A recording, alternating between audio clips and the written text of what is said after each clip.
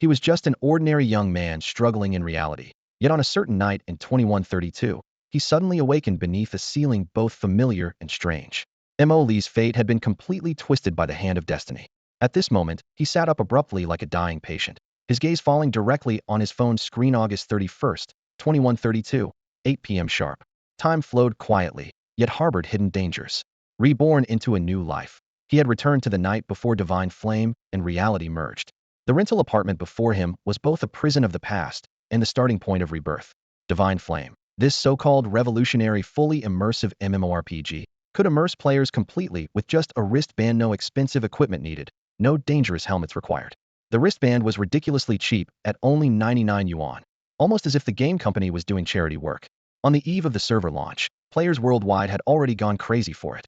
After the servers opened, Divine Flame's realism and freedom nearly overturned the entire world. However, 6 months later, everyone was forced to become players. The game and reality completely merged. Death became irreversible, and the entire Blue Star trembled. Those players who had accumulated advantages early in Divine Flame instantly became true powerhouses, controlling destiny. Mo Lee, in his previous life, was just a second-rate university graduate who made ends meet by grinding in games. Although he entered early and gained some advantages through first-mover benefits, his goal was only to grind for money, so he sold all good equipment for cash, ultimately ranking only in the lower middle tier among early players. After Divine Flame merged with reality, he struggled desperately for 2.5 years, but was eventually hunted down hundreds of miles by the Lord of Songlang City's team over an advanced skill scroll, dying in utter humiliation. Now reborn, Mo Lee's eyes held determination and sharpness. Since fate had given him a chance, he absolutely refused to be a pawn at others' mercy again. He would become stronger, he would master his own destiny, and never again would he be killed and robbed over a single heavenly scroll. Quickly searching through the room, Mo Lee found that ordinary white wristband Divine Flame login device.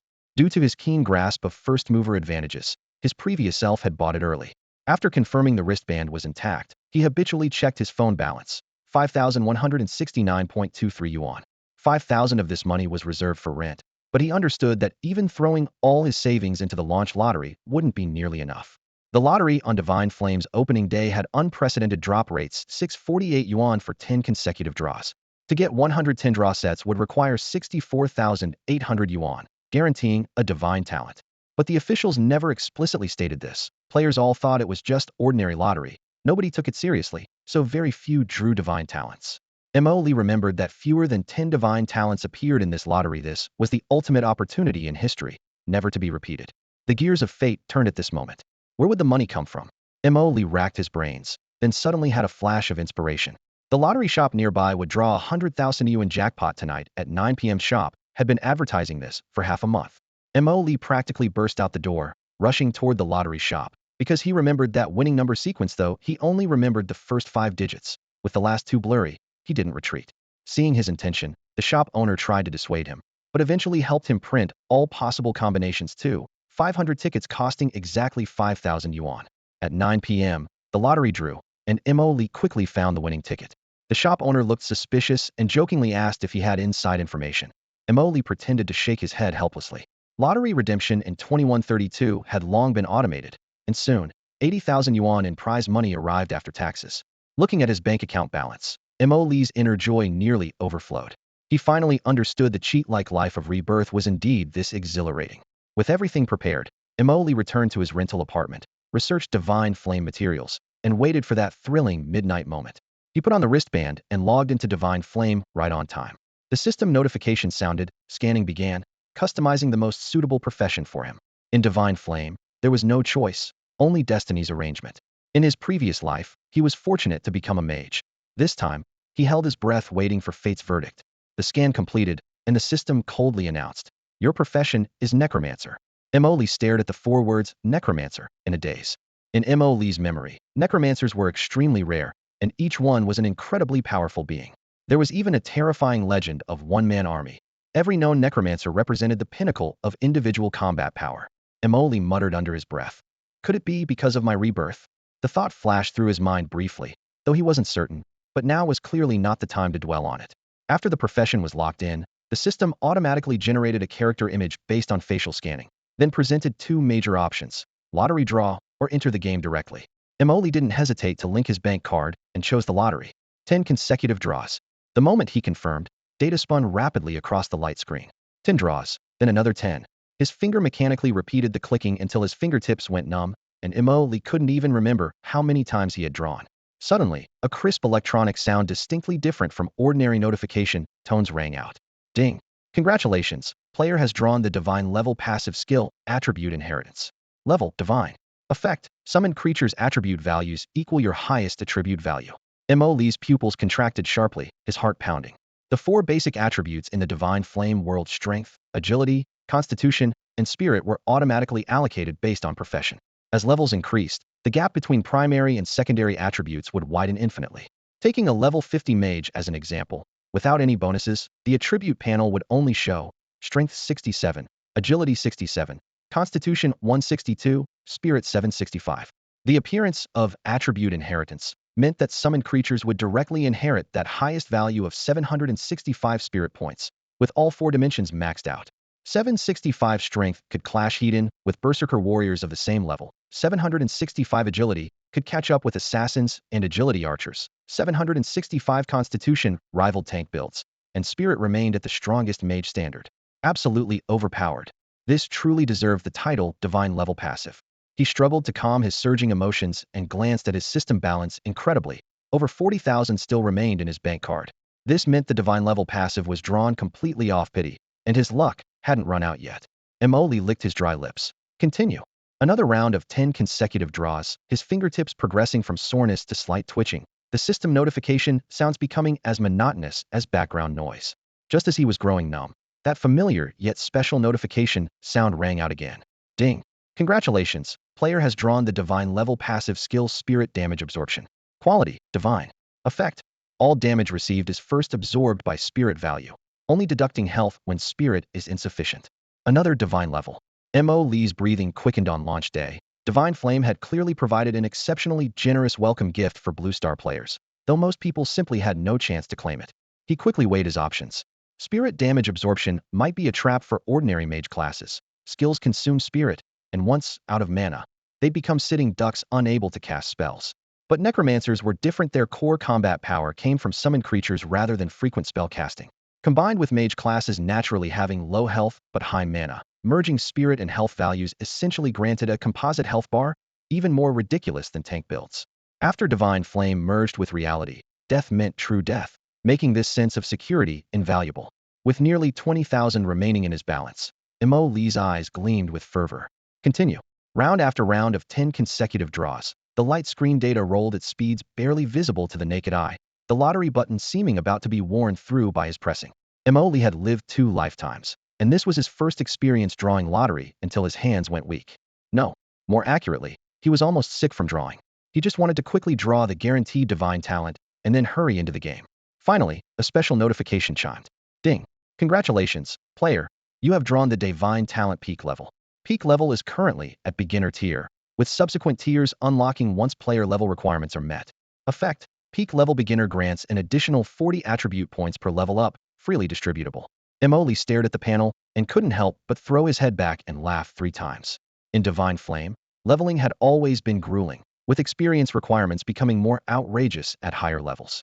Ordinary players only received 20 automatically allocated attribute points per level, without even the choice of how to distribute them.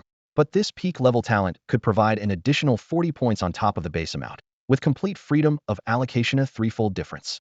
Combined with the attribute inheritance and mental damage transfer he had just drawn, this combination was terrifying just to think about, truly worthy of the title Divine Talent. What was even more frightening was that this was only the beginner tier. There were still intermediate and advanced tiers ahead, possibly even higher levels. He couldn't even begin to imagine how powerful the subsequent tiers would be in Divine Flame. He exited the panel and glanced at his bank account balance, over 10,000 yuan. Feeling confident, he continued drawing until only 10,000 remained. I need to keep this money, Mo calculated mentally. 5,000 for rent, and the remaining 5,000 for living expenses. When his living expenses ran out, he was confident he could earn new money through his advantages in Divine Flame. Of course, this time he would only sell ordinary equipment and items he had no use for. He just needed to hold out until 6 months later, when Divine Flame would merge with reality. At that point, real-world money would become worthless paper, and the universal currency would quickly convert directly to Divine Flame's currency. Cash would lose all value then. During the drawing process, he pulled out a pile of items and materials he couldn't use immediately and stuffed them all into his void warehouse. That place had no space limitations and was specifically for storing lottery items. Organizing the warehouse was both time-consuming and mentally draining, and since he was eager to enter the game, he could only leave it for later. Ding! Welcome to the world of Divine Flame for the first time. Go forth and begin your new adventure. After the crisp, sweet notification sound, Lee's vision flickered, and he found himself standing in a small village paved with beneath Newbie Village, the place where countless Divine Flame players' dreams began. Having been delayed by the earlier lottery drawing, he wasn't among the first batch to log in. The Newbie Village was now packed with people, crowded together like thousands of ducks crammed into a pond, creating an astonishing cacophony. What kind of crappy game is this? You can't even change your appearance? The name doesn't change either. Now it's truly real name internet access. You can hide your name though. The immersion is pretty strong. This is ridiculous. They don't even let you choose a starting class. Tell me about it. The system actually gave me blacksmith. Blacksmith isn't bad. I got farmer. Haha. I'm different and noble mage. Mage, please carry me. The surrounding players chattered away, displaying both curiosity about the fresh experience and their complaints. After all, experiencing this kind of full simulation used to require lying in a holographic pod, costing hundreds of thescents a game for the wealthy. Now, for just 99 yuan, anyone could log in. So Divine Flame naturally attracted many non-traditional players who just wanted to try it out. Lee shifted slightly, trying to move a step toward the village entrance, but his shoulder was immediately pushed back to the original position by the crowd. There were simply too many people. Without using some tactics, he couldn't squeeze out in a short time, let alone get outside the Newbie Village to level up. Lee glanced at his attribute panel. Level, 1 peak. Strength, 18. Agility, 18. Constitution, 15. Spirit, 30. Health points red, 115. Spirit points blue, 190. Summon limit, 0-3 Spirit 10. Divine talent, peak level. Basic, God tier passive, spirit damage transfer, attribute inheritance. Skills, summon skeleton soldier, soul bone spear. Seeing the words, summon skeleton soldier, his eyes lit up. Regardless of the skeleton soldier's specific stats, in a fully immersive virtual game like Divine Flame, a bone-white skeleton wielding weapons suddenly appearing in a crowd would be enough to intimidate most players through sheer visual impact alone, perfect for clearing a path. However, before taking action, he needed to make some preparations. Since character appearances in Divine Flame match their real-world players, exposing his face carelessly could easily lead to being doxxed and cause trouble.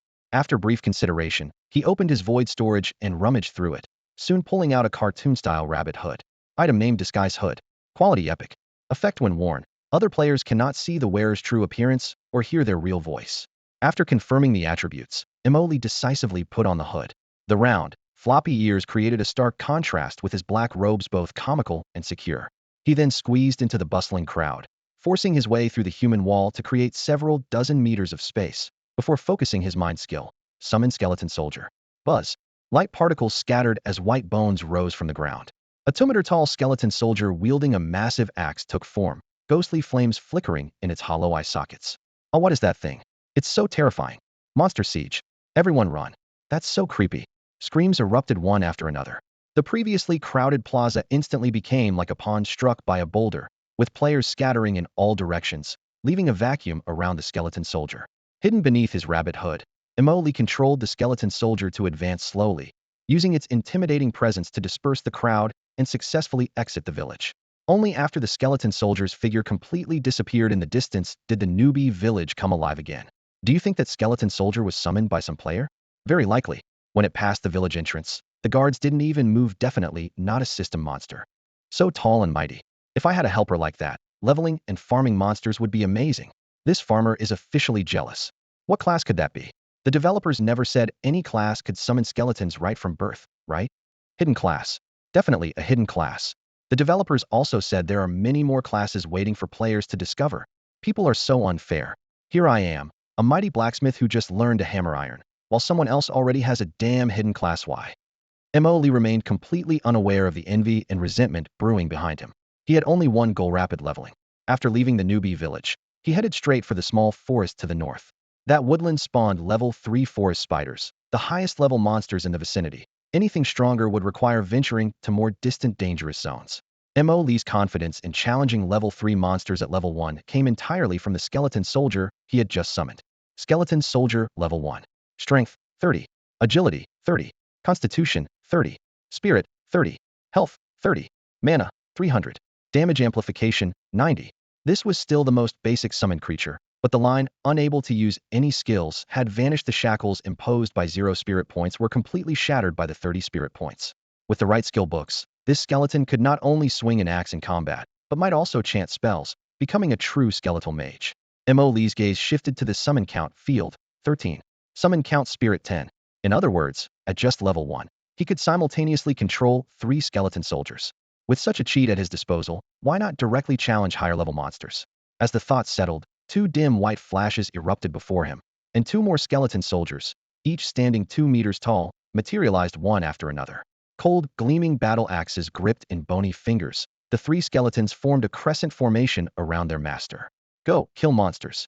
With the command issued, the skeleton soldiers began their heavy march, plunging into the nearby small forest to seek targets. Mana consumption was almost negligible for them at such a low level. A moment's rest would restore them to full capacity. Within minutes, system notifications rang out continuously. Forest spider killed, 5 experience. Forest spider killed, 5 experience. The level 1 skeletons, originally possessing only 45 total attribute points, had surged to 120 points after inheriting the amplification. The doubled strength and agility dramatically increased their killing efficiency, while the improved constitution significantly boosted their durability. Now Lee could achieve cross-level hunting without even entering combat himself. He stood quietly at the forest's edge, watching his experience bar steadily climb. Since he had cheats, he should minimize risks to the absolute lowest. A level 1 character sheet could handle level 1 monsters well enough, but facing level 3 creatures would be questionable. More crucially, he understood the hidden trap behind death in Divine Flame. After the game merged with reality, players who died early would be permanently marked by the system as revenants. This status would lock them out of numerous quests and special map entrances. For future development, Lee had to maintain 0 deaths from this moment forward. Occasional crisp sounds of breaking branches echoed from deep within the forest, the skeleton soldiers continuing their hunt. He felt no panic, simply waiting for the constantly appearing experience numbers. However, just as he was delightedly admiring his character panel, a slightly impatient male voice suddenly came from behind. There are level 3 monsters appearing here. This isn't a place for newbies like you. Get lost and stop blocking my way. Emily turned around. The newcomer was a man who had already replaced the system-gifted newbie shirt and shorts with crude equipment he'd farmed himself, tattered leather armor, and cracked leather boots. Though worn, they clearly showed he'd killed quite a few wild monsters in a short time. Unsurprisingly, he'd likely reached level 2, possibly even approaching the level 3 threshold. In Divine Flame, the leveling pace before level 10 was relatively forgiving, but reaching level 2 or even 3 in such a short time usually indicated a main combat class warrior, mage, or archer. In contrast, support and lifestyle classes generally leveled more slowly. Throughout the entire game world, players who could pursue main combat paths comprised only about 20%. For this person to assemble a full set of equipment in less than half an hour after launch, he indeed had grounds for arrogance. This man truly had the credentials to be proud. Emily cursed under his breath. With a divine talent in his left hand and a god-tier passive skill in his right, he thought he was keeping a low profile after just leaving the starter village, only to run into some arrogant fool with his tail up in the sky. What made it worse was that players couldn't attack each other in the starter village, he couldn't fight back, and trading insults would be beneath him, so he could only watch coldly for now. What are you staring at? Never seen such awesome gear before. Don't think you can pretend to be a high-level player just because you got lucky with some helmet from a lottery draw. Get out of my way and stop wasting my grinding time. After shouting arrogantly, the guy charged straight toward Lee's position without another word. The path was clearly wide enough for 10 people to walk side by side, but this jerk insisted on pushing through, obviously looking for trouble. Lee snorted softly and focused his mind. 2 skeleton soldiers that had been grinding monsters in the forest received his recall command, leaving one behind to continue the assault. Soon, 2 imposing bone frames clattered up to him, their towering figures nearly blocking out the sunlight. I'll give you one chance, Lee said coldly. To rephrase that, for newcomers experiencing a fully immersive game for the first time, the intimidating presence of skeleton soldiers over 6 feet tall, armed with blades and spears, was enough to make anyone's legs go weak. You. The arrogant player's finger trembled in the air for a long time, unable to form a complete sentence. Scram. Lee spat out the single word. The guy reflexively turned and ran, completely forgetting about the starter village's player protection system. If not for that safeguard, Lee would have loved to kill him on the spot and show him what beating you down while wearing starter gear really meant. Before Shenyan merged with the real world, killing trash like that would only trigger some hidden penalties at most. Given that guy's personality, whether he could even survive to the late game was questionable. As for getting a red name, A few monster kills would wash that away. Lee couldn't care less. He gave new orders, and the skeleton soldiers returned to the small forest to continue clearing monsters. Soon, the crisp system notification chimed. Ding. Congratulations, player has leveled up. Lee's spirits lifted as he immediately pulled up his attribute panel. Class, Necromancer. Level, 2 peak. Strength, 19. Agility, 19. Constitution, 15. Spirit, 45. Health red, 118. Mana blue, 235. Summon count, 14. Spirit, 10, rounded down. Available attribute points, 40. The summon limit was temporarily set at 4 due to this Spirit 10 rounded down calculation, but that wasn't the key point. What mattered was that his Divine Talent's peak level effect was only now truly beginning to take effect on him. Lee didn't hesitate for a second and allocated all 40 attribute points to Spirit. For him at this stage, early game equipment wouldn't limit his attribute values, so other stats could wait. Once the allocation was complete, he immediately pulled up his character panel. Necromancer. Level, 2 peak level, 2. Strength, 19. Agility, 19. Constitution, 15. Spirit, 85. Health red, 118. Mana blue, 355. Summon count, 38. Summon count Spirit 10. Available attribute points, 0. Those few simple numbers made his eyes light up. His spirit attribute had shot up to 85, nearly doubling. In his previous life, when he played as a noble mage, his spirit was only 90 after auto-allocation at level 5. Now at just level 2, he was already approaching level 5 standards. This was absolutely game-breaking. Lee finally understood the terrifying power of divine talents. No wonder each one was more outrageous than the last. After the initial excitement, he turned his attention to his skeleton soldiers panel. Skeleton soldier. Level 2. Strength, 85. Agility, 85. Constitution, 85. Spirit, 85. Health, 850. Mana, 255. With the divine passive attribute inheritance, in effect, each stat rivaled the primary attribute of a level 5 class. Such powerful skeleton soldiers, and he could summon 8 at once. The thought alone was terrifying. Grinning with satisfaction, he immediately summoned the remaining 5. 8 bone-white skeletons spread out in a fan formation, instantly filling the small forest with murderous intent. The panel's explosive power boost showed immediate results. His experience bar climbed rapidly.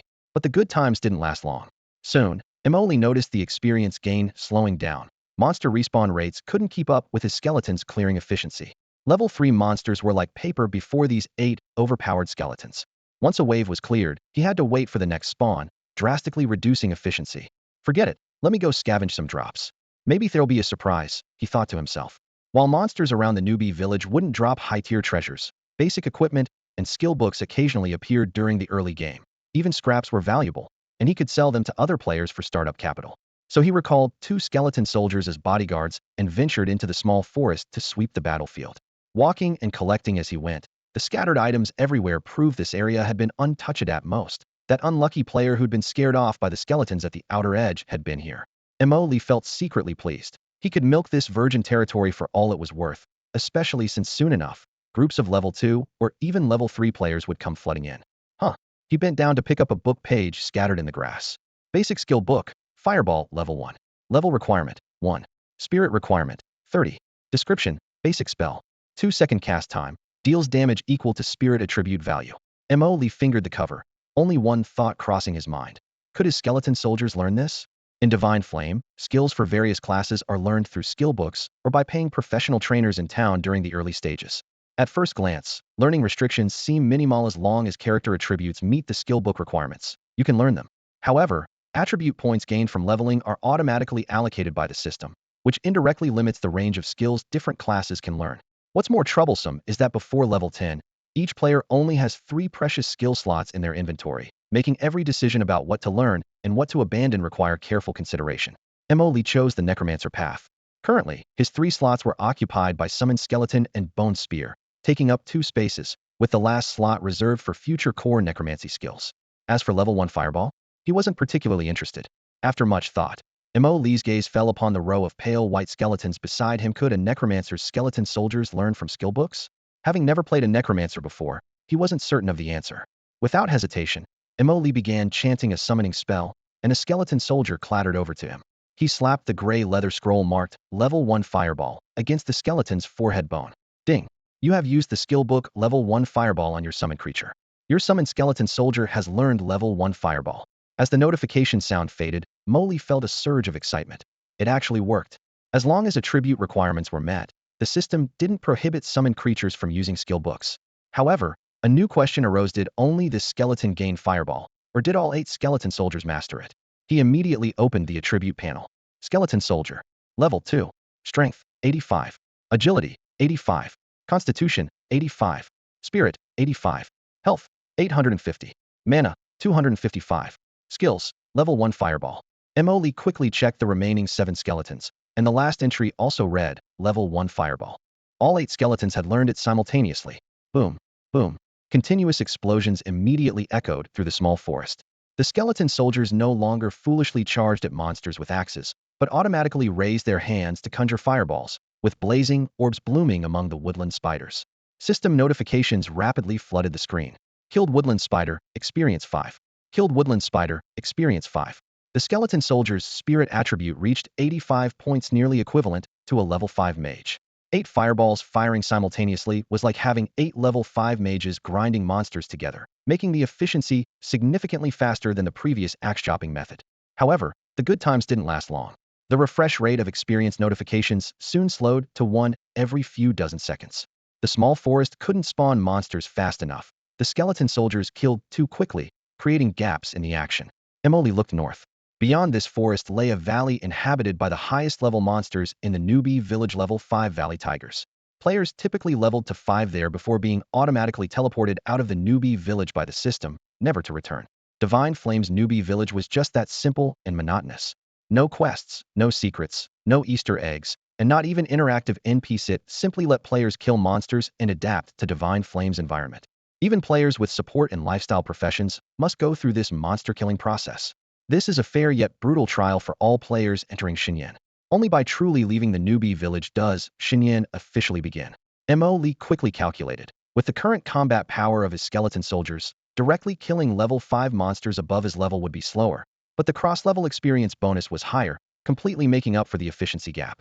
More importantly, once the monster killing speed slowed down, he wouldn't face the awkward situation of waiting for monster respawns, actually improving overall efficiency. At this pace, he could leave the newbie village in 3 hours at most. The first person to leave the newbie village in my previous life was at 5 a.m., right? He remembered that female warrior named Sue Wannerwo later changed her class to heavy armored warrior and ranked among the top tier after Shenyan merged with reality, becoming an existence he could only look up to. Emily glanced at the system time, 1:12. Sorry, but this time the first place is mine. With a thought, he recalled his skeleton soldiers and headed straight for the valley. More than 10 minutes later, 5 players appeared outside the small forest, one of whom was Lao Lu, who had previously clashed with Emily. Lao Lu, what are you doing? Why did you insist on dragging us here to back you up? Where's that guy with the rabbit hood? You didn't forget that players can attack each other in the newbie village, right? He must have gone into the small forest. Even if we can't fight, we should at least scare him. Stop talking nonsense. Let's go in and see. If he's not there, this place has good monster spawns for grinding too. The 5 entered the small forest with laughter, but their laughter stopped abruptly. The next second, corpses of woodland spiders lay scattered everywhere. Dropped materials spread across the ground, and a faint sweet metallic scent still lingered in the air. Lao Lu, are you sure you encountered a player?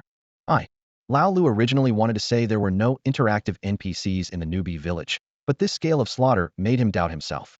Killing so many monsters in such a short time was one thing, but leaving all the dropped materials on the ground without picking them up? What early game player would be so wasteful? Maybe it was a hidden NPC, triggering a hidden storyline. Probably your bad attitude made you miss an opportunity. Stop arguing. One of them suddenly remembered. Didn't someone say there was a skeleton soldier in the newbie village recently? It matches Lao Lu's description pretty well. I heard about that too. But that was just one, and Lao Lu saw 2. Is it possible that the person leveled up and can now summon 2? That's actually possible. 2-meter tall skeleton soldiers swinging axes might kill monsters faster than us. The question is, where is the person? You're asking me? Who should I ask? Maybe they leveled up again and went to a higher level area. After discussing for a while, everyone was still clueless. Suddenly, a soft yet powerful female voice came from behind them. You're saying someone can summon skeleton soldiers? The monsters here can no longer satisfy his leveling needs. Sue Wanner appeared behind the 5 players, carrying a 2-handed greatsword, her expression showing some disbelief. Please, beautiful lady, whatever you want to know, just ask. I'll tell you everything honestly. Lao Lu stammered while his eyes widened, could barely look away. In Divine Flame, character creation was entirely based on the player's real appearance, with no beauty filters, skin smoothing, or leg lengthening options. Even under such harsh conditions, Sue Wanner remained breathtakingly beautiful, a true goddess. Being approached by her made Lao Lu's heart race so fast it nearly jumped out of his throat. Su Wanner glanced at him sideways, her mind racing with calculations.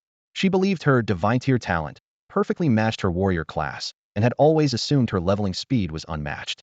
But hearing that someone had already outgrown the level 3 forest spiders in the small woods came as a shock. She had overheard the earlier conversation, but whether this person was a player or NPC remained unclear and that needed to be determined first. No need for all that fuss, Su Wanner said. The person you mention, is he a player or an NPC? A player. Definitely a player, Lao Lu replied immediately. Someone in the newbie village saw him summon skeleton soldiers with their own eyes. Are those skeleton soldiers powerful? Well, over 6 feet tall, looking sturdy and strong. Should be pretty powerful, though I didn't see them actually fighting monsters. What does this person look like? He's wearing a cartoon rabbit hood he got from the lottery. All right, I understand. Thanks. Su Wanner nodded and headed alone into the depths of the small forest. Now that she knew someone was ahead of her, she had to accelerate her leveling. She would never accept being second best. 2:08 a.m., Newbie Village. News spread like wildfire. In the northern small forest, a player wearing a cartoon rabbit head who could summon skeleton soldiers was single-handedly sweeping through monsters. Materials and items dropped everywhere, yet he couldn't even be bothered to pick them up. Combined with that outrageous rabbit hood, everyone naturally categorized him as a moneyous noobject, whale player. In the plaza, shops, and taverns, discussions about this mysterious player erupted everywhere. Damn, how much money did he spend? His rich kid aura is practically suffocating the air. Don't say that you can't just buy your class with money. But tell me money doesn't make you stronger. Bullshit. I dropped over 30 grand and got nothing. I am still stuck as a damn farmer. Has anyone figured out what class can summon skeletons? Supposedly a necromancer, just guessing based on other games. I think that's probably right. Warriors, mages, and those classes are all pretty similar. The forum discussions have been going on forever. True, we've only seen this one necromancer so far. Haven't heard of any other players who can summon skeletons. Wonder if necromancers are actually strong. Hard to say. If you ask me, you guys don't need to be jealous. This game is so realistic. Dealing with skeletons and corpses all day creep you out. Summoning a few skeleton soldiers and just munching on sunflower seeds while leveling up, who the hell would complain about it being creepy? Yeah, leveling in Divine Flame feels way too hard. I can barely kill a damn chicken. Well, that's obvious. In real life, you probably couldn't even catch a chicken. If only I could summon skeleton soldiers too. A wave of envy and jealousy flooded through the newbie village. At 3 a.m., Emoli glanced at his attribute panel. Level 4, peak level 4, strength 21, agility 21, constitution 24, spirit 195, health red 124, mana blue 685, summon count 1919. Summon count spirit 10. The experience bar was about 1/3 away from reaching level 5. Emoli had allocated all the extra attribute points from his peak level into spirit, causing it to skyrocket to 195. This brought an increase in summon count and enhanced skeleton soldier attributes. Now his skeleton soldiers could almost instantly kill level 5 valley tigers, whether with axe strikes or fireball spells. 19 imposing skeleton soldiers swept through the valley, making Emoli's leveling speed far exceed his initial expectations. He estimated that in at most another half hour, he'd reach level 5 and be forcibly teleported out of the newbie village to arrive at every Divine Flame player's first destination, Stormwind City. There, he could not only find trainers for various classes to learn basic early game skills, but also interact with many NPCs who offered regular quests and numerous hidden quests. While his skeleton soldiers were killing monsters, Emoli had already planned what to do upon reaching Stormwind City. First, he'd trigger a hidden quest from his memory. That hidden quest would reward a mana regeneration accessory extremely useful in the early stages.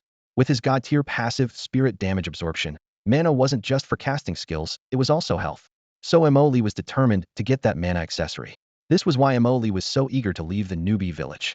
Hidden quests were typically one time only. He had to be first to ensure no one else would beat him to it. First step ahead, every step ahead. Early advantages were built up bit by bit like this. Your summoned skeleton soldier has been attacked, losing 100 health. Suddenly, Emoli noticed a system notification. Something's wrong. How could Valley Tigers here have such high attack power? In Divine Flame, both strength and agility from the attribute panel increased defense. 1 point of attribute provided 1 point of defense. His skeleton soldiers, enhanced by attribute inheritance, now had all attributes at 195. Strength and agility combined for 390, giving the skeleton soldiers 390 defense from these attributes alone. Even without any defensive equipment, level 5 Valley Tigers shouldn't be able to break through the skeleton soldiers' defense. An elite monster? That's it. Only powerful elite monsters could possibly break through his skeleton soldiers' defense. Emoli immediately became interested. Monsters in Divine Flame were classified as normal, elite, epic, and legendary. Starting from elite level, monsters became extremely powerful, usually requiring players to team up for kills. Correspondingly, elite and higher level monsters had decent drop rates and easily dropped equipment above normal grade. This was still the newbie village, so Emoli didn't expect amazing gear that would be unrealistic. However, dropping some rare grade equipment shouldn't be a problem. Getting some rare equipment would at least let him look decent when entering Stormwind City, instead of wearing these tattered newbie shirt and shorts. Soon, Emoli found his target. Since it had already been attacked by his skeleton soldiers, he could directly see the monster's information. Valley Tiger Elite, level 5, health, 25003000, mana, 10501200. A skeleton warrior was attacking an elite Valley Tiger with the axe in its hand.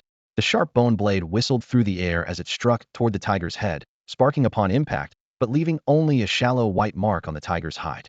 A short distance away, another skeleton warrior raised its withered bone palm, and a dark red fireball spun and expanded in its grasp before howling through the air to crash into the Valley Tiger's spine, accompanied by a flash of bright red damage numbers showing 50.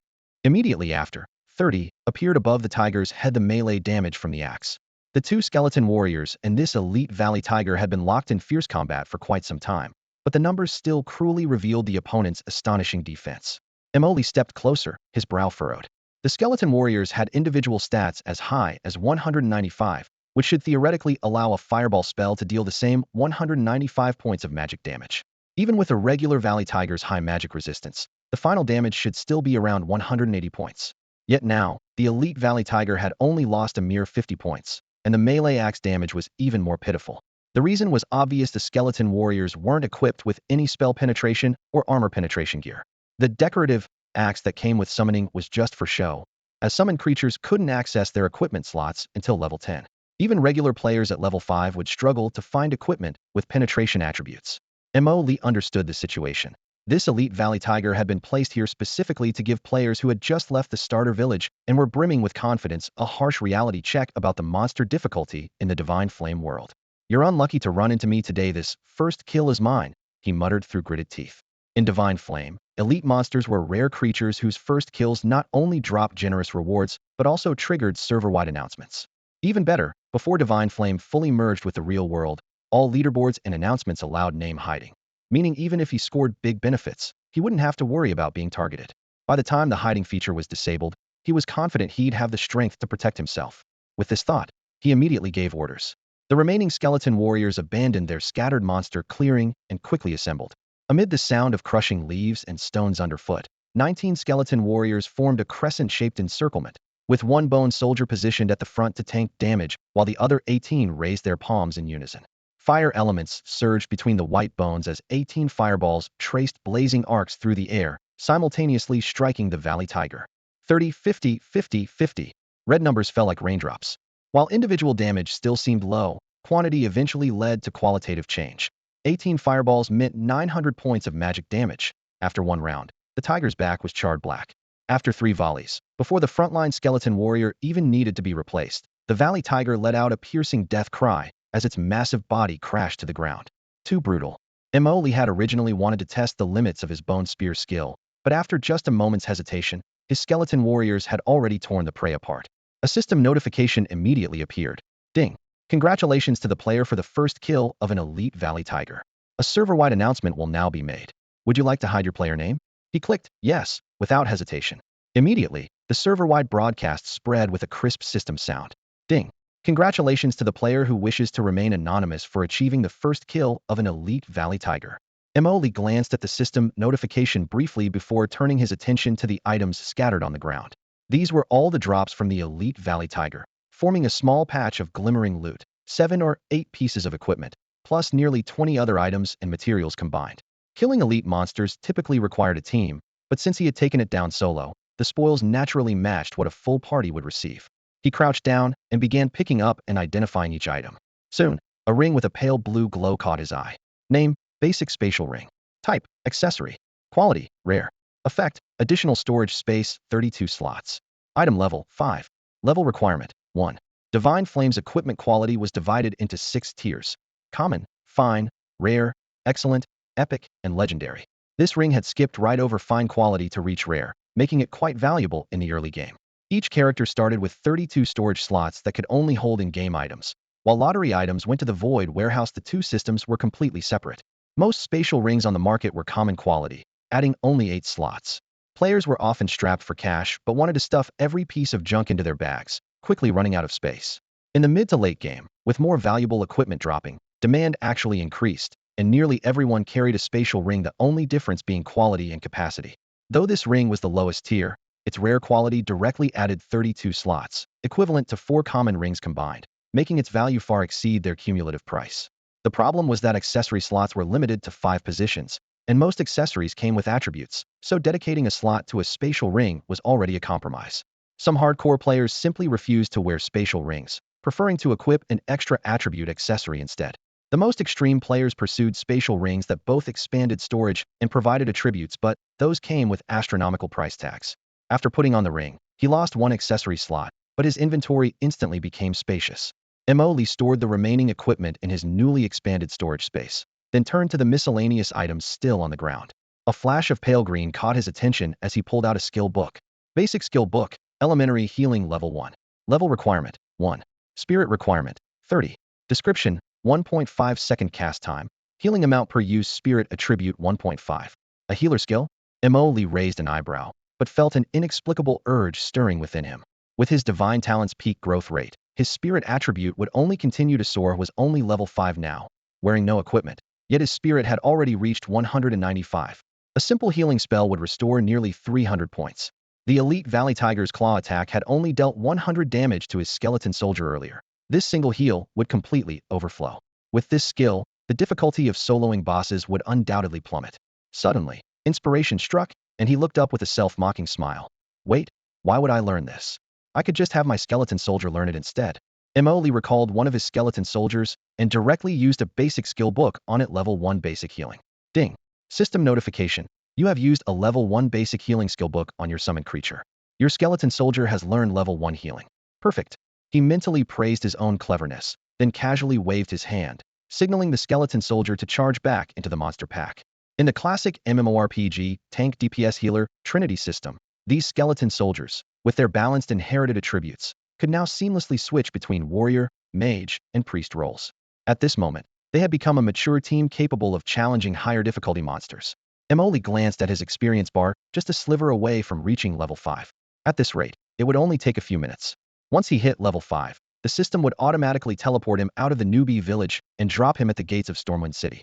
Now that his skeleton soldiers had mastered healing, he planned to head to Stormwind City to trigger that hidden quest. Then check out the mini-boss north of the city. If everything went smoothly, he might secure another first kill before logging off today. At this time in the newbie village, most players had either logged off or were out grinding monsters for experience, making the streets far less crowded than before.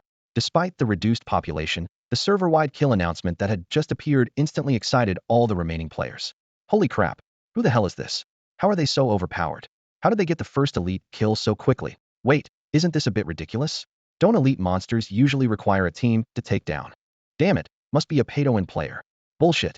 I've spent 50,000 and got nothing but useless items. Who do you think it is? Doesn't matter who it is, they've already left us in the dust. Anyone who can kill elite monsters is way out of our league. Sigh, one step ahead means staying ahead. How can a farmer like me ever catch up? You're a farmer, and you're pulling all-nighters to level? Is it really worth it? While everyone was deep in discussion, the system announced another server-wide notification. Ding. Congratulations to the player who wishes to remain anonymous for being the first to reach level 5, leaving the newbie village and embarking on a new journey. Before the first wave of excitement had settled, another one hit, and the newbie village completely erupted. What the hell? I haven't even recovered from the last shock, and here's another one. Who is it this time? This is insane. I'm only level 2 and struggling to level up. How is someone already level 5 and leaving the village? Could it be the same guy who killed the elite monster? You know what? That's actually possible. I read in the official guide that there's only one elite monster in the newbie village, located in the valley, and it's level 5. Right. I saw that too. The valley is full of level 5 valley tigers. Even going there at level 4 is risky. The official guide recommends a team. Exactly. That person, no matter how skilled, would need to be at least level 4 to dare enter, right? Then they grind in the valley, encounter the elite monster, and get massive experience from the first kill. Yes. All the pieces fit together. You guys are still too naive. Do you know how much health that elite monster in the valley has? 3,000. A full 3,000 HP, plus ridiculously high physical and magical resistance. I refuse to believe one person took it down alone. It had to be a team. Impossible. If they form a team, the team members will be displayed in the server-wide announcement. Someone in the channel expressed confusion. Isn't that person supposed to be a big spender? Why would they hire a bunch of mercenaries but not team up with them? Does that make sense? Since the system announcement only mentioned a player who wishes to remain anonymous, it actually sparked everyone's curiosity, leading to widespread discussions. Soon, someone recalled a long-standing legend from the newbie village. Do you guys remember that player with the cartoon rabbit head who could summon skeleton soldiers?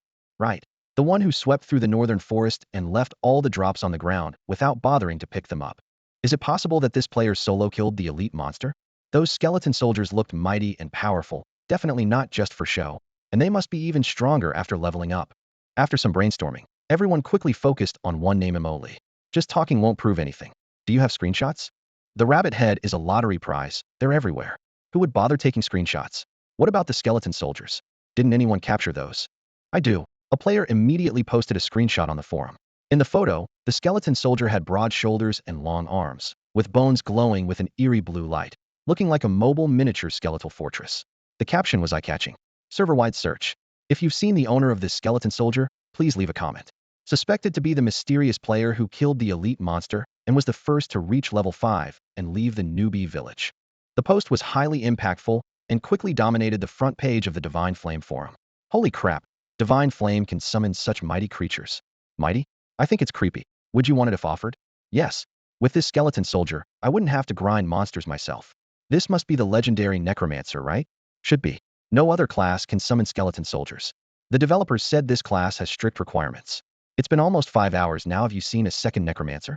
Not really, which shows how difficult it is. Someone brought the topic back to the elite monster. Aren't you curious how he took down the elite Valley Tiger? I checked the data. That thing has 3000 HP with ridiculously high physical and magic resistance. If a regular combat class goes up against it, they'd probably only deal single-digit damage. Could it be a bug exploit? Definitely. The developers recommend running when you see an elite Valley Tiger. If you really want to fight it, you need 10 or more players, all at level 4. The developers should give us an explanation, right? Don't count on it. Divine Flame advertised, no bugs in the game, no interference with gameplay. The only thing they manage is payment refunds. Damn, I'm so jealous. At this moment in the small forest, sunlight filtered through the branches, casting golden fragments on the ground. Sue Warner swung her sword to fell the last woodland spider, finally struggling to reach level 4. The system notification followed up. Player had reached level 5 and left the newbie village. Her heart instantly sank. She was a whole level behind. Looking around at the debris everywhere and the uncollected materials, she became even more certain that mysterious player with the rabbit head who summoned skeleton soldiers was the one who got the first elite kill and reached level 5 first. Only someone with the strength to literally clear the entire small forest could solo an elite monster and then beat her to level 5. She had originally thought she could still catch up to Mo Lee, but now the gap was widening. What a player who wishes to remain anonymous. Just you wait, I'll definitely find you and see who you really are. Sue Warner grumbled indignantly. Meanwhile, at another starter village, a group of over 10 players was making their way toward the valley. This team came from Dynasty Guild, the top guild in another popular online game called Tianxia, personally led by guild leader Chao Ji. The group consisted entirely of elite core members who had become the first scouts to migrate the entire guild to Divine Flame. Guild leader, isn't this game's balance completely broken? We've got over 10 people here, and even when we don't party up so you get all the experience, you're still only level 4. But the announcement already shows someone hit level 5. Exactly, there must be some overpowered class out there. The members grumbled as they walked, their morale gradually dropping. Chao Ji raised his hand for silence. If Divine Flame allows this kind of imbalance, it's actually an opportunity for us. Tianxia was too focused on balance, which actually limited guild development. That anonymous player probably just got lucky and gained an early advantage. Once Dynasty's main force arrives, we'll quickly close the gap and even crush the competition. As guild leader, Chao Ji commanded tremendous respect within Dynasty Guild, and his few words immediately restored everyone's morale. Guild leader, sorry, we were overthinking it. That person probably spent money and got rare equipment from draws to take the lead. We went straight into the game to save time and didn't even touch the lottery system. So it's normal for pay-to-win players to get ahead temporarily. The team reached the valley entrance and quickly focused on their objective. Let's find the elite Valley Tiger first. They all believed that since that mysterious player could solo an elite Valley Tiger, Dynasty's elite team would certainly succeed. Although the first kill had been taken, elite monsters still dropped massive experience and equipment, making them absolutely worth fighting. Before long, their scout called out, "Guild leader, this valley tiger is several times larger than the normal one. It's definitely the elite. I'm a tank warrior. Let me charge first and see its health bar." Xiao Ji gestured for calm. "No other players around for now. Let's finalize our strategy first." The members were well-coordinated veterans who quickly arranged their positions after a brief discussion. The level 4 tank warrior would engage the monster. 3 healers would pre-cast healing spells. The remaining DPS would prepare for burst damage. "Go!" The tank warrior roared and charged forward, cutting through the air with fierce momentum. Almost simultaneously, 3 healing spells created soft, glowing auras around his body, ready to restore his health at any moment. Whoosh! The tank warrior crashed into the elite valley tiger, slashing his sword across its front leg. 1. An utterly embarrassing damage number floated up from the tiger's head, hanging there mockingly. The enraged valley tiger growled low and swept its massive sharp claws through the air. The tank warrior didn't hesitate. Taking damage was his job. The healers behind him instantly cast their spells, sending green streams of light toward the warrior. However, what happened next exceeded everyone's expectations. Bang! The Blood Bowl warrior was instantly killed. What? Impossible. That was a fully armored Blood Bowl warrior. How could it be taken down in one hit? The elite valley tiger's claw, gleaming with cold light, still hung in midair.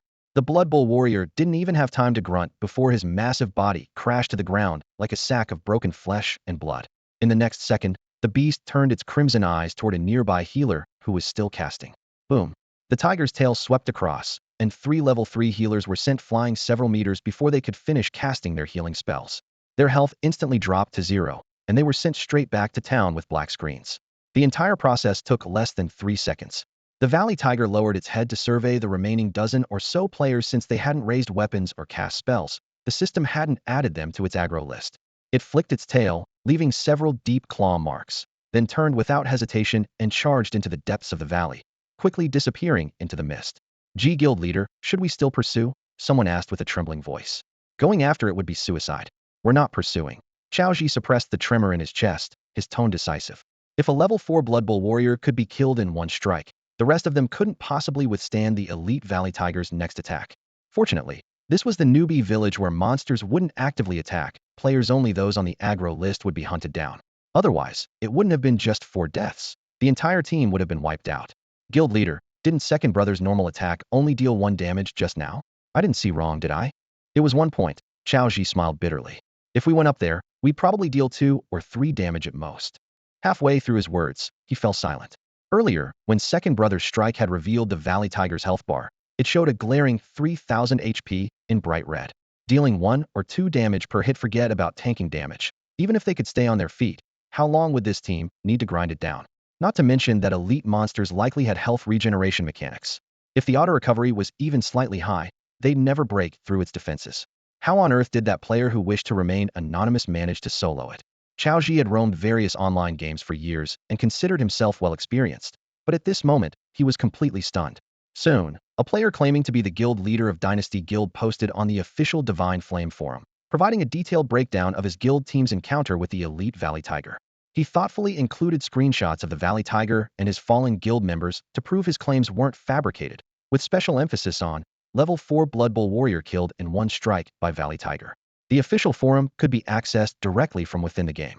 Despite being posted at 4 a.m., the thread sparked a frenzy within minutes. "Is this the Dynasty Guild I know? Should be right." The post has their guild leader's selfie. That face is like anti-counterfeiting verification. Ridiculous.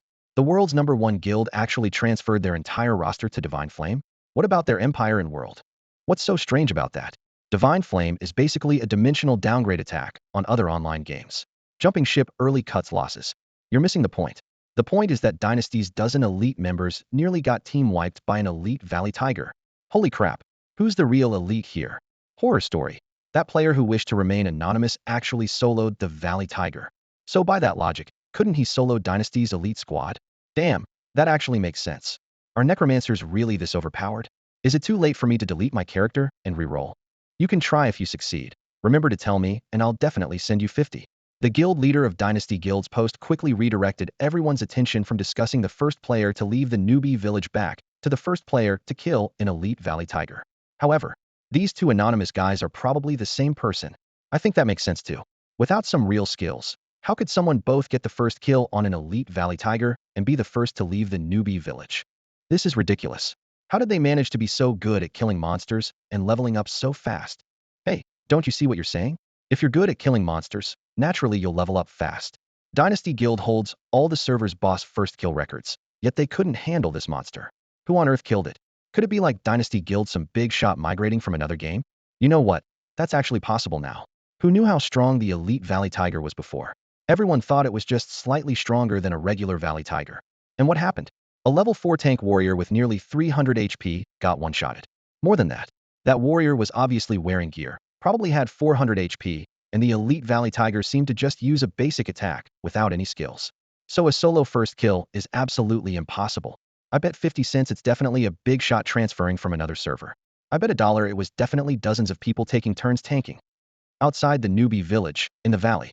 After reaching level 4, Sue Warner immediately rushed here, wanting to see with her own eyes the battlefield that the anonymous player had plowed through. The mysterious player had only recently left the newbie village, so the map hadn't had time to refresh, yet perhaps some traces might still remain. Along the way, the young girl's rosy lips were almost shaped like an O. The destruction in the valley was far more devastating than in the small forest. This area spawned level 5 Valley Tigers, far more dangerous than the small forest. Even with her divine talent, she had to reach level 4 before daring to set foot here. What kind of person dares to wreak such havoc in a place like this? Sue Warner was shocked. According to the official guide for Divine Flame, making too much noise while killing monsters could easily draw the aggro of surrounding creatures. Who wouldn't be cautious when venturing into a level 5 area at level 4?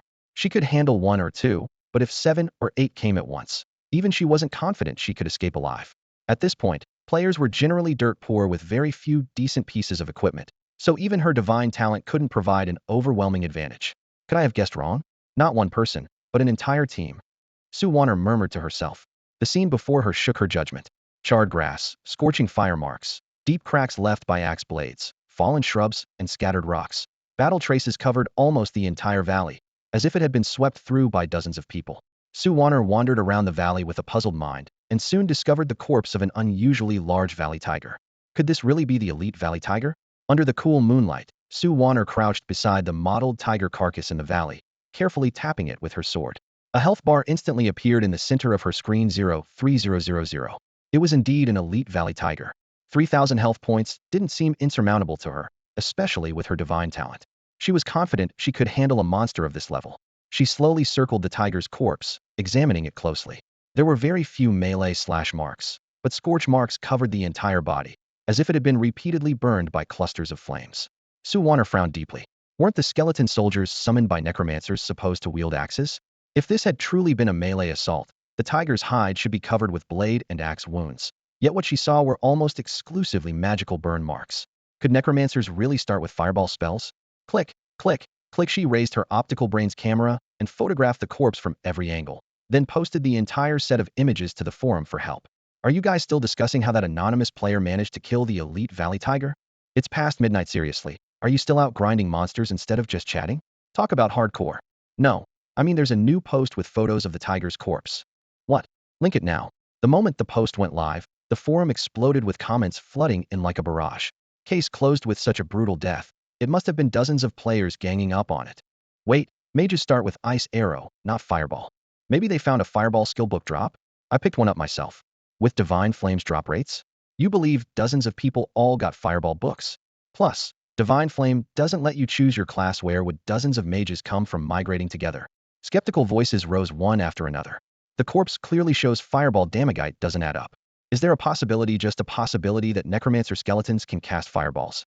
Impossible. Another forum post has skeleton photos theory holding axes, definitely melee. Who says axe wielders can't cast fireballs? I'm a mage and I use an axe. The discussion grew increasingly off topic, spawning new questions. Aren't you all missing the key point? How many summons can a level 4 necromancer actually control? No official data, but judging by these battle marks, at least 7 or 8. Damn, is this class really that OP? I'll pay 50 to anyone who tells me how to become a necromancer. Some users turned their attention to Sue Warner herself. The lady who took these photos and posted them. You must be at least level 4 to dare enter the valley, right? But what's the point of being fast? That anonymous player already claimed first place out of the newbie village. Exactly, no one remembers second place. What a shame. Sue Warner stared at her screen as the crowd's theories matched her own perfectly. That mysterious necromancer was indeed the anonymous first player. The satisfaction she'd felt from confirming her hypothesis instantly vanished under the mockery of "no one remembers second place."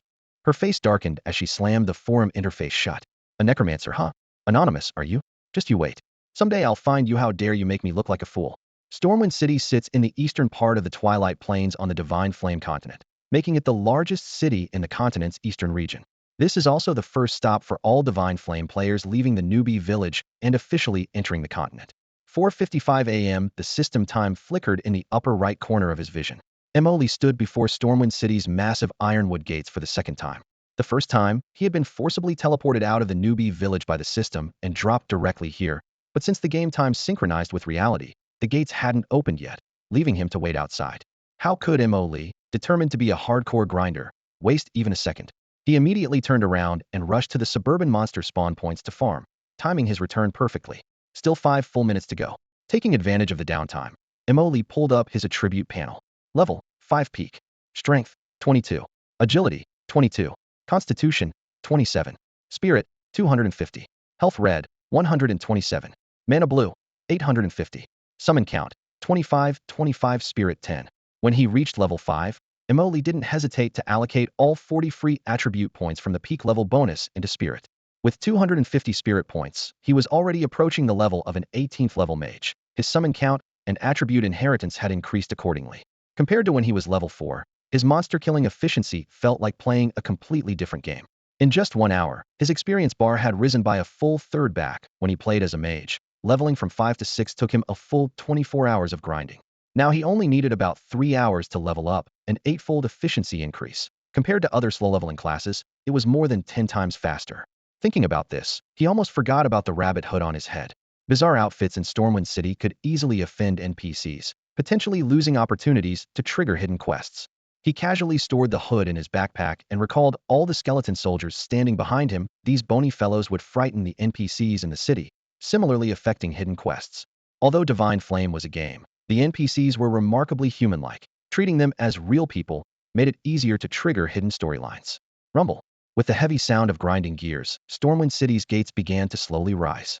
A full minute later, the gate was completely raised, and 2 squads of guards in blue-silver armor filed out and quickly took their positions. "Adventurer, coming to Stormwind City, so early, do you have something important to attend to?" The guard closest to Emoli quickly approached, his gaze carrying professional scrutiny. A guard initiating conversation? Emoli felt slightly surprised. In his previous life, he had never heard of Stormwind City's gate guards actively engaging players in conversation. By convention, all players treated the gate guards as NPCs for asking and receiving directions. Under normal circumstances, guards would never actively engage with players. Players had to initiate conversations themselves.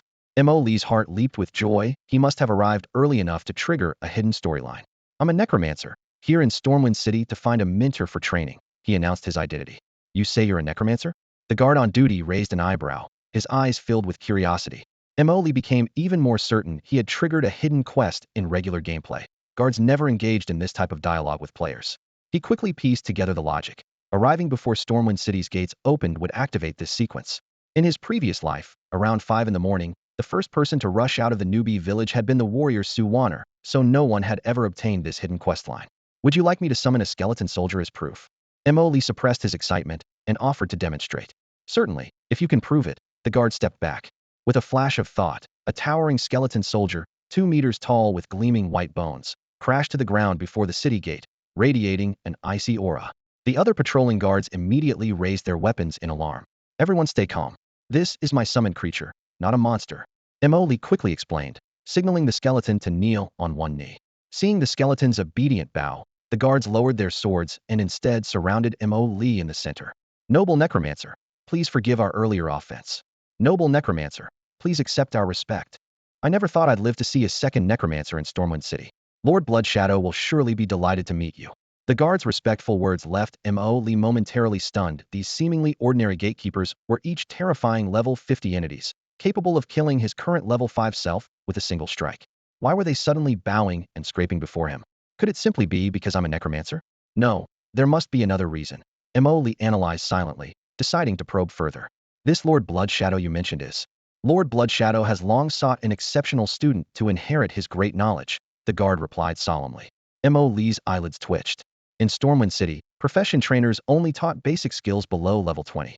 For intermediate skills beyond level 20, players typically had to rely on skill books dropped by monsters. But he only knew of one ordinary undead mage trainer. He'd never heard of any Lord Bloodshadow. If level 50 guards held such reverence for him, Lord Bloodshadow's level would be even more terrifying. If this powerful figure truly intended to completely pass on his knowledge, wouldn't that mean giving him all skills at once? This was probably the hidden guidance from the gate guards. Ordinary players were directed to ordinary trainers, while players who arrived before the gates opened were led to special trainers.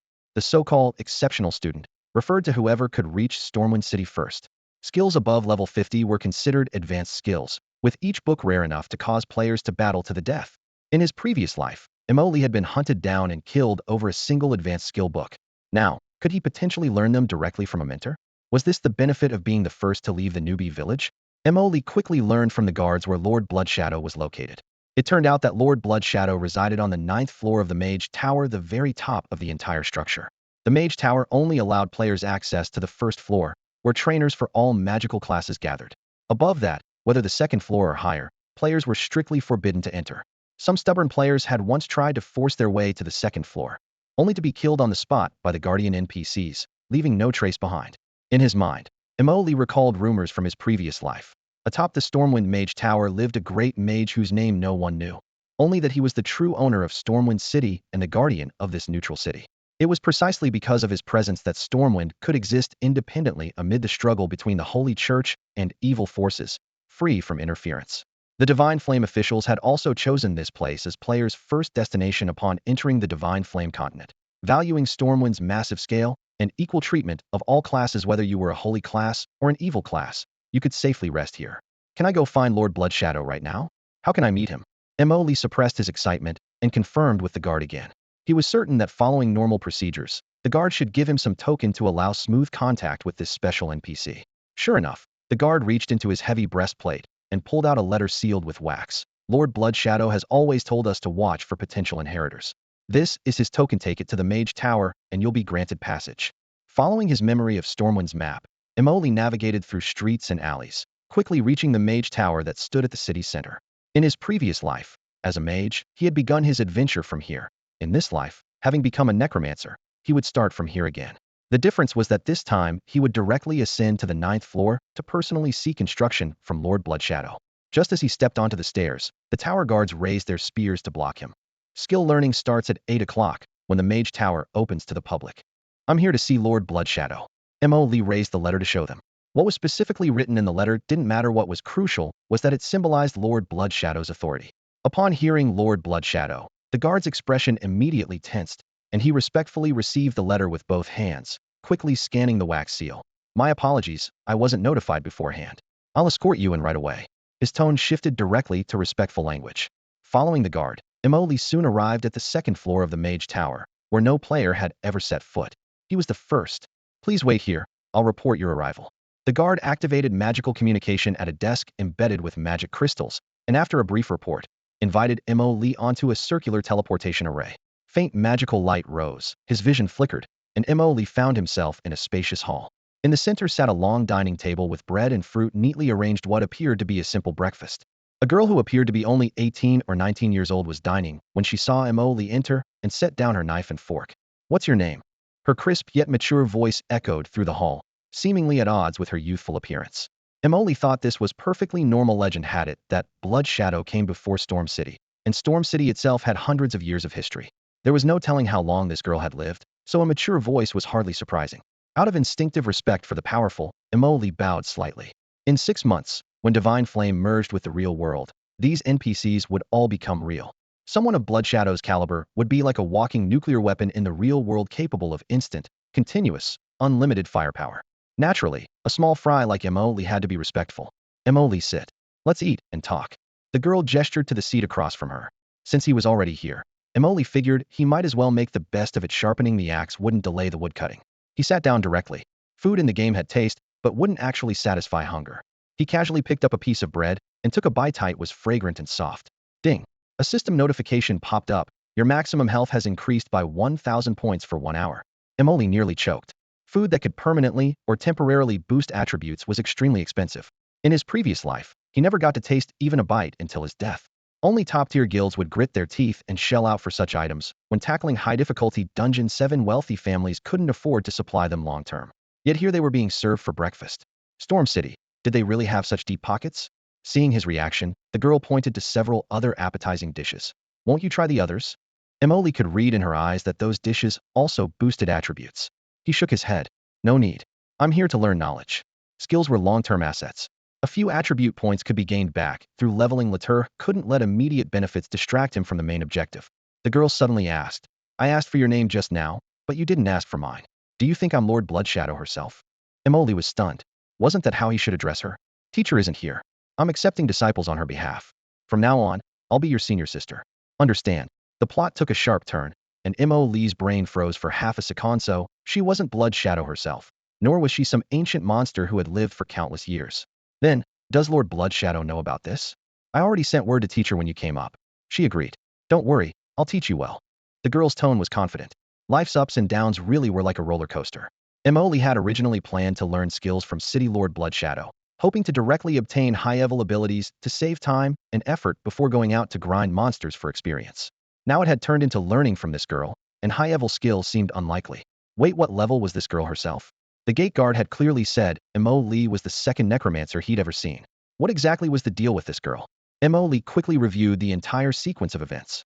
The hidden storyline triggered at the gates of Stormwind City had finally revealed its mystery. It had indeed granted him passage to the 9th floor of the Mage Tower and prepared a special profession trainer for him. Unfortunately, this trainer wasn't the legendary shadow-shrouded Lord Bloodshadow, the City Lord of Stormwind, but rather the girl standing before him who appeared to be no more than 18 or 19 years old. Still, this was certainly better than waiting in line on the 1st floor of the Mage Tower to learn basic courses from ordinary instructors. With this thought, he silently gave himself a pep talk and studied the girl before him once more. I heard from the guards that they've only ever seen one necromancer, Lord Bloodshadow himself. The girl lifted her chin, her eyes gleaming with pride. Remember, my name is Chijili. From today on, I'm your senior sister. You're really not likable at all, making me introduce myself first. Chijili glared at Emily and continued her verbal jab. I didn't show off in front of those guards, so naturally they don't know I'm a necromancer. Emily was left speechless for a moment. Show off. Without demonstrating his abilities at the gate, he never would have made it to the 9th floor or met this convenient senior sister. However, from their brief interaction, he discovered that Chijili had no airs about her and wasn't deliberately making things difficult for him. She seemed quite nice actually. Senior sister. Emily seized the opportunity, not wanting to delay further. I have other matters to attend to later. Can I learn skills now? Look how impatient you are. Chijili raised her hand and flicked her finger, sending a gentle white light cutting through the air and entering Emily's body. A system notification immediately appeared. Ding. Congratulations, player has learned the skill Blood Walk. Skill level 1. Cooldown 8 seconds. Cost 100 spirit points. Effect, teleport a short distance, immune to all damage during teleportation. Emily's eyes lit up as one phrase exploded in his Minda life-saving divine skill, especially since he currently relied on teammates for damage output when fighting monsters. With this move he could completely attempt to challenge higher-level creatures. You can't learn other skills yet. Come find me again when you reach level 10. Emily suppressed his excitement and scratched his head. Senior sister, I have a question I'd like to ask. Go ahead. But if you dare ask how old I am, I'll extract your soul and lock it away for 3 days and nights. Chijili raised an eyebrow. I want to know, what's the highest level skill I can learn from you? How disrespectful. The girl snorted. Are you worried I can't teach you properly? Even if I can't teach you those divine skills later, there's still the master. As soon as she finished speaking, she waved her hand lightly. Space suddenly twisted, Emily's vision blurred, and he found himself teleported outside the Mage Tower. Whoosh, the cold wind brushed his face, and Emily couldn't help but look up and laugh heartily. Chijili's last words clearly revealed that what she could teach were already high-level skills, and Lord Bloodshadow, a true city lord, could even impart divine skills. Skills above level 50 were called high-level skills, while those above level 80 were recognized as divine skills. A single high-level skill book was enough to make countless players fight tooth and nail. Yet on the 9th floor of Stormwind City's Mage Tower, one could not only directly learn high-level skills, but even have the chance to learn divine skills above level 80, and from what he could see so far, it appeared to be completely free. Emily finally understood why the conditions for triggering this hidden storyline were so demanding. In his previous life, no one had been able to meet the requirements, and now he realized the benefits went far beyond learning a few new skills. From Chijili's words, it was clear that the 9th floor of the Mage Tower wasn't just an ordinary skill classroom, but a place where Master Bloodshadow personally took on disciples. This was completely different from learning abilities under those professional trainers on the first floor. If he leveled up in the future, he might even unlock more hidden storylines on the ninth floor. Humming a tune, he strolled along Stormwind City's still quiet main street. It wasn't even 6 o'clock yet, so most of the shops lining the street remained closed. The occasional sound of guard spears striking the stone pavement echoed clearly. A few minutes later, Emoli arrived at the 24-hour tavern. He remembered his real purpose wasn't drinking, but the hidden quest inside that rewarded a mana-stirring accessory. He chose an empty seat at the bar. The bartender, seeing a customer, hurried over with a smile. Adventurer, what can I get you? A black ale. Sorry, the transport route for black ale was occupied by monsters recently. Stormwind City is temporarily out of black ale. Oh, is there anything I can help with? You know, that's what we adventurers do for a living. The bartender lowered his voice and spoke quickly. If you could clear out those monsters north of Duskwood and restore the black ale transport route, our boss would definitely reward you handsomely. It's a deal. I'll head out right away. Ding. You have triggered the hidden quest, clear the black ale transport route. Please complete it as soon as possible. Recommended party size, 5 players. The quest prompt still didn't specify the reward, but Emoli knew exactly what it was, that mana-stirring accessory. Even better, as long as they completed it as a party, each member would receive one. The accessory stats, Spirit 5, restores 110 of spirit attribute value in mana per second. With Emoli's current 250 spirit and 850 mana, after equipping it he'd recover 25 mana per second, taking only 34 seconds to go from empty to full faster than magic classes drinking regular potions, saving him a fortune on potions in the early game. While the Spirit 5 looked pitiful, he didn't lack those few attribute points from low-level gear, and his intuition told him this item could be useful well into the late game. After successfully triggering the quest, Emoli immediately left the tavern and headed toward the quest location. Just as he reached Stormwind City's gates, he noticed a figure standing there, Sue Warner. In his previous life, she had been the first player to leave the starter village. In this life, since he'd claimed first place, she naturally became the second player to reach Stormwind City. It was just past 5 o'clock now, matching his memory perfectly. Based on the timeline, the third player should arrive around 7, with the bulk of overnight players flooding out of the starter village after 8.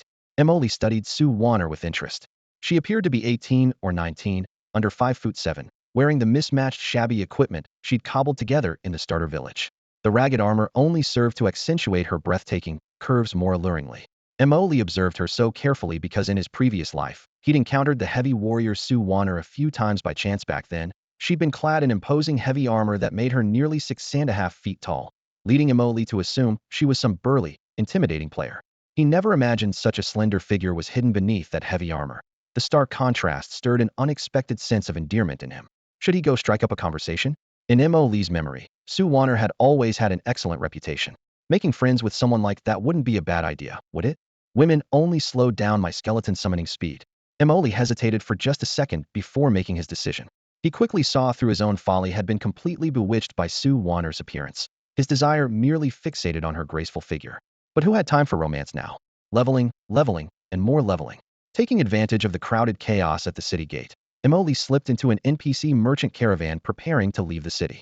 The equipment dropped by the elite Valley Tiger, though merely white-grade gear, looked authentic enough to make him appear like an ordinary adventurer. He pulled his hood low and followed the caravan through Stormwind City's massive stone gates, quickly disappearing into the crowd. Meanwhile, Sue Warner had been waiting outside the city gates for quite some time. She was certain that the Necromancer who had reached level 5 before her must have entered the city to learn new skills, and if she timed it right, she might catch him on his way out. However, Divine Flame's realism was absurdly high at the city gates. Groups of NPCs constantly came and went, indistinguishable from real traveling merchants, nothing like the static cardboard cutouts of traditional online games. Half an hour passed, and Sue Warner's gaze continued to linger on every unfamiliar face, yet she couldn't distinguish which ones might be players disguised as NPCs. Finally, she could only give up in frustration. Fine, you got away. Playing a game while hiding your identity, even adding a friend, is this difficult? Boom, boom. In the valley north of Twilight Town, 2 blazing fireballs exploded against monsters, shattering the tranquil silence. After reaching his destination, Emoli raised his hand and summoned 25 skeleton soldiers, arranging them in a scattered formation as they advanced toward the valley entrance. This hidden quest was difficult to complete rather than trigger. The valley through which the dark beer transport route passed was crawling with monsters above level 10, their density frighteningly high. Even ordinary players at level 10 would need a 5-person team, with everyone having unlocked their 4th skill slot, to barely fight their way through using their class's 4th skill. But Emoli didn't need anyone else even though his skeleton soldiers were relatively low level. their stats were still overpowered, easily capable of tanking monster hordes. Bang! A level 10 cobalt in the distance fired its musket, the bullet tearing through the air.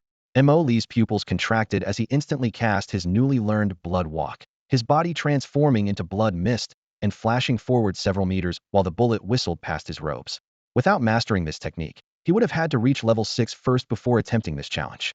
After all, the ranged monsters in the valley still posed a threat to him. Mo Lee was currently wearing the white-gray trash gear dropped by the elite Valley Tiger, with defense as thin as paper, completely incomparable to his skeleton soldier's high armor rating. Moreover, including the monsters outside the newbie village, any creature more than 3 levels above a player would deal additional crushing damage. One wrong move could spell disaster here. However, with Blood Walk, the situation immediately turned around. This skill had an 8-second cooldown, allowed instant teleportation up to 20 meters, and granted complete damage immunity during movement, more than enough for Mo Lee to elegantly eliminate any stragglers from outside the encirclement of 25 skeleton soldiers. As the teleportation ended, Mo Lee landed on the other side, while the gun-wielding kobold from before was blasted to charcoal by the skeleton's combined fireball spells. He scanned for targets, picking out a particularly handsome specimen from the swarm of kobolds, then pointed his fingerbone spear. 205. Red damage numbers flashed as Mo Lee nodded approvingly. The skill description was crystal clear. Bone Spear dealt damage equal to the caster's spirit attribute. With Mo Lee's current spirit at 250, the theoretical damage was 250 points.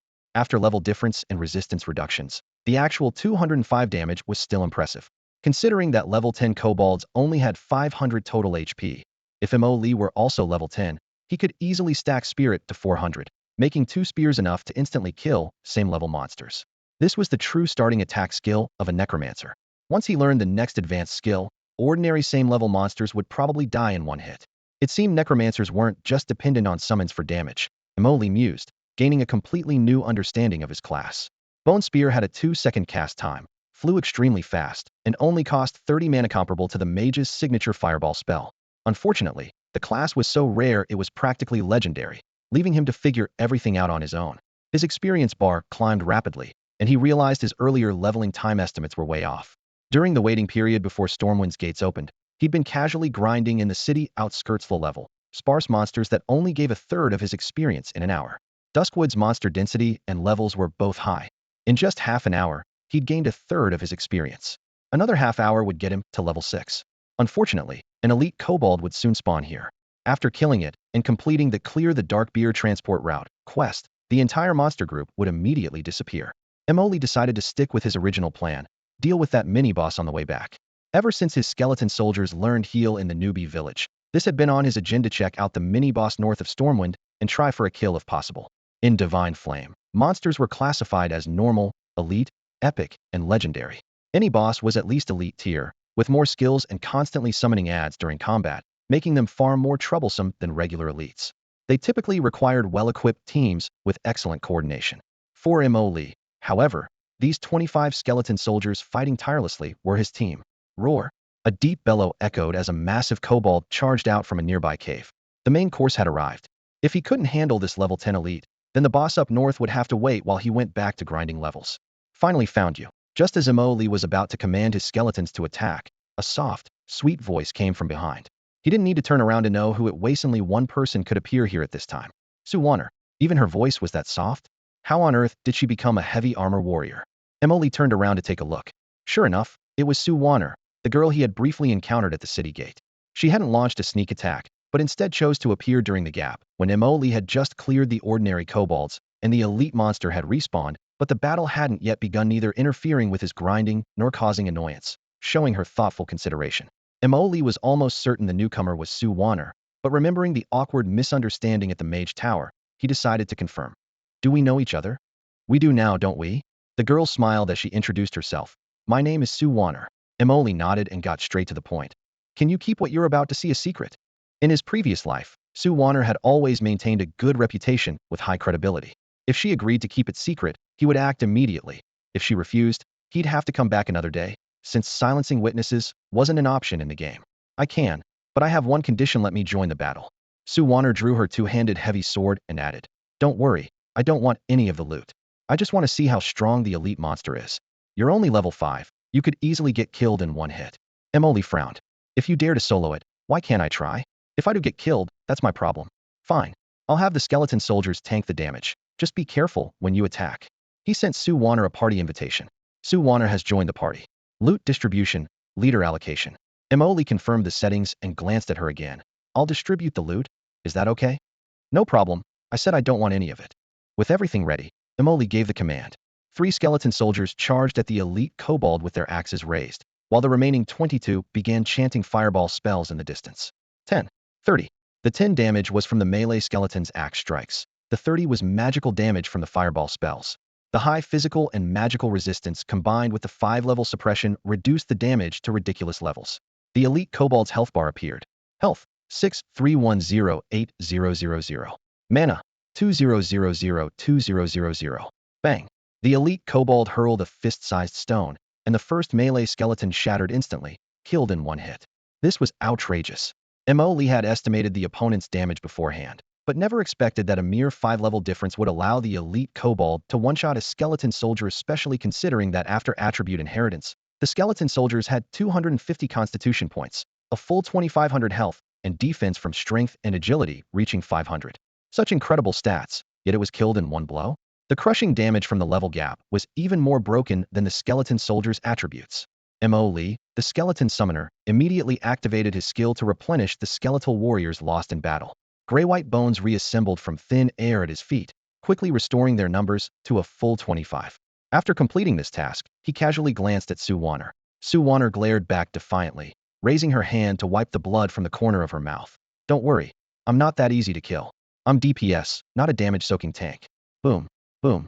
While they spoke, the skeleton soldiers had spread into a semicircle, launching fireballs and bone spears in succession at the elite kobold before them. The creature's health bar plummeted rapidly, leaving only 4,380 out of 8,000 in the blink of an eye.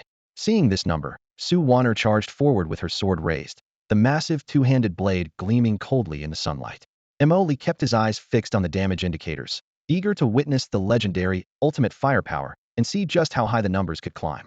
In his previous life, before Godflame merged with reality, Sue Warner had held the server-wide record for highest single-hit damage. Her devastatingly high output left other players in despair, unable to even come close. Emily suspected that terrifying burst damage was connected to her divine talent. This was also why he had readily agreed to fight alongside her, since they both harbored secrets. Having mutual leverage provided insurance for both parties. Boom.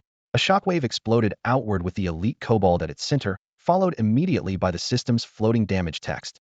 420. Sue Warner landed with a sliding step and immediately retreated to charge up again. 450. 3-digit red numbers danced above the kobold's head, forming a stark contrast to the scattered 2-digit damage from the skeleton soldiers. Emily double-checked to ensure he hadn't missed a decimal point, finally accepting that Sue Warner truly lived up to her reputation. He calculated silently. If all 25 skeletons cast fireball simultaneously, their total damage would barely reach 750. While Sue Warner's casual strike dealt 400 every slash, blazing with power, no exaggeration. Under her high-damage strikes and the skeleton's sustained assault, the elite kobold finally crashed to the ground with a thunderous impact, its health bar reaching 0. Ding. Congratulations to the player for defeating the elite kobold and completing the Clear the Darkbeer transport route quest. First kill of an elite kobold achieved. Server-wide announcement incoming. Would you like to hide your player name? Emily chose to remain anonymous as usual. Ding. Congratulations to an anonymous player and Sue Warner for achieving the first kill of an elite kobold. As soon as the announcement finished, Emily turned to observe Sue Warner. As expected, she preferred to display her name publicly, perfectly matching the bold and flamboyant personality he remembered. Sue Warner slung her greatsword over her shoulder. Why do you keep hiding your name? It's just a game. Is it really necessary? Emily shrugged. Why wouldn't it be? I hid my identity, yet you still managed to track me down here. And never mind. Sue Warner waved her hand dismissively. Let's check the loot first. It's all mine anyway. What's there to see? Emily smiled, though his gaze lingered on her face. How about we discuss how you found me instead? The equipment and gold coins on the ground wouldn't disappear anytime soon, and the 25 skeleton soldiers remained standing guard, so Emily felt no urgency. He was more interested in learning Sue Warner's true purpose for tracking him down. Could she really just be that bored? Sue Warner didn't seem the least bit angry upon hearing Emily's blunt questioning. Senior sister told me you were here. I was just curious and came to take a look, she explained with a smile. Senior sister? Emily raised an eyebrow. Senior sister Chi Jili? That's right. Hearing that name nearly left Emily speechless. Wasn't Chi Jili a necromancer? Lord Bloodshadow was also a necromancer, and they both lived in the Mage Tower. But since when did the Mage Tower start accepting warrior classes? He pointed at Sue Warner's longsword. Aren't you a warrior? How did you end up at the Mage Tower? Just because you can have adventures doesn't mean I can't. Sue Warner lifted her chin. Senior Sister Chi Zhili can teach me warrior skills. This piqued Mo Lee's curiosity to no end. NPCs had roughly the same level and attribute points as players. Yet this NPC Chi Zhili could apparently dual class in magic and martial arts? Did she have enough attribute points? Could she possibly possess a divine talent like peak level that granted extra attribute points? If so, combined with NPCs' naturally high levels, this Chi Zhili must be terrifyingly powerful. No wonder she could live on the 9th floor of the Mage Tower and casually eat those luxurious attribute-boosting foods for breakfast. Wait, the massive damage Sue Warner dealt with that strike, could she have also eaten attribute-boosting food from the 9th floor of the Mage Tower? Mo Lee immediately checked his attribute panel. Health, 1127. The bread he'd bitten in the Mage Tower was still in effect, providing a whopping 1,000 extra health points. He probed carefully. You had some other buffs for that damage, right? Don't you? Sue Warner shot him a look. Having been to the 9th floor of the Mage Tower, she knew about those ridiculous bonuses. She admired Mo Lee's courage to challenge a level 10 elite monster, but wasn't particularly surprised without those outrageous attributes. She wouldn't dare venture here alone at level 5, let alone deal over 400 damage in one strike. Without the extra attributes, she estimated her maximum damage would be around 100. Mo Lee was thrilled inside. Sue Warner had just given him the perfect explanation. To mislead her, the only reason he could solo a level 10 elite monster was thanks to the food from the 9th floor of the Mage Tower. Since there was only one chance anyway, and he'd have to wait until level 10 for another opportunity, he shouldn't be too greedy, he reminded himself. Go check your loot, Sue Warner said cheerfully. If there's anything you can't use but I can, I'm willing to pay for it. Straightforward. Emily mentally gave her a thumbs up. Sue Warner's good reputation in his previous life wasn't undeserved since she'd agreed beforehand not to claim any loot. She truly kept her hands off. She didn't act coy or throw her weight around as a female player. Her requests were reasonable and her business fair. If there really was equipment he couldn't use, selling it to someone else wasn't as good as selling directly to her. A win-win situation. Since she seemed decent, Emily was happy to build goodwill. All right, don't worry. If there's anything you can use, I'll definitely give you a fair price. Emily quickly examined the loot dropped by the elite cobalt. 3 gleaming white lights flickered at his feet, materializing into 3 pieces of equipment rather meager compared to the drops from the elite Valley Tiger in the newbie village. However, this kobold was a quest-specific monster with additional rewards to follow, so it wasn't a complete loss. The first item. Name, Cobalt Hood. Quality, fine. Slot, head. Armor, 15. Effect, when worn, kobolds will not prioritize you as their primary target. Level requirement, 10. Not bad. Emily nodded approvingly. While the equipment itself provided no stat bonuses, its effect was extremely practical. Once he reached level 10 and unlocked the first dungeon, Dead Mines, which was filled entirely with kobolds, this hood would drastically reduce the difficulty of solo runs. He immediately stored it in his inventory space. The second item. Name, Kobold Ruby Ring. Quality, fine. Slot, accessory. Constitution, 15. Spirit, 15.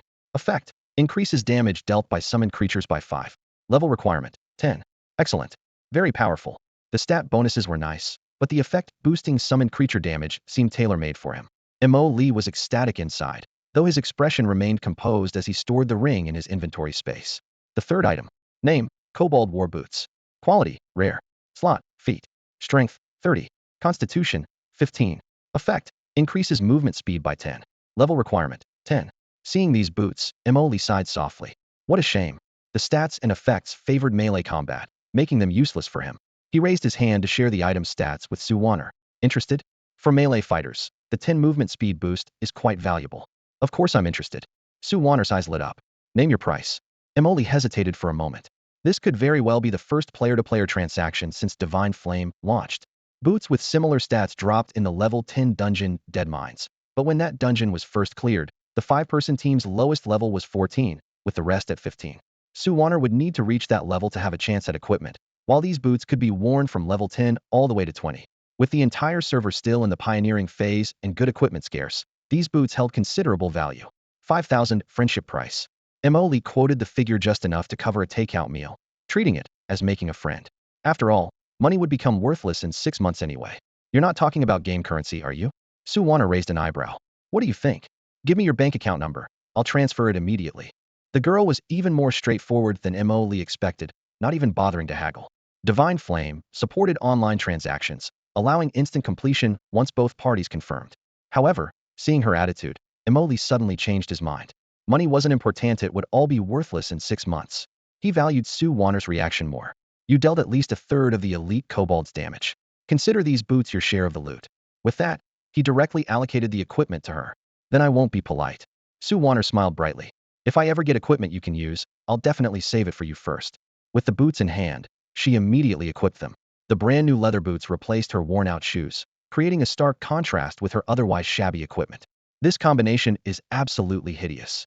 Sue Warner mocked herself, yet remained satisfied. Emoli finished organizing his items and waved his hand. It's only temporary. I need to head elsewhere now. Until we meet again. Wait a moment. Sue Warner called out urgently. We worked so well together, why not continue? Come on, miss, that's not necessary. I prefer working alone.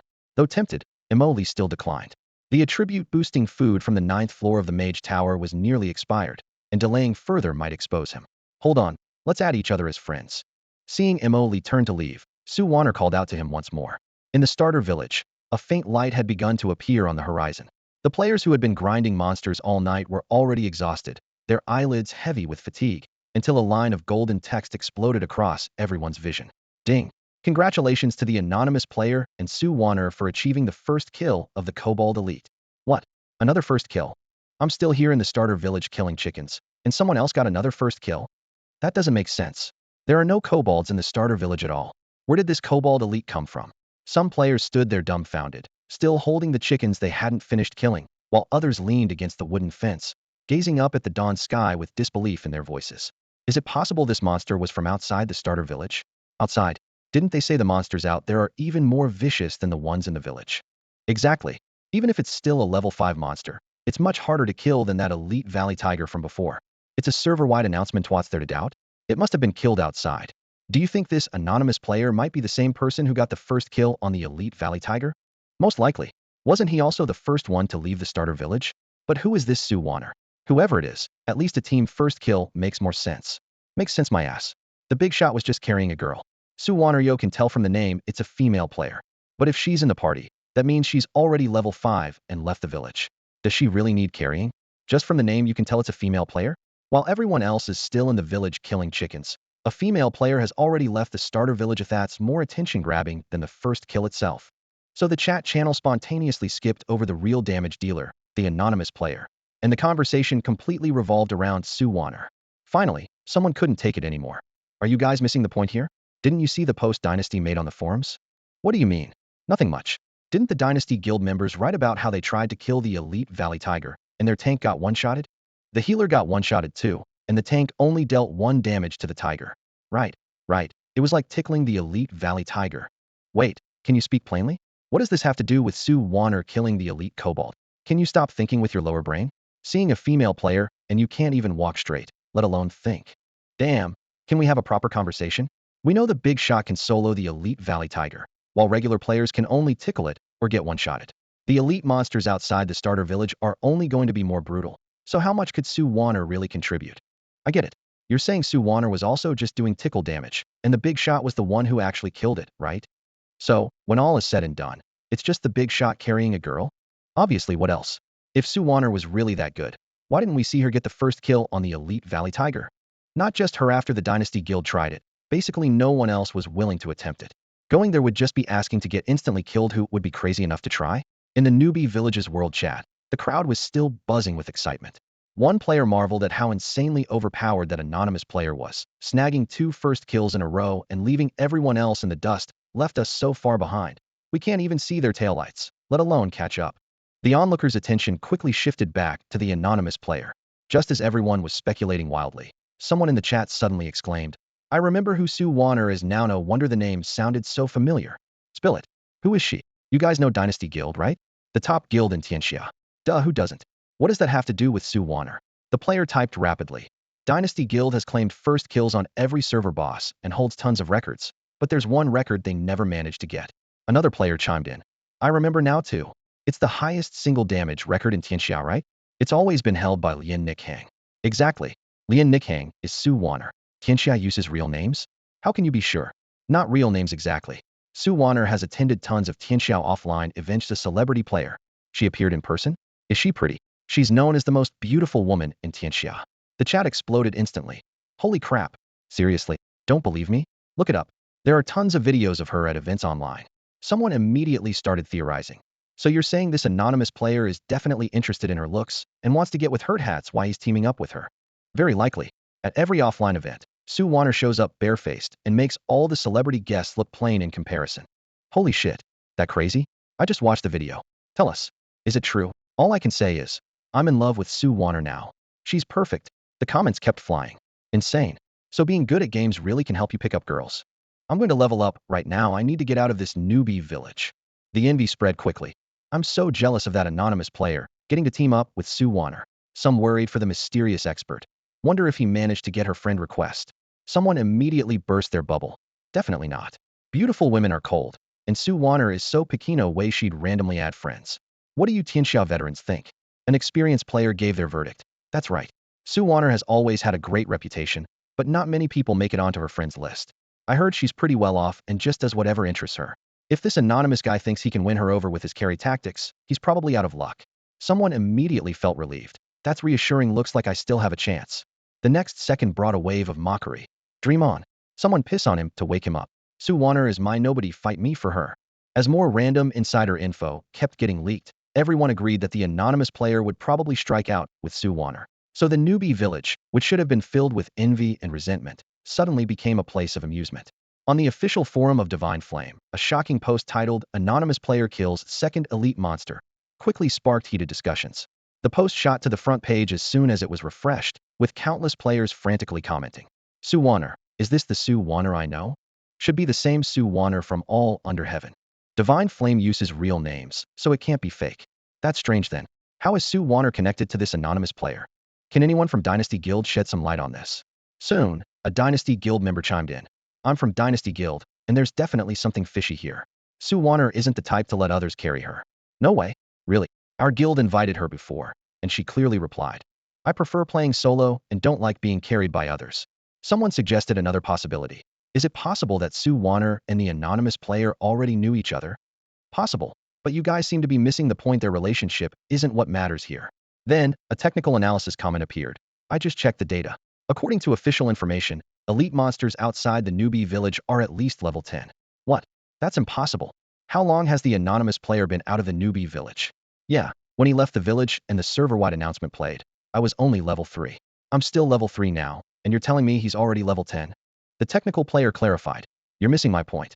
Level 10 is the elite monster's level. To kill a level 10 elite monster, being level 10 probably isn't even enough. Am I still asleep, or are you?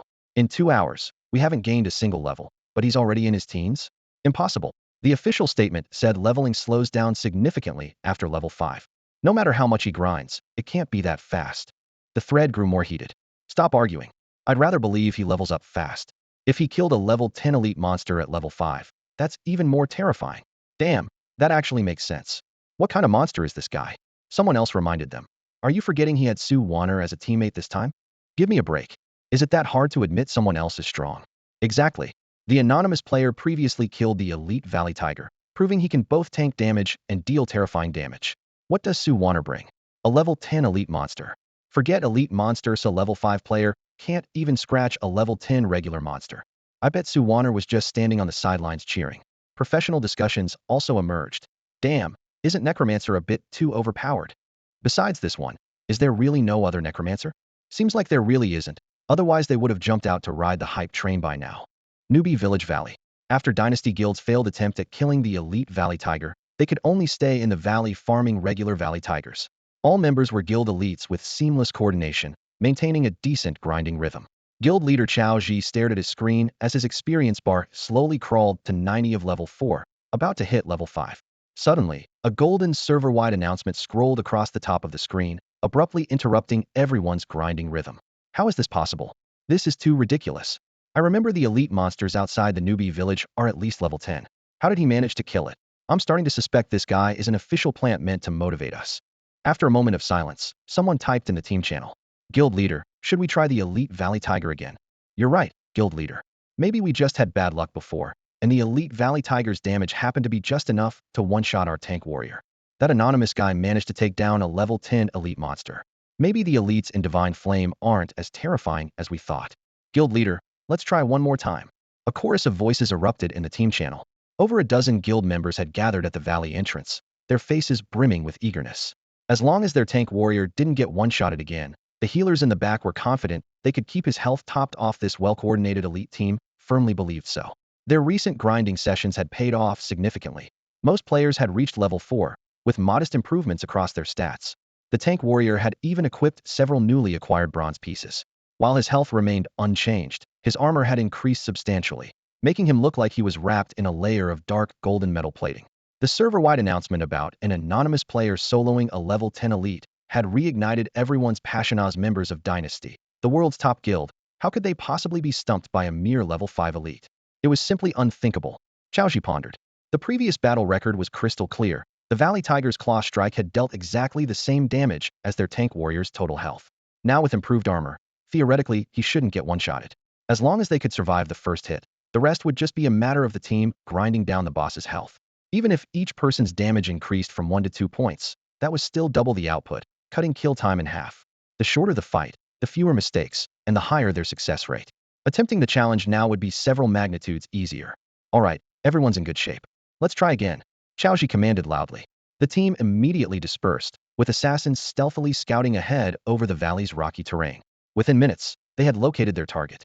Everyone quickly regrouped, healers pre-cast their spells, and various buffs were applied to the tank warrior. Everything was ready. The tank warrior charged forward with a battle cry, his metal boots crushing the ground beneath. 1. His blade scraped across the Valley Tiger's coarse fur, producing a pitiful damage number. Thud, a dull impact echoed through the valley. The Valley Tiger's tail swept like a whip, its first strike landing heavily on the tank warrior's chest. Tank warrior dead. The familiar red, instant kill, text popped up once again. The momentum continued as 3 priests who had precast healing spells saw their threat levels spike, getting consecutively slapped into white light by razor-sharp claws. Immediately after, the elite Valley Tiger roared triumphantly, swishing its tail as it disappeared into the depths of the rocky walls. Why? Still an instant kill. How did that mysterious player manage to tank it? Was he cheating? Doubt, frustration, and anger exploded across the channel. Chaoji could clearly sense a wave of near despair spreading through the team at a visible pace. Others could take down a level 10 elite with just 2 people, while their own team crowned as the world's #1 elite squad can't even touch a level 5 elite. Such a disparity would make anyone question their existence. Don't lose heart. Chaoji quickly interjected. Maybe there's powerful equipment or skills available after leaving the newbie village that we can get to. As guild leader, he absolutely couldn't let his brothers fall into despair, so he could only offer some less than convincing words to comfort the team for now. After adding Mo Lee as a friend, Sue Warner returned to Stormwind City with great satisfaction. On her way back to the city, she savored the brief moment of fighting alongside Mo Lee, feeling a small but genuine joy welling up inside her. She had told Mo Lee that she was able to pinpoint his exact location on the vast Godflame map, thanks to guidance from Chi Jili on the 9th floor of Stormwind's Mage Tower. This was indeed the truth. However, she had cautiously withheld half the story regarding Chi Jili's commission. A few hours earlier, she had triggered a quest in the Mage Tower. Chi Jili had asked her to go take a look and report back. That, taking a look, specifically referred to observing Mo Lee. Since Sue Warner had already wanted to find Mo Lee as quickly as possible, the quest came at the perfect time, and she gladly accepted it. Because of this, she didn't need to wait until level 10 to learn new skills before returning to the 9th floor. She could report back anytime once she completed her observation. At this moment, in the spacious study on the 9th floor, magical lights cast a gentle glow. Sue Warner sat upright across from Chi Jili, recounting everything she had witnessed in Twilight Valley. Senior sister, Mo Lee was indeed clearing out kobolds in Twilight Valley. The two of us even killed an elite kobold together. Upon hearing this, Chi Jili's brow slowly furrowed. Wait a moment. Are you saying you two joined forces to kill an elite kobold in Twilight Valley? Sue Warner nodded and added. To be precise, even without me, Mo Lee could have handled it alone. What? Chi Jili suddenly stood up, pondered for a moment with her head down, then looked up at her intently. If I remember correctly, the kobolds in Twilight Valley are level 10? Yes, the elite kobold was also level 10. Chi Jili murmured. That's strange. Sue Warner was even more puzzled. Senior sister, after eating your food, our attributes increased several times over. Defeating a level 10 elite monster shouldn't be that unusual, right? In her mind, since Chi Jili was an NPC chef, she should naturally understand the enhancement effects of her own cooking. You mean those things on the breakfast table earlier? Chi Jili asked. Yes, after eating them, my overall attributes increased by more than 4 times. I estimate Mo Lee's situation was similar. Sue Warner had calculated everything clearly. Mo Lee's 25 skeleton soldiers could deal 750 points of damage in one volley. If the fourfold enhancement were removed, each skeleton soldier would only have 8 attack points, making one volley less than 190 points, not much different from her own full-strength attack of over 100 points. Considering that if the quantity was also affected by the enhancement, dropping from 25 to 6 skeletons, one volley would be less than 50 points. She had always believed that she and Mo Lee were evenly matched, and Mo Lee himself had said something similar. But Qi Zhili's reaction stirred a vague unease in her heart. Qi Zhili suddenly smiled, giving her a meaningful look, and casually tore off a piece of bread and put it in her mouth. I'm afraid you've got it wrong. She chewed twice, seeming to mention offhandedly. Oh, by the way, that bread you also ate only adds 1,000 health points. What? Su Wanner shot up from her seat, staring at Qi Zhili in disbelief. She instinctively waited for Qi Zhili's next words, hoping to hear that it was all just a joke. However, the truth was suffocatingly harsh. Mo Lee had devoured all the attribute-boosting food, quadrupling his overall stats. It wasn't just an extra 1,000 health points at all. Why would I lie to you? Qi Zhili spread her hands. If he really ate everything on the table, I wouldn't need to worry anymore, and I wouldn't have asked you to verify it. Then her tone shifted. From today on, you two are fellow disciples. The stronger he becomes, the better it is for you. Oh. Su Wanner seemed still trapped in a thunderstrike, only able to nod mechanically. Her mind rapidly replayed the battle in Dusk Valley. Against the elite Cobalt, health points had become almost irrelevant. Emoli never took a direct hit. All damage was absorbed by his skeleton soldiers. When one skeleton was destroyed, he immediately summoned another, endlessly, making her wonder if the skill even consumed mana. Only now did she realize that neither the skeleton's numbers nor their damage had received special bonuses. Oli was already ridiculously powerful to begin with. When Qi Zhili politely escorted her out of the mage tower, Su Wanner was still dazed. Only after reaching the tower's exterior did she snap back to reality, immediately opening her friends list and looking at Emoli at the top. Fine. How dare you fool me? What? Evenly matched? I actually believed your nonsense, she muttered through gritted teeth. Next time we meet, I'm definitely going to give you a proper interrogation. You tricked me once. I tricked you once, way even. With that, she puffed out her cheeks and stormed away from Stormwind City in a huff. 9th floor of the Mage Tower. After seeing Su Wanner off, Qi Zhili's composure finally cracked, her expression becoming indescribably strange. Hearing that Mo Lee could solo a level 10 elite kobold shocked her far more than it had Su Wanner, but she had forcibly suppressed her emotions to maintain her senior's dignity. If killing same-level elites marked one as a genius, then Mo lied. Feeding an elite 5 levels above him at level 5 had transcended the very definition of genius. All that worry for nothing. Qi Zhili smiled bitterly, recalling her teacher's instructions to take good care of this junior disciple, never imagining he would be this outrageous. Bound by her master's orders, Qi Zhili had been tracking Mo Lee with a locating spell ever since he left the Mage Tower. When she saw him accept the Clear the Dark Beer transport route quest at Stormwind's Tavern and prepare to venture into Dusk Valley again, she nearly rushed out to stop him. Dusk Valley was crawling with level 10 monsters, and he was only level 5. Wasn't this suicide? Worse still, once outside Stormwind City, the tracking spell could only provide coordinates, not real-time visuals. She wanted nothing more than to drag Emoli back and beat some sense into him. Unfortunately, she was under house arrest and forbidden to leave the Mage Tower. In desperation, she had spotted Su Wanner, the second student chosen by their teacher, and hastily entrusted the task to her. She had assumed that with Su Wanner having consumed the enhancement food, the two could at least retreat safely. Who could have predicted that Emoli would pull off the shocking feat of soloing a level 10 elite? I absolutely must report this to our teacher. The more Qi Zhili thought about it, the more wrong it seemed. A level 5 defeating a level 10 elite was simply too outrageous. After a moment's consideration, she hesitated no longer and immediately stood up to cast an advanced communication spell. A flash of white light swept through the hall, and a spectral figure appeared on the 9th floor of the Mage Tower, clad in purple robes with a wide hood drawn low. Golden magical runes flowed slowly along the walls, illuminating the vast hall as bright as daylight, yet still unable to penetrate the hood and reveal the phantom's face. Only the slender curves outlined by the flowing robes suggested the visitor was female. Master, have all your junior disciples arrived? The phantom's voice echoed through the silent hall. Qi Zhili responded respectfully. Mo Lee and Su Wanner have both arrived, and, following your instructions, I have accepted them as disciples on your behalf. Excellent. The phantom nodded slightly. I observed the starter village for quite some time before finally selecting these 2 promising students. You must take good care of them. Qi Zhili hesitated for a moment before speaking. Master, I wanted to report something. Mo Lee is only level 5, yet he's already ventured to Twilight Valley to challenge level 10 monsters. He could slay even the level 5 elite valley tiger in the starter village. And after consuming attribute-boosting food, it's not surprising he'd take on level 10 creatures. The Phantom's tone was quite confident. Qi Zhili glanced at his master, his expression peculiar. Master, Emoli only ate a single piece of bread that increased health points. Oh, the Phantom raised an eyebrow. Then he's even more exceptional than I anticipated. Not only did Emoli slay ordinary level 10 monsters, but he also killed a level 10 elite creature. What? Are you certain? Where did this information come from? Since you instructed me to look after Emoli, I was concerned about potential accidents, so I had Su Wanner consume attribute-enhancing food and secretly observe from Twilight Valley. So the elite monster was killed by Mo Li and Su Wanner working together? The Phantom nodded. Last night, she had stayed up the entire evening carefully selecting these two gifted students from the starter village.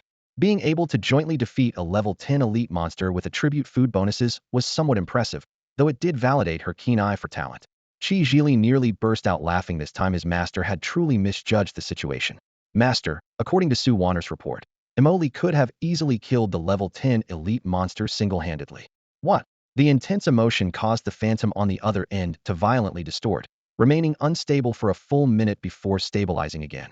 Explain in detail. Emoli, at level 5, with no additional attribute bonuses whatsoever, was able to single-handedly defeat a level 10 elite monster. Excellent, excellent, excellent, the Phantom exclaimed 3 times, her voice filled with delight.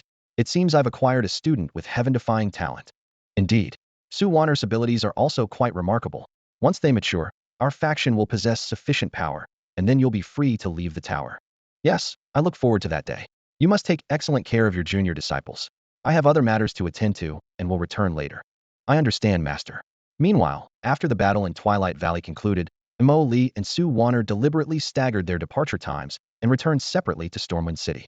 Mo Li abandoned his plan to investigate the small boss to the north, as his experience bar was more crucial. Defeating the elite Cobalt 5 levels above his own had granted him massive bonus experience, and his experience bar was now just a sliver away from reaching level 6. In this situation, attempting to kill the mini-boss isn't worth it. It's better to return to Stormwind City first, turn in the quest, and claim the rewards. Emoli knew what he was doing. Quests in Divine Flame offered not just items, but massive amounts of experience as well. Once he completed the Dark Ale Transport Route quest, he'd shoot straight up to level 6, making dealing with that mini-boss much easier. The tavern in Stormwind City was brightly lit, with the aroma of ale mixed with malt swirling through the air. Emoli stepped through the door and slammed the massive head of the elite kobold onto the bar with a loud thud. The bartender behind the counter went pale and instinctively stepped back. I've cleared out the monsters on the Dark Ale Transport Route. This is their leader's head. Emoli watched the bartender with interest. The guy was putting on an act. In Divine Flame, treating these NPCs as mere programs would be a huge mistake. In 6 months, when Divine Flame merged with reality, these NPCs would enter the real world as living, breathing people. Strictly speaking, they were already real, just wearing an NPC shell. Take this bartender, for example. The hidden quest, Clear the Dark Ale Transport Route, never explicitly stated the requirement to bring back the head. If players killed the elite kobold but didn't bring back its head, the quest would be marked as failed with 0 rewards. Even worse, once the kobolds in Duskwood Valley were cleared, they'd never respawn, meaning players essentially worked for free. In his previous life, countless players got burned by this before the merge. Everyone was baffled. How could a game have such unfair mechanics? After the merge, the answer became clear. It was human nature. Later, players developed a rule. Whenever quest descriptions were vague, bring back the key monster's head as ironclad proof to shut up the NPCs. After all, Stormwind City still maintained some semblance of order. Stop pretending to be scared. Emoli tapped the bar. Quest complete. Hand over the rewards. Seeing his act wasn't working, the bartender dropped the pretense. Adventurer, please wait a moment. I'll fetch your reward right away. Emoli narrowed his eyes. I've already inquired about what the reward should be. Don't try to palm off junk on me. You can rest assured, you'll be completely satisfied. Moments later, the bartender brought out a dark red treasure box and placed a ring in Emoli's palm. Name, Ruby Ring. Quality, rare. Slot, accessory. Spirit 15. Effect, restores spirit points equal to 18 of spirit attribute per second. Level requirement, 6. Emoli rubbed his eyes and looked again, confirming he wasn't seeing things. This ring was vastly different from the version in his memory. In his previous life, the ring with the same name was only of fine quality, with significantly reduced stats and a level 8 requirement. Now it had not only been upgraded in quality, but the equipment threshold had been lowered to level 6, a comprehensive improvement. Emoli's current spirit attribute was 250, giving him 850 mana. The ring from his memory restored 25 mana per second, taking 34 seconds to go from empty to full. This rare ring restored 31 mana per second, requiring only 27 seconds. The improvement from 110 to 18 seemed modest, but since the effect scaled with spirit attribute, the higher the spirit, the more terrifying the benefit, and Mo Lee had spirit in spades.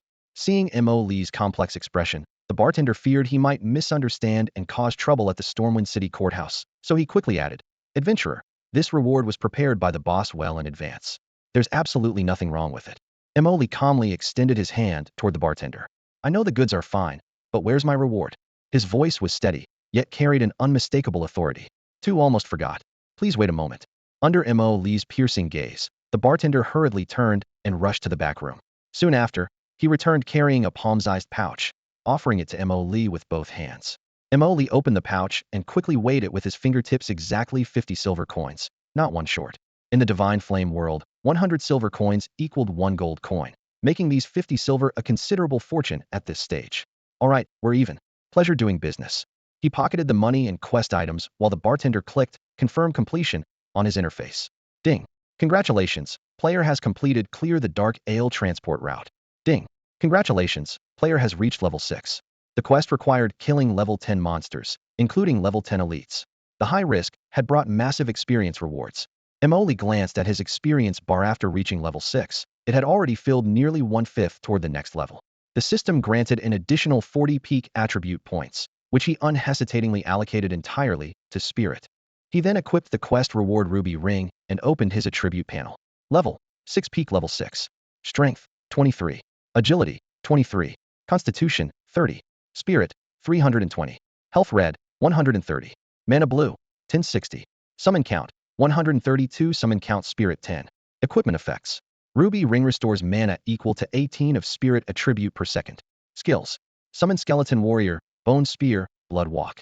Defense 60-56 from strength and agility, 4 from equipment. Magic resistance 0. Magic penetration 0. Physical penetration 0. Health regeneration 0 second. Mana regeneration 34 second. The latter half of his stats was particularly glaring. Off his 60 defense points, only 4 came from his shabby equipment. This was all too common in early Divine Flame. Gear was scarce, and most players could only rely on raw attributes to survive. Even someone as capable as Mo Lee hadn't found a decent magic weapon yet. Sue Warner was similarly poorly equipped, though melee classes at least started with a basic weapon providing 1 attack power, making her slightly better off than Mo Lee. The tavern was too cramped to summon his skeleton warrior, so he could only check his summons attributes through the panel. Summoned skeleton warrior. Level 6. Strength 320. Agility 320.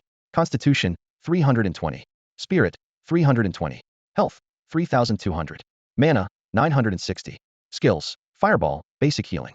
Thanks to the god tier passive attribute inheritance, whenever the player leveled up, their summons gained massive attribute boosts accordingly. Looking at these numbers, Emoli felt more confident about solo hunting that level 10 Murloc mini-boss north of Stormwind City. That creature had a chance to drop a decent staff if luck was on his side, and he obtained it. Not only would his damage output increase, but his skeleton's farming efficiency would multiply, possibly allowing him to reach level 7 before logging off. Before leaving the tavern, he checked his storage space once more. Cobalt hood, cobalt ruby ring. Both pieces of equipment were too high level for him to use currently, so they had to remain in storage for now. There was also a pile of coins taking up 1 storage slot, totaling 2 gold coins and 98 silver coins. Apart from the silver coins from the recent quest reward, the rest came from the cobalt loot in Dusk Valley. Emoli didn't bother with any of the miscellaneous junk those monsters dropped. Rather than having his skeleton guards waste time collecting scraps, it was better to let them kill more monsters. For most Divine Flame players, money was the scarcest resource in the early stages. Repairing equipment, learning skills, buying potions, and even purchasing basic gear from NPC shops all required cash. But Mo Lee's summoned skeleton soldiers had combat power that crushed same-level opponents, so he barely needed to fight personally. Not only did this save on repair costs, but it also eliminated expenses for buying equipment and potions. Combined with the free access to professional skills on the 9th floor of the Mage Tower, he saved even more money.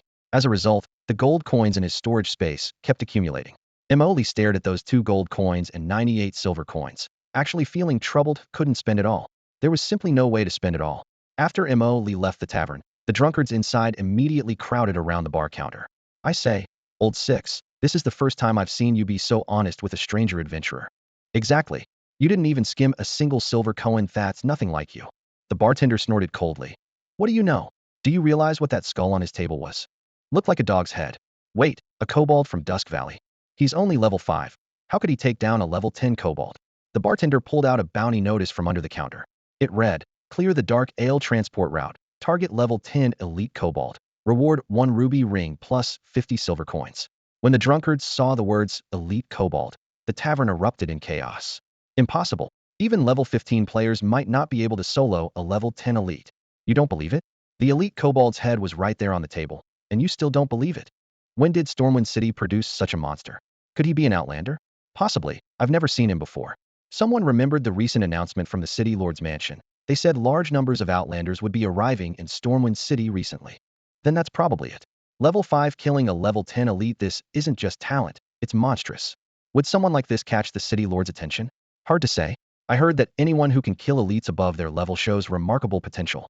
As the discussion grew heated, the bartender seized the opportunity to interject. You think I was afraid of him? I saw his incredible potential might catch the city lord's favor, so I quickly tried to build goodwill. Is it really that significant? Of course. The ruby ring I gave him was higher quality than the one on the bounty notice. What? You actually gave him rare quality. If I don't invest now, he might not care about my favor later. In fact, Emoli had guessed wrong earlier. When the bartender saw Missouri Lee place the elite kobold's head on the bar counter, he was genuinely stunned. He had originally estimated it would take at least several days for Mo Lee to level up enough before returning. He never expected the problem to be solved in less than an hour, including travel time. At that moment, the bartender had only one thought. He absolutely had to befriend Mo Lee. So he immediately offered a higher quality ruby ring, forgot about the bonus money, and didn't say a single flattering word, nearly backfiring and causing Mo Lee to misunderstand. After leaving Stormwind City, Mo Lee headed straight for Skycloud Lake to the north. Mist rose from the lake's surface, and between the floating vines that skimmed the water, murlocs with razor-sharp teeth would occasionally poke their heads up, hissing menacingly. The murloc boss that haunted Mo Lee's dreams lurked deep within a cave by the lakeshore. He remembered the cave's location perfectly, but reaching it would be no easy task. The entire Skycloud Lake was densely populated with level 10 murlocs, their numbers so thick they made progress nearly impossible. Fortunately, having just leveled up, Mo Lee could now summon up to 32 skeleton soldiers, greatly increasing his monster clearing speed. The key was that ruby ring, which provided an additional 15 spirit points. Under the round-down calculation system in Divine Flame, without the ring, Mo Lee's spirit was only 305, enough for just 30 skeleton soldiers. With the ring equipped, his spirit increased to 320, perfectly crossing the threshold to summon 2 additional skeleton soldiers with full 320 attributes, causing his hunting efficiency to skyrocket. Fighting his way forward, rows of skeleton soldiers swung their rusty axes, tearing the blocking murlocs to shreds. The blood was quickly diluted by the lake water, and soon Mo Lee reached his target cave. He didn't rush in immediately, but stood at the entrance quietly, recalling the internal layout. The entire cave was essentially a straight passage about 30 meters long, with the murloc boss's lair at the very end. Any murloc inside would immediately shriek in alarm when attacked, instantly drawing every enemy in the cavea a full 80 ordinary murlocs plus 1 boss. How to deal with this massive horde all at once was the greatest challenge of this strategy. Mo Lee quickly formulated his tactics. The cave passage was narrow, limiting how many monsters could pass through at once. So he had his skeleton soldiers use their massive bone frames to create multiple defensive lines inside the cave, while he hid at the very back, focusing on reinforcements. The ruby ring provided terrifying mana regeneration 34 points per second, while summoning skeleton soldiers only cost 30 mana points, so he didn't need to worry about running out of magic power. Using the terrain, he could also prevent the murloc boss from instantly killing too many frontline troops and threatening his own safety. After all, if a level 10 elite kobold could one-shot skeleton soldiers, a level 10 murloc boss probably could too. He had to keep the skeleton soldiers' death rate within his ability to replace them, because once the bone shield collapsed with hordes of murlocs still ready to charge from behind, the danger would be far greater than that battle in Duskwood Valley. But for that murloc staff equipable at level 7 and hailed as the ultimate early-game caster weapon, this risk was worth taking. With his plan set, Mo Lee immediately directed his skeleton soldiers to take positions at the cave entrance. Their bone armor pressed against the cave ceiling, nearly sealing off the passage and leaving only a narrow gap for monsters to pass through single file. With all preparations complete, Mo Lee raised his staff, ready to launch the attack. Suddenly, a bright red 500 damage number exploded above his head. His spirit was instantly cut by more than half. After hitting the ground, Mo Lee immediately cast Blood Walk, without hesitation, flashing into the shadows and creating several meters of distance, silently grateful. Thank goodness I have spirit-based damage absorption. With mental damage absorption, all incoming damage is first absorbed by mental points, and only when mental points are insufficient does it transfer to health points. When that devastating blow struck earlier, Emoli barely survived thanks to this god-tier passive ability with only 130 health points. He would have been instantly killed without question. The depleted mental points rapidly recovered under the blessing of 34 points per second mana regeneration. Meanwhile, the two skeleton soldiers at the cave entrance followed orders and launched fireballs toward the hidden attacker in the shadows. Bang! The first fireball hit its mark, revealing the target's health bar. Murloc Assassin, level 10. Health, 298,600.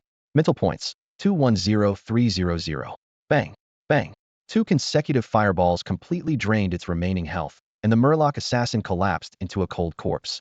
Emoli ordered the two skeleton soldiers to guard the perimeter while he approached the body to confirm the kill, silently reflecting. If he hadn't been alert just moments ago, he would have almost forgotten about this creature's existence. Among the Murloc tribes near Yuntian Lake, the Murloc assassins were the most troublesome. While in stealth mode, they were virtually undetectable to players, with the only solution being to wait for them to attack and reveal themselves before counterattacking. Consequently, many players had suffered losses in this area. Players around level 10 could withstand the first strike and retaliate thanks to their improved equipment attributes, but Emoli was only level 6. The level suppression allowed his opponent to deal an outrageous 500 points of damage in a single hit. Good thing I noticed early, he thought with relief. If this creature had appeared during the middle of a boss fight, when he would be dealing with boss damage while constantly replenishing fallen skeleton soldiers, his mental points would never remain healthy, leaving him vulnerable to instant death at any moment.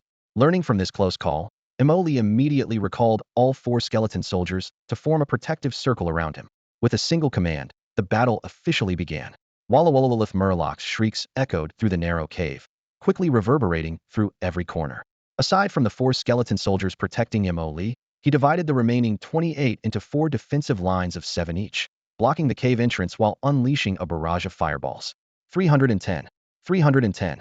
Every 2 fireballs claimed a Murloc life, with rows of damage numbers flashing in the darkness. His experience bar shot upward, though Emoli felt it was somewhat wasteful. Once this spawn point was cleared, it would take a full 2 hours to respawn. The efficiency couldn't match other grinding spots, and he constantly had to watch for Murloc assassins. If not for the Murloc boss, he would never have chosen this location for leveling. Bang! One of the skeleton soldiers guarding nearby was struck by a sudden dagger attack. Its high defense allowed it to absorb the damage without being killed instantly. Another skeleton soldier immediately raised its staff to cast a healing spell, while the remaining 2 simultaneously launched fireballs at the now visible Murloc assassin. The classic Warrior Priest Trinity was perfectly executed by this undead squad. Emoli was quietly satisfied. He noticed that as their attributes improved, the coordination between skeleton soldiers became increasingly seamless, like a disciplined elite force. Often, without verbal commands, they could achieve the kind of teamwork typically seen only in player groups, nearly accomplishing militarized grinding with semi-autonomous behavior. The only limitation was their 1-kilometer activity radius. Beyond that range, they would instantly disappear. Walla. A hoarse, deep roar distinctly different from ordinary Murlocs echoed from the depths of the cave. It was the Murloc boss's battle cry. The main event had arrived. The real show was just beginning. The Murloc boss was noticeably larger than ordinary Murloc monsters. The thick staff in its hands and the rattling shell necklace around its neck made it easily distinguishable from regular Murlocs. Don't let that staff fool you in Divine Flame. It was definitely not a mage. Emoli knew perfectly well that this creature was the lowest level boss in all of Divine Flame, yet it spawned near Stormwind City, becoming the first outdoor trial for most players. The developers seemed to deliberately use it as a lesson.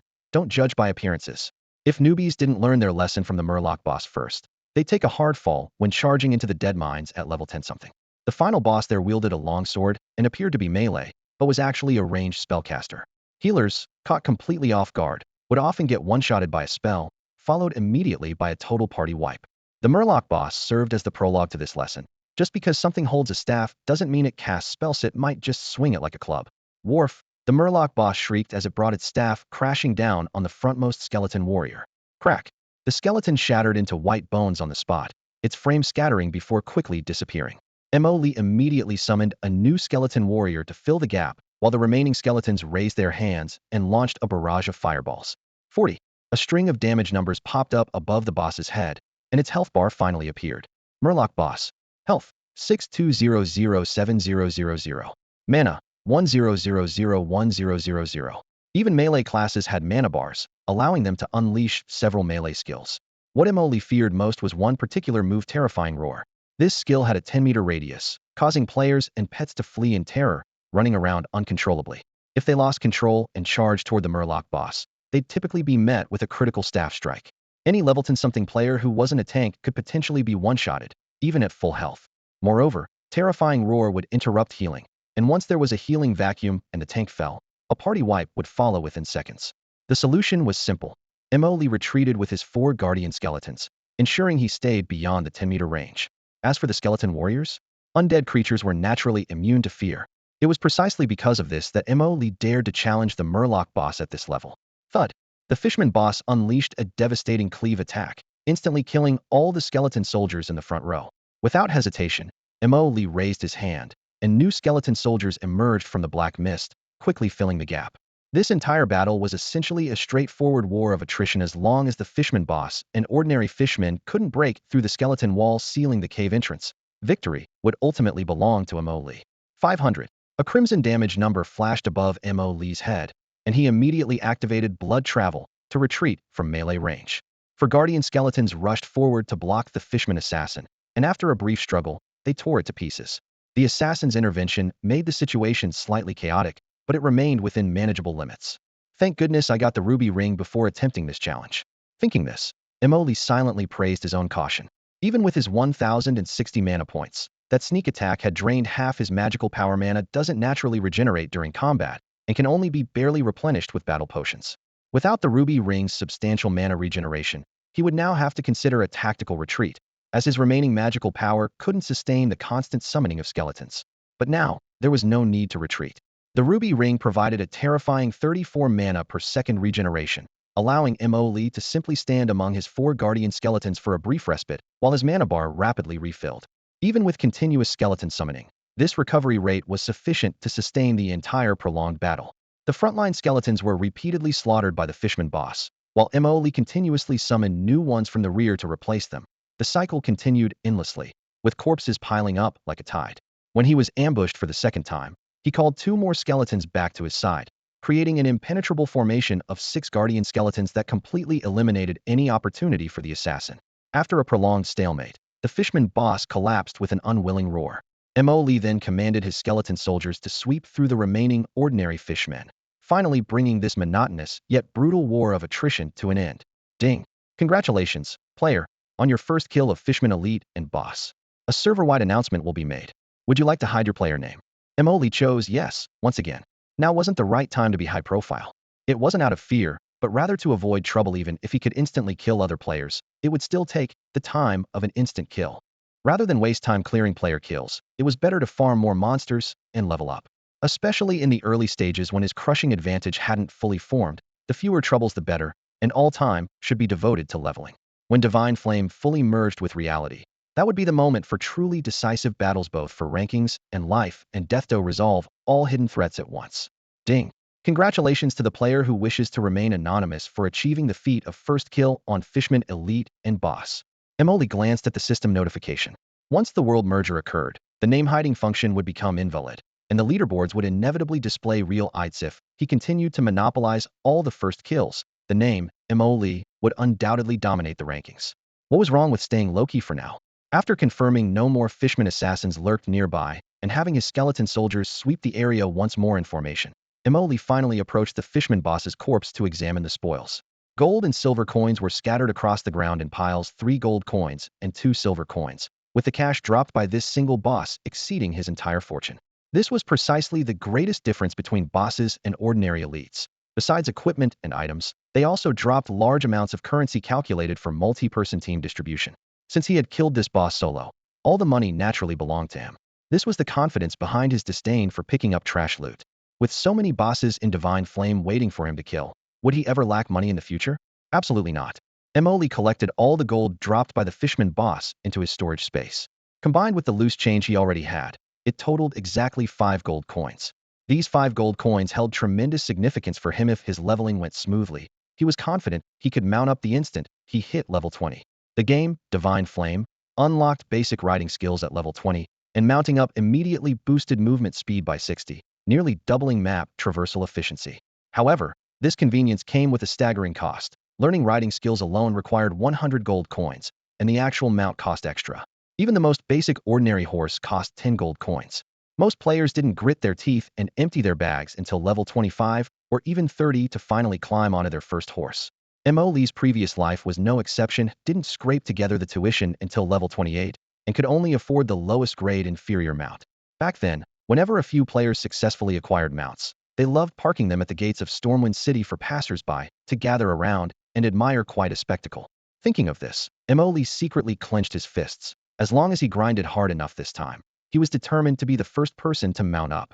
After safely storing the gold coins, he began examining the equipment dropped by the Fishman boss piece by piece. The first item immediately caught his eye. Name: Fishman's Ornamental Necklace. Quality: Fine. Slot: Accessory. Spirit 15. Effect: Summon creature skill effectiveness increased by 5. Level requirement: 10. This necklace differed somewhat from the string of shells around the boss's neck, resembling more of an exquisitely crafted pendant. Divine Flame always emphasized equipment appearance, design. Even basic gear never looked shabby. A month after the public beta, many players sparked heated discussions on social media precisely because of the stunning equipment designs, even attracting many female players who normally wouldn't touch online games. This necklace was unisex, looking natural on anyone. The stats were equally excellent. Spirit 15 was already rare, and combined with the summon creature skill boost, it was a dream item for any class with summoning abilities. Logically, Necromancers couldn't use it. Skeleton soldiers had 0 base spirit and couldn't cast spells. But Lee's divine passive attribute inheritance had already broken that limitation, allowing skeleton soldiers to learn skills. For him, this necklace was practically tailor-made. The only regret was the level 10 requirement. This was already the third piece of level 10 equipment he'd stockpiled. Lee sighed and stored the necklace in his inventory. He didn't hold much hope for the second piece of equipment. Name: Fishskin Gauntlets. Quality: Fine. Slot: Hands. Strength 15. Effect: Melee skill effectiveness increased by 5. Level requirement: 10. Strength bonus and melee skill enhancement, clearly meant for warriors or rogues. Lee mentally clicked his tongue and tossed the gauntlets into storage as well. The last item remained, which he'd deliberately saved for now, that uniquely shaped staff. From its design alone, he could tell this was exactly the weapon he'd been dreaming of. The only question was fine quality or the rarer epic. Suspense should naturally be saved for last. Lee picked up the staff and took a look. Name: Murloc Howling Staff. Quality: Rare. Slot: Weapon. Stamina: 30. Spirit: 30. Effect: Increases your skill effects by 15. Required level: 10. When Lee saw the quality section, his eyes lit up. Rare. It was actually rare. His luck today was indeed excellent. Unfortunately, while a superior staff 1 tier higher could be equipped at level 7, this rare staff required level 10. After a brief moment of ecstasy, he could only store the unequipable weapon back into his storage space. 2 white quality items and several potions remained on the ground, which he casually picked up. The low-level spatial ring provided an additional 32 slots of space, plus the original 32 slots from his backpack, giving him a total of 64 storage slots. Previously, he hadn't bothered picking up trash because he didn't want to delay his leveling, but since he was already crouched down, he might as well clean up while he was at it. After clearing the battlefield, Lee had only one thought on his mind: how could he reach level 10 as quickly as possible? For pieces of equipment were already waiting quietly in his storage space, especially this staff, which not only provided substantial attributes, but also increased skill effects by 15. He suspected this bonus would transfer to his summoned skeleton soldiers' attributes, and if that were true, their combat effectiveness would definitely reach another level. However, finding a suitable leveling spot became a new problem. The grinding locations near Stormwind City were chosen based on mage capabilities in his previous life. Now, as a necromancer, his skeleton soldiers cleared monsters too quickly for them to respawn in time. Waiting for respawns would waste the skeleton's high efficiency quests. He shook his head in rejection. The time spent traveling to accept and turn in quests was too much. Without a mount, it simply wasn't cost-effective. The dead mines? Even worse, the dungeon required a minimum level of 10 to enter. I never thought Lee would one day be troubled by being too powerful, he said self-mockingly, but still decided to head to his old mage grinding spots and power through. At his current efficiency, even if it was slower, he could still gain a level every 4 hours. Once he reached level 10, he'd immediately rush into the dead mines. Just as he settled on this plan and took a few steps forward, a middle-aged man suddenly emerged from the lakeside grass with a swoosh. Adventurer, did you just eliminate the murlocs in that cave? Lee's eyelids twitched involuntarily. A hidden quest? Hidden storyline? In his previous life, he'd never heard of any hidden content related to the murloc boss. Could it be that because he was the first to kill the murloc boss, he had triggered something? From your position, You should have been able to see the entire battle, right? The fight just ended. If you don't believe me, you can go check the cave entrance yourself. Mo Lee's tone was calm, but he secretly observed the man. No need. The middle-aged man waved his hand, speaking earnestly. It's like this, seeing how powerful you are. I'd like to ask for your help with something. Oh, let's hear it. Mo Lee's interest was immediately piqued. The hidden quests that players talked about enthusiastically in his previous life were actually quite ordinary. The truly valuable quests were never shared by anyone. Just like the Clear the Dark Beer transport route quest he had completed not long ago, which probably only he knew about. This completely unheard-of hidden quest made his heart race with excitement. This kind of unknown, unspoken hidden quest would definitely offer decent rewards. Seeing Mo Lee's interested expression, the middle-aged man moved closer and deliberately lowered his voice. I'd like you to escort me to the death mine. Mo Lee almost burst out laughing. He'd just been pondering about the death mine, and now an NPC had appeared out of nowhere offering a quest. What perfect timing. Unfortunately, the death mine required at least level 10 to enter. If players below level 10 tried to force their way through the dungeon entrance, the system would automatically eject them. He quickly calculated. Though he couldn't enter right now, he just needed to reach level 10. He could accept the quest first. Hidden quests often offered rich rewards. It would be foolish not to take it. So he nodded. I'd be happy to help, but give me a day. I have some matters to handle first. A day.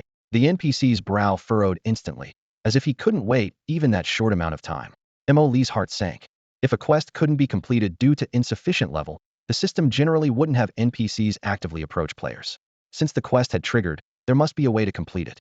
Besides waiting until level 10, there was another possibility. The NPC could lead players through secret passages or hidden doors, bypassing the dungeon entrance restrictions. Players called this going through the back door. Such hidden routes could only trigger when players were below the dungeon's level requirement, and when and where they appeared was entirely up to fate. He stared at the middle-aged man and probed. You want to leave right now? Yes. The middle-aged man almost blurted out. My daughter was captured by the death mine's foreman. I must rescue her immediately. Indeed, a melodramatic but reasonable plot. With the rescue my daughter motivation, the NPC could completely lead him into the dungeon through another entrance. Mo Lee hesitated no longer. I can leave with you right away, but I need to know the reward in advance. Of course. The NPC hurriedly pulled out a long sword from his chest, presenting it to Mo Lee with both hands. This is an ancestral sword, the finest weapon in our village. If you help me rescue my daughter, it's yours. Silver light danced along the blade's edge as Mo Lee immediately pulled up the attribute panel. Name, Silverhand. Quality, rare. Type, weapon. Stamina 30. Spirit 30. Effect, increases damage dealt by summoned creatures by 10. Level requirement, none. Seeing the word rare, his eyelids twitched. This sword's stats were slightly weaker than the staff dropped by the Murloc boss, but having no level requirement meant he could equip it immediately upon obtaining it. Hidden quests truly never disappointed. He silently marveled. No wonder players in Divine Flame flocked to such quests. The dungeon difficulty was clear. Divine Flame's dungeons were notoriously challenging, and even level 10 players found it difficult to tackle level 10 dungeons in groups. Not to mention attempting to challenge dungeons above your level, the difficulty would multiply exponentially. Yet this seemingly suicidal activity became a passionate obsession for Divine Flame players in the mid to late game. The reason was simple. Triggering hidden quests offered rewards so generous they made people green with envy, enough to make entire teams willing to wipe all night long. In his previous life, Mo Lee was just a grunt laborer in Divine Flame, spending all his time grinding materials and earning gold coins. He had never triggered such quests, let alone completed them. In the past, he could only watch others boast on the official forums, but now it was his turn to have good fortune fall into his lap. Should we set out now? He probed. Nothing would please me more. The NPC nodded, then lowered his voice. Follow me. I know a secret passage that can bypass the first half of the death mine and lead directly to the second zone. Ding. A system notification suddenly popped up. Congratulations, player has triggered the hidden quest. Rescue the girl in the death mine. Quest objective, save the girl in the death mine. Mo Lee followed the NPC, heading swiftly toward the abandoned mine in the northeastern direction of Stormwind City. This is the Eastern Mining District. Once inside, there's a shaft that leads directly to the second zone of the death mine, the NPC explained as they walked. The Eastern Mining District had long been forgotten by players due to years of neglect. Its complex branching paths were like a spider web. One wrong turn, and you'd be lost. The shafts were scattered with monsters around level 8. The narrow terrain made any combat likely to alert surrounding enemies, and many adventurers had been beaten to death by mobs this way. No wonder few people came here. Mo Lee hadn't expected that this back door hidden in such a godforsaken place would be permanent. Once the quest was completed, he could always use this route to rush directly to the second zone, saving time on clearing first zone monsters and heading straight for the final boss, where the real good equipment dropped.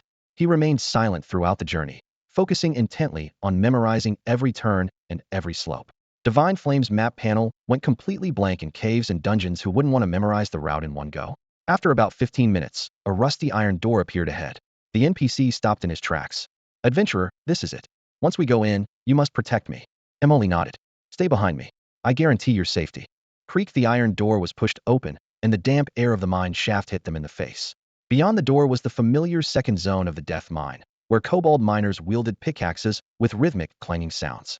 The NPC gave him a meaningful look. "Time for your performance." Emoli signaled for the NPC to step back and raised his hand to begin chanting. A cold magical formation materialized, and skeletal remains burst from the ground. 32 skeleton soldiers formed a dense phalanx, filling the narrow passage. Some skeletons were too close to the kobolds and immediately drew their aggro. Boom, boom. Bone blades swung as the sound of clashing skeletons echoed through the jagged tunnels. More than a dozen kobolds didn't even have time to scream before being torn apart by the skeleton soldiers and collapsing to the ground. This. The NPC was so frightened by the scene before him that he fell flat on his rear, somewhat incoherent. Emily found the NPC's reaction rather strange. Logically speaking, since the NPC had been secretly watching him defeat the Murloc boss the entire time, he should have already known exactly how powerful Emoli was, which was why he had proactively suggested coming to the dead mines. Yet now he seemed utterly shocked, as if seeing skeleton soldiers for the first time. "What's wrong with you?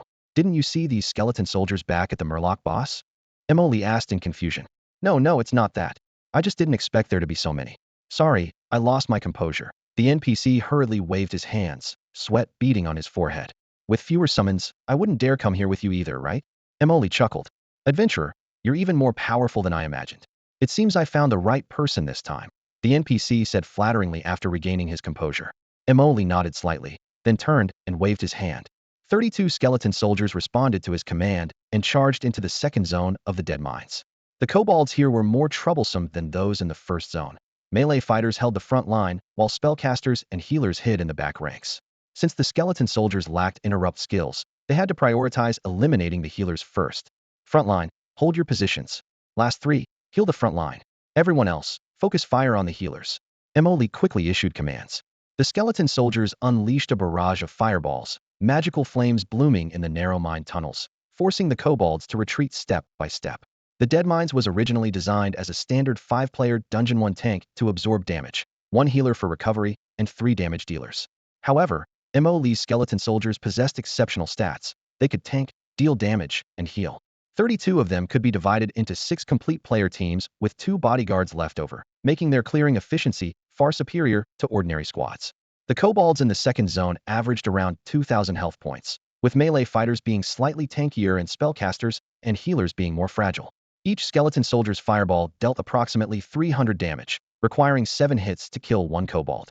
If they had weapons, the fireball damage would increase enough to kill in 6 hits. 3 skeleton soldiers could finish the job in 2 volleys, but currently they still needed that final shot, significantly slowing their overall efficiency due to this extra fireball. Emoli felt regretful. The Murloc's whale staff, in his storage space, required level 10 to equip, and the NPC's silver hand wouldn't be available until the quest was completed. He couldn't count on getting weapons anytime soon. He glanced at his experience bar. He was still exactly halfway from reaching level 7. Once his level increased, his base stats would improve, and his skeleton soldier's damage would grow accordingly. But for now, there was nothing else to do but continue grinding monsters for experience. Suddenly, inspiration struck. Could fight too. After spending the entire evening as a commander, he'd gotten so used to giving orders that he'd almost forgotten his primary role as a damage dealer. Emoli laughed at himself, then immediately cast a bone spear at a low-health kobold. A damage value of 280 floated above the kobold's head as it collapsed to the ground. Emoli immediately adjusted his skeleton soldier's tactics, delivering the final blow himself to significantly improve his monster-killing efficiency. After about 5 minutes, he arrived at the second area's boss room with his formation of skeleton soldiers and the NPC. "Remember to stay close to me in a moment, and watch out for splash damage." Emoli turned to warn the NPC. He wasn't sure of the NPC's exact level, but it was probably quite low otherwise. Why would they need to hire him? If the level was too low, the NPC could easily be killed in 1 hit, and once an NPC died, the quest would immediately fail, meaning no rewards. The stats on that silver hand weapon made his mouth water. It would last him until level 10 and significantly reduce his leveling time.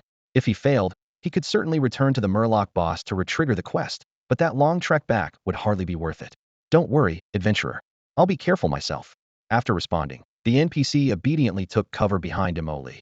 Imoli quickly positioned his skeleton soldiers and gave a low shout as combat erupted. The charging skeleton soldier's axe blade fell, and the boss's health bar appeared. Cobalt Mine Foreman Elite. Health, 999010000. Mana, 50005000. The skeleton soldier's basic attack only dealt 10 damage. A fireball followed immediately after, causing 20 to float above the boss's head. Imoli had expected this kind of damage output. Dungeon bosses had far superior health, defense, and magic resistance compared to outdoor elites. Although his skeleton soldier's damage was lower here than when fighting the Murloc boss, there were fewer adds and no assassin-type enemies, making it easier for him to handle just with a longer kill time. Bang! The boss swung its hammer, instantly destroying 2 frontline skeletons. Imoli calmly summoned 2 more to fill the gap, beginning a monotonous yet efficient war of attrition. The destroyed skeletons needed no healing. New frontline units absorbed damage while the remaining skeletons shifted to damage positions, sending over 20 fireballs whistling through the air in succession. My goodness, I've never seen such a spectacular sight before. The NPC was stunned by that barrage of fireballs, his voice filled with amazement. Imoli glanced at him, and a thought arose in his mind. If you're willing to lend me that silver hand first, I could kill this kobold much faster.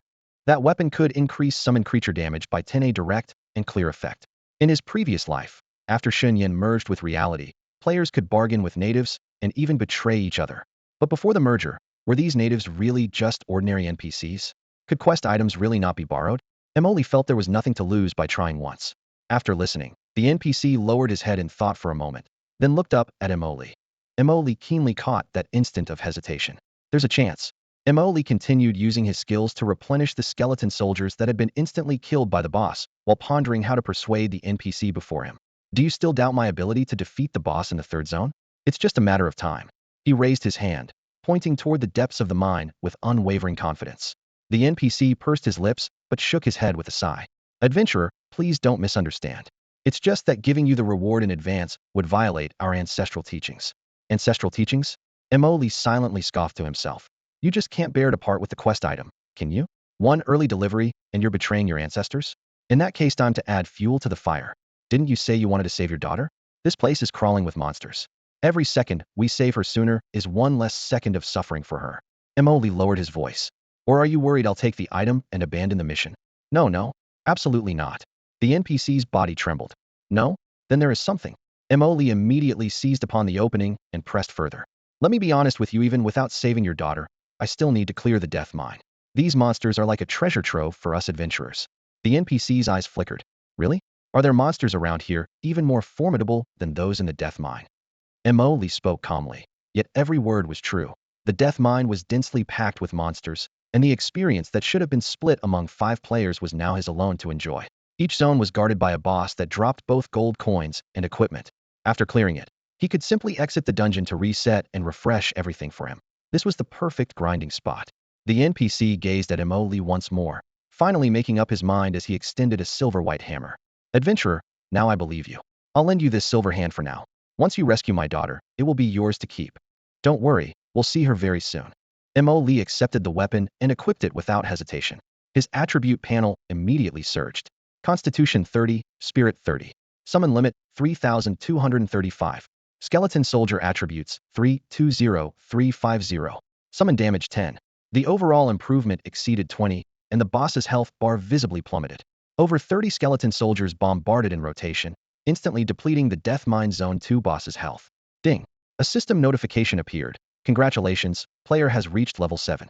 Imoli immediately allocated all 40 attribute points from his peak level into Spirit, then checked his panel. Level 7, peak 7. Strength 24. Agility 24. Constitution 63. Spirit 450. Health red 163. Mana blue 1450. Summons 145. Summon count Spirit 10. Equipment effect. Recovers 18 of Spirit attribute as mana per second. Summon damage 10. At merely level 7, his Spirit had already reached 450. Most importantly, once he reached level 7, the level gap between him and the monsters in the Death Mine was only 3 levels. The monsters here can no longer deal crushing damage to the skeleton soldiers. With all attributes reaching 450 points, the skeleton soldiers are so powerful that even the dungeon bosses can't one-shot them. The tide has completely turned. 45 skeletons are more than enough to steamroll the entire dead mines, including the final boss. They can even cast fireballs steadily while surrounded by monsters. Emoli bent down and swept all the equipment and gold coins dropped by the boss into his bag. Let's go, Zone 3. Zone 3 is the final area of the dead mines and the domain of the final boss. Monsters are densely packed here, with at least 7 or 8 kobolds in each wave. Strike 1, and the entire group immediately aggroes and charges forward. For a typical 5-player party, this tests the tank's damage absorption, the healer's ability to keep health bars up, and the DPS's burst potential. One mistake, and the tank drops instantly. The healer runs out of mana, leading to a total party wipe. Usually, players need to reach level 15 and accumulate enough stats and gear before they can hope to clear this area. Now, Emoli advanced with his NPC companion without pause, quickly reaching Zone 3. Under his command, the skeleton soldiers formed ranks and pushed forward, their numerical advantage completely reversing the situation. This time, it was the skeletons crushing the kobolds. While the skeleton soldiers cleared the area, Emoli examined the drops from the Zone 2 boss. The gold amounted to 3 gold and 58 silver, more than the Murloc boss had dropped.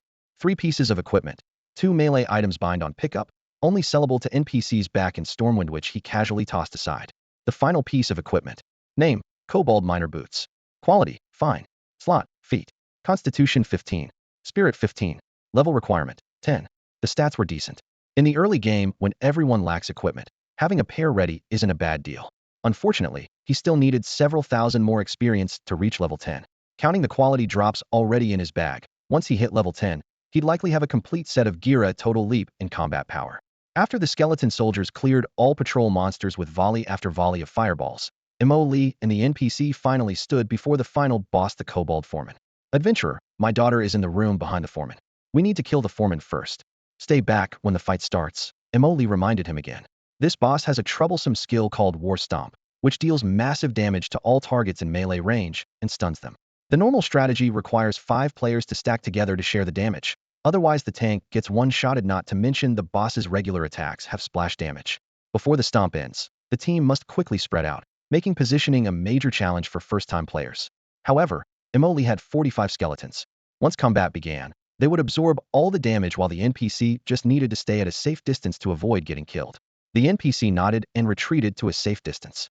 The skeleton soldiers quickly formed their battle line, the crimson glow of their fireballs forming a continuous line of fire in the pitch-black mine tunnel. Now it was time to test the skeleton soldiers' combat effectiveness against a boss without the extra crushing damage. After the skeleton soldiers completed their formation, Emoli commanded 3 of them to serve as the front line and charge at the boss. 5, 5, 5, 3 crimson damage numbers appeared almost simultaneously above the boss's head, showing the melee damage dealt by the skeleton soldiers. With their current strength attribute reaching 450 points, the skeleton soldiers could deal around 300 damage to regular mobs in the death mine, but against the boss, it was reduced to a mere 5 points. Emoli wasn't surprised. He knew this was due to the boss's ridiculously high physical defense, while his skeleton soldiers lacked armor penetration attributes.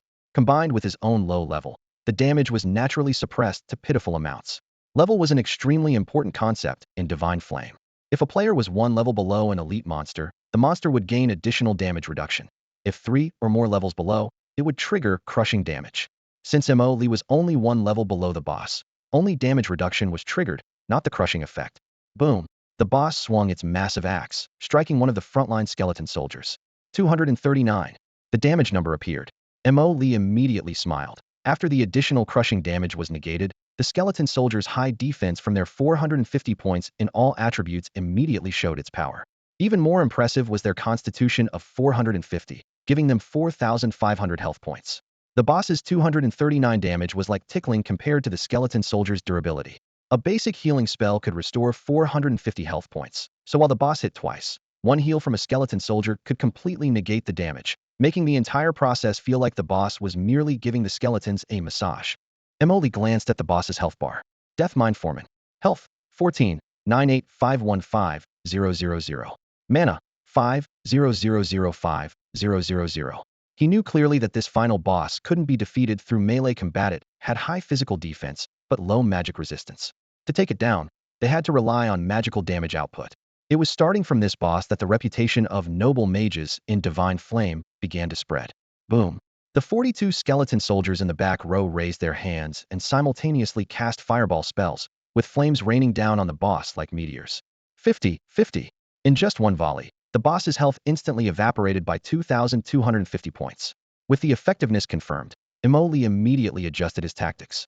Keep one skeleton soldier dedicated to healing, ensuring the 3 frontline skeletons maintained healthy HP to avoid being killed instantly by War Stomp. Have all remaining skeleton soldiers bombard with fireball spells. Wave after wave of fire erupted, and the boss's health bar visibly dropped. The NPCs following behind had expected a grueling battle, but now they all stood slack-jawed, watching as the massive figure was engulfed in fireballs and crashed to the ground. A system notification appeared. First clear of the 5-player dungeon Death Mine will be announced server-wide. Do you wish to hide your player name? Mo chose yes, without hesitation. Ding. Congratulations to the player who wishes to remain anonymous for achieving the first clear of the 5-player dungeon Death Mine. Unlike killing elite monsters in the wild, dungeon first clears always came with maximum fanfare. Divine Flame lived up to expectations, with the system rolling 3 consecutive server-wide announcements, giving players the ultimate recognition with 3 full server clear notifications. In the past, Emoli could only grind for money in Divine Flame while enviously watching the elite players' completion announcements flooding the screen. This was his first time enjoying the special treatment reserved for completion players in Divine Flame, but when it was finally his turn, Emoli just shrugged. It was nothing special. His heart remained unmoved, and all he wanted now was to level up. Flame still gnawed at the wreckage as a disheveled middle-aged NPC stumbled over. Adventurer, thank you. My daughter can be saved.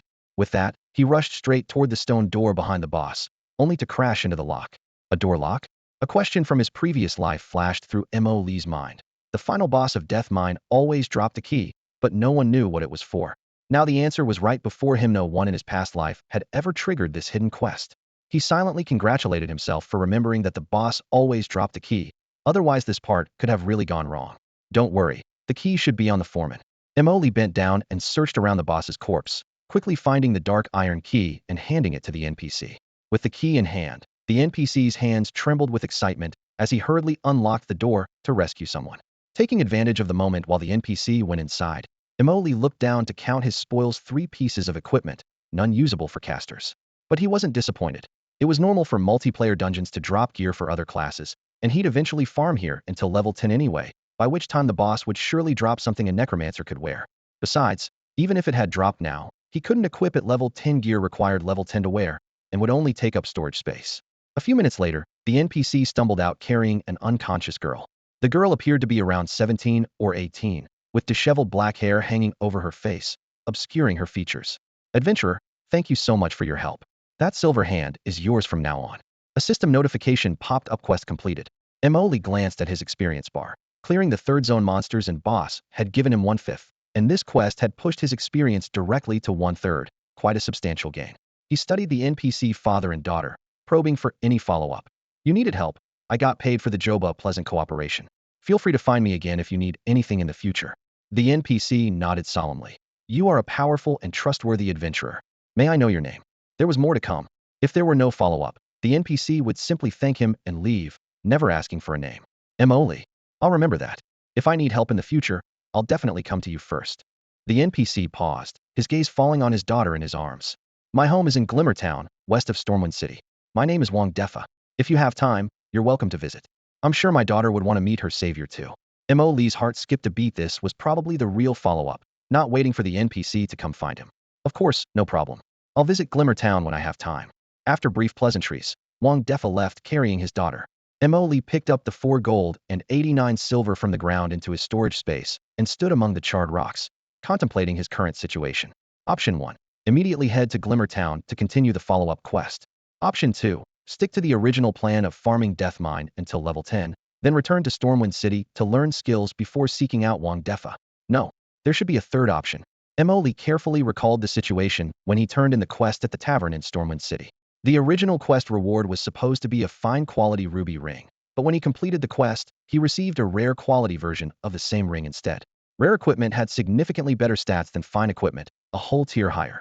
At the time, he was busy focusing on killing the Murloc boss and leveling up, so he didn't think much of it. It wasn't until he completed the Dead Mines Backdoor quest that he realized something important.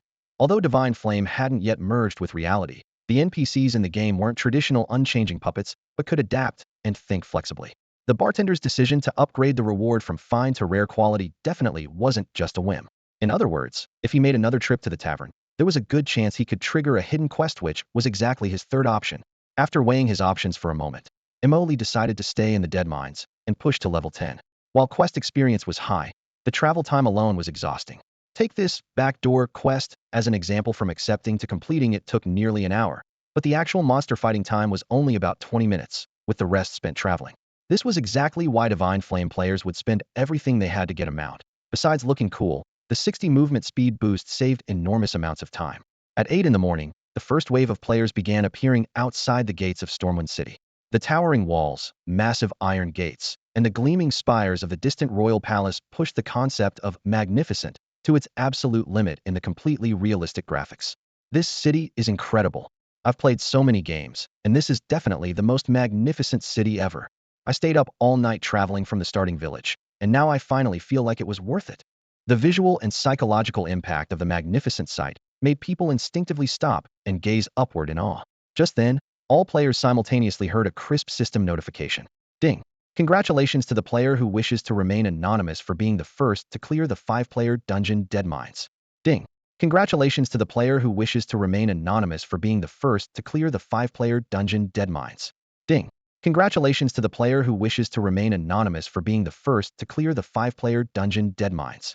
The triple announcement exploded across the server, and the area outside the city gates instantly erupted. That's insane. Unbelievable. Am I seeing this right?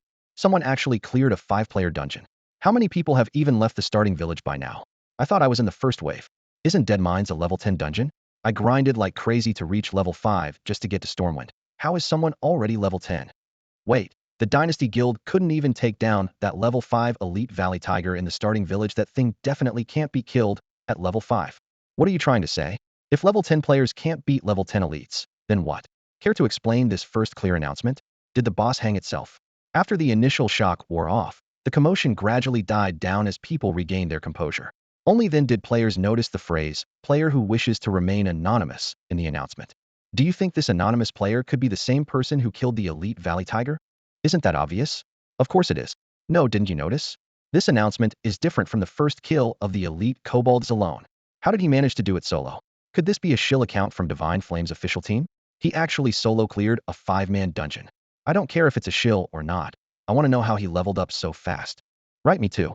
I was just killing monsters outside Stormwind City, and it's way harder than the newbie village.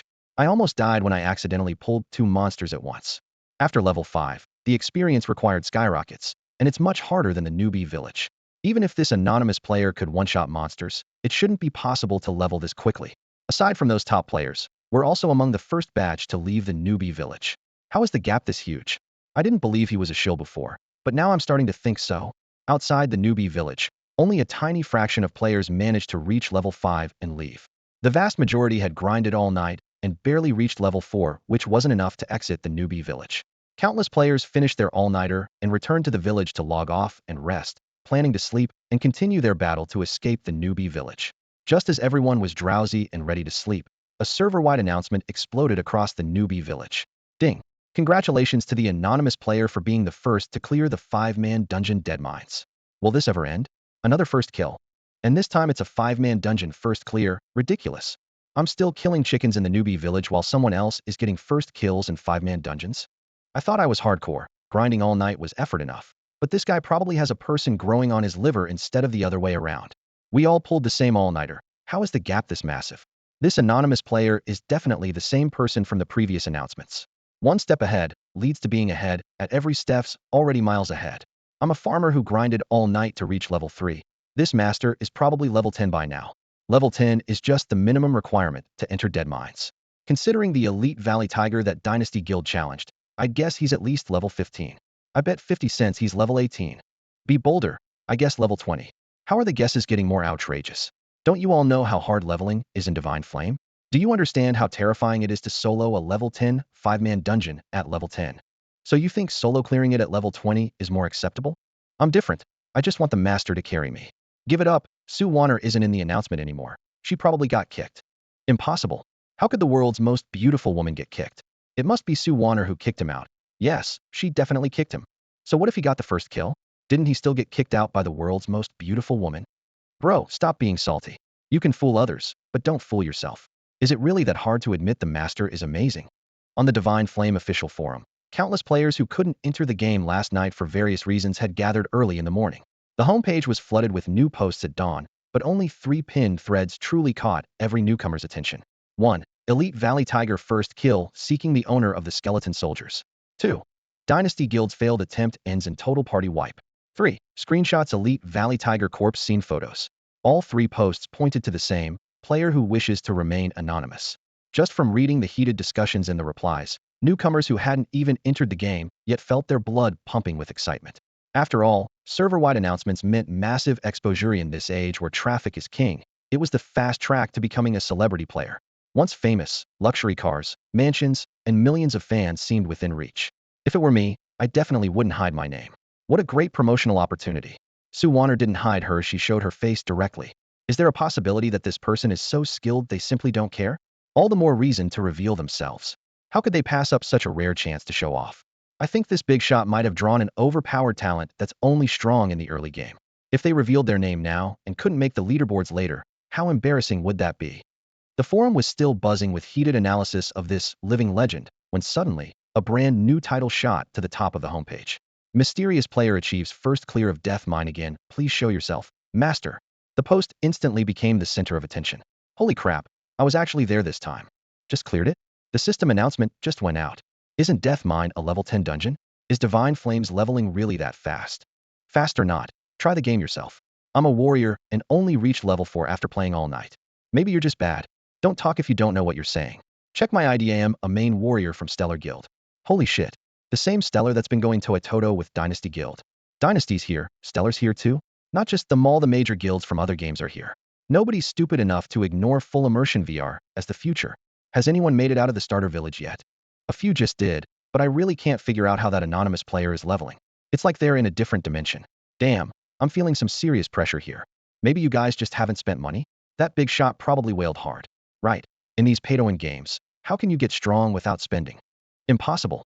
Even though we're just a scouting party, we've already spent tens of thousands across our accounts. Might as well try our luck. As soon as the Stellar Guild's advanced team posted this message in the guild channel, it immediately drew mockery. You call tens of thousands paying to win? That's barely pocket change. New games require some testing of the waters. The warrior lowered his voice and added, honestly, Divine Flame's quality absolutely crushes other games.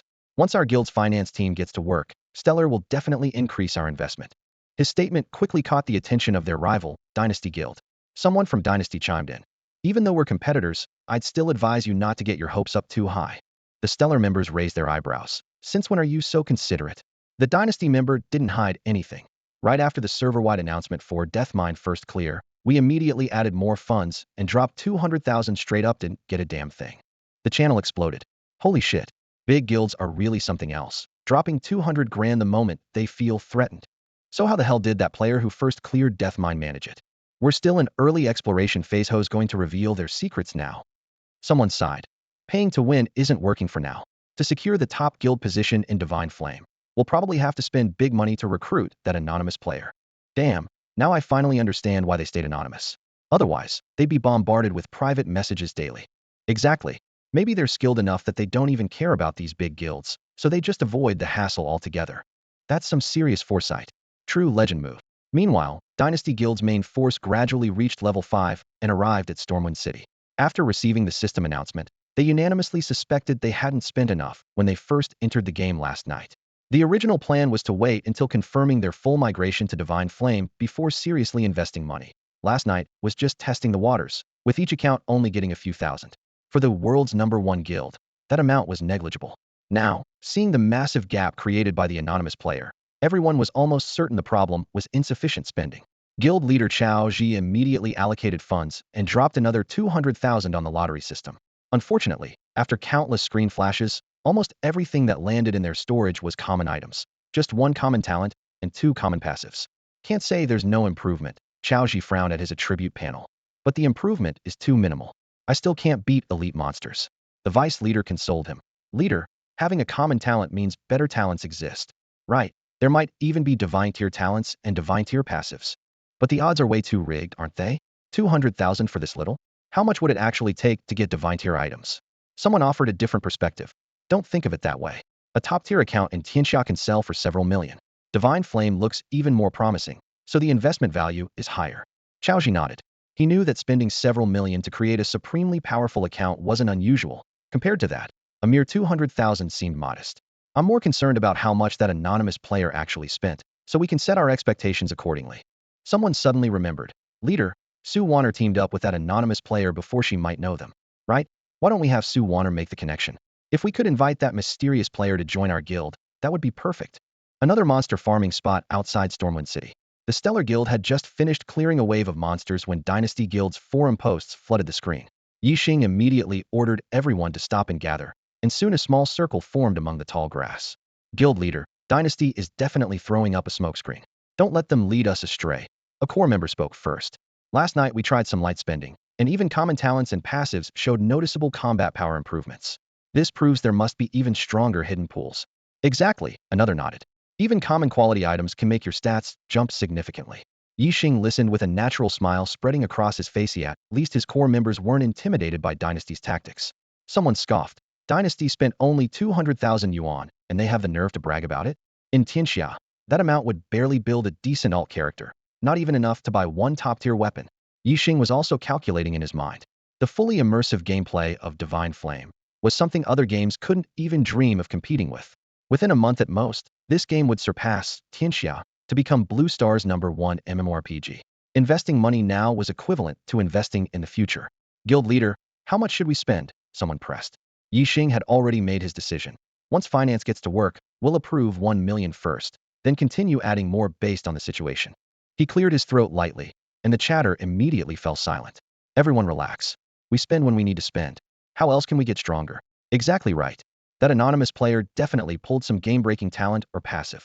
Must have cost at least several 100,000 to get something like that, right?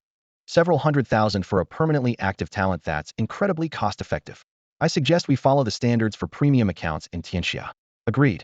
Having a good talent is basically like getting a premium account right off the bat. Yixing listened to everyone's input and nodded repeatedly. After thinking for a moment, he threw out another idea. I'm planning to have Sue Warner try to contact that mysterious player. That might not be easy, right? He even hid his name. Probably doesn't want to be bothered. Are you thinking of recruiting him, guild leader? Yixing waved his hand. In Tianxia, I might have had the confidence to recruit people, but in Divine Flame? He'd be more likely to recruit me. Everyone burst into laughter. Someone sighed. Being able to solo a level 10 Deadmanesh in a completely different dimension from us. Another member wasn't convinced. Don't boost others' morale while deflating our own. We're just temporarily behind. Once our funding is in place, we can catch up too. The fact is he's currently way ahead, someone nearby countered. We can talk like that when we actually catch up. Seeing that while everyone held different opinions, they were all fired up and not discouraged by the current gap, Yixing felt quite reassured. As expected from a core member who had been through countless battles, Yixing decided to be direct. I want Sue Warner to help us contact that mysterious player. I mainly want to ask how much money he's actually spent, so we can have some idea. Guild leader, that's a difficult question to ask, isn't it? He might not be willing to tell us, his deputy reminded him. Let's try first. Shirhan, you have a good relationship with Sue Warner, so please contact her. But I don't have her as a friend in Divine Flame. I can only contact her offline using my phone. Alright, everyone's been up all night anyway. Let's log off and rest. Shirhan, don't forget to call Sue Warner.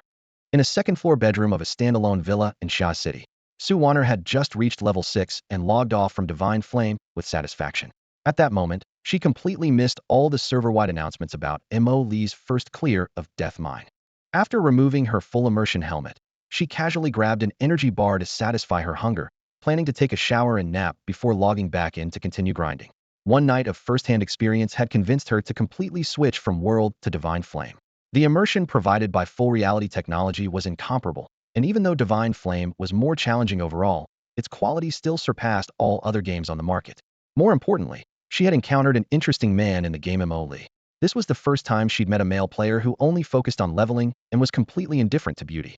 Most ridiculously, as soon as the dungeon was cleared, he immediately kicked her from the team without even a courtesy word, perfectly embodying the phrase, "Women only slowed down my sword-drawing speed." The more ruthless he was, the more curious Sue Warner became. Powerful, mysterious, and with such character, what girl wouldn't want to know him? Emoli, huh? I'm already level 6. What level have you reached? She murmured to herself, lying on her soft bed and staring at the ceiling illuminated by the lights. As drowsiness set in, Mo Lee's cold, handsome face seemed to appear before her eyes again, with an overwhelming army of skeleton soldiers behind him. The sudden ringtone jolted her back to reality from her half-asleep state. Frowning, she picked up her phone from the nightstand. Lin Shirhan was calling. What does she want at this hour?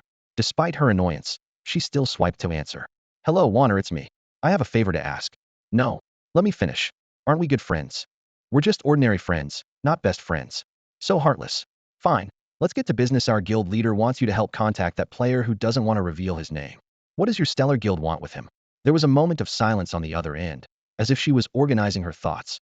Warner, when did you log off? I've already eaten, showered, and I'm about to sleep. What do you think? Then you definitely missed the server-wide announcement about that player who doesn't want to reveal his name getting the first clear of Death Mine. What? Sue Warner sat up in shock from her deathbed, bouncing up from the bed. Due to her sudden movement, her nightgown slipped, revealing a glimpse of spring, but she didn't care. Only one thought occupied her mind. How on earth did that guy Emoli manage to reach level 10? I knew you must have missed this message. Otherwise, with your competitive nature, there's no way you'd be this calm. The buzzing vibration of her phone was like a muffled thunderclap, pulling Sue Warner back to reality from her daze. She had just turned too sharply in surprise, causing her thin silk nightgown to lift up, revealing her fair collarbone and tantalizing glimpses of skin. She stuck out her tongue and casually pulled the hem back down to her waist. After all, she was alone in her bedroom. No need to be prudish. From the speaker came Lin Shirhan's voice, crisp with a hint of teasing. When did you first clear Death Mine? Not too long ago, right? You killed that elite cobalt together with that mysterious player, so you must know something about him. Can you share any details? No way. Sue Warner immediately refused. You know Mui, would you even ask such a question? Fine, pretend I didn't ask. Lin Shirhan let out a light snort. Actually, our guild leader wants you to help contact that mysterious player. What for? You want to recruit him? I'd advise you to give up that idea right now. Sue Warner's mind flashed back to the scene of Mo summoning skeleton soldiers, 25 skeletons, all overpowering players of the same level. Killing level 10 ordinary monsters was like chopping vegetables or drinking water for him. Death Mine had a maximum capacity of 5 players, but Mo alone with his skeleton army was equivalent to 5 full teams sweeping through the dungeon. The phrase, one-man army, couldn't be more fitting for him. Forget joining a guild, any faction would just be dead weight to him. What truly shocked Sue Warner was Mo Lee's leveling speed. He'd already reached the maximum level of 10 in just a few days. At that moment, Lin Shirhan's mature, alluring voice drifted into her ears again. You've got it wrong. Our guild leader's exact words were that it would be more like him recruiting us. Then what exactly do you want? If you're not recruiting him, why contact him at all? The guild leader wants to know how much money that gaming god spent to become so powerful. By the way, how much have you spent? Me? Sue Warner chuckled. I was still hesitating about whether to transfer to Divine Flame, so I just spent a modest amount for fun. 3,000 yuan. 3,000? That's it. The voice on the other end was clearly stunned. Sue Warner was a top-tier goddess-level streamer whose annual income from that status alone exceeded 10 million yuan. If she weren't too lazy to make money, her family would have long since forced her to return and inherit their intimidating business empire. For someone this wealthy, 3,000 yuan was pocket change at best. Hearing Lin Shirhan's amazement, Sue Warner almost couldn't hold back her laughter. She had originally planned to spend 100,000 yuan to test the waters, but ended up drawing the divine talent with just 3,000. Based on years of lucky draw experience, she determined that further attempts would unlikely yield anything good, so she wisely stopped spending money on gacha draws had no real reference value anyway. That won't work. Lin Shirhan sighed worriedly. The guild leader gave me this task, so at least help me pass along a message. All right, you win. I'll log on right now and ask, but don't get your hopes up too high. What do you mean don't get my hopes up too high? Doesn't the face of the world's most beautiful woman carry any weight? You said it yourself, the world's most beautiful woman. But now we're in the age of Divine Flame, girl. Times have changed. Her friend on the other end of the phone rattled off complaints like machine gun fire. Divine Flame uses real appearances. With your charm, can't you win over that mysterious player? Thud. Sue Warner hurled her pillow to the floor, her chest heaving with anger. Just mentioning this incident made her furious. After killing the Cobalt Elite, Emoli had tossed her a piece of equipment, then turned around and kicked her out of the party without hesitation. She had to shamelessly cling to him for ages just to earn a friend's slot, and the whole time Emoli's face was written all over with reluctance. Now she finally understood why he had been so unwilling. Divine Flame's friend list displayed real-time locations with just a little attention. She could see that Emoli was currently soloing the Death Mine. All right, stop asking. I'll go find out for you. Wait for my message. After a brief chat, Sue Warner hung up and flopped back onto her bed, staring intently at the ceiling. So what if he's reluctant? I've already got that friend slot. Whoosh. She suddenly sat up. Oh no, what if that guy Emoli secretly deleted me? Once the thought occurred to her, she couldn't lie still anymore. Forgetting about rest, she rummaged through her belongings to find her Divine Flame bracelet and logged in again. Boom, boom. In the death mine, the skeletal army's iron hooves thundered. Mo Lee had reached level 7, commanding 45 skeleton soldiers with all attributes at 450 each. Combined with the silver hand, buff summoned creature damage 10 their defense, attack, health, and spirit stats completely overwhelmed the dungeon monsters. The grinding process was like crushing dry weeds. Mo Lee only needed to follow behind his formation, occasionally issuing brief commands. Ding! A crisp system notification sounded as a friend message from Sue Warner popped up. At least you have some conscience, you didn't delete me. Mo Lee chuckled helplessly. Their chance encounter in Twilight Valley had been their first meeting. In his previous life, Sue Warner had been a top-tier player, high above everyone else, while Mo Lee had struggled in the middle-lower ranks, rarely even having opportunities to cross paths with such players. Back then, he had occasionally glimpsed Sue Warner from afar. She had been completely covered in heavy armor. In his previous life, he had known nothing about her. After interacting with her in this life, Mo Lee discovered that Sue Warner was quite an interesting person, straightforward in her actions and speech, under 5 feet 7 inches with a soft voice. Yet she preferred heavy armor over 6 feet tall. The visual contrast was striking. Such a lively girl would definitely be worth befriending. A beautiful woman who was also proactive. Who wouldn't like that? Sue Warner sent a message. We're already friends. Why would I delete you? Then it might as well not be added. Good point. She immediately changed the subject. But you're really grinding hard. You haven't logged off this whole time? I'm about ready to log off and rest. Did you need something? Mo Lee knew very well that Sue Warner had originally logged off, but had specifically come back online, so it couldn't just be to check her friend list. During the first all-nighter, she understood the importance of every second and had never disturbed him. Her sudden appearance now clearly had another reason. Sure enough, she sent another message. Someone asked me to pass along a message. The guild leader of Stellar Guild wants to make contact with you. Stellar Guild? Mo Lee quickly recalled information about the Stellar Guild in his mind.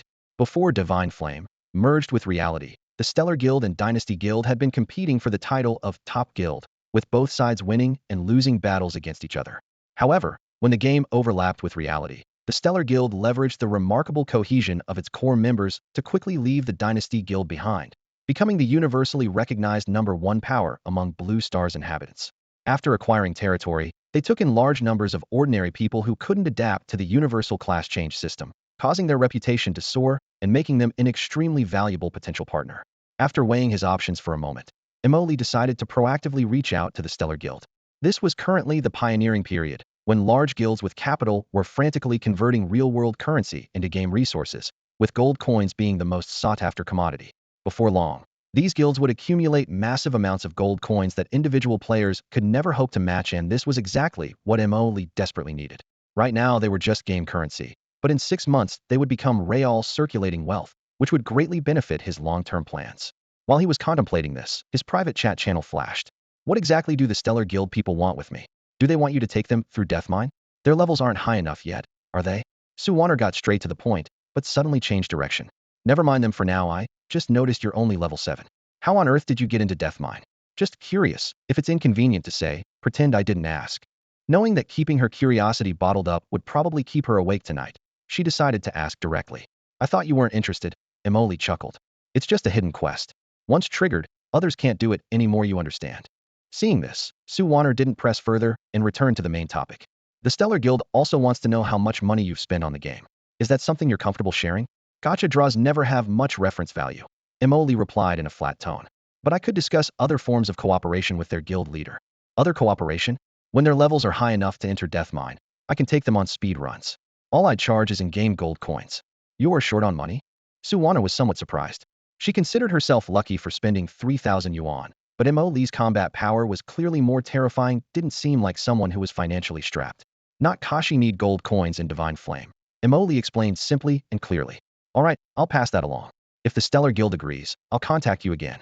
Thanks for the trouble. As soon as he finished speaking, Sue Warner's avatar in his friends list immediately dimmed, clearly indicating she had gone to contact the Stellar Guild. Mo Lee refocused his attention on Deathmine. During his chat with Sue Warner, his skeleton army had continued sweeping through the monsters in the mine. Numerical superiority required little micromanagement, and he occasionally issued brief commands just for his own amusement while practicing his command skills in advance. In the bone-strewn mine tunnels, countless skeleton soldiers raised their broken weapons and surged forward with thunderous momentum, while crushed stone debris and shattered chains collided on the ground with crisp sounds.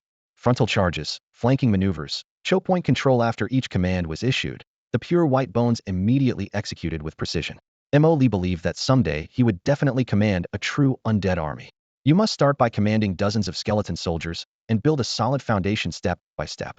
Otherwise, you'll end up making ridiculous mistakes like ordering machine gun positions to advance 20 meters. Boom, boom. A volley of fireballs streaked across the low ceiling of Death Mine Zone 3, smashing into the boss.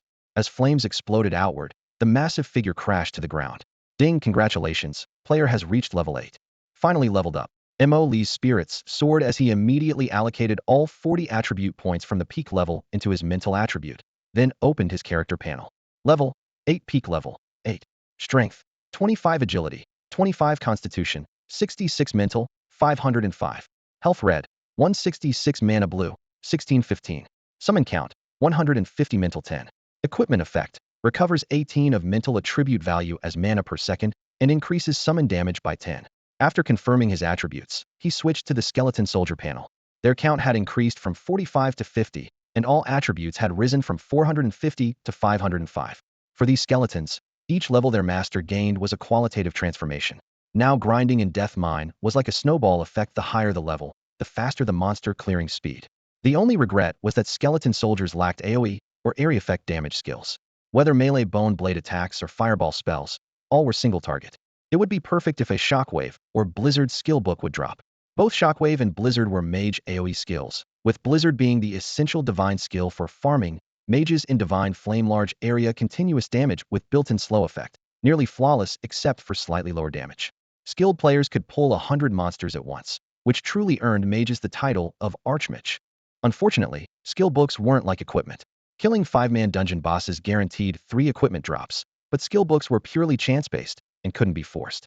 Emoli glanced at the drops. 1 for healing, 1 for tanks, 1 for melee, still nothing he could wear as a caster. No matter though, during his last mine run, he had already collected all the caster equipment this dungeon could drop. Divine Flame's equipment slots were divided into 3 categories. 1. Equipment slots: head, shoulders, hands, chest, legs, shoes, totaling 6 slots. 2. Weapon slots: one-handed, two-handed, 2 slots. 3. Accessory slots: 5 slots. No distinction between necklaces and rings. Emoli had collected all 6 pieces of equipment, just waiting for level 10 to swap them all at once and boost his overall attributes to the next level. Let me grind a bit more. I feel like pushing straight to level 10 before logging off. After a moment's hesitation, he pressed forward resolutely. Since I've decided to be a hardcore grinder, going to bed this early won't help me sleep anyway. Meanwhile, Su Wanner immediately called Lin Shirhan after logging out of Divine Flame. It's me. I asked for you, but he won't reveal it. Understandable. I wouldn't tell either if it were me. The guild leader is just being presumptuous. But he said he could cooperate with you in other ways. Other ways? A player that powerful still needs to cooperate with other players. He can carry you through dungeons, provided you meet the level requirements. What? Carry us? Does Stellar Guild need to be carried? Su Wanner pursed her lips. She was certain Stellar Guild hadn't encountered elite monsters yet, and had no idea how powerful elite monsters were in Divine Flame. Once Stellar Guild eventually faced elite monsters and learned just how strong they were, they'd probably immediately switch to praising mode. Su Wanner thought for a moment and decided it would be better to explain things clearly. From Mo Lee's earlier attitude, she could tell he had a significant need for the in-game currency in Divine Flame. Since he trusted her to act as an intermediary, she needed to handle this matter properly. Besides, Lin Shirhan on the other end of the phone was her childhood best friend, and she didn't want to see the Stellar Guild fall out with Mo Lee. Lin Shirhan, I told you times have changed. When I contacted him earlier, he was still in the Death Mine. What? Didn't he already complete the first clear? Why is he still there? Lin Shirhan on the other end couldn't understand it. According to the official introduction of Divine Flame, monsters in dungeons had enhanced health, defense, and attack power across the board, with much higher monster density than in the wild areas, making them obviously difficult to kill. Players entered the Death Mine mostly for boss drops, and once they got the equipment they wanted, normal people wouldn't bother going back in. In terms of leveling efficiency, grinding high-intensity monsters was far less effective than grinding low-intensity ones. Su Wanner chuckled softly. Well, is there a possibility that he's leveling up in there? That's unlikely, isn't it? What kind of maniac would think to level up in a dungeon? All I can tell you is that his monster grinding efficiency is beyond imagination. The dungeon is indeed the best choice for him. I say, Su Wanner, you haven't known this mysterious player for long, have you? How are you already speaking up for him? Nonsense. I'm just stating facts.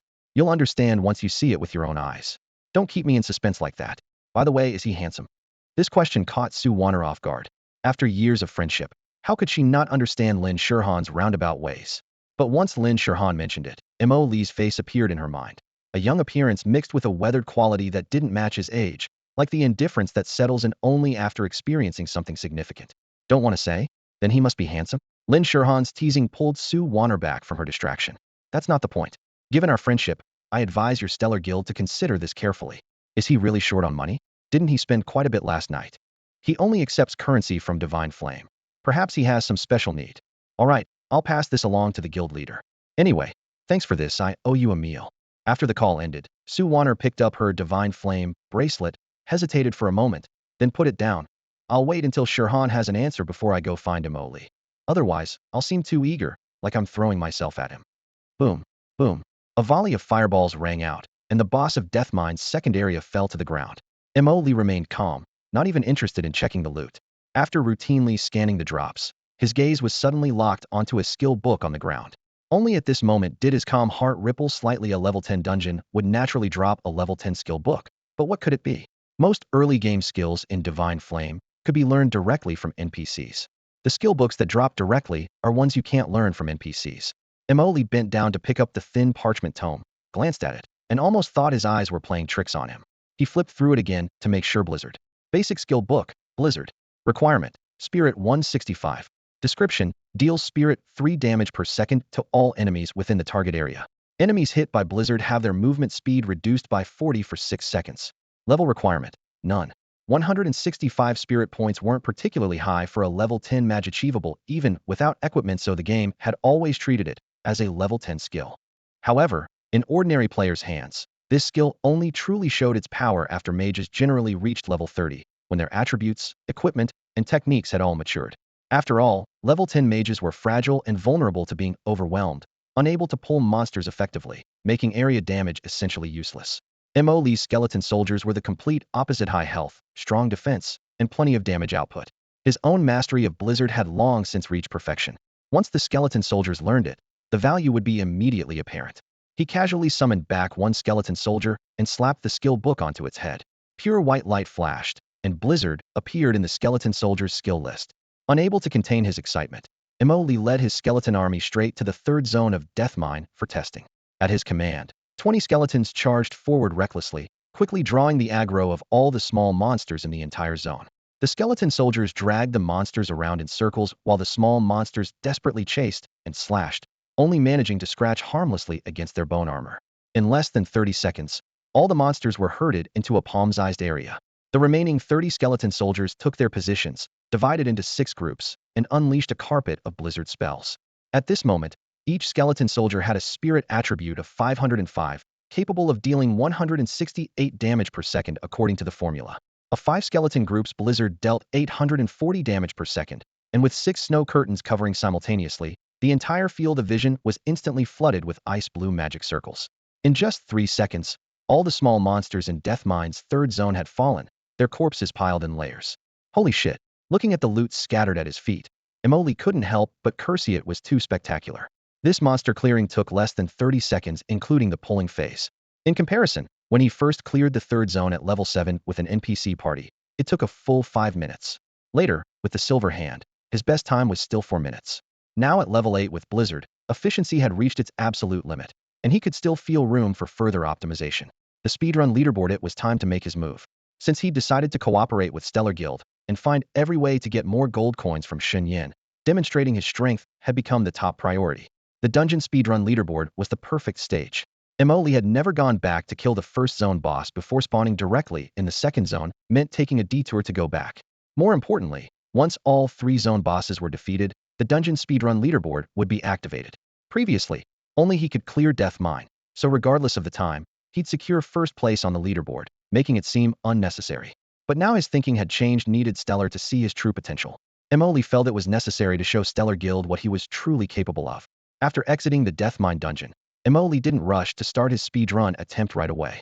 He had just been clearing back and forth between the second and third zones of Deathmine as a small rehabilitation session to get his muscle memory back.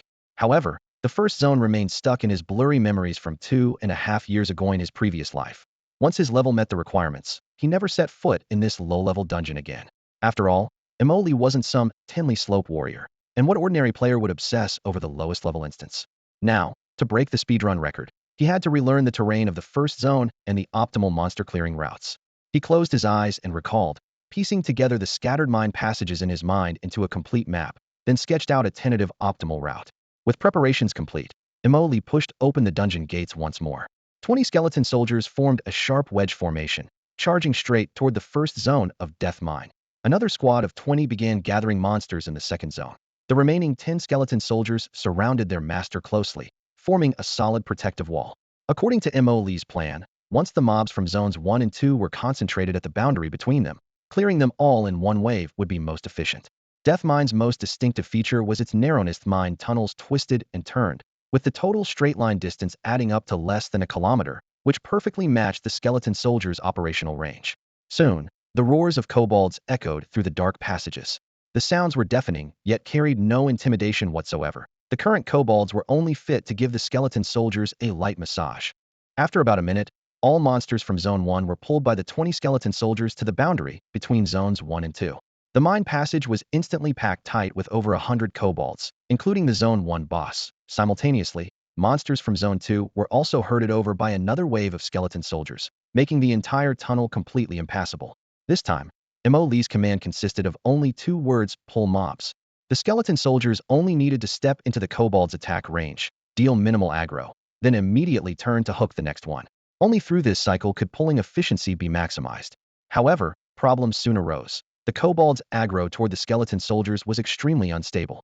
Once the monsters were packed too densely, melee attacks couldn't reach the skeleton soldiers at all, causing the ranged kobolds to begin indiscriminate shooting. Several stray arrows struck Imoli. 176. 201. Imoli quickly glanced at his status panel. Mental value 801, 1615. Just one round of unknown attacks had drained half his mental value. If not for possessing divine passive, mental damage absorption, his pitiful 166 health points would have been instantly reduced to ash. Another volley of arrows whistled toward him.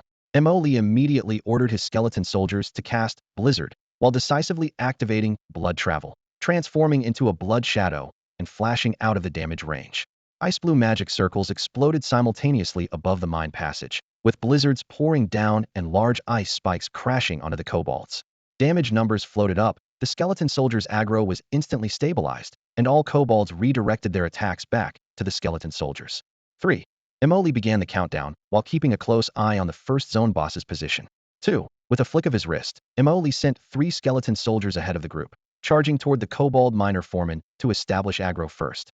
1. As the final number fell, not a single kobold remained standing in the mine shaft except for the boss. But Imoli didn't spare even half a second to mourn the corpses. The next round of focused fire had already locked onto the kobold miner foreman. Boom. Boom. 3 skeletons held the aggro while the remaining skeletons raised their bone staffs, unleashing fireball spells like a torrential downpour. 25, 25. A long string of red numbers danced above the boss's head. The Death Mine Zone 1 boss's health bar appeared. Kobold Miner Foreman HP 79509000, MP 200200. After 2 volleys of fireballs ended, Imoli immediately split his forces. 20 skeletons rushed toward the Zone 2 chamber to provoke the next boss. Theoretically, he could pull both bosses into the same line, but the risk was too high. When fighting a single boss, Blood Walk was sufficient to dodge critical skills. Facing 2, he might get killed instantly during skill cooldowns. He could grit his teeth and tank damage from regular mobs, but absolutely not from bosses. Imoli didn't have the insane defense of skeleton soldiers. Therefore, he chose the safest approach. Slightly slower, but secure. Roar, roar, roar. Soon, angry howls echoed from Zone 2. The battle had been ignited. Meanwhile, the Zone 1 boss crashed to the ground under the relentless fireball barrage from 30 skeletons. Imoli immediately commanded the 20 skeletons who had just finished combat to return and support Zone 2, while he led the remaining 10 skeletons straight into Death Mine Zone 3. Before the Zone 2 boss fight had concluded, Imoli's 10 skeletons had already gathered the Zone 3 mobs. The next second, a thunderous crash echoed from the distance. The Zone 2 boss battle was over. Reinforcement bone soldiers charged into Zone 3, while the 10 skeletons responsible for pulling mobs had already pushed open the Zone 3 boss's stone door. Blizzards fell, ice blades swept across, and the mobs were instantly cleared. Then, all skeletons surrounded the Zone 3 boss, and after several volleys, the final boss crashed down with a thunderous roar. Ding. Player cleared Death Mine in 4 minutes, 31 seconds. Less than 10 minutes. Activating Death Mine's speedrun leaderboard. Server-wide announcement incoming. Hi player name. Imoli clicked yes again. Ding. Congratulations to the player who wishes to remain anonymous for activating the Death Mine speedrun leaderboard. Level 8. Clear time. For minutes, 31 seconds. A leaderboard tab appeared in the upper right corner of the system interface, currently showing only the Deathmine speedrun leaderboard. Anonymous player, level 8, clear time. For minutes, 31 seconds. Having achieved this result on his first attempt, Emoli knew there was still room for improvement. With his current mob clearing efficiency, bending down to pick up copper coins was a complete waste of time. Even the few gold coins dropped by bosses weren't worth mentioning. He believed that once the speedrun leaderboard went live, the Star Guild would frantically purchase game gold with real money, and those coins would ultimately flow into his pocket. Rather than rummaging around here, he might as well reset the dungeon immediately and shave a few more seconds off his time. With this thought, Emoli turned decisively and strode along the cleared mine shaft, preparing to reset the dungeon. Suddenly, even wilder roars echoed from the depths of the mine. Emoli's heart skipped a beat. The death mine was as clean as it could possibly be. How could there still be monsters? Wait, could it be a hidden boss? Emoli quickly realized that the monster appearing in the mine tunnel must be the dungeon's hidden boss. Wild monsters couldn't enter dungeons, and dungeon monsters couldn't leave through portals. The only explanation was a hidden boss. Divine Flame had quite a few hidden bosses like this, with all sorts of bizarre trigger conditions. In his previous life, he'd never heard of Death Mine having a hidden boss, which meant no one had triggered it back then. After all, this was the lowest level dungeon, and once players got their gear, they never returned. People like Emoli, who used this place as a grinding spot, were practically extinct. Roar. A thunderous roar rolled through the mine tunnel as an even larger kobold emerged from the darkness, wielding a musket. Immediately after, a system notification popped up. Ding. Congratulations, player, for clearing Death Mine under level 15 within 5 minutes. You have triggered the hidden boss. Emoli looked at the notification, somewhat speechless. The system only tells you after you're standing face-to-face with the boss? If this were a regular party, they'd be sweating bullets right now. Following the normal progression, even if players killed the third area boss without any deaths, healers and casters would be out of mana, and tanks would be at half health. Before they could even finish looting the boss corpse, their status bars would be a sickly green. Starting another boss fight at this point would almost guarantee a wipe. All units, charge. At Emoli's command, the 5 skeleton soldiers raised their spears and leaped forward, crashing heavily into the kobold boss. 30-30. A string of bright red numbers popped up. Regular attacks, dealing 30 damage. Earlier against the third area boss, skeleton soldiers only dealt 5 damage per strike, indicating this opponent had extremely low physical defense. After 2 dull impacts secured aggro, the rear skeleton soldiers raised their staffs and fired in unison. 10-10. The fireball spell numbers glowed pitifully in the air. This was the lowest damage fireball had ever dealt. Emoli glanced at the health bar. Kobold Mine Boss. Health, 11, 40012-000. Mana, 6, 0006, 000. The health was manageable. He immediately ordered the skeleton soldiers to stop casting and engage in melee combat. Unfortunately, despite the boss's large size, only 15 skeletons could crowd around it, leaving the remaining 35 to continue casting fireballs. Makes sense. This dungeon was originally designed for 5 players, with enough space for melee positioning. My fault for summoning too many minions, he muttered to himself. Bang! The Kobold Mine Boss raised its hand, and a cold light locked onto a rear skeleton that was chanting a healing spell. Freeze spell hit. Bang! Immediately after, an ice spear pierced through its chest. 100. Holy crap! Emoli's heart skipped a beat. Though the damage number wasn't too outrageous, this damage actually seemed manageable. After all, the skeleton soldier boasted an absurdly high HP of 5050, making this amount of damage nothing more than a tickle. Yet this skeleton soldier possessed an AI with healing control and priority targeting of healers, a mechanic exclusive to raid bosses. How could it possibly appear in a mere 5-player dungeon? If an ordinary team encountered it, that strike would have sent the entire party into chaos and panic. Around 100 points of damage wouldn't kill the healer, but it would drop them below half health. Inexperienced healers would typically start casting healing spells on themselves immediately, giving the boss the perfect opportunity to turn and pummel the tank. By the time the healing cast finished, the tank would already be down, and once the main tank died, a team wipe was inevitable. Sure enough, just as Emoli predicted, after delivering a devastating blow to the back line, the boss immediately locked onto the front line, behaving exactly like a large-scale raid boss. Emoli's heart raced with excitement. A boss of this caliber was guaranteed to drop at least one piece of excellent quality equipment. Equipment quality was divided into 6 tiers: common, fine, rare, excellent, epic, and legendary. The highest tier early game players typically encountered was rare. In his previous life, the first piece of excellent equipment was dropped by the final boss of the level 30 dungeon, Scarlet Monastery, when the Stellar Guild cleared it. There had never been a record below level 30, leading players to conclude that level 30 excellent equipment threshold Now it seemed that excellent gear could drop at level 10, completely shattering that assumption. This meant level 20 dungeons might also have hidden excellent drops. The possibility was staggering. While the skeleton soldier was engaged with the hidden boss, Missouri Lee quickly analyzed the situation. To trigger the hidden boss required clearing Death Mine in under 5 minutes with characters below level 15, conditions so harsh, they were almost impossible. In his previous life, no one had achieved this. Level 15 was the standard level for first attempts at the mine, where struggling through an entire afternoon just to clear it was considered success.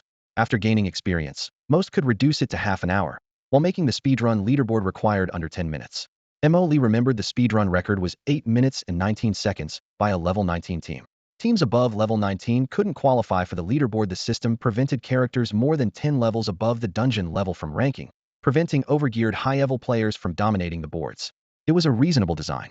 Mo Lee stroked his chin, theorizing, could every dungeon have similar hidden bosses as speedrun rewards? More boldly, might other leaderboards also conceal rewards? Perhaps someone had triggered them before, but kept silent, leaving everyone else in the dark. This would explain a question that had long puzzled players. What tangible benefits did leaderboards offer beyond fame and glory?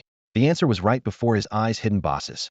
The thoughts flashed through his mind like lightning, ultimately crystallizing into one conclusion: he needed to dominate every possible leaderboard with the most outrageous records. Honor didn't matter. What mattered was whether he could obtain rewards like the one before him. Boom, boom. The skeleton warriors' axes and hammers pounded relentlessly against the cobalt mine boss, the clash of bone against iron echoing through the mine shaft with sparks flying everywhere. But just as Mo Lee was deep in thought, devising his strategy, the hidden boss's counterattack struck without warning. 200. A system notification instantly appeared: damage source shockwave skill. Mo Lee raised an eyebrow. This damage was far too abnormal. At this stage of the game, most classes had very few survival abilities, and 300 points of area damage would be enough to instantly kill any mage or healer in their teens. Once the backline fell, the entire team would wipe in seconds. Yet this boss was only level 10? He double-checked the cobalt mine bosses, definitely level 10. According to the trigger conditions, players had to be under level 15 and clear the death mine within 5 minutes, meaning the highest level allowed in the team was 14. A level 14 mage or healer would never survive this attack. Did the developers really design this to be a death trap? For Mo Lee personally, the damage was nothing to worry about. He possessed the divine passive skill, mental damage absorption, which converted all damage to mental energy loss first. With 1,615 mental points, he could easily tank 5 shockwave attacks. The problem was that he was about to cooperate with the Star Guild, carrying 4 of their members through speed runs for extra payment. If the boss could one-shot all 4 clients with a single shockwave, things would get very awkward. Since he was taking their money, he needed to ensure the customers could clear the dungeon while still standing, otherwise he'd be damaging his own reputation. Besides, figuring out boss mechanics was one of the greatest pleasures in Divine Flame. With this in mind, he immediately ordered some skeleton warriors to stop attacking, giving the boss time to cast another shockwave before they accidentally killed it. Clustering, spreading, and kitting thieves were the 3 fundamental strategies for dealing with area effect abilities in Divine Flame. Mo Lee decided to test damage sharing through clustered positioning first. For skeletons quickly gathered around him, the boss continued swinging its hammer at the melee skeletons, then suddenly raised its hand. A pale red shockwave exploded outward from the center, instantly kicking up clouds of dust. 60. Mo Lee's lips curved into a smile. As expected, clustered positioning could distribute the damage. This was where experience proved invaluable. The more you'd seen, the faster you could counter. With the strategy confirmed, he immediately gave the order. Full assault.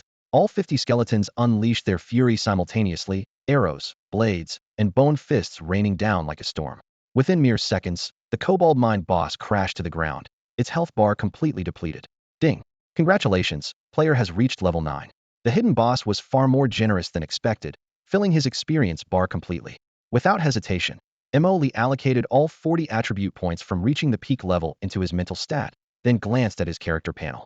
Level 9 peak, level 9 strength, 26 agility, 26 constitution, 69 spirit, 560 health red, 169 mana blue, 1780 summon count, 156. Summon count spirit 10. Equipment effect. Restores mana equal to 18 of spirit attribute per second.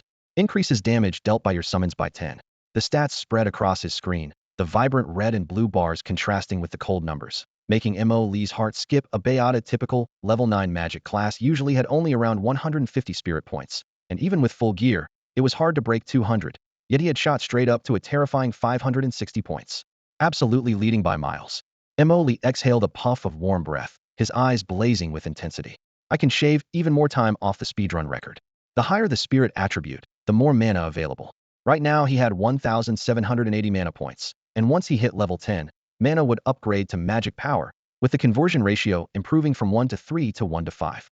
By then, his attribute panel alone would break through 3,000 magic power points, and for him, that magic power could also serve as health. Setting aside the additional crushing damage, this health pool was enough to guarantee invincibility in dungeons. Getting one-shotted would be virtually impossible. Emoli could already picture it. After reaching level 10, he'd pull all the mobs and bosses from all 3 sections of Dead Mines into one massive group, then finish them off in one wave, setting a speedrun record that ordinary players wouldn't dare dream of.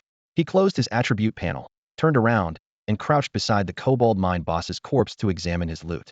The first piece of equipment caught his eye. Name, Mine boss's ledger, quality, rare, slot. Offhand, constitution, 30, spirit, 30, level requirement, 10, effect. Increases your skill effects by 10.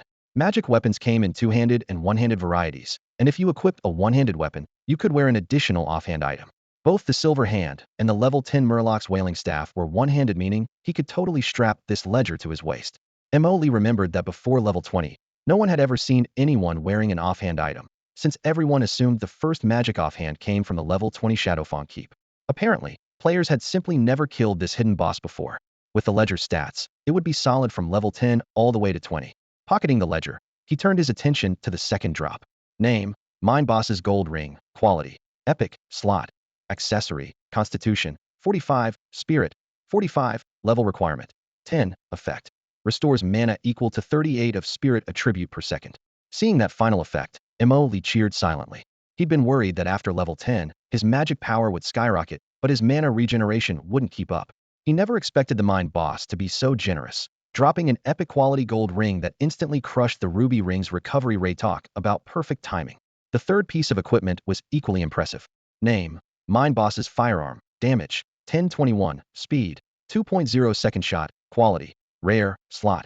Weapon, constitution, 45, agility, 45, level requirement, 10, effect. When dealing damage to a target, applies a 30 slow effect.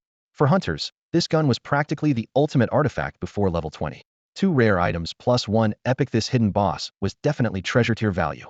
Emoli quickly calculated that this single boss's loot yield was even higher than the combined drops from all 3 major bosses in Dead Mines. And since only he could trigger the hidden mechanism across the entire server, this was an exclusive business. At this thought, he couldn't help but smile, already considering what price to quote to the Stellar Guild. The guild leader Yixing was supposedly generous and easygoing, definitely be willing to pay for access to this boss. Yixing, the guild leader of Stellar Guild, noticed it was getting late and told all guild members to log off. He removed his command headset, exited the game, and planned to take a shower before getting some good sleep. They accessed the game using special wristbands issued by the official developers, which claimed to provide exclusive identity verification and completely eliminate account sharing. After the game launched, Stellar Guild had tried numerous tricks, replacing wristband chips, modifying login information, and even attempting to bypass biometric identification. Without exception, all attempts failed. Only Yixing himself could enter the game with his wristband, while others couldn't even see the login interface. The guild eventually had to accept defeat. The hot water washed away his fatigue. Just as Yixing finished toweling his hair, his phone rang. The caller ID showed Lin Shirhan. He pressed the answer button. What?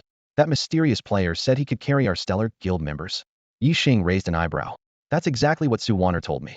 She also reminded us not to rush into refusing and to consider it carefully first. Lin Shirhan's tone carried a note of caution.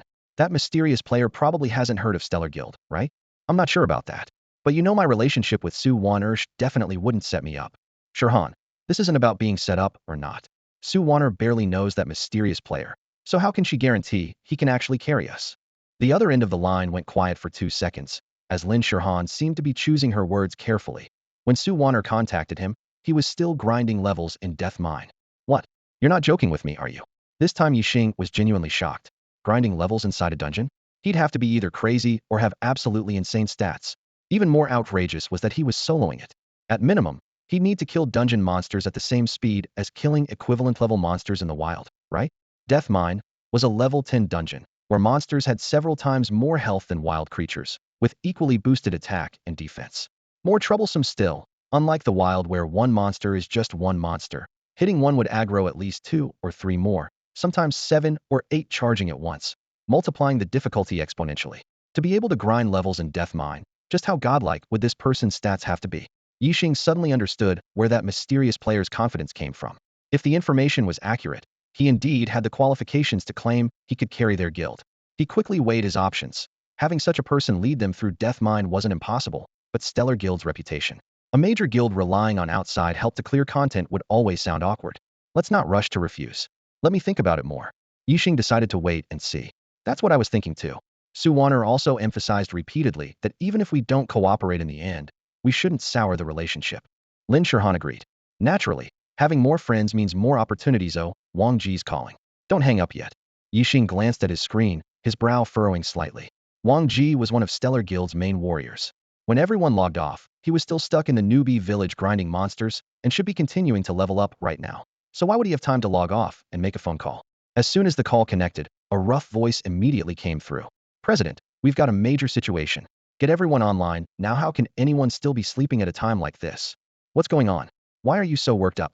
Yixing frowned while holding the phone between his shoulder and ear, his fingers still unconsciously tapping on the keyboard. Just now, the death mine was speed cleared by that anonymous player. What?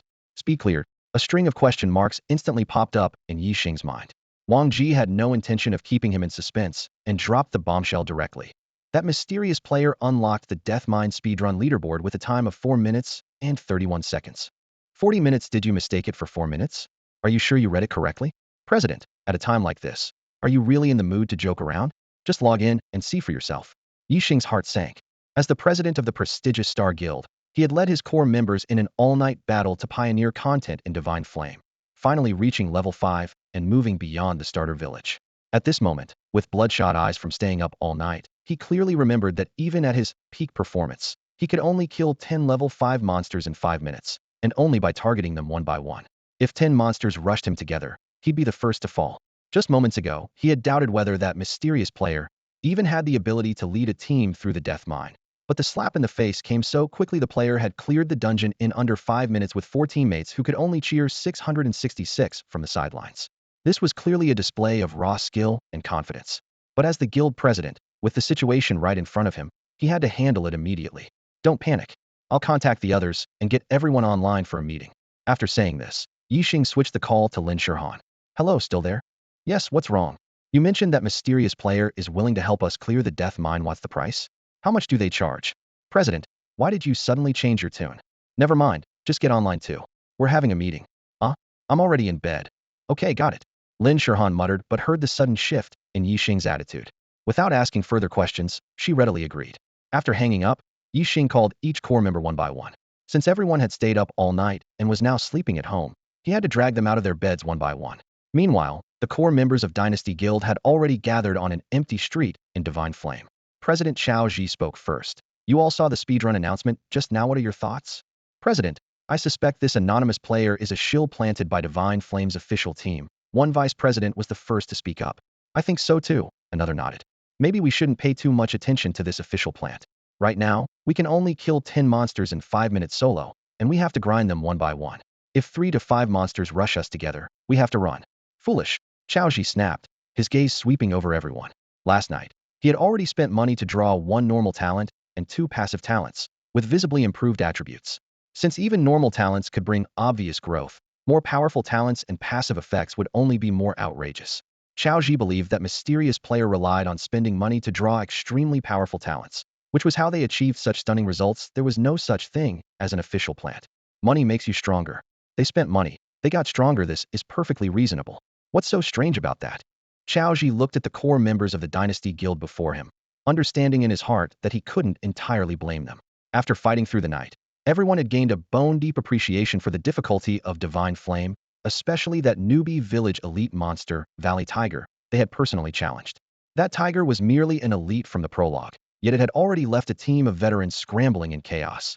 Naturally, everyone knew just how terrifying the true elite monsters in Divine Flame could be. Therefore, when an anonymous player had somehow speedrun the level 10 dungeon Dead Mines at an incomprehensible pace, the crowd could hardly imagine how he had accomplished it.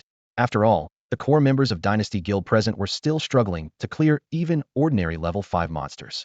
Such a comparison had completely shattered their confidence from the previous night. Seeing everyone's dejected expressions, Xiaoji thought to himself that this couldn't continue. He needed to quickly restore their morale. Everyone, don't lose heart, he spoke up to steady the room. Last night's server launch was just us testing the waters. We simply didn't spend enough money. That person spent more than us, so it's normal for them to be stronger. The guild leader makes a good point. These days, who plays games without spending money? How can you get stronger without paying? Someone immediately chimed in. Exactly. That mysterious player's lead is only temporary. We can definitely overtake them. Guild leader, I heard through the grapevine that Stellar Guild is already mobilizing funds, preparing to drop 1 million first. We can't fall behind. That's right. Since we've decided to migrate entirely from Tianxia, we absolutely cannot lose at the starting line. After a round of back-and-forth discussion, the previously gloomy meeting room gradually livened up.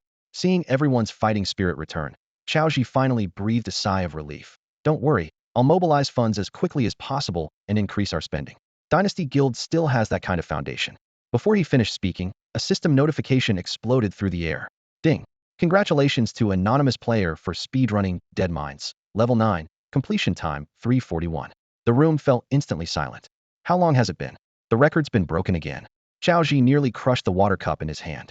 Shaving off 50 seconds in one go. That's too outrageous. Guild leader, that player leveled up again. Being able to farm a dungeon like a grinding spot. It's normal for leveling to be fast. I propose we quickly find a way to contact him and get him to carry us through Dead Mines.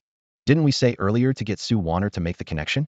The problem is we don't have her offline contact information. We can only leave messages in Tianxia, and we don't know when she'll see them. Oh no. Lin Shirhan from Stellar Guild is best friends with Sue Warner. Could Stellar have already connected with this master player? Very likely. His consecutive record-breaking runs might be him flexing for Stellar Guild. The air froze again, with oppressive tension spreading. As veterans of major guilds, they understood all too well what this kind of talent war meant.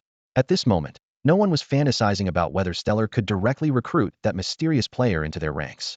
As long as they could get him to be their carry, leading Stellar Guild members to victory in the early stages within 10 days to 2 weeks at most, Stellar Guild's people could leave Dynasty Guild's members far behind. What would they use to compete with Stellar then? Money? Both Stellar Guild and Dynasty Guild were among the wealthiest powerhouses in Tianxia.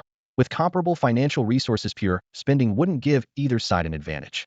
At this point, what truly determined the early game dynamics was a mysterious player who remained anonymous. He had become the decisive factor. The problem was that Stellar Guild had likely already connected with this player through Sue Warner, putting Dynasty Guild one step behind. Xiaoji, who had been calm until now, finally panicked. Don't worry, I'll log off right now to find someone and figure out how to contact Sue Warner. The morning air in the newbie village still carried the damp scent of earth mixed with grass.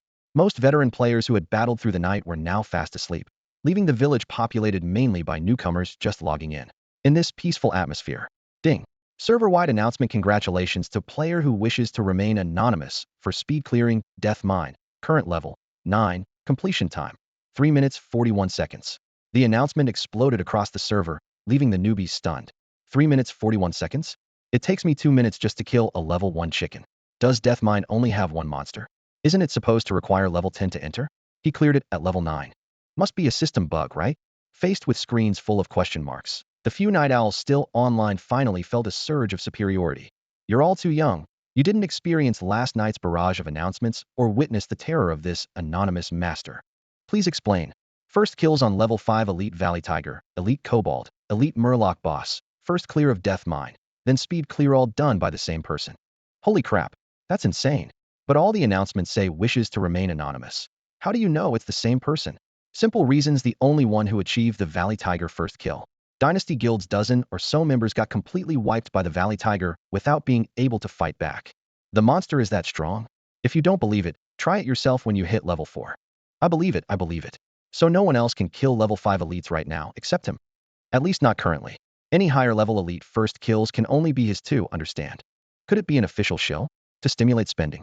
Impossible. Have you ever seen official shills this outrageous? Then he must be a mega whale who spent hundreds of thousands on godly gear. Doesn't seem like it.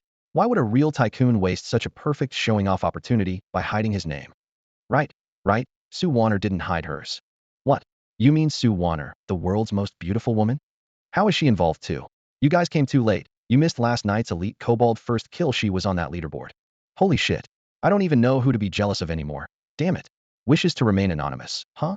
This is like stealing someone's wifey, an unforgivable grudge. What kind of pipe dream is that?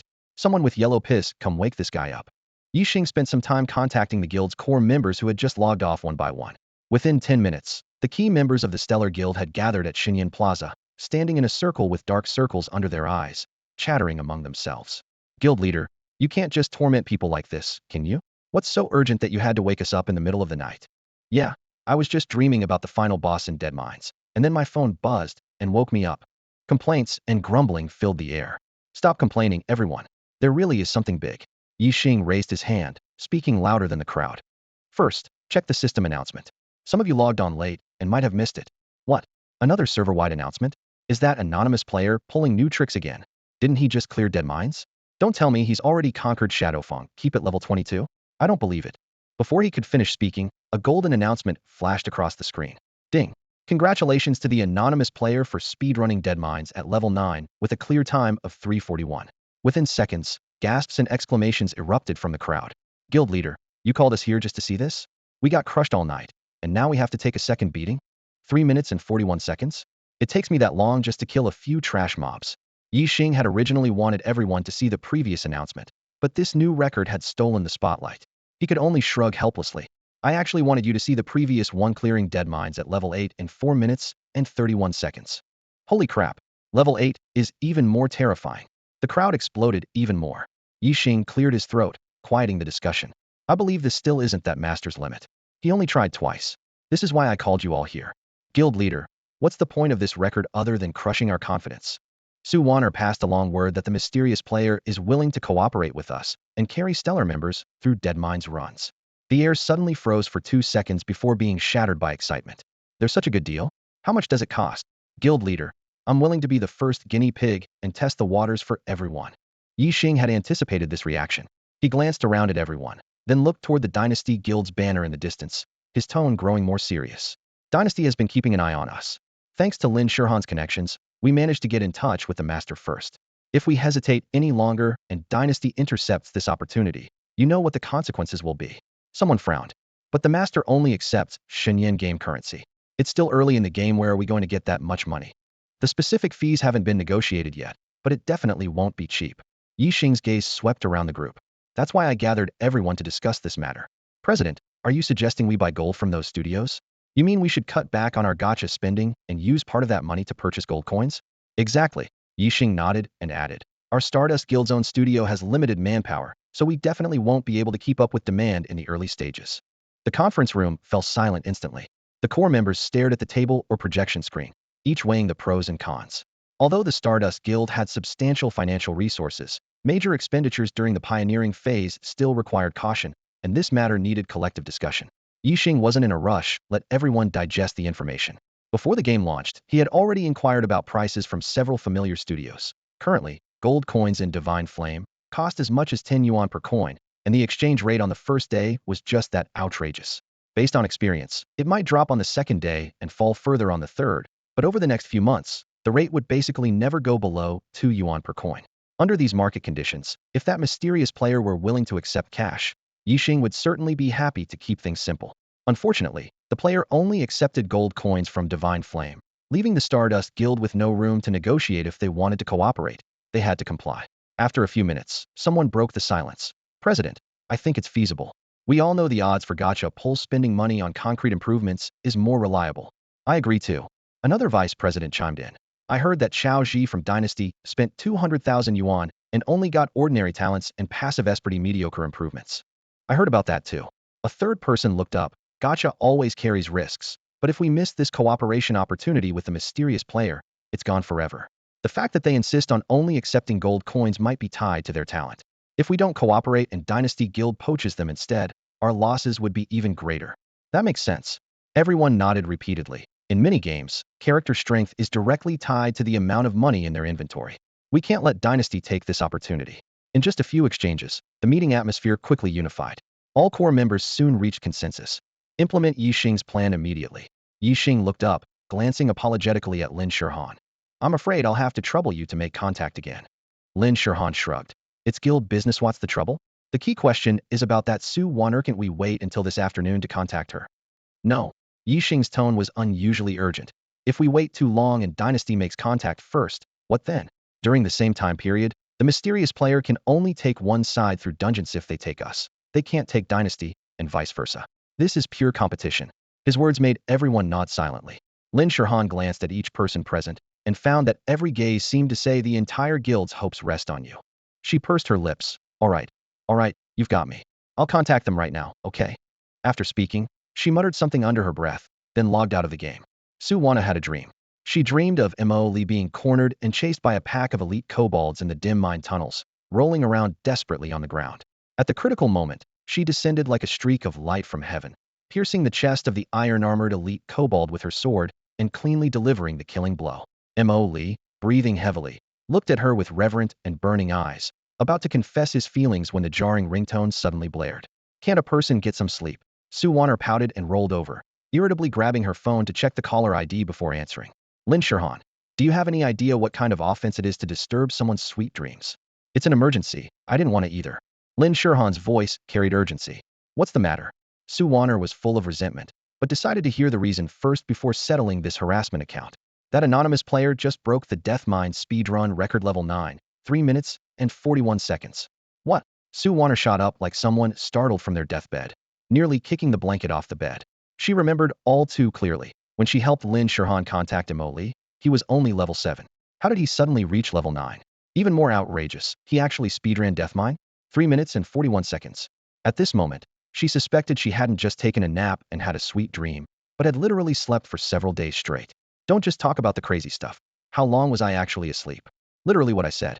Oh, and it's only a little past 9 now, so you definitely didn't sleep for days. Lin Shirhan helpfully twisted the knife. Both fell silent for several seconds. Su Wana was completely awake now, but still utterly confused, taking a full half-minute to surface from her shock and catch her breath. Lin Shirhan, you didn't call just to mess with me, did you? What's really going on? Stellar Guild has decided to cooperate with that anonymous player, and we need you to make contact. That's it. This couldn't wait until I woke up naturally? I think you just came to stab me in the heart on purpose. There's also Dynasty Guild. The guild leader is afraid they'll beat us to it. Lin Shirhan spoke rapidly. Su Wana almost laughed from anger. That time was pure coincidence. She only found Mo Li through NPC guidance. Since then, Mo Li had been practically living in Death Mine, which regular players couldn't even access due to level requirements. Right now, she was the only person on the entire server who could contact Mo Li. If Dynasty Guild wanted to find him, they'd have to go through her first. Stellar Guild was really panicking this time. Lin Shirhan, you're usually pretty smart, so why are you suddenly being so dense today? If Dynasty Guild wants to contact him, they'd have to find me first. Almighty Day's been one server-wide announcement after another. We're all shell-shocked. Since you're awake anyway, help us out, will you? Fine, I give up. I'll log on right now and see if Mo Li is still around. Su Wana ultimately softened, mainly because she was dying of curiosity herself while everyone else leveled slower and slower. This Mo Li kept getting faster, and he'd broken the Deathmine speedrun record to 3 minutes and 41 seconds. Boom.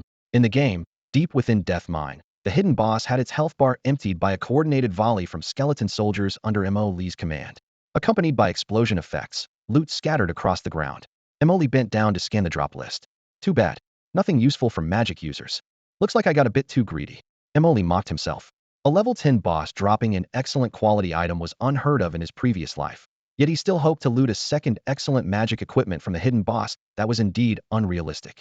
After several dungeon runs, he had roughly figured out the drop pattern of the Death Mine's hidden boss. For fixed excellent quality items, corresponding to tank, melee, magic, and ranged physical classes respectively, for rare quality items as well, with categories perfectly matching. In other words, every class could obtain a 2-piece set from this hidden boss, 1 excellent and 1 rare. Compared to the other 3 bosses in Death Mine, this was already quite a luxurious reward. Mo Li glanced at his experience bar, was still halfway from reaching level 10, which meant roughly 5 more runs through Deathmine's second and third areas. As for the first area, he temporarily abandoned it after setting a new speedrun record of 3 minutes and 41 seconds. Solo farming the second and third areas was more efficient and avoided triggering frequent server-wide announcements. That record was enough to dominate all competitors. There was no need to spam the screen further. Ding! Just as he was about to reset the dungeon, a private message popped up from Su Wana. Do you really not need sleep? How are you already level 9? You can call me the Grind Emperor. It won't log off until I hit level 10. What? You're almost level 10. Pretty much, more or less. Didn't you log off to sleep? How are you online again? This was Su Wana's second coming, which Mo Li found somewhat strange, though he appreciated her sense of boundaries both times she logged on without asking to be carried through dungeons, unlike those attention-seeking female players who acted entitled just because of their gender. It's because of you. Su Wana sent a new message. Stellar agreed to cooperate with you, on your terms. Do you want to meet with them? Now. It would be best if we could meet now. Alright, tell them to go to Sky Lake north of Stormwind City. That's level 10 monster territory. Just wait at the entrance perimeter. Emily thought for a moment and added, you should come too. Me? What would I do there? I'm not charging any broker fees. Lin Shirhan is my good friend. That's why I'm helping. There's an elite boss there. If it drops equipment you can use, consider it a small token of my gratitude. Emily needed to accumulate large amounts of divine flame gold coins next, which required channels from major guilds. Stellar Guild was just the first step, and Sue Warner's connection was invaluable. Giving away some equipment was reasonable with a solid relationship. She might help connect him with several more major guilds in the future. Moreover, Sue Warner was the renowned, world's most beautiful woman, with terrifyingly extensive connections. Sue Warner readily agreed, and they quickly settled the meeting details. After closing the chat window, Emoli recalled some of his skeleton soldiers for this meeting. He planned to hide part of his strength, bringing only 30 skeletons to the appointment. He would then kill the Murloc boss once more in front of Stellar Guild, letting them directly witness his power. After accomplishing this, they could discuss specific cooperation matters. With sufficient deterrent force, they could maintain a long and pleasant partnership. 13 level 5 players appeared nervously at the entrance to the outskirts of Yintian Lake. They were the core members of the Stellar Guild. Level 10 monsters roaming nearby could pounce at any moment, so everyone spoke in barely audible whispers, afraid of alerting them. Sue Warner didn't get it wrong, did she? Meeting that mysterious player, why choose such a godforsaken place? One member muttered under his breath. Stop talking. We might barely handle one level 10 monster, but two would wipe us out completely. Another swallowed nervously, gripping his weapon tightly. Lin Shirhan crossed her arms, her tone impatient. Give me a break. I'm only 18, but I'm not deaf. There's only one entrance to Yuntian Lake north of Stormwind City, and the signpost is right there. She pointed to the wooden sign beside them, where the words Yuntian Lake entrance were clearly visible. Before coming here, Yixing had already led people all around Stormwind City, asking NPCs one by one. There was indeed only one Yuntian Lake to the north, with just this single entrance. To enter the lake from any other direction would require crossing even more dangerous forests. Conclusion: the location couldn't be wrong. Yixing surveyed the surroundings, equally puzzled. Wouldn't it be better to discuss cooperation in Stormwind City? Why risk coming all the way here? Although players in Divine Flame didn't lose experience or equipment upon death, traveling after resurrection was still time-consuming. But since the Stellar Guild was the one seeking cooperation, they had no right to refuse, so he could only suppress his emotions. By the way, didn't you say Sue Warner would come too? Where is she? She should be here soon. Just as Lin Shirhan finished speaking, a familiar figure appeared in the distance. Divine Flame generated character models based on players' real appearances, so Lin Shirhan recognized Sue Warner immediately. Sue Warner approached the group, nodding to each guild member in greeting, before being pulled aside by Lin Shirhan. Lin Shirhan lowered her voice. Look around. Does this seem like a place to discuss serious business? Sue Warner raised an eyebrow. What? Got a lot of complaints? Keep them to yourself. Whose side are you really on? Lin Shirhan glared back defiantly. Sue Warner chuckled. Let me share some good news. There's a fishman boss here. A fishman boss? What does that have to do with us? Wait, does that mysterious player want us to take it down? What do you think? Showing off before cooperation isn't that standard procedure? The Stellar members' faces changed dramatically, but we're only level 5. The monsters here are numerous and fierce. Someone could easily die. Sue Warner was completely confident. Don't worry, nobody will die. In her mind, she pictured Mo Lee's army of 25 skeleton soldiers, enough to flatten the nearby monsters and clear a safe zone. The Stellar members would just need to stand in the circle and cheer. Thinking of Lin Shirhan's expression when she'd see the skeleton army, Sue Warner couldn't help but smile. The group waited at the lake entrance for another 10 minutes or so, with nothing but the fishy smell of grass and water vapor in the air. Suddenly, heavy footsteps echoed from the distance, thud, thud, thud, dense and rhythmic, numbering at least 20 or 30. Yixing immediately tensed up. The guild members reacted quickly too, everyone instantly entering a state of alert. Soon, a force of 30 skeleton soldiers appeared in the Stellar Guild members' field of vision. Sue Warner clapped her hands lightly, her voice crisp. Everyone lower your weapons, the main character has arrived. The skeleton soldiers formed ranks and stopped, their black armor gleaming coldly in the firelight. Immediately after, a figure stepped out from behind the skeleton formation. Amoli. Sorry, for safety reasons, I need to clear the nearby monsters first. As soon as he finished speaking, the 30 skeleton soldiers instantly dispersed, moving with the precision of a well-trained Imperial Guard. These level 9 skeleton soldiers had total attributes reaching 560. Whether swinging bone blades or casting fireballs, they could instantly kill level 10 ordinary monsters. In the blink of an eye, the originally perilous area at the entrance to Cloud Sky Lake was completely cleared. Lin Shirhan stared in amazement. A show of strength? A power play? He's quite handsome too. No, none of these were the point. The point was, what was the deal with these skeleton soldiers? The level 10 monsters were clearly one level higher, yet they were torn apart like paper. Just how outrageous were Mo Lee's summoned creatures' attributes? At this moment, she suddenly understood why Mo Lee could speedrun the death mine. With such an undead army, clearing it was perfectly reasonable. With Su Wanner's introduction, Mo Lee walked up to Yi Xing, the president of Stellar Guild. My name is Mo Lee. Let's put other matters aside for now. There's a fishman boss here, and we should deal with it first. The same one you got the first kill on before? Exactly. Before we discuss cooperation, you'd better understand the true strength of elite monsters in Divine Flame. That makes sense. Yi Xing nodded. Boss difficulty was proportional to rewards. This was universal in any game. Mo Lee wasn't using his monopoly to inflate prices, which was fairly reasonable. Mo Lee used the party system to pull everyone present into the same team, then changed the loot distribution to leader distribution. I promise Su Wanner that if the fishman boss drops equipment she can use, I'll give it to her as payment for this expedition. Does anyone object? Of course not. Yi Xing responded readily. We're mainly observing, so the loot going to you is very reasonable. Mo Lee smiled. You'll still get a good share of experience. Consider it a greeting gift. Then we'll graciously accept. Yi Xing thought to himself. Even if the deal doesn't work out, we've made a friend this time. Owing a favor makes future contact more legitimate. Mo Lee raised his hand. Just one thing, stay behind me later. Don't run around randomly, and I guarantee nothing will happen to you. Don't worry. Everyone here is an experienced player. We have that much awareness. Good, let's move out. He issued the command. 4 of the 30 skeleton soldiers remained around the group as guards, while 26 formed a fan shape and charged forward, specifically targeting level 10 fishman monsters. The sounds of black blades cutting through water and bone boots splashing through waves intertwined as fishman monsters were blasted apart by fireballs before they could even open their mouths. Is this what it feels like to be carried by a pro? Lin Shirhan followed behind Mo Lee, muttering quietly. Her experience bar was skyrocketing at this moment, much faster than when she soloed. And this was with 15 people splitting the experience. Lin Shirhan didn't dare imagine how fast the experience would increase if one person had it all to themselves. Su Wanner pursed her lips beside Lin Shirhan. The more she thought about it, the more convinced she became that Mo Lee was deliberately hiding his true strength. When they fought the elite kobolds in Twilight Valley, he was only level 5, but commanded 25 skeleton soldiers. Now at level 9, he claimed to have brought only 30? Even without doubling, he should have at least 40. Moreover, these skeleton soldiers were now killing level 10 ordinary fishmen with single strikes, while back then against the elite kobolds, they weren't nearly this efficient. Both their numbers and attributes had clearly improved significantly. I know you're anxious, but don't be. Just wait, you'll be amazed soon enough. Su Wanner whispered to Lin Shirhan. This was merely the appetizer.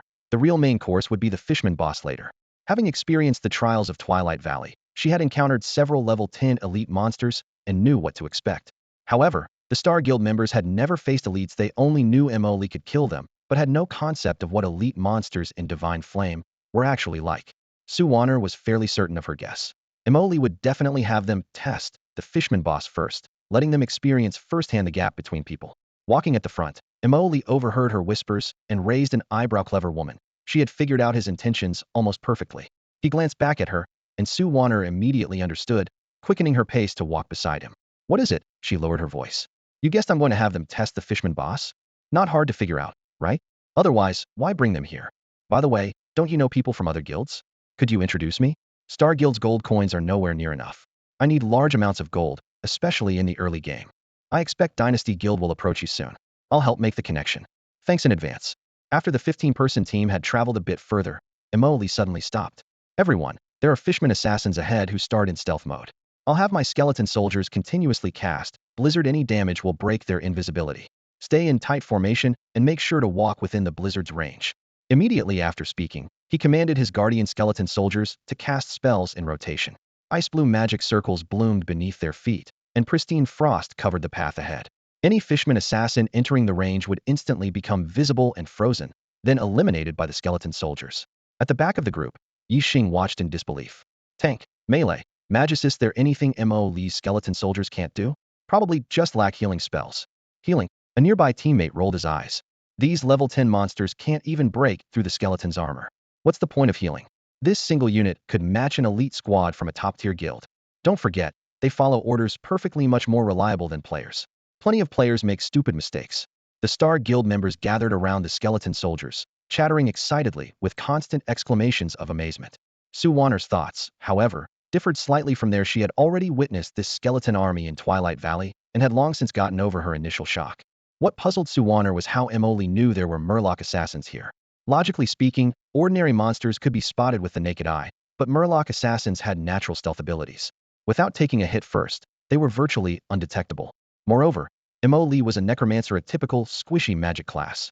When he came here last time at level 6 or 7 at most, with such pitiful health points, how could he possibly survive a level 10 Murloc assassin sneak attack without any preparation? Suwanner's gaze finally settled on the skeleton soldiers taking turns casting Blizzard. Could it be that the Murloc assassins had poor eyesight and attacked the skeletons first instead of Emily? After pondering for a moment, she ultimately abandoned the idea of probing into Emily's secrets. The team continued forward. Along the way, numerous Murloc assassins were blasted out of stealth by the skeleton soldiers' Blizzard spells, then immediately killed by another squad's fireball techniques. The Star Guild members watched with their scalps tingling. Anything with assassin in its name surely dealt massive bonus damage on sneak attacks. If an ordinary level 10 player were backstabbed without warning like this, forget about counterattacking. They'd lose half their health and then be overwhelmed to death in panic. This move of Emily's essentially gifted the Star Guild 3 pieces of intelligence. 1. Murloc assassins were lurking in this area. 2. The exact location of the Murloc boss. 3. How to defeat that Murloc boss next. Yixing walked at the back of the group, gazing at Emily's silhouette with quiet admiration, truly extraordinary composure. The only strange thing was, why had such a skilled player never been heard of in other games before? Suddenly, Lin Shirhan exclaimed excitedly, I reached level 6. Only then did everyone realize their experience bars were rising far faster than expected. Yixing silently admired Emily's generosity with bait. After experiencing the thrill of being carried by an expert, who would want to grind monsters one by one slowly, even the usually calm Yixing was now considering buying gold coins to deepen cooperation with Emily. For this strategy of Emily's, he could only say, brilliant, absolutely brilliant. After traveling further, they finally reached the cave where the Murloc boss resided. Emily first commanded his skeleton soldiers into formation, then turned to face the Star Guild members. The Murloc boss is inside this cave. As soon as you attack any Murloc inside, all monsters in the cave will enter combat simultaneously. Yixing's heart sank. He had considered various possibilities beforehand, but never expected such a mechanic in a level 10 area. The difficulty was absurd. How on earth had Emily managed to solo this before? Suwanner and Lin Shirhan couldn't help but peek into the cave. The interior was dimly lit with the depths barely visible, but just at the entrance were over 10 Murlocs, with obviously many more inside. The same thought flashed through everyone's minds. Facing dozens of monsters simultaneously while dealing with an elite boss, how was this even possible? Indeed, server-wide announcements only showed results. The difficulty couldn't be appreciated without personal experience. Emily took in their shock completely, his lips curving slightly exactly as planned. Don't worry. When the battle starts, stay close to me. After I clear the small fry, you can go fight the boss. What? We have to participate in combat too. Lin Shirhan cried out in alarm. What happened to being carried by an expert? Why are you suddenly changing the plan? Suwanner tugged at Lin Shirhan with a somewhat speechless expression. Lin Shirhan, normally lively and outgoing, now resembled a startled kitten, constantly looking around nervously. Suwanner thought to herself, since we're already here and have encountered the Fishman boss, how could the Stellar Guild members possibly resist testing it out? Without engaging, who would know just how powerful this Fishman boss really is? She glanced at Emily beside her. Honestly, Emily was being quite reasonable, only asking the Stellar Guild members to test the boss rather than charging in to take a beating. Suwanner remembered clearly how that tank warrior from Dynasty Guild had tried to face tank a level 5 elite, Valley Tiger, only to be instantly killed upon contact. It was pure damage, overwhelming, nothing fancy about it. Emily looked up, his gaze sweeping across everyone present. Except for Lin Shirhan, who remained nervous, the others all appeared calm, clearly accepting his arrangement. After all, gathered here were all core members of Stellar Guild, including the guild leader himself. Each one was proud and ambitious, making this the perfect opportunity to gauge the strength of elite monsters in Divine Flame. Don't worry, my skeleton soldiers have stable aggro. Once I give the signal, feel free to unleash your damage. The boss definitely won't switch targets. With those words, Emily wasted no time and commanded one skeleton soldier to enter the cave and pull the monsters. The remaining 29 skeletons quickly formed up, stayed around the team, taking turns casting Blizzard to guard against Fishman assassin ambushes. The other 25 rushed to the cave entrance, forming a barrier. Walla walla, the Fishman's roars echoed from within the cave. Dense groups of Fishmen were quickly pulled to the entrance by the skeletons. Then, a coordinated round of Blizzard thundered down, ice blades dancing wildly, instantly clearing all common Fishmen from the screen. At this point, The fishman boss hadn't even reached the cave entrance, yet this was countless times faster than the previous kill, the entire process both fierce and spectacular. Yixing secretly wiped away non-existent cold sweat. Terrifying, absolutely terrifying. Keep in mind that Mo was only level 9, while the monsters in the cave were level 10. In terms of same-level grinding efficiency, he could almost match Yixing's own premium character in Under Heaven, the one that cost Stellar Guild a fortune to build and served as the guild's flagship. The nearby Stellar Guild members also watched in bewilderment. During the first round of Blizzard, they had thought, if you could gather the monsters together, you could indeed kill them instantly. But the prerequisite was that your summons had to withstand the stacked damage. Who would have expected Mo's skeleton soldiers to be so durable? Unfortunately, Mo hadn't shared his summon stats panel, so everyone could only speculate about the skeleton's actual attributes. Meanwhile, Lin Shirhan sneakily pulled Su Wanner to a corner and whispered, I say, Miss Su, since he kills monsters so efficiently, why didn't you ask him to carry you before? Su Wanner smiled. We're neither relatives nor close friends, why would he carry me? Should I have used feminine wiles? What's wrong with using feminine wiles? Lin Shirhan blinked. If you won't make a move, then I will. Su Wanner suddenly recalled the scene where Mo had kicked her from the party without hesitation after killing the kobold boss. The corners of her mouth unconsciously curved upward as she looked at Lin Shirhan with an amused expression. If you want to make a move, go ahead and try. Just wait once we finish off this boss. I'm going to get his contact info. Humph. When Lin Shirhan sets her mind to something, how could he possibly resist? Walala walala. Suddenly, a roar completely different from ordinary fishmen echoed from deep within the cave, like sharp stones scraping against iron walls, instantly interrupting Su Wanner and Lin Shirhan's casual chat. Everyone at the cave entrance immediately dropped their playful banter and shifted into combat stance. Having just witnessed how easily Mo crushed the regular fishmen, none of them expected to get a chance to fight. But since Mo had said they could take a shot at the boss later, they dutifully prepared for battle. Boom. A fireball exploded midair, its scorching heat wave slamming into the fishman boss like a giant hammer before it could even emerge from the cave. 150. Immediately after, a prominent health bar appeared in everyone's view. Fishman boss. HP. 68507000. MP. 10001000. Yixing stared at those numbers, a thought popping into his head. It seems not as impossible as I imagined. Mo's ridiculously overpowered skeleton soldiers could deal 150 damage with a casual fireball. Even if his group dealt, let's say, 30 damage per hit, they could slowly wear the boss down, right? The moment this thought crossed his mind, he tracked the damage the boss dealt to the skeleton soldiers. 190. Huh, that damage isn't too high either. Yixing calculated mentally. As long as the healer and tank coordinated well, it seemed they really could take down the boss. Of course, he hadn't figured out how to deal with all those fishman minions in the cave yet. Several more fireballs whistled through the air. Emily glanced at the health bar. Fishman boss. HP. 56007000. MP. 10001000. This was the result of his deliberate restraint. If all 25 skeleton soldiers unleashed their fireballs simultaneously, they could kill the boss in 2 rounds. What chance would the Stellar Guild have to take a shot at the boss? All right, you can attack the boss now. Emily waved his hand. The Stellar Guild members, who had been itching for action, immediately rushed forward. Soon, a series of pitiful numbers appeared above the boss's head. 1, 2, 3, 6. After several rounds of attacks, the highest damage was only 6 points. The Stellar Guild members completely lost their composure. How is this possible? The gap is this huge. I can deal over 100 damage to level 5 monsters, but only 3 points here? This doesn't make sense. No way, let me try again. This has to be a bug. After a frantic barrage of attacks, the fishman boss had only lost 21 HP in total. The air was filled only with the pathetic scratching sounds of skeleton soldiers and everyone's embarrassed breathing. Emoli walked over to Su Wanner and pointed at the boss. Want to give it a try?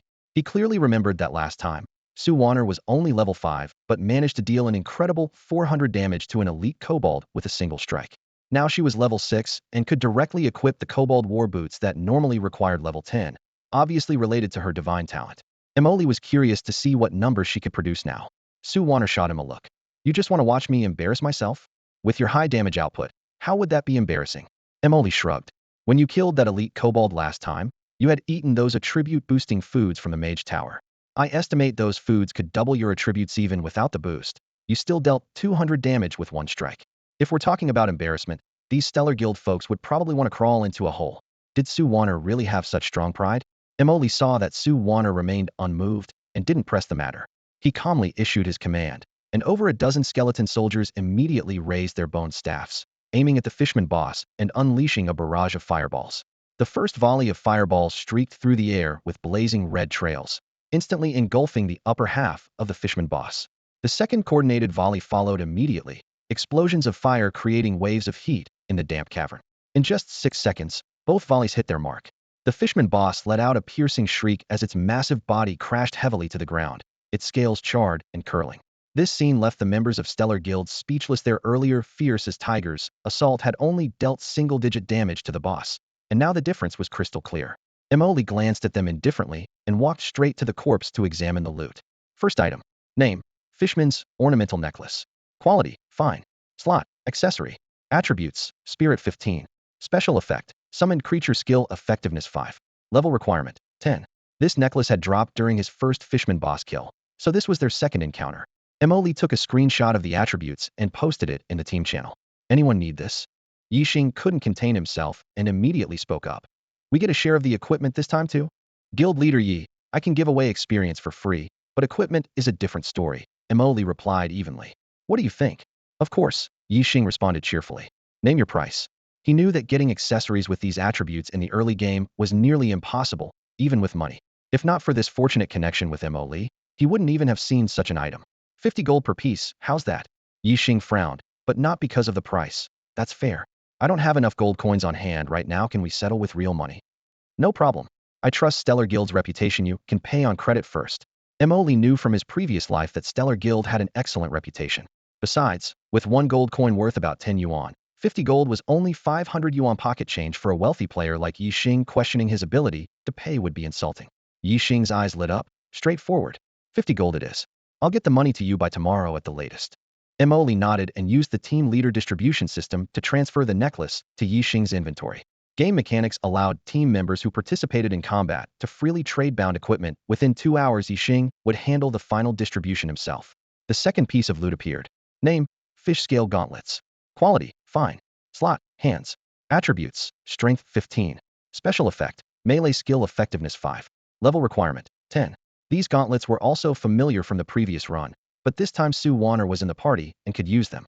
Emily sent the attributes through private message. How about it? Can you use these? Sue Warner was taken aback. I just refused your offer to let me take a swing, and you're still willing to share equipment with me? What do you think this is, some bargain shopping app where you take a swing at prices? Emily joked. I said beforehand that anything you could use would go to you. That hasn't changed. All right, I won't be coy about it. Sue Warner dropped the playful tone and replied seriously. I'll owe you one. Emily directly allocated the equipment to Sue Warner through the captain's distribution system. After receiving the equipment, Sue Warner immediately equipped it on the spot. With a flash of light at her fingertips, a uniquely designed pair of gauntlets locked firmly onto her wrists. You're not even trying to hide it, are you? Just like back in Twilight Valley, this is level 10 equipment. Emily couldn't help but laugh at the sight. It's just a small talent, nothing worth hiding. Sue Warner shrugged, her tone casual and dismissive. However, Emily knew better, understood all too well just how overpowered a talent that could reduce equipment level requirements truly was. Leveling in Divine Flame was already torturous in the early stages, and the difficulty would only multiply exponentially later on. Being able to equip high-tier gear several levels early would result in astronomical attribute boosts, a complete game changer, especially with legendary equipment where even a single piece could provide massive stats and unique effects. He pondered silently that Sue Warner's ability to be the first to leave the starter village in her previous life and ultimately become Divine Flame's strongest damage dealer couldn't possibly rely on just this one talent. She must have drawn other broken passive abilities as well. What incredible luck! While Emily grumbled internally, he picked up the third piece of equipment. Name: Murloc Leg Guards. Quality: Rare. Slot: Legs. Strength 30. Constitution 30. Effect: Melee Skill Effectiveness increased by 5. Level requirement 10. Holy crap. Talk about incredible luck. Rare leg guards for melee classes. Despite not landing a single hit, they ended up in Sue Warner's possession. Emily was beyond speechless. After sharing the equipment stats with Sue Warner, he muttered under his breath, "You really do have godly luck." "My luck has always been pretty good." Sue Warner smiled at him slightly. "When you're already drowning in debt, what's the difference?" Since she already owed Emily a pile of favors, taking one more piece was the same as taking two. With equipment distribution complete, Emily led everyone back to the entrance of Sky Lake. "All right, President Yi, it's safe enough here. We can discuss business now." He clapped his hands lightly, signaling everyone to settle down. "We've shown off our strength and thrown out the bait for Stellar Guild to sample. Now it's time for the main course." President Yi perked up immediately. Brother Emoli is clearly familiar with Deathmine and must already have a plan. Deathmine has 3 bosses that drop a total of 9 pieces of equipment. Based on the value of the leg guards that dropped from the Murloc boss, 50 gold coins, each tats, 450 gold coins total. I'll give you a discount for 100 gold coins. As soon as Emoli finished speaking, everyone gasped. That's too expensive. Besides, we'll have all the equipment we need after just a few runs. President Yi, this price isn't expensive at all.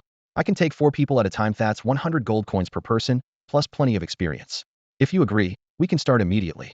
Could I discuss this with my guild members first? Of course. Emoli readily agreed. 450 gold coins didn't sound like an astronomical sum, but he could clear Deathmine in 5 minutes, easily managing 10 runs per hour with plenty of rest time included. After 10 runs, that would be 4,500 gold coins in hand for Stellar Guild. Desperate to gain an early advantage, this would definitely be a major expense. This money would be enough for him to recoup everything he'd spent on the previous gacha draws. Unfortunately, in 6 months Divine Flame would merge with reality, making cash relatively meaningless. What he really wanted was gold coins. In the future, gold coins would be the true hard currency. Starting to accumulate wealth now was the real way to win at the starting line. After deliberation, the Stellar Guild ultimately agreed to Emoli's terms.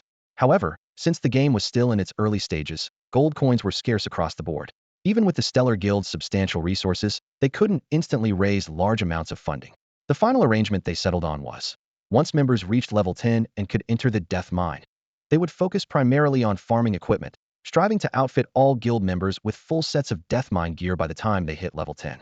Emoli quickly calculated in his mind this exclusive partnership would bring him at least 10,000 gold coins in revenue. This was exactly what made Monopoly business so enticing. As soon as the Stellar Guild members left, Sue Warner hurried over to Emoli's side and looked him up and down.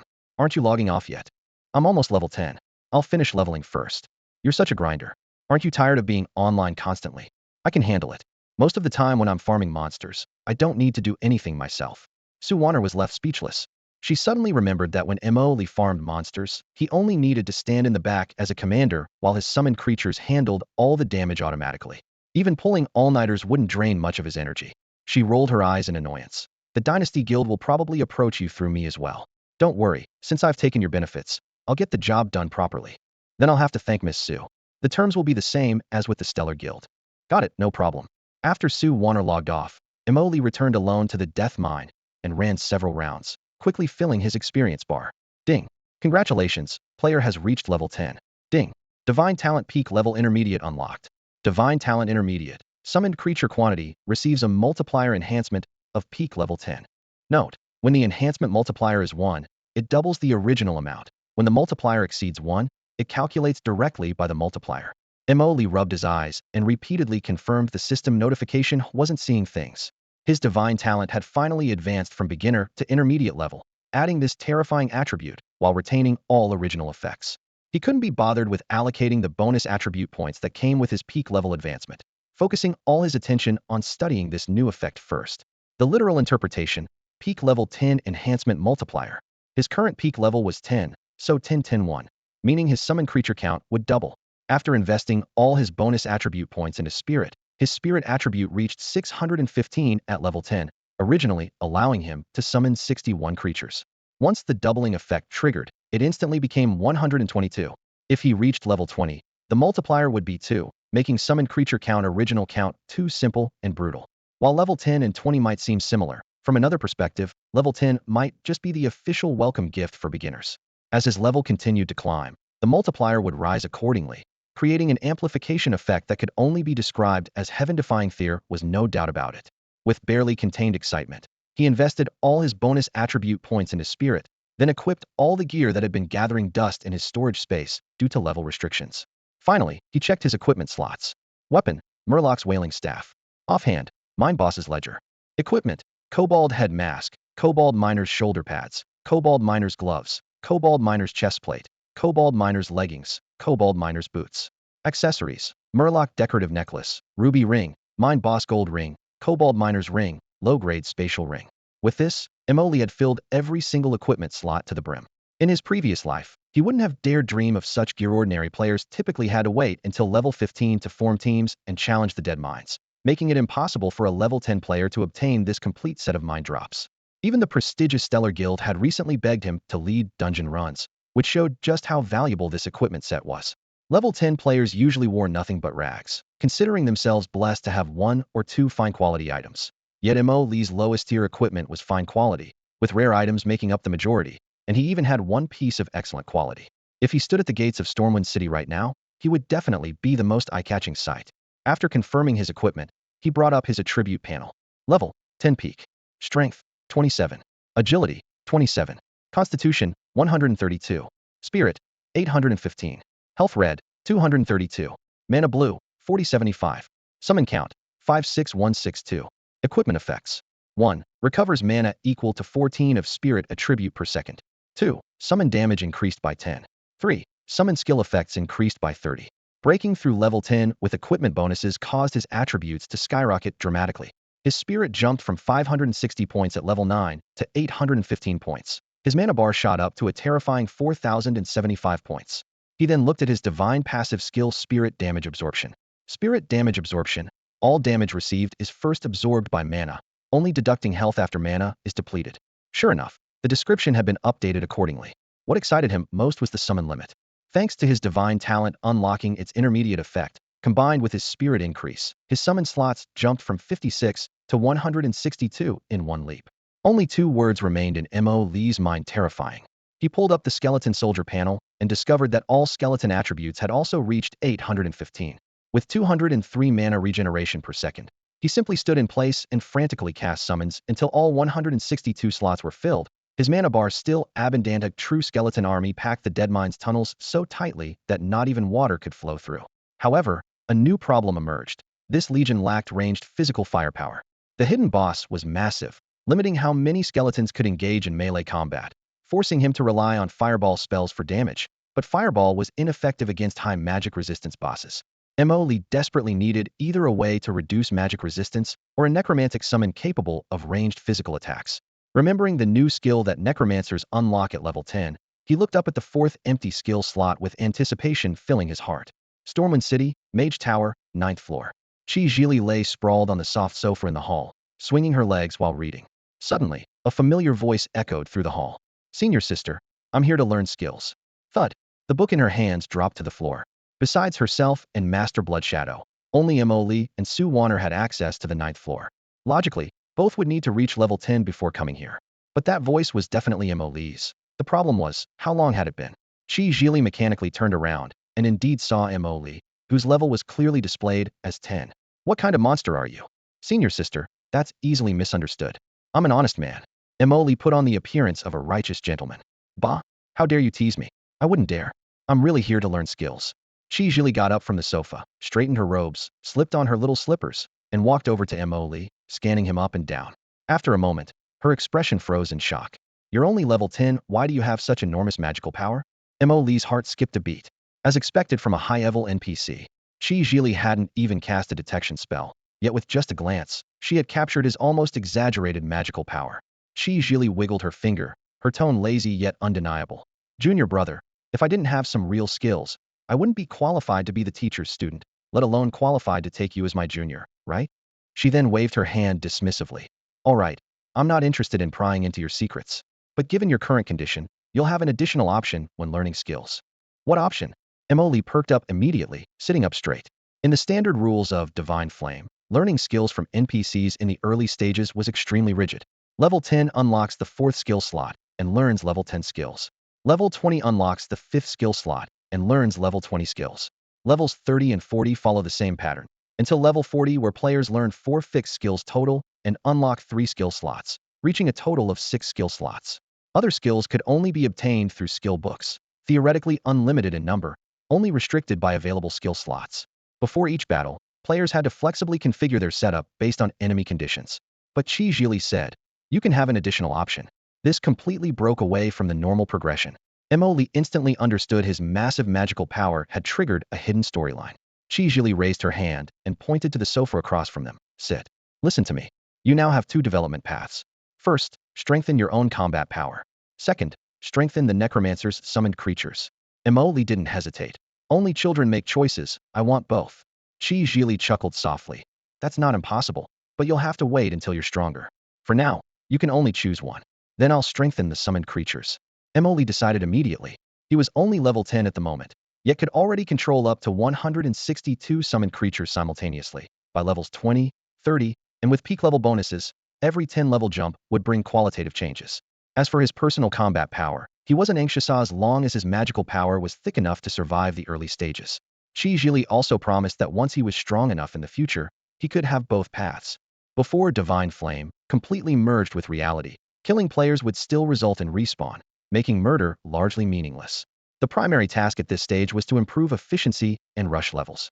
Once the world merged, he would inevitably lead ahead of everyone else. Even if his personal damage output was slightly weaker, he could continue leading through sheer numbers of summoned creatures and level advantage. Qi Jili was quite pleased with his decisiveness, the corner of her mouth curving up. I knew you'd choose this way. However, before taking this path, you need to do something first. Senior sister, please instruct me. I'll definitely get it done. This was a standard quest trigger, and Emily showed no hesitation. Go to the death mine alone, take down the cobalt mine boss, and bring back his ledger. What? This is a little test for you. With your current level, it shouldn't be a big problem. Before Qi Jili could explain further, Emoli had already pulled out a grease-stained ledger from his chest, presenting it with both hands. Senior sister, you wouldn't happen to be talking about this, would you? Emoli handed the mine boss's ledger to Qi Jili. Qi Jili took the ledger and glanced at it, then shot up from the sofa with a start, her shocked gaze falling on Emoli. You've already killed the cobalt mine boss in the dead mines? This ledger was looted from his body, wasn't it? The ledger's pages still carried the damp, musty smell of the mines. There was no way to fake that. Qi Jili's expression grew complicated. She had originally sent Emoli to solo the dead mines at level 10 as quite a challenge. By her calculations, even if everything went smoothly for Emoli, he would need to reach level 11 or even 12 before encountering the cobalt mine boss. This would both hone his combat skills and strengthen his character. But now the ledger lay before her, proof that Emoli had already defeated the mine boss. At level 8, level 9, this growth rate was simply heaven-defying. After a brief moment of shock, Qi Jili saw new possibilities in Emoli. Once he truly matured, perhaps he could help her escape the 9th floor of Stormwind's Mage Tower. She took a deep breath to calm her emotions and pushed the ledger back. Since you've already passed the trial, I acknowledge your success. I'll teach you the level 10 skill now. Whoosh, purple light swept over Emoli's body before quickly fading. Emoli immediately opened his skill panel, and sure enough, the 4th slot was unlocked with a new skill name clearly visible. Summon Skeleton Warrior. Cast time, 1 second. Cooldown none. Mana cost, 500. Description, advanced summon that can equip 1 weapon. Seeing the description, Emoli's eyes lit up. Had been worried about his skeleton soldiers lacking ranged physical capabilities, and here was the perfect solution. As long as he equipped the skeleton warrior with bows, firearms, or other ranged weapons, the gap would be filled. More importantly, 1.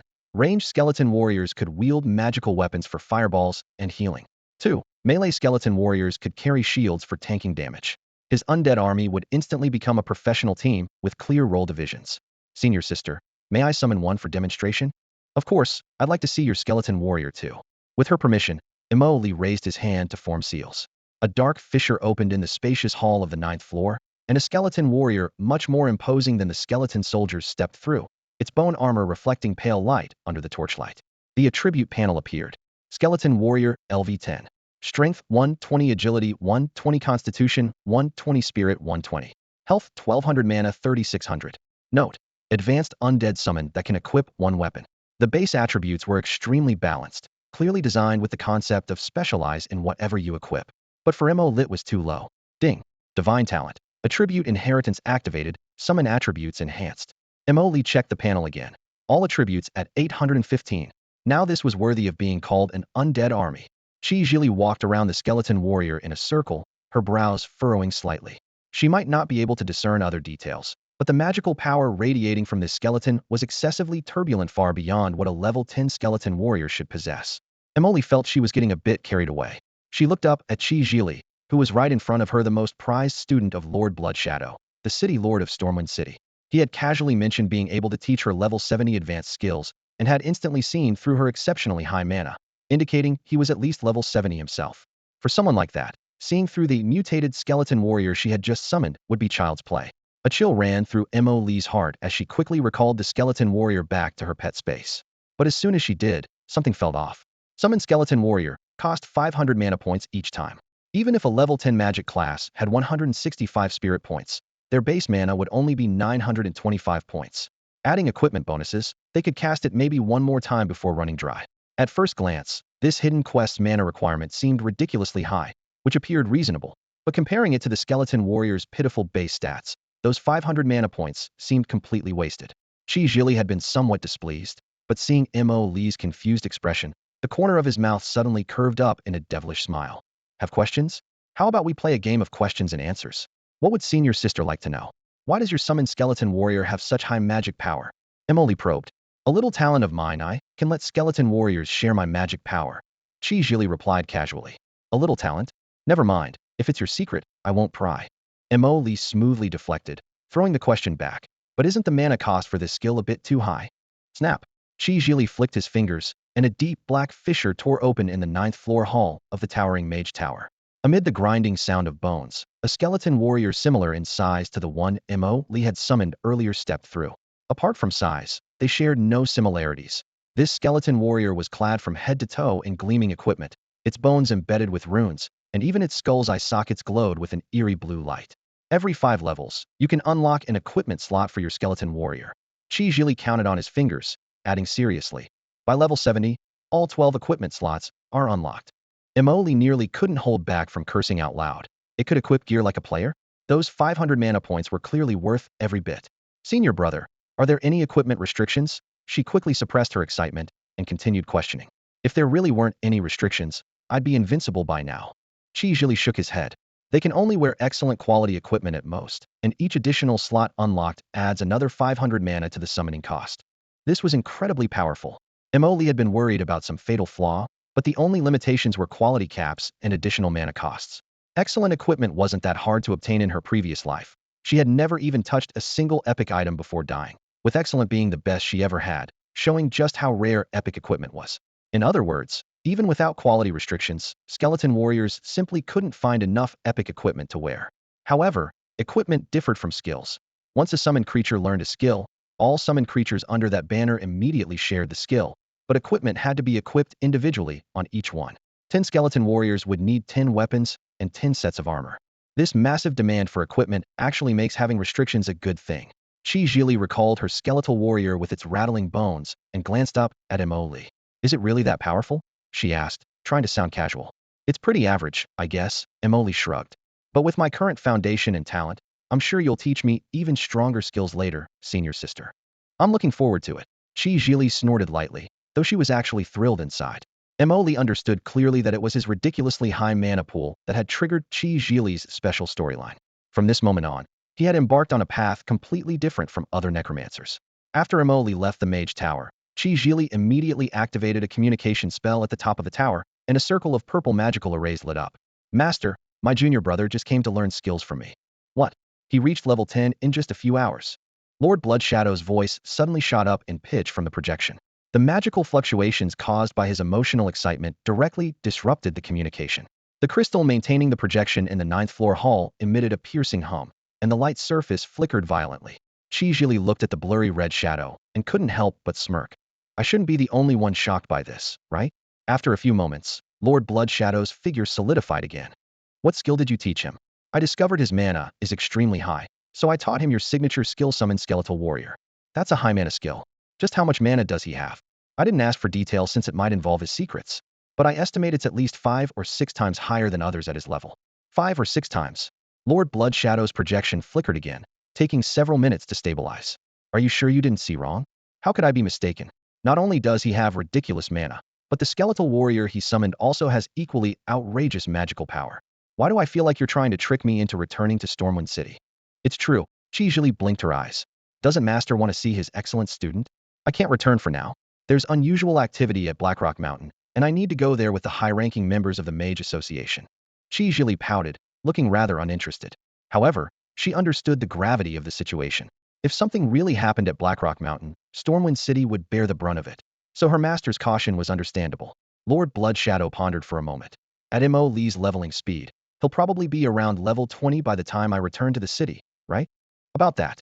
If he reaches level 20 and I still haven't returned, teach him, summon Necromantic Golem. But that's a level 40 skill, and it's another one of your signature moves. Isn't it too early to teach him now? You are my direct disciple, and so is he. I trust my judgment. I understand. The communication ended, and the light array dimmed.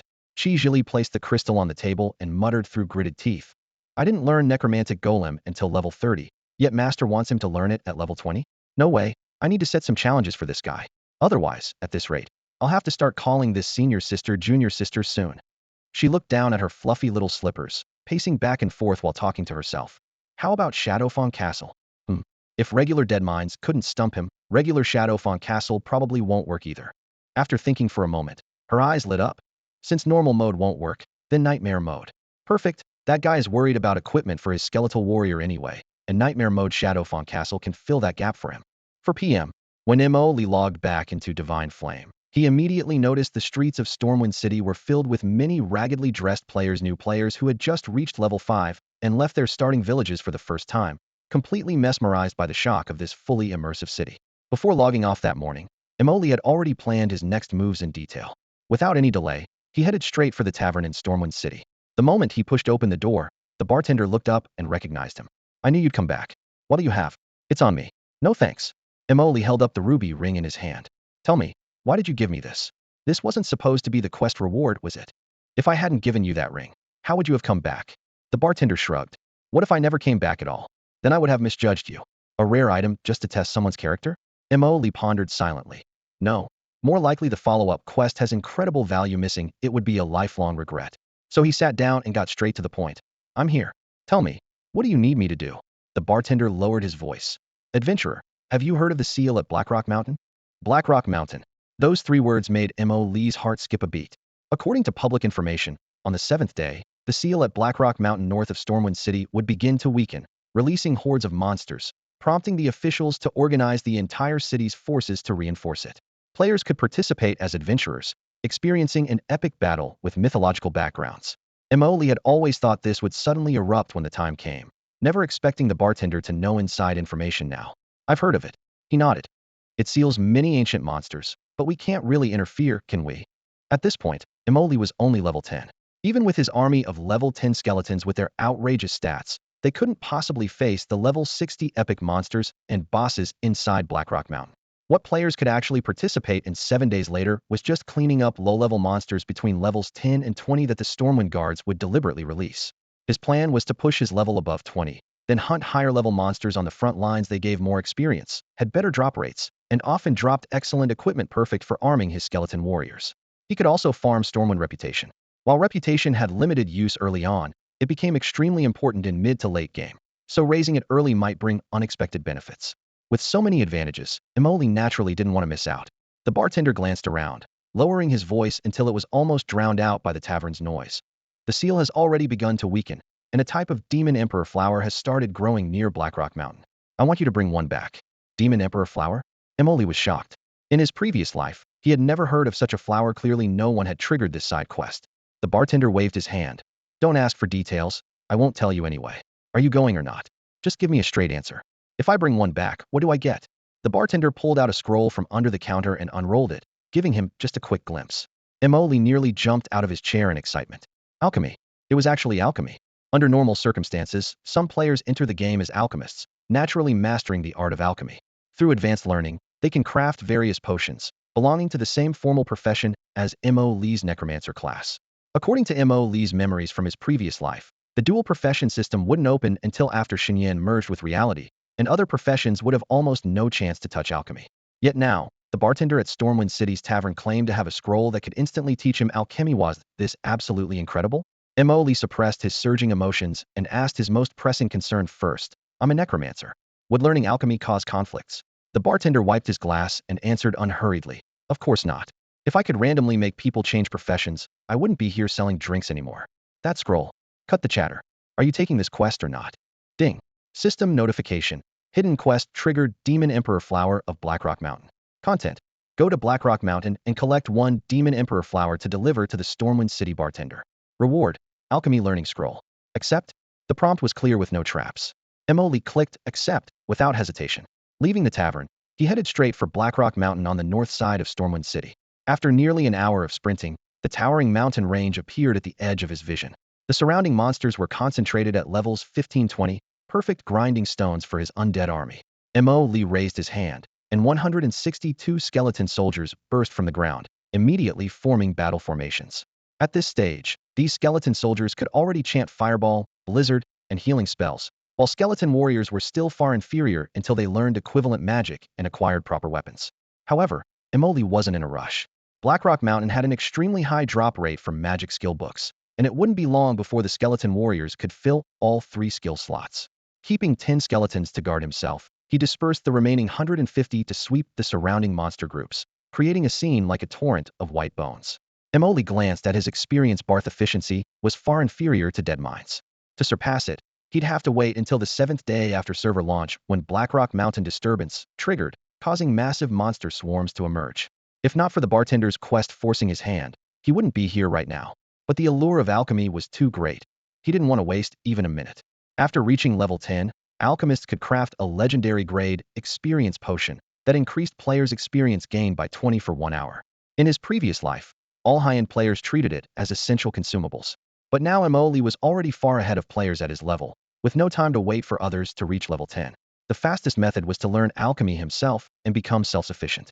As for costs, the Star Guild, that perfect sucker, would foot the bill.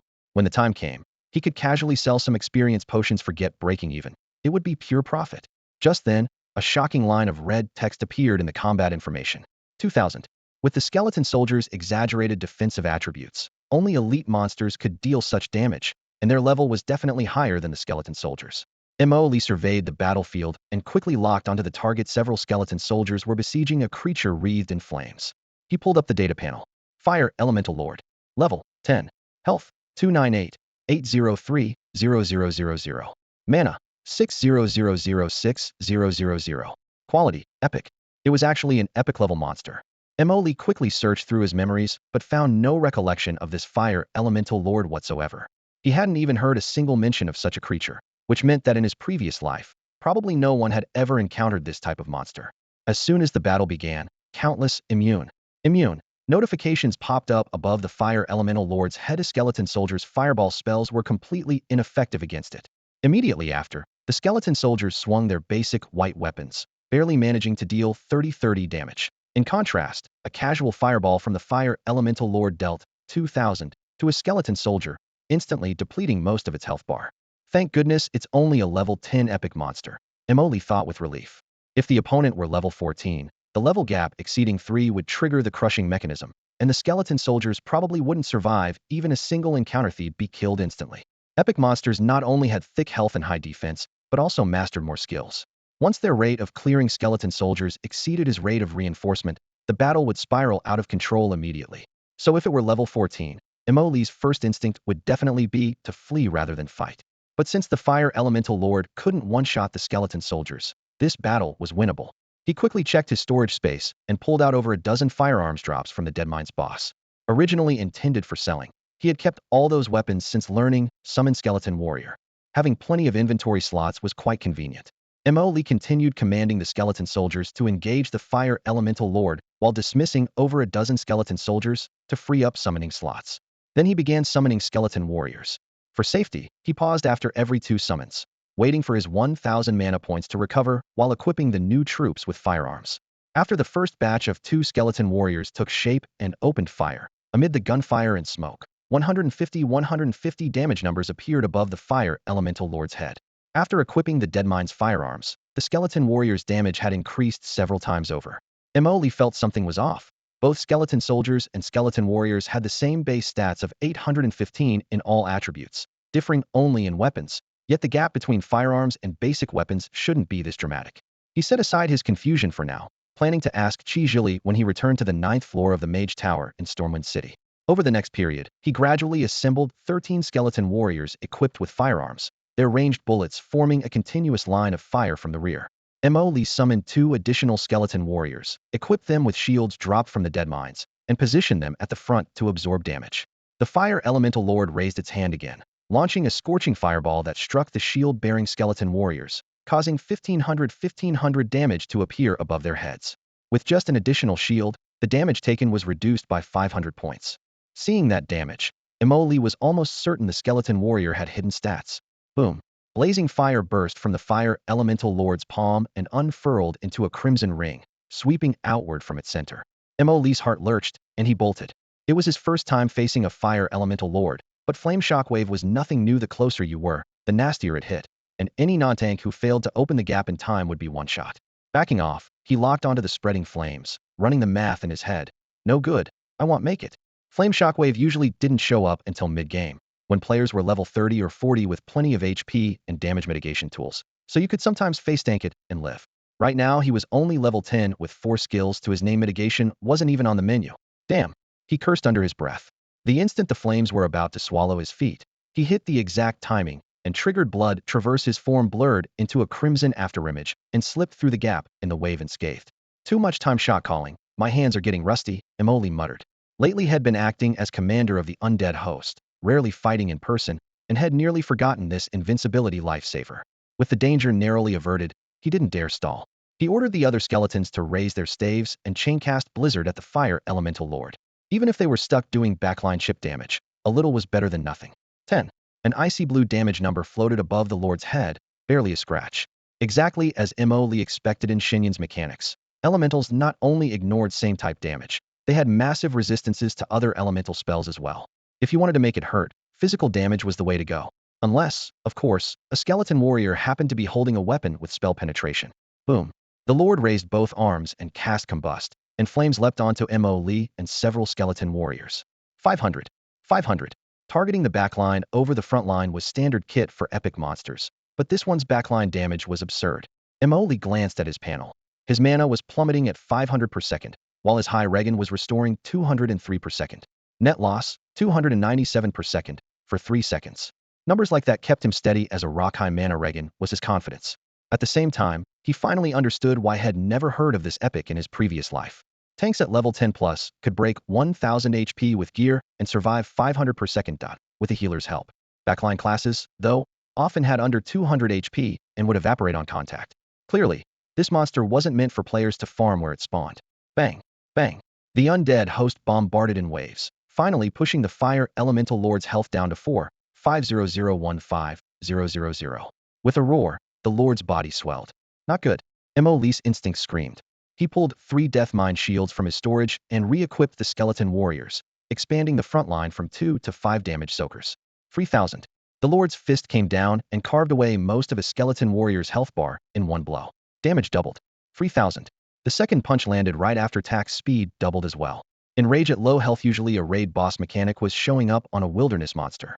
Once triggered, both damage and attack frequency spiked through the roof. Emoli hadn't expected a wild spawn to have that kind of trait. The Fire Elemental Lord's attack speed doubled, launching 3 devastating strikes against a heavily armored skeleton warrior in mere seconds. The warrior's 8,150 health points vanished instantly, its bones clattering apart as the massive shield crashed to the ground. Without hesitation, Emoli raised his hand and summoned another skeleton warrior to fill the gap. The remaining skeleton warriors and countless skeleton soldiers continued their relentless assault on the Fire Elemental Lord, hacking and slashing until they drove its health down to 1,500. Suddenly, countless tiny flames erupted from the cracks across the Fire Elemental Lord's body, blooming like crimson fireworks before scattering onto the undead army. The flames clung to bone and burned fiercely, causing health bars to evaporate as skeletons collapsed into charred remains. Emoli glanced at his status panel, and his heart sank. If undead with over 8,000 health couldn't withstand this, his mere 4,000 mana points offered no protection. He focused intently on the flying sparks, using years of combat experience to weave and dodge between them. Fortunately, this attack wasn't guaranteed to hit. Quick enough movement could avoid it. But as his undead army rapidly dwindled, especially the damage-dealing skeleton warriors in the back ranks, the Fire Elemental Lord's health bar stubbornly stuck at 1,350 and refused to drop further. Emoli quickly changed tactics, recalling his remaining undead to form a protective wall of bones around himself, blocking the flames while continuously summoning new skeleton warriors. After the fire had burned away half his forces, 2 newly formed skeleton warriors finally picked up ranged weapons from the ground. Bang! Bang! Sharp gunshots cut through the roaring flames. Emoli retreated while frantically creating new skeleton soldiers, sending them forward to intercept the flame trajectories with their bone bodies. Charred remains scattered continuously as fresh skeletons were summoned to fill the gaps. Bang! The final shot struck the Fire Elemental Lord's core, depleting its health bar. The next second, a thunderous explosion erupted in blazing light and scorching heat waves that nearly knocked him off his feet. System notifications immediately chimed in. Ding! Congratulations on your first kill of Fire Elemental Lord Epic. Server-wide announcement incoming. Hi, player name. Emoli selected. Yes, as usual. Ding. Congratulations to the anonymous player who achieved the first kill of Fire Elemental Lord Epic. Truly an epic monster despite such a huge advantage. That fight was absolutely nerve-wracking. Emoli patted his chest, silently grateful that his 200 mana regeneration per minute had saved him from disaster in those final moments. After calming down, he crouched at the explosion's center to search for loot. The epic monster's drops certainly lived up to expectations. Name: Fire Elemental Core. Quality: Epic. Description: precious material that can be combined with other components by craftsmen to forge magical weapons. Mo Lee's eyes lit up. Weapons crafted from epic materials would start at epic quality at minimum. However, he knew this was just one piece of the puzzle, requiring additional materials and likely some tedious quests before successful completion. If it were just an excellent quality weapon, Emoli might have hesitated about spending time crafting weapons, wondering if it would affect his leveling progress. After all, his level was still low, and even excellent equipment with great stats wouldn't last long before needing replacement. But epic quality was completely different. Not only did it boast impressive stats, but it also came with powerful special effects that could often be used for a very long time, delivering a devastating blow to excellent equipment. Tossing the Fire Elemental Core aside, he stored the Orb of Light in his inventory space. Emoli calculated. When he gathered enough Demon Emperor flowers to return to Stormwind City for the quest, he'd make a detour to the Artisan District to inquire about the details of crafting epic weapons. With his thoughts settled, he picked up the second drop. Name: Elemental Crown. Quality: Excellent. Slot: Head. Constitution 45, Spirit 45. Level requirement: 10. Effect: Maximum mana 10. Without saying a word, Emoli raised his hand and yanked off the old cobalt headpiece that didn't boost spirit, replacing it with the elemental crown that flickered with pale golden arcs. His attribute panel immediately jumped Spirit 45, then boosted further by the 10 amplification, causing his mana to leap from 4,075 to 4,730. The increase of over 400 points brought considerable peace of mind. For a Necromancer, the mana bar was the lifeline. The longer the mana bar, the harder he was to kill. After confirming his attributes, he examined the final piece of equipment. Name: Scorching Bow. Damage: 1,520. Attack speed: 2.0. Quality: Rare. Slot: Weapon. Constitution 45, Agility 45. Level requirement: 10. Effect: each attack adds Spirit 10 fire magic damage. For ordinary archers, this additional damage would be at most 23 points, better than nothing. But on a skeleton warrior, it was a completely different story. That guy had all attributes at a whopping 860, equivalent to gaining 86 points of fire damage for free, absolutely devastating against monsters with high physical resistance but low magic resistance. The only regret was having just this one bow. Emoli casually selected a skeleton warrior and handed over the scorching bow, hanging it on its bony hand, thinking he'd test its effects on some monster later. The battlefield was still in chaos, with corpses and equipment scattered everywhere, but these menial tasks could be handled with just a command to his undead army. Emoli re-summoned skeleton soldiers and skeleton warriors to collect the spoils from the ground, without even getting a speck of dust on his shoes. A few minutes later, the sharp whistle of arrows cutting through air echoed again at the foot of Blackrock Mountain. For testing purposes, he specifically chose a level 10 Blackrock Mountain brown bear. These bears had thick health and high defense, but lacked magic resistance, making them perfect targets. Whoosh! The arrow pierced the bear's fur. Then, two bright red numbers appeared. 836. 172. The brown bear didn't even grunt before crashing to the ground, instantly killed in a flash of white light. Emoli quickly opened the combat log. 836 was the physical damage from the bow itself, while 172 was the fire damage from the Scorching Bow's effect. In other words, when the Scorching Bow was in a skeleton warrior's hands, the special effect was directly doubled. It was highly likely that the weapon's base damage and attribute bonuses from other equipment also received double benefits. No wonder summoning a skeleton warrior cost a full 500 mana points. This hidden bonus was absolutely game-breaking. Chi Jili didn't mention a single word about this crucial information. Emoli rubbed his forehead, both delighted and exasperated. It seemed the NPCs in Divine Flame were too human-like. They even played pranks. While commanding his undead army to continue clearing monsters in the area, Emoli systematically handed various weapons from his storage space to the level 10 skeleton warrior, carefully observing each swing, every magical glow, and each attribute fluctuation. Soon, he was almost certain the skeleton warrior received double the effects from all equipment. Weapon-based damage doubled, all special modifiers doubled, with the sole exception of pure attribute bonuses. How convenient. Emoli's lips curved slightly upward. Attributes are exactly what my undead army has in abundance. A level 10 skeleton warrior started with only 120 points in all attributes, barely balanced. Equipping an excellent quality item would only add 45 points to a single attribute, which even when doubled amounted to just 90 points. However, when his divine passive skill attribute inheritance activated, the skeleton warrior's stats skyrocketed to 860 points, making those additional attributes seem insignificant. What truly caught his attention were the special effects that came with the equipment. Mo Lee raised the Fishman's Wailing Staff as a demonstration. The original 15 skill effect enhancement modifier instantly jumped to 30 when wielded by the skeleton warrior. A single weapon brought such a qualitative change once the skeleton warrior leveled up and unlocked more equipment slots. With a full set of modifiers stacked, the effects would be absolutely explosive. At the other end of Twilight Valley, Sue Warner was grinding level 10 cobalt heads. Ever since looting 2 pieces of equipment from the Fishman boss, her leveling efficiency had soared, and she had now reached level 7. Suddenly, a crisp system notification cut through the air. Ding! Congratulations to the player, prefers to remain anonymous, for completing the first Fire Elemental Lord Epic Kill achievement. Sue Warner rubbed her eyes, afraid she was seeing things. She was well aware of the monster difficulty tiers in Divine Flame: Normal, Elite, Epic, and Legendary. The scenes of Elite Kobolds and the Star Guild siege on the Fishman boss were still vivid in her memory. If Elite difficulty was already so challenging, what kind of concept was Epic? She had secretly admired Mo Lee's ability to solo elite monsters, but now discovered he had already crossed levels to slay an epic creature, completely shattering her understanding. As for that, prefers to remain anonymous, player, she didn't hesitate for a moment. Besides Mo Lee, it couldn't possibly be anyone else. Sue Warner opened her friends list. ID Mo Lee. Class, Necromancer. Level, 10. Location, Blackstone Mountain. After confirming the information, she opened her chat with Lin Shirhan and quickly typed, "Did you see the server-wide announcement?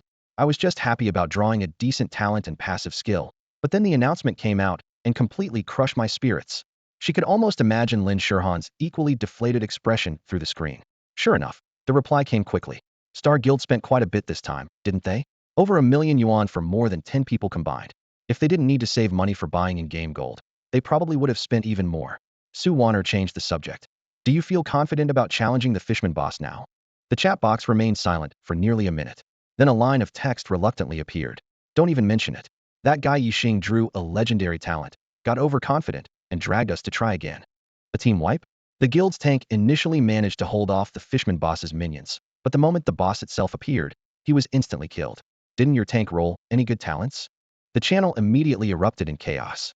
He got a legendary talent that looked incredibly powerful. Who would have thought he'd get one-shotted?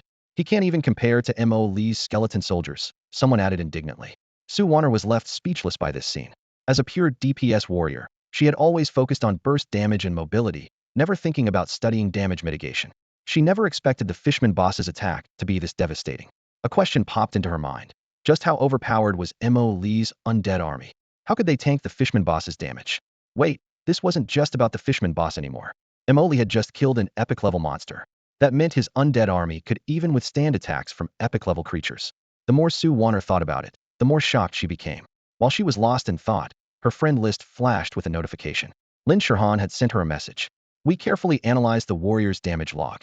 A large portion of the damage he took was crushing damage. Crushing damage? What's that? Sue Warner's eyes lit up. I'd like to know too. Could you ask him only for me? Didn't you add him as a friend this morning?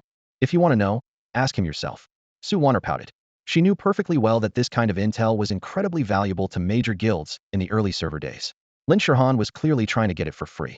Lin Shirhan didn't bother hiding her intentions. I'd love to ask, but I don't have your charm, Miss Sue. If I ask, he probably won't tell me. So you want me to use my feminine wiles? Don't overthink it. You just need to be your beautiful self. I can probe a bit, but don't expect to get it for free. Fair enough. We're willing to pay for it. He's actually pretty easy to talk to. You could just chat with him yourself.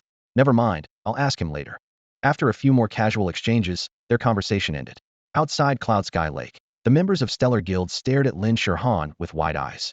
Yixing finally couldn't hold back. Well, did Sue Warner agree to help?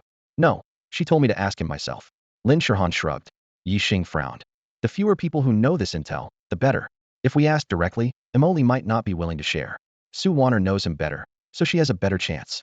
Lin Shirhan's years of friendship with Sue Warner let her instantly understand her friend's intention. Sue Warner had already built the bridge, but Stellar Guild couldn't rely on her for everything.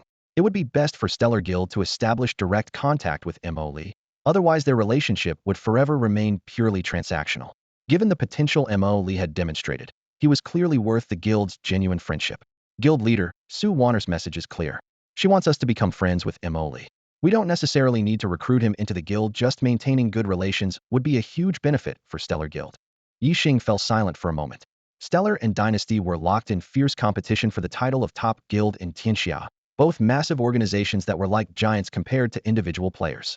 Initially, when he approached Emily, he had simply thought of him as a temporary hired gun and hadn't paid him much serious attention. After all, being ahead now didn't guarantee staying ahead later. For a major guild to take someone seriously, they'd need to be a top-tier player like Sue Warner. But now, everything Sue Warner was saying indicated that Emily was exactly that kind of top-tier player. The problem was that Shenyan's server had only been online for less than 24 hours. How could Sue Warner be so confident in making such a judgment? Lin Shirhan noticed Yixing's silence and knew he was hesitating. Yixing's indecision stemmed entirely from the recent server-wide announcement about Emily's first kill of an epic-level monster. Without that message, he would have likely made his decision already. In players' eyes, the Stellar Guild was a behemoth today alone. They had allocated millions in funding for each core member to spend on the game as just the first wave of investment, with more to follow. Combined with the guild's own studio providing logistical support, individual players would find it nearly impossible to compete on equal terms unless they were like Sue Warner, skilled and wealthy. But the problem lay in that server-wide announcement had cracked open Yixing's previously solid judgment. The Stellar Guild had just painfully experienced the strength of elite monsters firsthand, knowing they couldn't even reach that level yet. Meanwhile, Emily could not only solo elite monsters, but also lead the Stellar Guild as a sightseeing group, while ensuring everyone's safe retreat. Now, he had killed an epic-level monster, proving his strength far exceeded what he had displayed when clearing the Murloc boss. After a moment's hesitation, Lin Shirhan decided to side with Sue Warner. Guild leader, I trust Sue Warner's judgment. Befriending someone like Emily will never be a loss for us. Yixing nodded slightly, but still wanted to hear everyone's opinions. You all understand the situation. Share your thoughts. I have no objections. One core member spoke first. Just his achievement of taking down an epic-level monster is enough to put him on equal footing with Stellar. I suspect Emily is similar to Sue Warner, deep game understanding, solid mechanics, and plenty of money. Exactly. This morning during the Murloc boss fight, he knew every detail inside and out. His understanding is beyond ordinary. The developers also mentioned that epic-level monsters not only completely outclass elite monsters in all attributes, but also have a bunch of additional skills. If the Murloc boss was already so troublesome, the terror of epic monsters is unimaginable. No matter how many undead Emily commands, they couldn't withstand an epic monster's area damage without top-tier skill. I agree. If he doesn't count as a top-tier player, then who does? After listening, Yixing found that all core members shared a rare consensus. Treat Emily as an equal-level partner to the Stellar Guild, rather than just hired muscle like this morning. This consensus was undoubtedly bolstered by the first kill of Fire Elemental Lord announcement. Those 4 words, server-wide first kill, served as the most authoritative and convincing proof. Stormwind City. A server-wide announcement instantly heated up the atmosphere in Stormwind City. What? Epic-level monsters? What kind of monsters are those? There are 4 monster levels: normal, elite, epic, and legendary, with increasing difficulty. Don't you read the official materials? The official materials talk about doing things you've never done before, but they're all vague and secretive, too lazy to bother reading them. On the forums, players were going crazy as usual. This anonymous player is the same one from before, right? Has to be. Who else could it be? Someone posted first. If I had made that kill, I definitely wouldn't hide my name. You can only dream. Another laughed. What kind of strength does an epic-level monster even have? Does anyone have a clue? Right now, no one even understands elite-level monster strength. True. A third person added. Besides that anonymous player, it seems like no one has actually killed an elite-level monster. If you ask me, this whole thing is ridiculous. Someone turned their criticism toward the Divine Flame developers. They advertise realism, but there's no balance whatsoever. Not realistic? How is it not realistic? Someone shot back. In real life, some people are dirt poor and drowning in debt, while others are filthy rich. Isn't that pretty realistic? Holy crap. You actually make a good point. The discussion quickly shifted to another topic. Do you think this big shot is so powerful that major guilds will try to recruit him?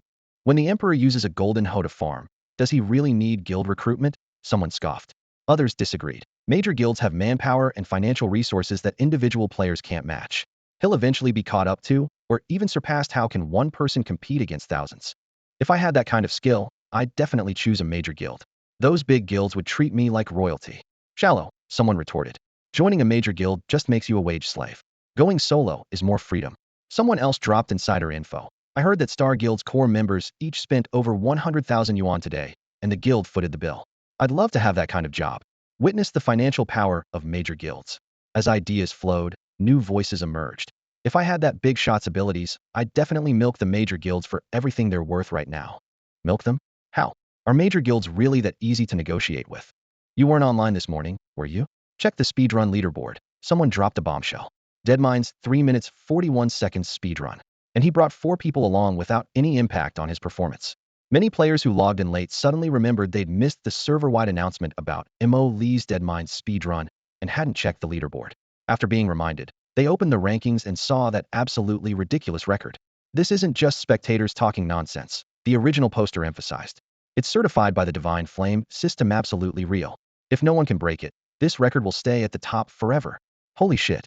I really didn't notice until you mentioned it. This record is way too insane. 3 minutes 41 seconds? I can barely kill 5 or 6 regular monsters in that time. How did he do it? Is there any chance that Deadmines only has 4 monsters total? Someone joked self-deprecatingly. Do you even believe that yourself? There's got to be at least 1 or 2 bosses, elite level minimum. Never mind what I said. This is too crazy. Everyone suddenly understood. No wonder that player could kill epic level monsters as combat power was on a completely different level from ordinary players. Then the topic shifted to gossip. Has anyone actually seen this big shot? Is he wearing a full set of top-tier equipment? Holy crap. I just remember not long ago, I ran into someone fully armed on the streets of Stormwind City. I thought it was an NPC. I met him too. I was wearing rags while he looked as polished as an official showcase piece. I also thought he was an NPC. Right. I think he went into the Stormwind City tavern afterward. Everyone's enthusiasm was instantly ignited. Could that have been the big shot? Quick, let's go to the Stormwind City tavern and ask around. After Chao Ji, the guild leader of Dynasty Guild, saw the server-wide announcement about the first kill of an epic monster, he immediately called a meeting with the guild's core members. The conference room was brightly lit, and as soon as the core members took their seats, Chao Ji got straight to the point. I'm already working on finding connections to contact Su Wanner. Everyone just stay calm for now. The vice guild leader looked up to report the latest intelligence. Guild leader, I've heard that Stellar Guild has already contacted several major studios, saying they want to buy Shenyan's gold coins. Shenyan's gold coins? Someone frowned. There isn't much demand for gold coins in the early game, right? And Stellar has their own studio, so why would they be short? The specific reason isn't clear, but Stellar Guild is buying in large quantities, so they must be planning something. Guild leader, should we also buy some? Another key member asked. Chao Ji tapped his fingers lightly on the table, thought for a moment, then nodded. We can follow suit. Dynasty Guild and Stellar Guild are rivals. If Stellar dares to pay premium prices for gold coins in the early game, there's definitely something fishy going on. We can't just ignore it. Following their lead won't hurt us. I'll have someone arrange it later. He waved his hand, bringing the topic back to the server-wide announcement. For now, let's focus on discussing this anonymous player who killed the epic monster. Everyone chimed in, their voices mixed with awe and shock. Guild leader, honestly, when I first saw the server announcement, I thought he had just killed another elite monster and didn't pay much attention. Same here. I've been so bombarded by his server announcements lately that I'm almost numb to them. But this situation is different. We've seen the gap with elite monsters, but what does an epic monster even mean? A melee captain spread his hands. Guild leader, I won't lie to you. I really want to stand next to him and watch him kill a monster once. The mage nearby interjected. Me too. I'd be willing to cheer him on, not for any other reason, just to see how he kills monsters and learn something. The discussion grew louder, but Chao Ji disappointedly waved his hand to interrupt. Enough. He realized that everyone's attention was focused on the mysterious player's combat power, but they were overlooking a more crucial issue. The elite Valley Tiger could be explained as good luck, accidentally encountering it.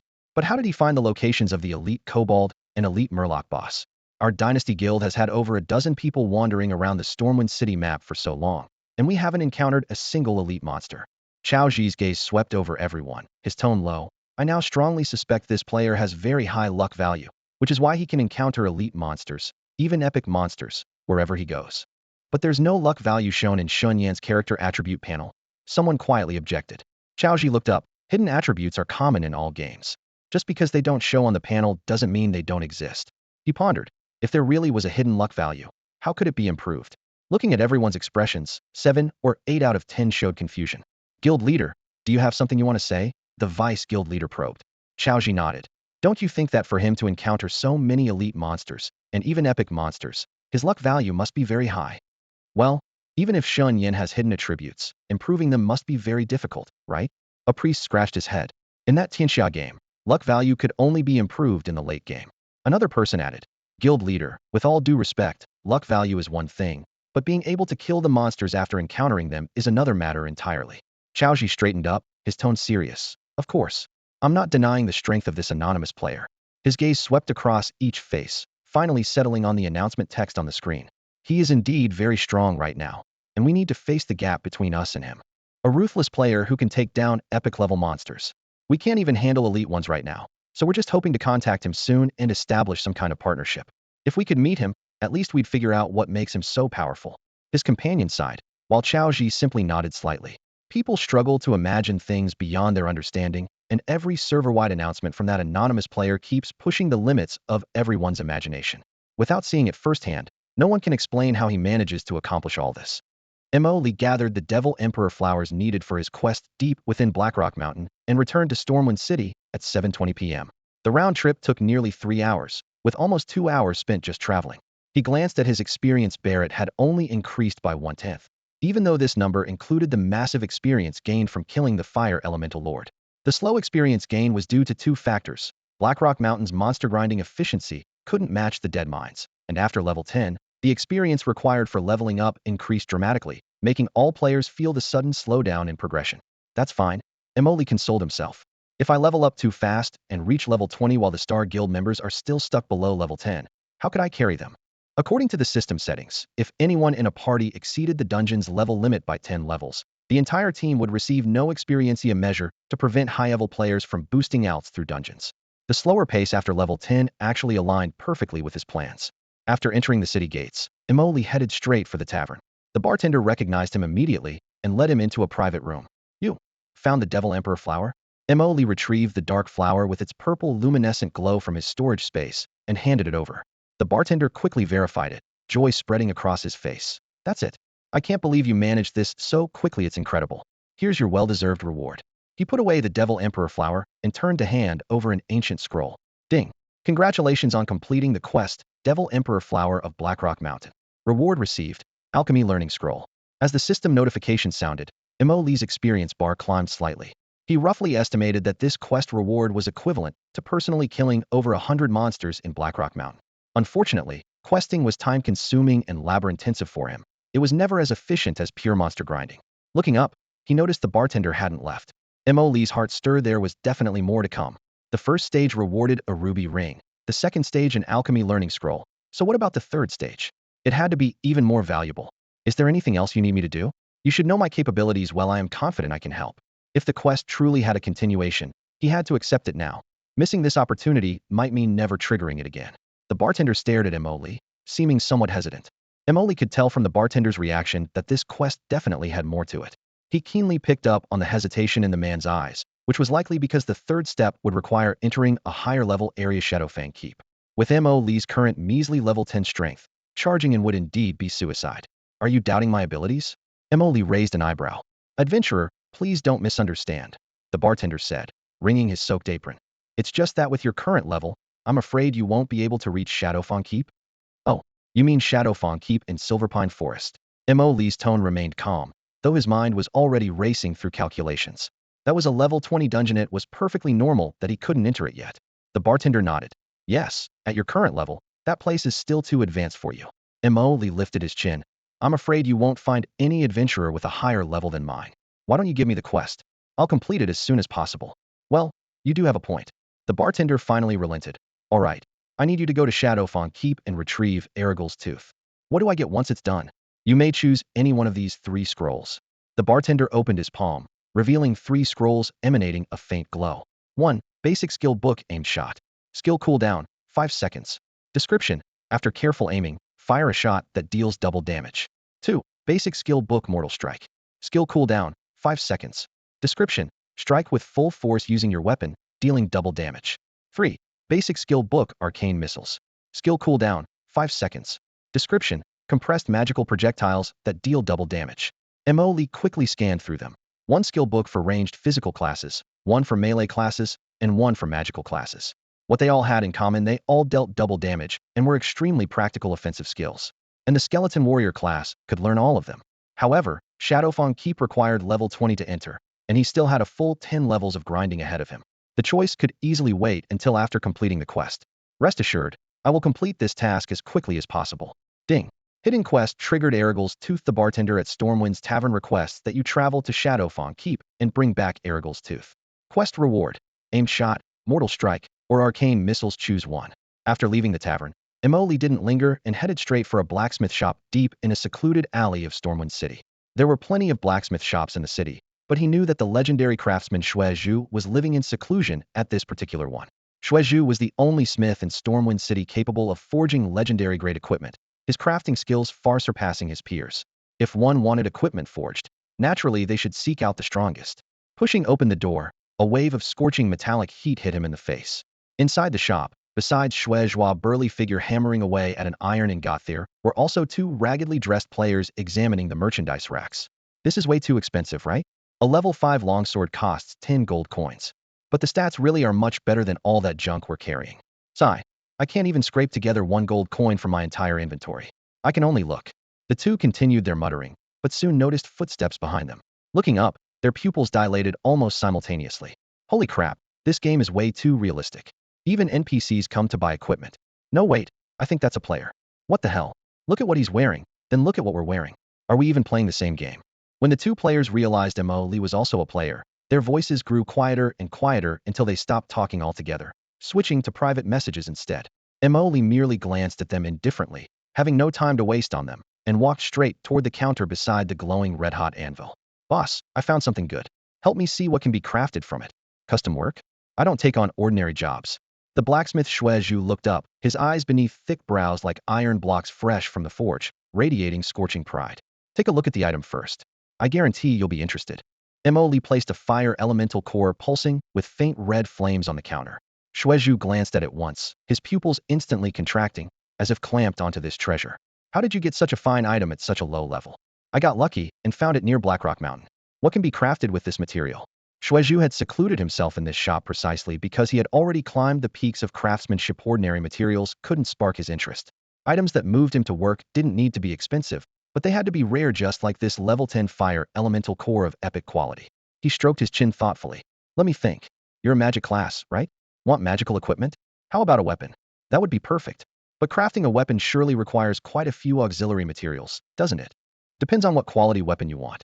Epic grade material passing through your hands should at least result in epic quality, right? Shuezhu raised an eyebrow. Oh, kid, you know me. I've heard some things, otherwise I wouldn't have come to you directly. Then you should understand my rules. Provide all materials yourself. Processing fee calculated based on the final product's value. Understood. Emoli glanced at the two players still watching from the corner and deliberately lowered his voice. My main class is Necromancer. I hope the attributes lean toward enhancing summoned creatures. Shuezhu's eyebrows jumped again. Earlier he had only given Mo Lee a cursory look, not rashly using identification skills that would be too rude to a customer. Now learning that this person was an extremely rare necromancer, he couldn't help but be surprised, and his mind turned to that equally great necromancer who was Stormwind City's lord. Young man, do you have some connection to Lord Bloodshadow? With suspicion arising, his form of address immediately upgraded from kid to young man. Emoli glanced again at those two spectating players. Shuezhu immediately understood, waving his large hand. You too. If you're not planning to buy anything, don't just stand there, get going. What's so interesting to watch? The two players were stunned on the spot.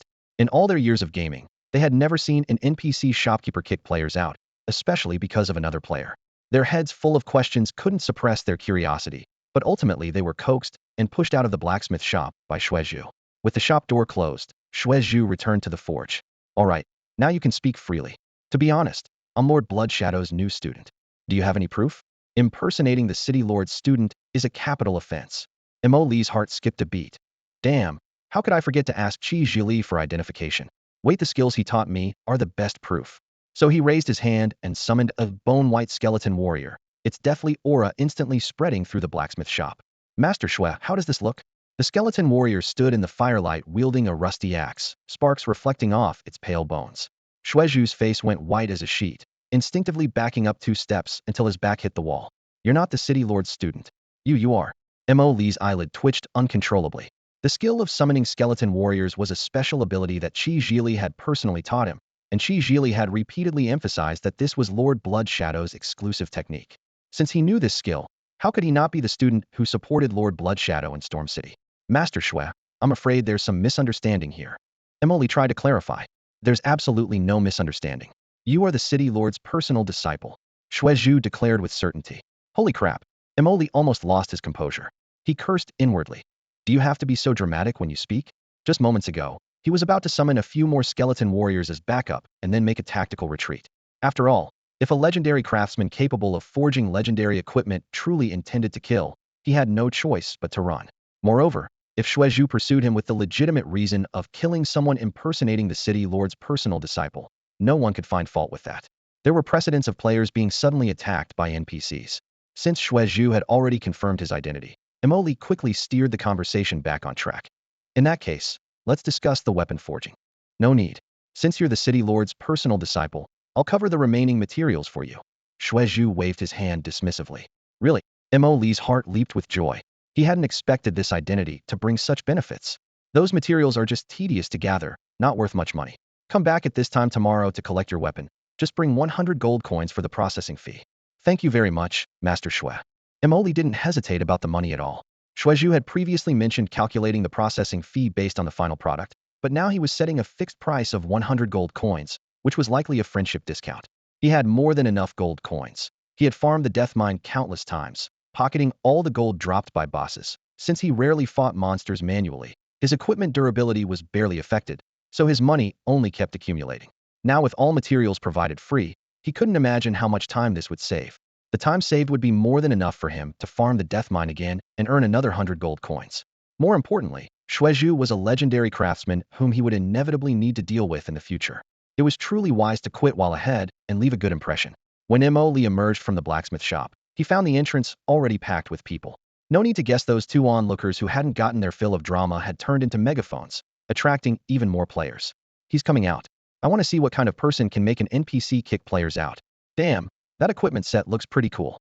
Something's not right. Could this be that mysterious big shot who doesn't want to reveal his name? Now that you mention it, besides him, is there anyone else who could gather a complete equipment set? The spectating players' discussions rose and fell. Listening to the cacophony, Emoli frowned slightly. He wasn't wearing any face-covering headgear and had never expected that just coming here would result in being mercilessly gawked at by these onlookers. What an unexpectedly forced way to be exposed. The Divine Flame came with its own built-in photo system. In less than a minute, the entire chain of Snap Photo Post online crowd gathering was complete, and Emoli's face shot had already been thrown onto the forums. Master, could you share some tips? Please take me under your wing. Big shot. I want to level up as fast as you do. Teach me. The entrance to the small blacksmith shop was instantly surrounded by curious players, packed so tightly there wasn't even a crack to squeeze through. Emoli couldn't even push his way out. Summon skeleton soldiers? Forget it, players who could make it out of the newbie village had already been toughened up by the fully immersive combat system. This little scene wouldn't scare them off. He sighed silently and opened his void storage to search quickly. Soon, a town portal scroll he'd won from a lottery came into view. With a flash of golden light, he vanished on the spot. Holy crap, where'd he go? Duh, that was just a town portal scroll from the lottery, just a small item. Looks like he really is a whale. Obviously, can you get strong in this game without spending money? But you still need skill. The Stellar Guild and Dynasty Guild have both dropped hundreds of thousands, and they haven't triggered any server-wide announcements. Maybe he just got lucky light spending with great rewards and pulled some godly gear. The players' chatter grew more distant as Emoli was teleported to the first floor of the Mage Tower in Stormwind City. Holy crap. Never thought I'd use a town portal scroll to return to Stormwind while already in Stormwind. He patted his chest and quickly rummaged through his storage again, finding another lottery reward, a bird head mask. Name, bird head mask. Quality, common. Description, cosmetic item that doesn't occupy the head equipment slot when worn and completely conceals appearance. You're the one. Emoli decisively put the bird head on. The rabbit head he'd worn in the newbie village had been exposed before, so it was definitely being watched now. Better to switch disguises to be safe. His next goal was to head to the dead mines for grinding. From the Mage Tower to Stormwind's main gate was quite a distance, and if he got surrounded again, it would be trouble. Stormwind was a safe zone if he really got blocked in. He'd have to use another scroll or just log off. Luckily, there was no one in the tower this time, but next time would be hard to say. He simply removed several more conspicuous pieces of equipment, trying to minimize his identifying features as much as possible. Surely no one will recognize me now, right? Before he'd even finished speaking, a voice suddenly rang out in the Mage Tower. Emoli? I'm not. I didn't. Don't talk nonsense. You've got the wrong person. Emoli immediately fired off a triple denial, then snapped back to his senses. This wasn't right. How would some random onlooker know his name? Soon, Emoli found the person who had spoken. Suwaner. No wonder she could call out his name directly. She not only knew who he was, but could also use the friend list location feature to accurately determine that he was currently in the Mage Tower of Stormwind City. Stop pretending. Did you forget we're friends? There's no one else here except you and me. Sue Warner raised an eyebrow, her voice coming through softly. I was just surrounded by onlookers at the blacksmith shop in trance and almost couldn't escape. I had to put on an act to get out. She was half complaining, half joking. As the world's most beautiful woman, Sue Warner had been surrounded countless times and generously shared her experience. People are just curious for the moment. They'll naturally disperse after a while. Emily nodded in agreement. Under normal circumstances, that would indeed be the case. But what if the situation wasn't normal? In the coming period, he would almost certainly dominate all the leaderboards. Various elite monsters, epic monsters, and even legendary monsters would likely fall to his first kills. With server-wide announcements ringing out repeatedly, the onlookers' enthusiasm probably wouldn't cool down so easily. Rather than waste leveling time being blocked by people, it would be better to temporarily keep a low profile. Emoli secretly made up his mind. I'll just quietly make my fortune and wait for the attention to die down. Whatever makes you happy. Sue Warner shrugged, then suddenly remembered something. By the way, has the Stellar Guild contacted you? They haven't reached level 10 that quickly, have they? Hard to say. Sue Warner pursed her lips. They spent quite a bit of money today, so their progress should be significant. But I'm not asking about level sits, about something else. What else? Emily pressed. Sue Warner hesitated. Never mind. Since they haven't approached you yet, I won't meddle. She shook her head slightly, her tone carrying barely concealed disappointment. She had already gone from hinting to being explicit with Lin Shurhan, but the Stellar Guild still seemed oblivious. Ding. A system notification suddenly popped up, and a private message from Lin Shurhan appeared in Emily's view. Emily almost laughed out loud. Speak of the devil, mention her, and she appears. You two chat then. I'm heading upstairs. Sue Warner waved and walked directly toward the stairs leading to the 9th floor of the Mage Tower. Emily watched her slender figure and clicked his tongue. Conventionally, only level 10 players could enter the 9th floor, meaning Sue Warner was already level 10? How did her leveling speed suddenly spike so dramatically? What kind of special encounter had she triggered? Truly a chosen one, impossible to envy. Pressure hit him instantly. With Sue Warner's level quietly catching up, he had to hurry. With this thought, Emily rushed toward the potion shop while opening Lin Shurhan's private message. We attempted to kill the Murloc boss and discovered it deals massive crushing damage to tank classes. Do you know the mechanics of crushing damage? Stellar is willing to pay for this information. Emily nodded to himself, worthy of being one of the top guilds in the world. Even knowing that the Divine Flame elite monsters were extremely powerful, they still dared to challenge the Murloc boss first, and clearly weren't going in blind. From Lin Shurhan's words, it seemed they had already found a way to deal with the Murloc boss's minions. However, they fell to the overwhelming damage and insurmountable type of harm. If not for that cold system ruling, the Stellar Guild's charge might have succeeded in a complete retreat. Through these few minutes of combat, Emoli had become certain that the Stellar Guild's tactical coordination far exceeded that of ordinary teams. For him, powerful allies meant greater profits. The stronger Stellar became, the more benefits he could reap, so he decided to proactively share intelligence. This intel is free, Emoli typed in the private chat channel. Lin Shurhan replied. Oh, that's so embarrassing. You'd figure it out yourselves soon enough anyway. Emoli chuckled, adding, we just spent some money today, boosting everyone's attributes significantly. We'll be ready for Death Mine by tomorrow at the latest. So our cooperation should be quite pleasant. He didn't forget to remind her. The Murloc boss is level 10. Your tank isn't even level 7 yet, right? Right, level 6, still needs a bit more experience, Lin Shurhan answered honestly. Emoli decided to explain the key point thoroughly. Elite monsters trigger overwhelming damage when they're 3 levels higher than players. Instant kills are completely normal. You'd better get your main tank to level 7 tonight. He shared this intelligence for free for 2 reasons. First, the Stellar Guild's skill level would figure it out soon enough on their own, and second, gouging them hard right now would be unethical and affect future cooperation. Weighing his options, he chose to do them a favor.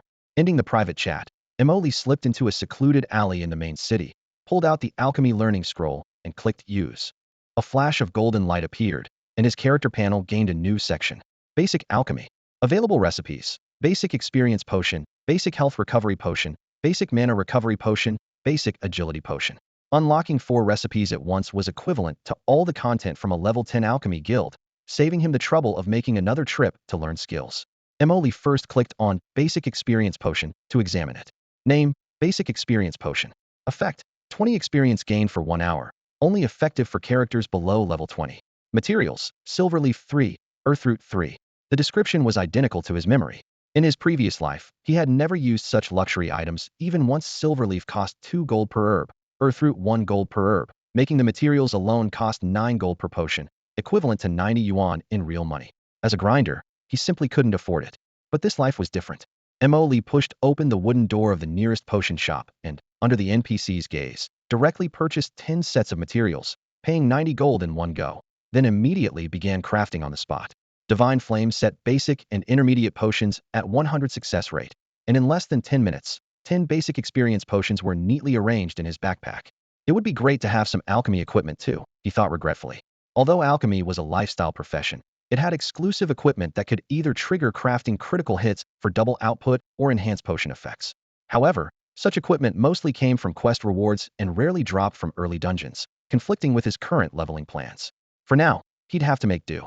One day later, at the Death Mines. With the continuous boost from the basic experience potion, Mo Lee's leveling speed exceeded expectations. As the hidden boss crashed to the ground, his level successfully broke through to 12.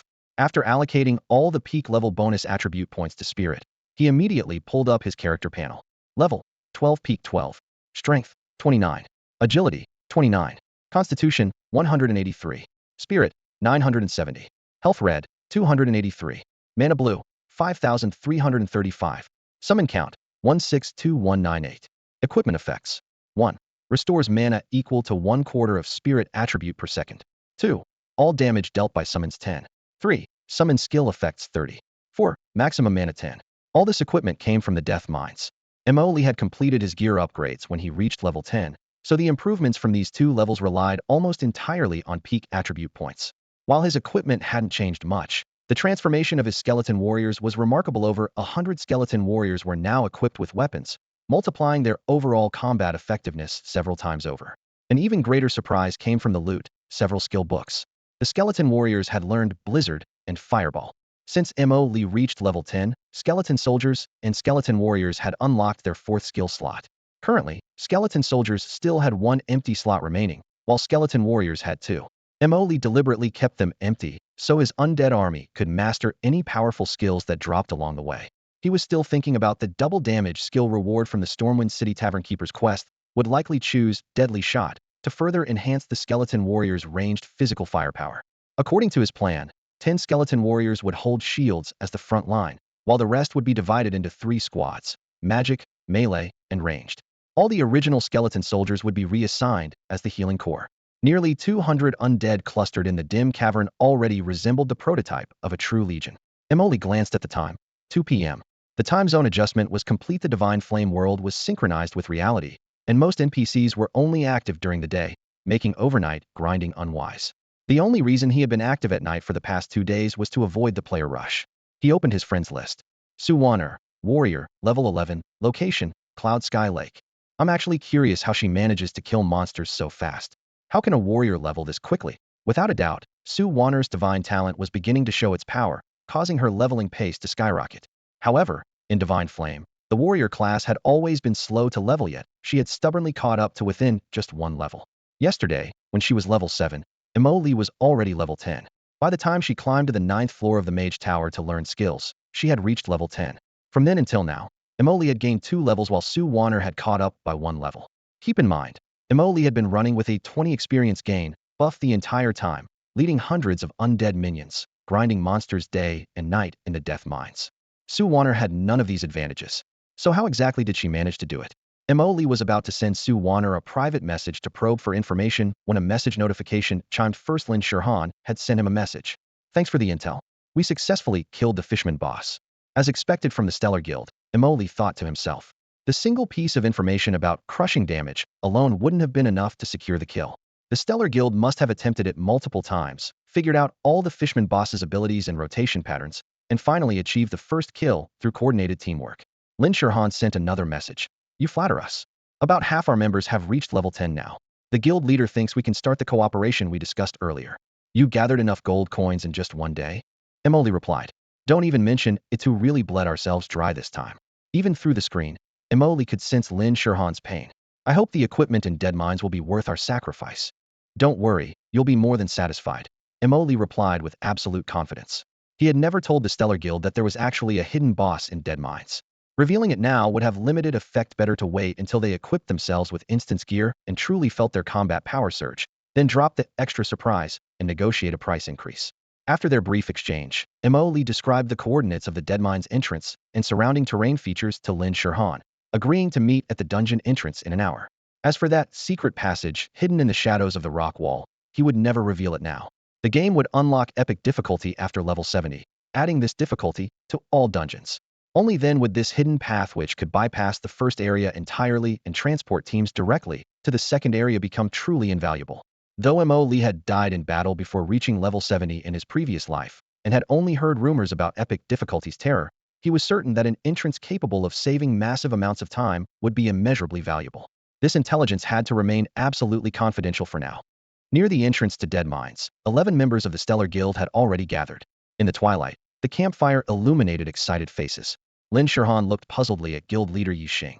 I have to ask, Guild Leader, why did you suddenly decide to run it yourselves first? Yi Xing smiled. Since we're already here, why not test the waters first? Fine, whatever makes you happy. Lin Shirhan shrugged. She glanced around at everyone and noticed they all seemed eager to try.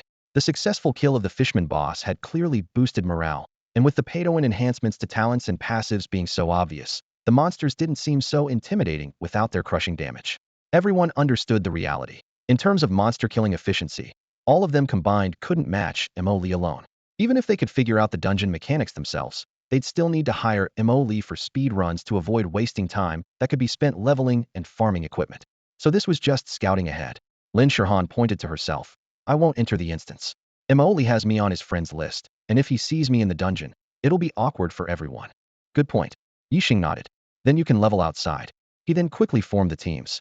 Excluding Lin Shirhan, they had exactly 2 small teams, each with 1 tank, 3 damage dealers, and 1 healer. This was the optimal 5-person configuration that the Stellar Guild had repeatedly tested and verified in Tianxia. This could be considered the optimal 5-person team composition.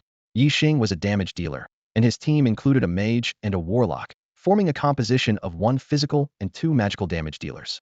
Healing duties were handled by a priest, while the tank was a druid bear tank, the very backbone of the Stellar Guild's successful Murloc boss kill. Everyone in the guild said this bear tank was ridiculously tanky, and for good reason. He was one of the lucky few who had drawn a legendary tier talent. Besides the druid, Yi Xing also possessed a legendary talent, while the mage, warlock, and priest had each drawn epic tier talents. These 5 together represented the strongest team composition the Stellar Guild could field on paper. After entering the Dead Mines, the 5 didn't rashly engage the monsters. Instead, they followed their old habits from Tianxia and scouted first. Torches flickered in the dim mine tunnels, and occasional kobold shrieks echoed from cracks in the stone walls. Drawing on years of dungeon experience, Yi Xing quickly marked nearby monsters with square group and circle group designations. At the entrance alone, there were at least 3 kobolds clustered together, plus stragglers patrolling back and forth. Let's pull the square group first. Be careful not to aggro other monsters, still don't know how strong the creatures here are. Yi Xing whispered his instructions. The warlock raised his hand, and a dark purple curse streaked through the air, precisely hitting the square-marked kobold and instantly generating maximum threat. The remaining 2 kobolds immediately roared and charged forward. Curses were damage over time skills with low individual damage ticks, making them the safest way to pull. They wouldn't spike too high and prevent the tank from establishing aggro. The druid shifted into bear form, his massive furry claws sweeping across Thud. All 3 kobolds aggro locked solidly onto him, his health bar as steady as if it were nailed to the rock wall. Seeing this, Yi Xing breathed a quiet sigh of relief. Though the Dead Mines was a dungeon, the trash mob damage wasn't yet high enough to overwhelm their bear tank. Full damage output, he immediately commanded. Blazing fireballs traced arcs through the air, shadow bolts streaked through with dark mist, and sword light flashed coldly. But after all that effort, the kobold's health bars had only dropped a small fraction. Guild leader, these kobold monsters have way too much health, the mage complained with a furrowed brow. The status information clearly showed. A single kobold had over 2,000 health points.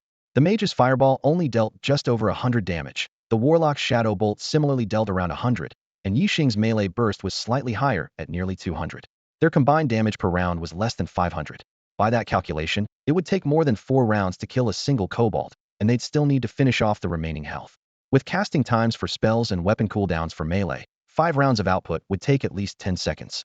For one wave of 3 kobolds, clearing just the trash mobs would take over half a minute. Yi Xing was also struck speechless. After killing the Murloc boss, the Stellar Guild had finally regained some confidence, which was why they had specifically come to challenge the Dead Mines. But reality was just too harsh.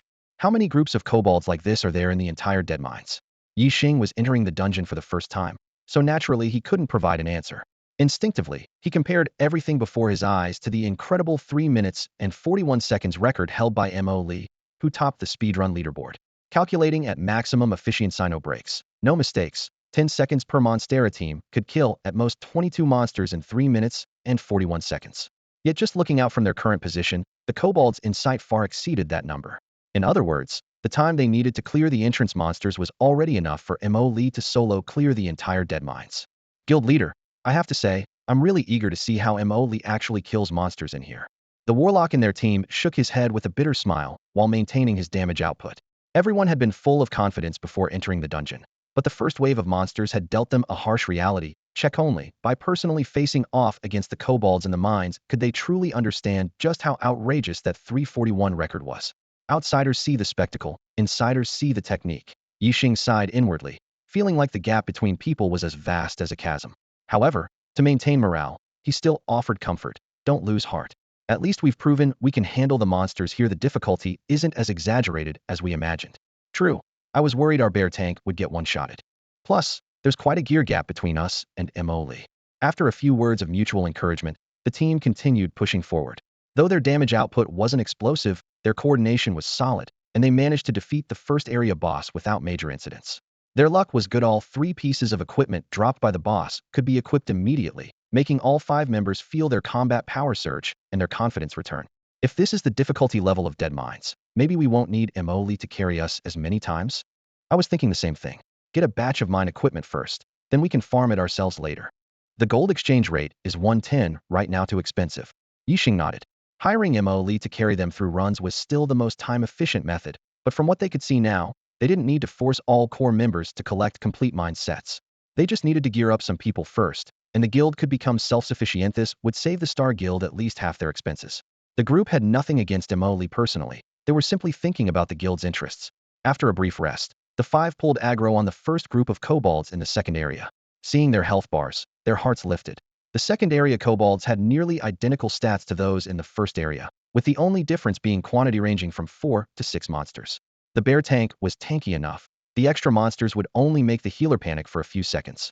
The team's confidence soared as if they could already see victory within reach. Just as everyone was getting excited, one kobold raised its hand and cast a green light toward a low-health companion. Niarbia healing spell. That nearly depleted health bar instantly shot back up to half. Holy crap, how are we supposed to deal with this? This is absolutely ridiculous. Don't panic, switch targets and take down that kobold healer first. Yixing issued the command in a steady voice. As both the guild leader of Stellar Guild and the commander of this 5-person team, he remained calmer than any other member when facing unexpected situations. Almost simultaneously, he adjusted his position and signaled his teammates to unleash all their skills on the kobold that was raising its hand and emitting green light. His teammates quickly understood, and even the bear tank forcibly turned around to face his shield toward the target. After a round of focused fire, the kobold's healing spell was slowed down, and eventually all 4 monsters fell to the ground. The situation seemed manageable, but none of the 5 showed any sign of relief. All wore frowning expressions. The mage was the first to speak. Captain, that was only 4 monsters. If the next wave has 6, will there be 2 healers? Hard to say. Yixing admitted he wasn't sure either. We'll only know once we actually fight them. The priest couldn't help but complain. My mana was almost depleted just now. If there are 2 healers, the battle will definitely last longer. I don't think we can handle it. Although the bear tank could withstand the kobold's basic attacks, his health bar was still slowly decreasing, and healing required the priest's mana. Moreover, the kobolds in the second area weren't just healers, some specialized in magical area damage. Once those skills landed, everyone would take damage, instantly maximizing the priest's pressure. With just 1 healer appearing, the priest's mana was nearly exhausted. If they truly encountered 2 healers, the outcome would likely be a team wipe. The mage cursed repeatedly. Isn't a level 10 dungeon supposed to be for beginners? These kobolds actually know healing spells. What's even more ridiculous is that among our 5 classes, we don't have a single interrupt skill. We can only watch helplessly as they raise their hands and heal. Is this dungeon really designed for level 10 players? Yixing opened his mouth, but ultimately said nothing. The Deadmine speedrun leaderboard clearly showed that Mo Lee had set the record when he was only level 9. Anyone with half a brain could deduce that Mo Lee had already mastered this dungeon inside and out. Otherwise, how could he achieve such a speedrun? But saying this now would only hurt morale, so he swallowed his words. Guild leader, let's try the group with 6 monsters, the mage suggested. If we really encounter 2 healers, we'll just run straight to the entrance. Right, the terrain here isn't too large. We should be able to run out of the dungeon and disengage from combat. At least we can save our lives. The rogue agreed. The bear tank tapped his shield with his paw. I agree. We've come this far way, won't be satisfied without trying. They quickly reached a consensus. Attempt it one more time. And if 2 healers really appeared, they would retreat, wait for their gear levels to improve, and return later. If that didn't work, they would find Molly to carry them through until everyone was fully equipped with Deadmine's gear. More than 10 minutes later, 5 somewhat disheveled figures appeared at the entrance of the Deadmine's. It was Yixing's team. The mage wiped the dust from his face and spoke glumly. This is absolutely cursed. Who would have thought it wouldn't be 2 healers? Damn it. 6 kobolds with 3 of them knowing healing spells. How the hell are we supposed to deal with this? Tell me, how did Molly handle this situation? The priest grumbled while slamming his staff against the ground. Clearly, he had no concept of Molly's damage output. Recalling the scene when Molly led the team to kill the Murloc boss that day, his tone grew increasingly defiant. I logged off temporarily that day and didn't see the whole process. Everything I know came from guild members' secondhand accounts. Who knows how exaggerated their stories were? The priest's frustrated grunt exploded through the team channel. Yixing quickly waved his hands, worried that if he didn't intervene soon, this would turn into a Molly fan club meeting. Let's notify the other team to retreat first, he commanded in a low voice through the channel. Their talent passives are weak. If we're barely managing in Zone 1, Zone 2 is definitely hopeless. I'll send them a private message. After handling the most urgent matter, Yixing opened his friends list and quickly sent Lin Shirhan a private message, telling her to rush to the Deadmine's dungeon entrance immediately. A few minutes later, Lin Shirhan appeared at the dungeon entrance, her boots still dusty from the journey. Guild leader, you guys actually cleared it in less than an hour? She raised an eyebrow. Yixing glared at her irritably. If you can't speak properly, just shut up. Nobody's treating you like a mute. Lin Shirhan immediately rolled her eyes. Molly has 30 skeleton soldiers that can fight, tank, and heal. Any one of them is stronger than us. Do you really think killing one Murloc boss is enough to get cocky? Spending some money and forgetting your place? At least catch up to the strength of one of Molly's skeleton soldiers before talking big. She had been bored out of her mind recently, and finally catching this opportunity, she unleashed a barrage on Yixing. In her view, the most dangerous thing in gaming was getting overconfident after a small improvement. If not corrected promptly, disaster would follow. All right, my dear Miss Lin, I admit I was wrong, okay? We definitely got carried away this time. Yixing didn't shift blame and readily admitted his mistake. Everyone got overexcited after killing the Murloc boss. I'll take responsibility for this. Seeing that everyone recognized the problem, Lin Shirhan also cooled down, her tone softening. Fine, let's move past this. Molly just messaged me asking if we've arrived. Can I reply to him now? Go ahead. Yixing nodded, unable to hide his anticipation. Honestly, I'm quite curious to see how Molly clears the Deadmines. Lin Shirhan shook her head. I doubt you'll get to see it. Didn't he say he'd take us along? Yixing was confused. Guild leader, Lin Shirhan rolled her eyes. Has all that money spending fried your brain recently? You're level 10 now? Time to learn new skills, right? Smack. Yixing slapped his own forehead. Ever since Molly appeared out of nowhere, he'd been so stimulated that his mind was constantly in a daze. Right? Molly reached level 10 ages ago. In the game, level 10 not only unlocked new skills, but also opened up a new skill slot. In other words, Molly's current grinding method was likely completely different from before level 10. In the Deadmines, he would probably fight even more dominantly. As for how he cleared the mines before level 10, that would likely remain an eternal mystery. Yixing had originally planned to learn from Molly during this trip, especially since the guild had only obtained first kill experience for the Zone 1 boss. They had no intelligence about what the bosses in the later zones looked like or their combat mechanics. This learning plan might be doomed to fail. Alright then, we'll see how it goes, Yixing sighed. If worst comes to worst, we'll buy intel from Molly. He seems pretty reasonable. Lin Shirhan's lips curved into a charming smile. After receiving Lin Shirhan's private message, Molly stored his undead army in his pet space and headed straight for the Deadmine's dungeon entrance. This time, he planned to summon only 30 skeleton warriors, the same number he'd used when helping the Stellar Guild defeat the Murloc boss. Since they were only in the early stages of cooperation, it was wise to keep something in reserve. Around 3 in the afternoon, when Molly arrived at the dungeon entrance, 11 players from the Stellar Guild were already waiting and looking around. President Yi, we can only bring 4 people at a time. Who should go in first? Molly got straight to the point without any hesitation. Night was approaching, and he still needed to rush back to Stormwind City to collect the new weapon Shui Zhu had forged. Each additional run meant 400 gold coins. Time was money. No problem. You already know me and Lin Shirhan. This is our tank, Lu Feng, and this is our mage, Han Rue. Yixing pointed to the 2 people beside him. Molly immediately sent party invitations to the 4 people Yixing had designated and changed the loot distribution to free-for-all. Pick up whatever drops yourselves once we're inside. For him, The dead mines had long since become mind-numbingly routine. The only value now was experience points. Since the Stellar Guild was paying for exclusive runs, all the drops naturally belonged to them. Next, Yixing opened a trade window. Emily clicked accept, and the system interface appeared. Yixing decisively placed 2,000 gold coins in the trade. I'll pay for 5 runs up front, then pay again after those 5. Transferring 2,000 gold coins in one go, the current exchange rate of 10 yuan per gold in Divine Flame. That was 20,000 yuan in cash. Such generosity was impressive. The standard practice was to pay after each run for immediate settlement and peace of mind, but Yixing was paying for 5 runs in advance without even seeing the strategy truly generous. Emily accepted the gold and was the first to enter the dungeon. In the spacious mine entrance, he waved his hand and summoned continuously. 30 tall skeleton warriors materialized with thunderous presence. Each wielded a staff, their bones glowing with cold runic light, clearly magical summons. Lin Shurhan curiously circled around the skeleton soldiers, examining them. Emoli, I feel like these are different from last time. New level 10 skill off, course the appearance gets upgraded. Emoli answered briefly. Wow, does that mean they're stronger? Indeed stronger, but more than enough for clearing the dead mines. Yixing and the other 2 team members also looked on with curiosity, but Emoli still hadn't opened his attribute panel. Without using investigation skills, they couldn't see any stats and could only try to extract information from Emoli's words. Emoli swept his gaze over everyone, his tone calm but brooking no argument. All right, all of you stay here and don't wander off. After giving some instructions to the Star Guild members, Emoli immediately began commanding his skeleton warriors to start pulling monsters. 30 skeleton warriors charged into the depths of the death mine like a grayish-white whirlwind. Their terrifying defense and health points, boosted by high-tier attributes, rendered the kobolds' feeble attacks completely meaningless. Even when dozens of mining picks struck them simultaneously, their health bars remained utterly unmoved. Yixing watched as the skeleton warriors' silhouettes vanished into the darkness, his eyelids twitching uncontrollably.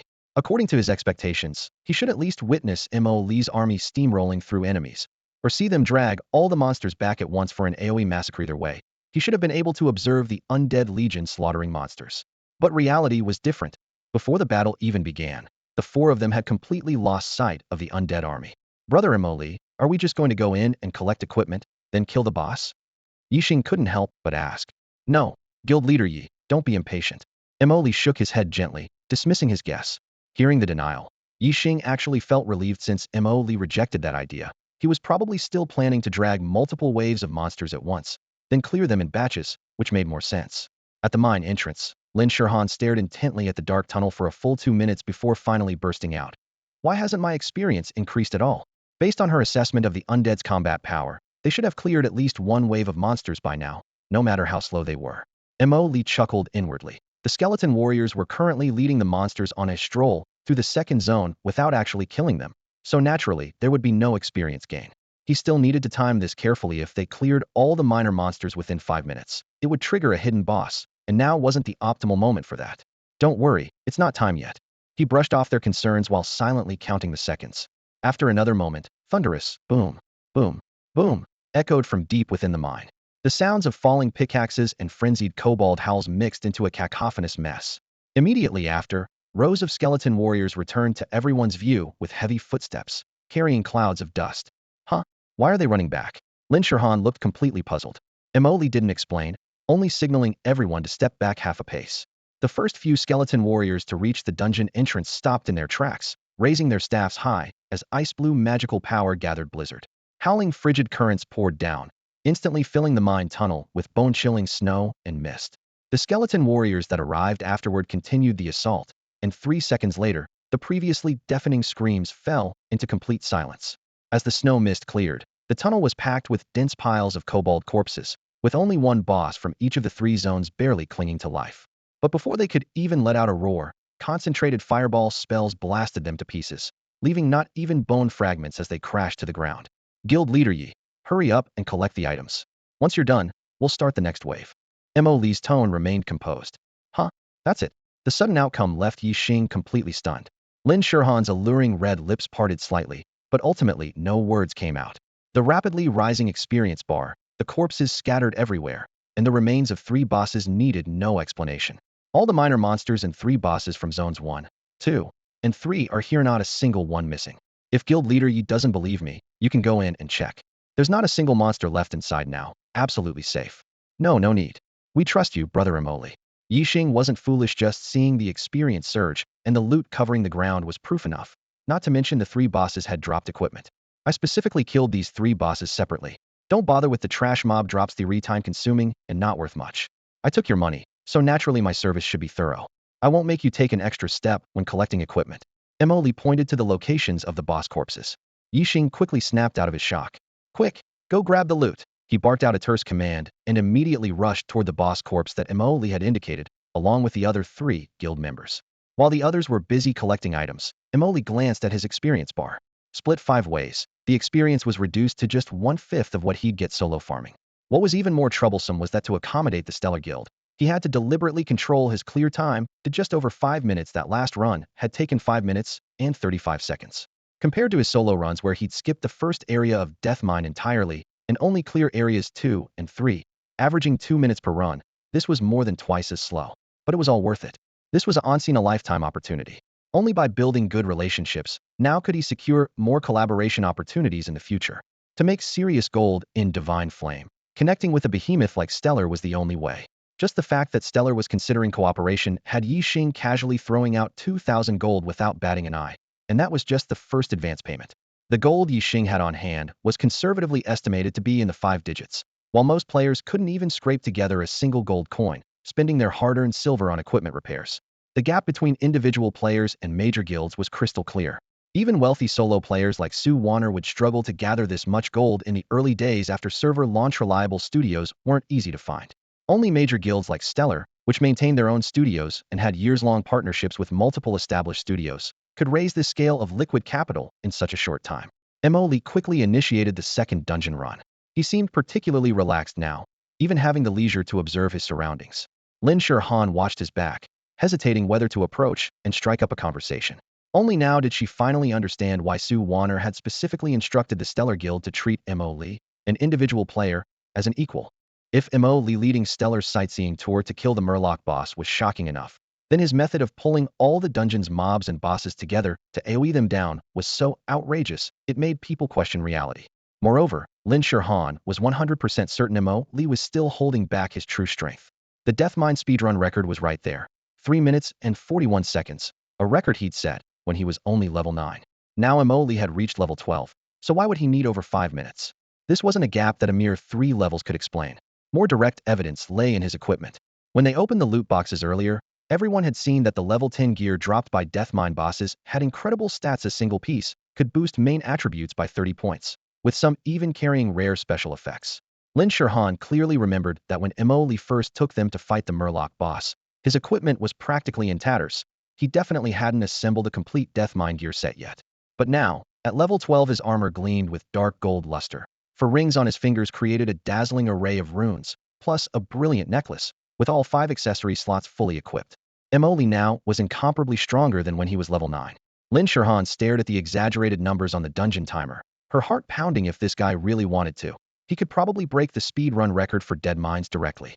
After hesitating for nearly a minute, she finally made up her mind, hurried over to Mo Lee's side in a few quick steps, and asked in a lowered voice, "Are you deliberately controlling the clear time?" "Of course I have to control it."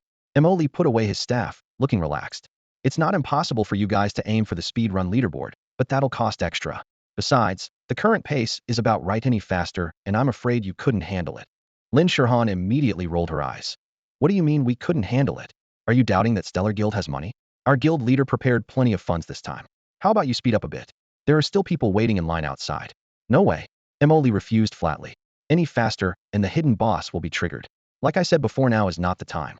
Lin Shurhan was about to continue persuading him when she was interrupted by messages suddenly exploding in the guild channel. She could only glare fiercely at Mo Lee before stepping aside to check the chat records. "What's going on? Why did you go back in without saying a word after coming out? How exactly does Mo Lee kill monsters? Since he's charging money to carry people, you guys shouldn't need to lift a finger, right?" "Definitely not. He's already done speed runs before. How could he possibly let us take action?" These were messages from members waiting at the dungeon entrance. They were full of curiosity about Mo Lee's monster clearing methods, but had no chance to observe as soon as the dungeon reset. Mo Lee would immediately rush into the next round with his team. "All I can say is, there's no harm without comparison," someone added in the channel. "Do you know how he clears monsters?" "Obviously not. Or why would I be asking here?" His undead army drags all the small monsters and dead mines, along with all 3 bosses, to the dungeon entrance. 1 round of blizzard, and everything's cleared. Holy shit. Impossible, right? That undead army can tank that much. I'm a mage and I also learned blizzard, but I feel like this skill is pretty weak. Imagine 30 of you casting blizzard simultaneously. Would that still be weak? Damn. Stop talking. I can already picture it. Definitely not weak. Isn't blizzard a magic spell? How do his summons withstand the damage? Did you forget how he used his undead army to tank the Murloc boss before? Fuck. Please stop talking. You're reminding me that this tank can't even tank as well as his summons. Someone asked, is the guild leader around? Why isn't he saying anything? The guild leader is picking up loot. What? Finished again already. The flood of amazement and sighs in the channel made Lin Shurhan frown deeply. The core members of Stellar Guild had once risen triumphantly with their rankings on the world leaderboard, each one extremely proud. Last time at the Murloc boss, they were severely humbled by Mo Lee, but after finally succeeding through their own strength, they had regained some confidence and even became a bit cocky. Now, they had to face the harsh reality once again. The gap between people could sometimes be greater than the gap between people and dogs. Lin Shurhan worried that someone might be so devastated by this blow that their gaming spirit would be damaged. After all, with dead mines now being cleared at the exaggerated speed of over 5 minutes per run, anyone who wasn't an idiot could see that Mo Lee was deliberately controlling the time, but no one wanted to pierce through this layer of pretense.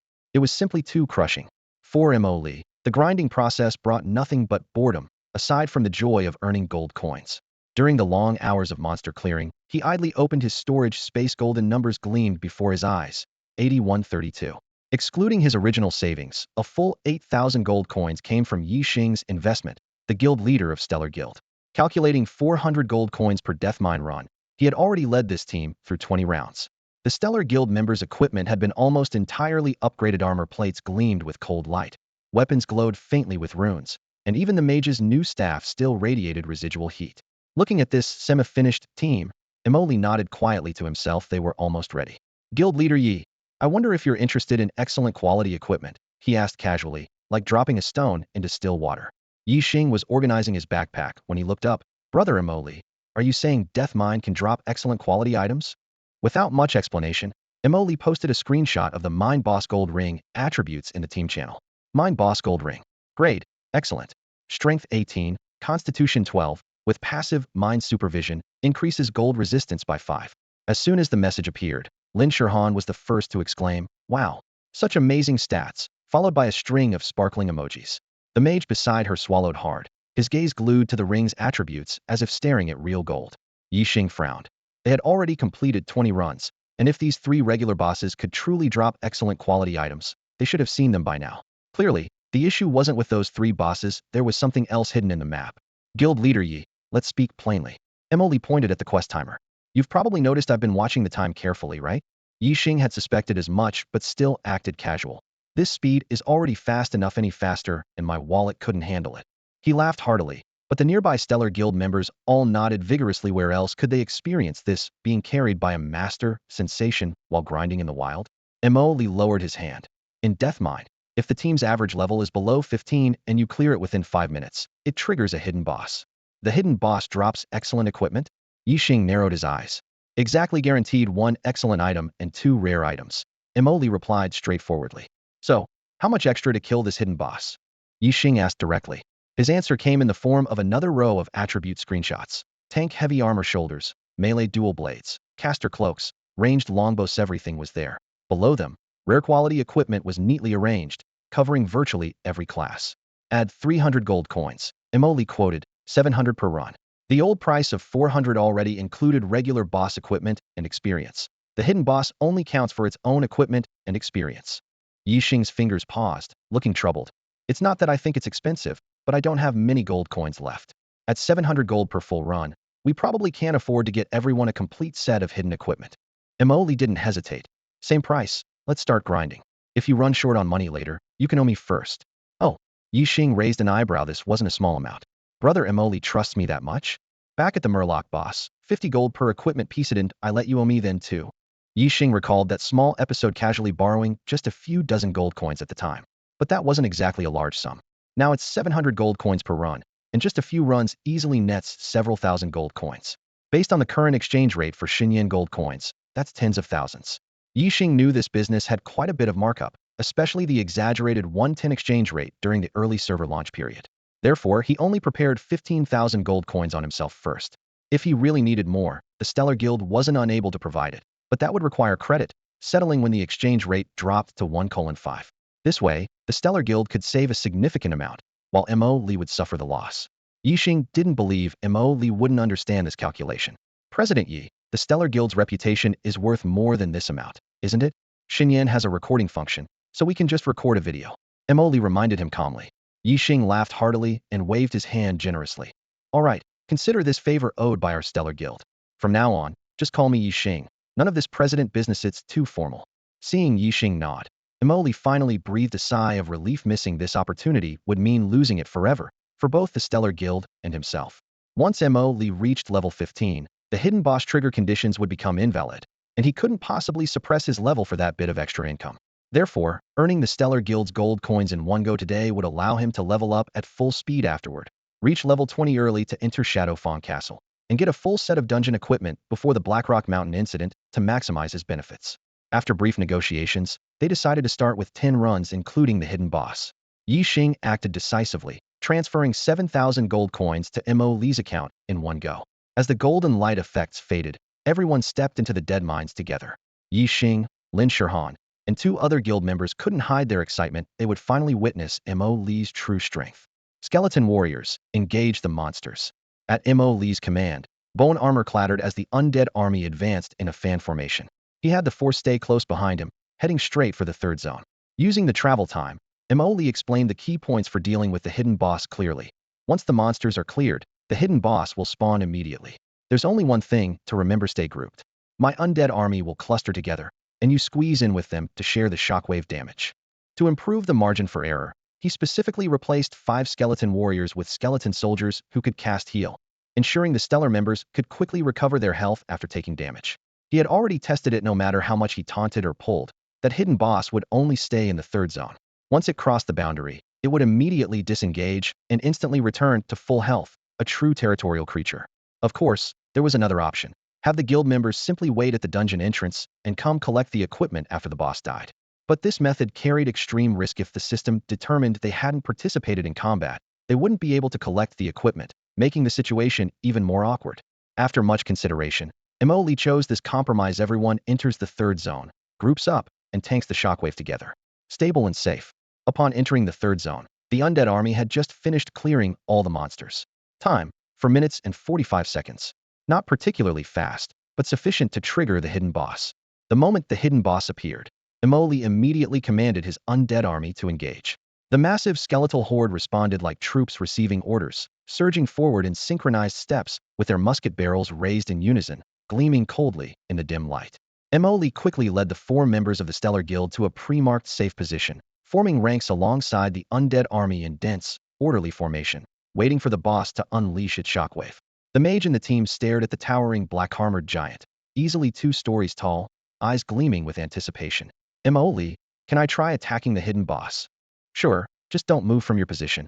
Mo Li nodded without looking back. But be prepared, this boss has extremely high magic resistance. No problem, just want to test it out. With permission granted, the mage raised his staff and conjured a fireball. The crimson flames roared forth, striking the boss's pitch-black armor. A pitiful white number floated above the boss's head. 1. This. The mage looked embarrassed. Didn't you notice the entire undead army switched to musket-wielding ranged attackers? You just had to be stubborn and try anyway. Lin Shirhan clicked her tongue in exasperation. The mage laughed awkwardly and casually slung his staff behind his back, pretending nothing had happened. Boom. The next second, a deep purple energy shockwave exploded outward from the boss, like a massive wave crashing ashore, instantly engulfing everyone. Nobody move. Maintain positions. Mo Li's voice cut through like a steel blade, preventing anyone from instinctively dodging. 30, 30, 30. The shockwave damage was evenly distributed among Mo Li's 5-person team and 5 skeleton soldiers, dealing only 30 points of damage to each target. Their health bars barely flickered before several ghostly green beams carrying bone runes accurately struck the 4 Stellar Guild members. 1261, 1261, 1261, 1261. 1 healing spell per person, instantly filling their health bars to maximum. Lin Shirhan was stunned speechless. This. Not just her, Yixing and the other 2 guild members were equally slack-jawed. They'd always known Mo Li's undead army was overpowered, but seeing the actual numbers laid bare made them realize how conservative their previous estimates had been. What did 1261 points of healing mean?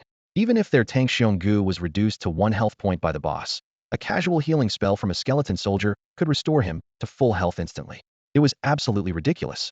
As the Stellar Guild's main priest, Lin Shurhan wore a complete set of gear from Dead Mines and had drawn a legendary talent, considering herself quite capable. Yet her healing spells barely exceeded 300 points, not even a fraction of what the skeleton soldiers achieved. A subtle smile played at the corners of Mo Li's lips. He had anticipated that allowing the skeleton soldiers to openly heal the Stellar Guild members would expose part of his hand. But this risk was negligible. They only knew the skeletons could cast healing spells, but not the calculation formulas, much less reverse engineer the skeleton's complete attributes. Even if they did guess the mental stats, so what? Mo Li's personal data and the undead army's true capabilities would forever remain beyond their comprehension. Rather than being secretive, it was better to voluntarily reveal some details during their initial cooperation, both to build trust and to test whether the Stellar Guild members would leak information. This was a calculated probe. He casually reminded them. I hope you'll keep this confidential. Don't worry, Brother Mo Li, we'll definitely keep it secret. Yixing immediately understood and gave Mo Li his assurance without hesitation. Time quickly approached 7:30 p.m., and Mo Li mentioned he had other matters to attend to before leaving the Dead Mines. As soon as he departed, the Stellar Guild members spontaneously gathered at the dungeon entrance, carrying the various silver-gleaming equipment they had just looted from the instance, including the bag containing 15,000 gold coins that Guild leader Yixing had initially given to Mo Li. Guild leader, it's only been an afternoon, and everyone's already reached level 11 with the Dead Mines gear equipped. Should we make another run? The vice guild leader asked quietly. Yixing raised his hand to calm the restless crowd. Let's not rush into that. I want to emphasize once more, all intelligence regarding Mo Li must remain absolutely confidential. Anyone who leaks information will answer to me. Don't worry, guild leader, we understand the gravity of the situation. Everyone responded in unison. A swordsman added with a smile, exactly. We're counting on Mo Li for future collaborations too. This isn't a one-time deal. Sure, the cost was steep this time, but when divided among everyone, it's still manageable. Mo Li only accepts gold from within the game. It's expensive now, but the exchange rate will inevitably drop, which actually works in our favor, someone analyzed. Another mage chimed in, precisely. This was our foot in the door. Those bastards from Dynasty Guild probably haven't even found the entrance yet. At this point, all eyes turned to Lin Shurhan. We owe a lot to Miss Lin this time. Normally, the spirited Lin Shurhan would have jumped at the chance to claim credit, but today she seemed distracted. Someone teased, Miss Lin, now that he's gone, did your soul follow him too? Nonsense. If you can't say anything useful, keep quiet. Lin Shurhan huffed softly, her brow still furrowed. I'm trying to figure out how that skeleton soldier's healing spell could restore so much health. Don't even mention it, it's soul-crushing. My healing spell only restores about 200 points, while his skeleton soldier heals for 1,200 in one go. Prehistoric level healing. Full health in one cast. The group groaned in amazement. Could the skeleton soldier have some kind of bonus? Like double healing effectiveness? Most likely. Did you notice the skeleton soldier is clearly different from the skeleton warriors? Right? The skeleton warriors' weapons looked similar to what we're using now, Archer recalled. When fighting the Murloc boss, the skeleton soldier was wielding a small axe, probably the default weapon. The healing amount must be tied to either the weapon or its inherent attributes. The key point is that only the skeleton soldier cast healing spells. We never saw the skeleton warriors throw a single heal. Listening to the chatter, Lin Shurhan nodded thoughtfully. The discussion gradually clarified her thinking. 1. Mo Li could summon skeleton soldiers even in the newbie village, which was most likely an initial skill, meaning a low-level ability. 2. The weapon in her hands, a healing staff from the Dead Mines with an additional 10 healing effectiveness boost, already had incredible effects. Mo Li's undead army was nearly fully equipped with Dead Mines weapons, so he couldn't possibly lack this staff. 3. Given this, the fact that Mo Li specifically had the skeleton soldier rather than the skeleton warriors cast healing spells could only mean that skeleton soldiers possessed even more terrifying healing bonuses or talents that skeleton warriors lacked. Reaching this conclusion, she suddenly smiled. She had finally found one of Mo Li's weaknesses. Low-level skills would eventually be replaced by higher-level ones, and once Mo Li's skeleton soldier advantage was neutralized, his shortcomings would be exposed. Weaknesses needed to be compensated for, and Stellar Guild was ready to provide assistance. Mutual benefit was the foundation for long-term, equal cooperation. Otherwise, continuing down the current path would eventually reduce Stellar Guild to Mo Li's subordinates. When Mo Li arrived at Stormwind City, it was already 8:45 p.m. The world of Divine Flame was vast and expansive. In the early stages without mounts, simply traveling from place to place felt like endurance training. For this reason, He had been putting off that side quest from Dead Mines until now, waiting until he reached level 20, learned riding skills, and obtained a mount before completing it would finally make it somewhat cost-effective. After all, the quest had already been triggered, and NPCs didn't set time limits. Completing it late would only cost him a bit of experience, but he wouldn't lose any of the equipment rewards. On his way back to the city, he deliberately put on that bird head mask that could conceal his appearance while still far from the city gates. It was now peak evening hours, and the main city was bustling with activity as everyone showed off their achievements and exchanged gossip. Walking along the cobblestone road toward Shueju's blacksmith shop, he hurried along while keeping his ears open to the crowd's discussions. Do you think that player who won't reveal his name has been quiet these past few days because he's lost his edge? Who knows? Several major guilds have thrown money around trying to make waves, but nothing's come of it. That guy monopolized all the first kills available in the early game. What else is there to make waves about? Exactly. I don't believe any guild can break the Deadmines speedrun record of 3 minutes and 41 seconds. Maybe he's saving up for something big. I bet he drew some overpowered talent that's strong early game, but weak now. Then if he's still strong, why is he still hiding his name? Listening to the spectators' speculation, Mo Lee's mouth curved slightly beneath his mask, but he didn't join the conversation. He quickly left several streets behind, and Shueju's blacksmith shop came into view. He pushed open the door to find only Shueju himself inside. The old man was bent over organizing his tools, and when he looked up to see the bird head mask, his voice was gruff. We're closed today. If you want to buy something, come back tomorrow. Mo Lee simply removed his mask. Master Shue, it's me. So it's you. Shueju glanced at him and muttered. What's with all the sneaking around? I have my reasons, let's not get into it. Is the weapon finished? Of course. Shueju wiped his hands. I closed shop today just to wait for you to pick it up. With that, he lifted a black wooden box from behind the counter and handed it over, gesturing for Mo Lee to look for himself. Mo Lee opened the lid. Name, Lord Staff. Quality, Epic. Type, Weapon. Constitution 60. Spirit 60. Effect, damage dealt by summoned creatures increased by 20. Effect, each attack by summoned creatures restores 1 mana point to you. Effect, each attack by summoned creatures adds additional fire damage equal to 10 of their spirit attribute. Level requirement, 10. Mo Lee's eyes lit up. Epic quality with 3 perfect affixes, each one a divine skill for summoners. He double-checked the attributes and silently marveled a legendary craftsman truly lived up to his reputation. He knew that if a craftsman's level wasn't high enough, they could very well use epic quality materials to create only excellent quality equipment. Some unlucky smiths even had their materials and furnaces blown up together. Forging an epic quality weapon with 3 practical special effects without blowing up the furnace was no task for ordinary craftsmen. The Lord's Staff in Mo Lee's hands, both in attributes and effects, far surpassed weapons of the same level dropped from the level 20 dungeon Shadowfang castle at this rate. He could likely use it all the way to level 30. Master Shue truly lives up to his reputation. Following the previously agreed processing fee, Mo Lee immediately placed 100 gold coins on the counter. Shueju collected the coins into a drawer and looked him over. If you get any interesting materials in the future, remember to bring them here first. Rest assured, Master Shue, I'll definitely come to trouble you again. After brief pleasantries, Mo Lee pushed open the door and left the smithy. At the street corner, he equipped the Lord's Staff and opened his attribute panel. Level, 13 Peak, 13. Strength, 30. Agility, 30. Constitution, 216. Spirit, 1055. Health, 316. Mana, 5802. Summons, 198,210. Equipment effects. 1. Recover mana equal to 14 of spirit attribute per second. 2. All damage dealt by summons 20. 3. Summon skill effects 30. 4. Maximum mana 10. Special effects. Each attack by your summons restores 1 mana point to you. Each attack by your summons deals additional fire damage equal to 10 of their spirit attribute. Recently grinding with Star Guild members had indeed slowed his experience gain, but while guild members rotated in and out, Mo Lee remained present to absorb experience, successfully reaching level 13. Compared to pure attribute growth, the 3 special effects brought by the Lord's Staff represented a qualitative change. The first effect, Summon Damage 20, was the most direct benefit. The second effect, Mana Recovery per attack, formed perfect synergy with his divine passive.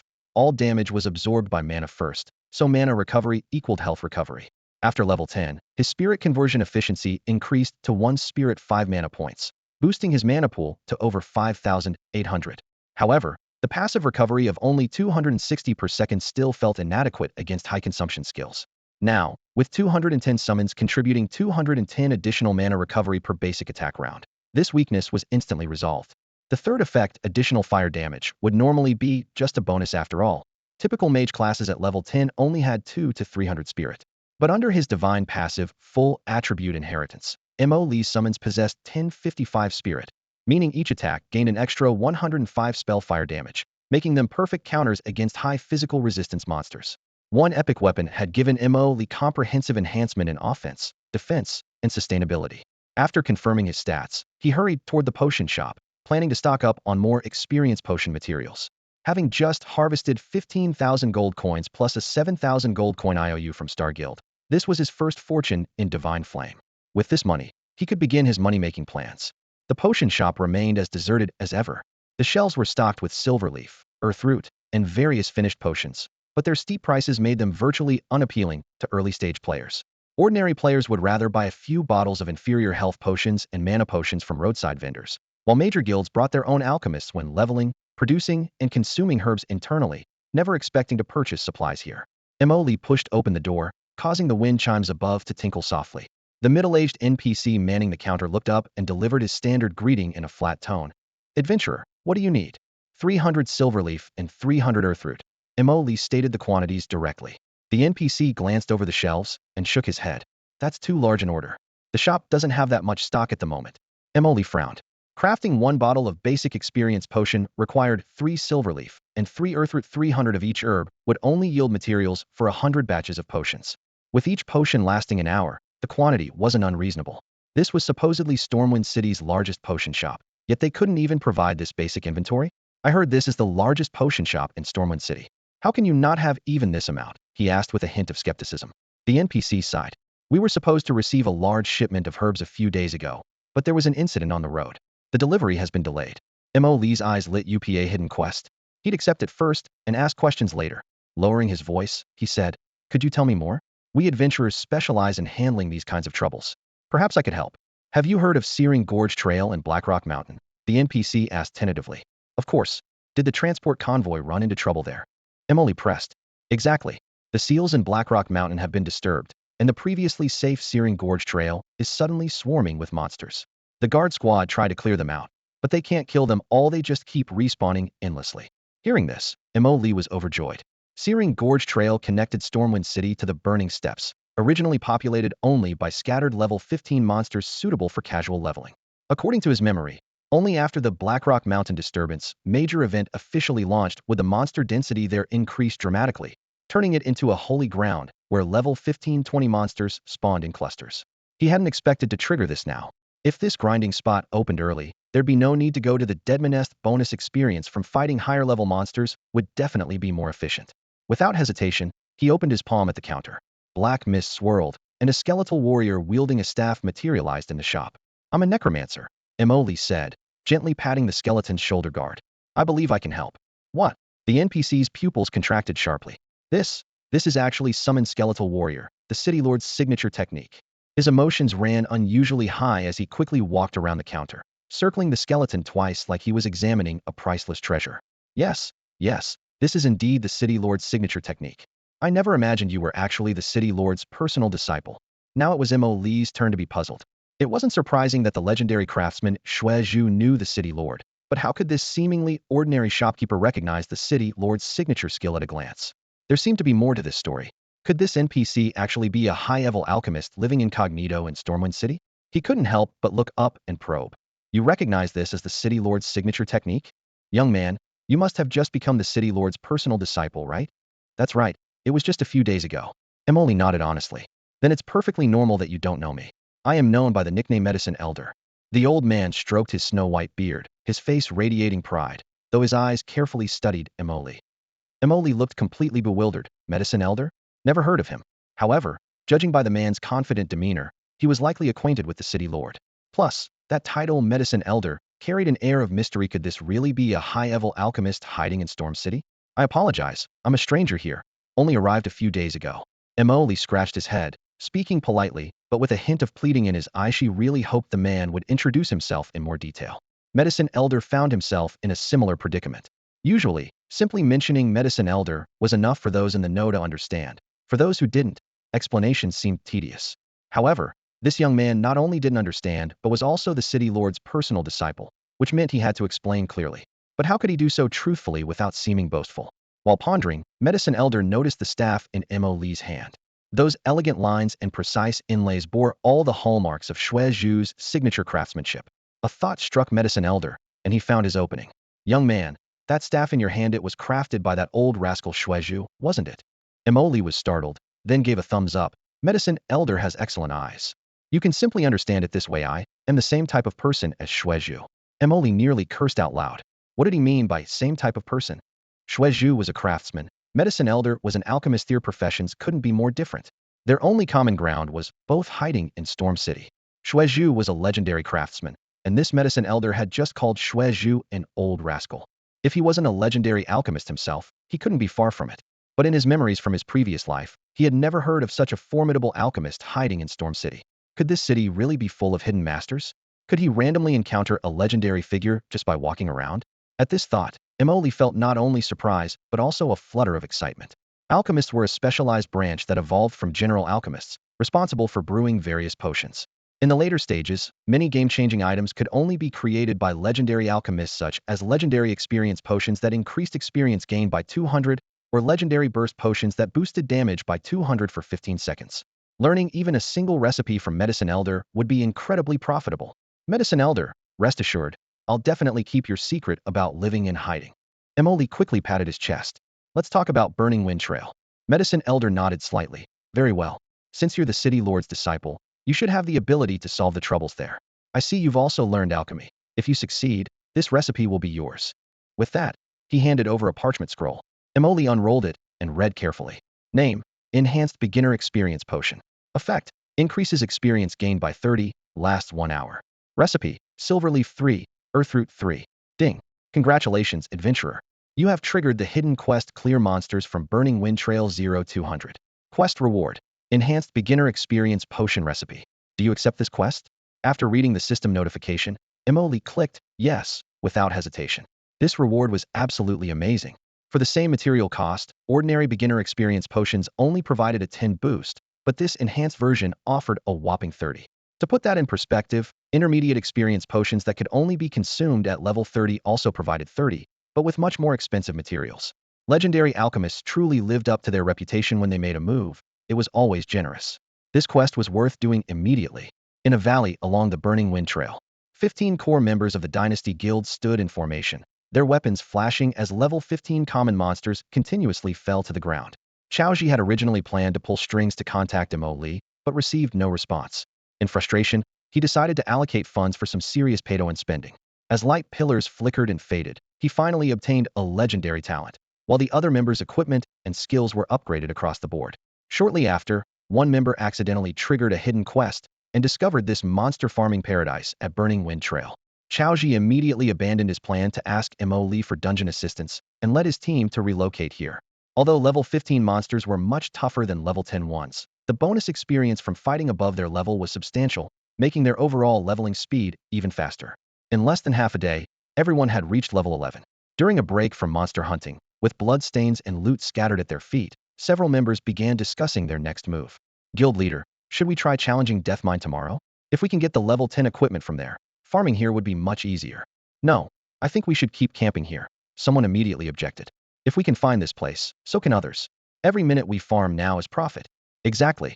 This is our exclusive window.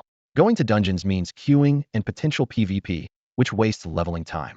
The dungeon efficiency definitely can't match this place. Listening to everyone's opinions, Chaoji felt secretly pleased. Not being able to contact that player who shall remain nameless turned out to be a blessing in disguise. In fact, he had only made the emergency spending to calm everyone's emotions. During this time, Dynasty Guild had been buying gold coins from various studios and heard that Stellar Guild had purchased 15,000 gold coins in one transaction, undoubtedly a massive expenditure in the early game. In a few more days, acquiring the same amount of gold might cost only half the price. Chaoji thought to himself that Stellar Guild had probably been severely overcharged by that mysterious player, while he had coincidentally saved a fortune. Since our overall strength has improved, we no longer need to beg others to carry us through Death Mine. Chaoji finally decided.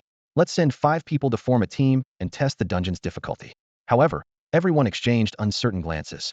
Compared to the massive experience from level 15 monsters, the level 10 creatures in the dungeon were clearly not worth it.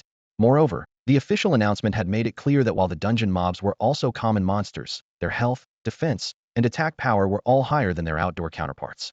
This means the monsters in the dungeon are much harder to kill. Based on the limited information officially released by Divine Flame, the core rewards from dungeons come from equipment dropped by bosses, not from experience gained by clearing mobs unless someone has ridiculously high stats and can one-shot the monsters along the way like they're made of paper. Xiaoji scanned the guild members in front of him, his brow furrowed. When it came to spending money on gacha draws, they all rushed to the front lines. Now that they actually had to take some losses and explore the difficulty of Death Mine, they all immediately turned into cowards. Just you five. Xiaoji firmly pointed them out. Tank warrior, fighter, mage, archer, healing paladina, standard composition of 1 tank, 3 DPS, and 1 healer. Use your return scrolls to go back to town, then try Death Mine. With all the gacha pulls you've done, you can't possibly be short on return scrolls, right? Xiaoji deliberately emphasized pulled so many times, practically plastering the words, don't even think about freeloading off the guild, on each person's face. The 5 who were selected wanted to complain, but after hearing this, they could only swallow their words.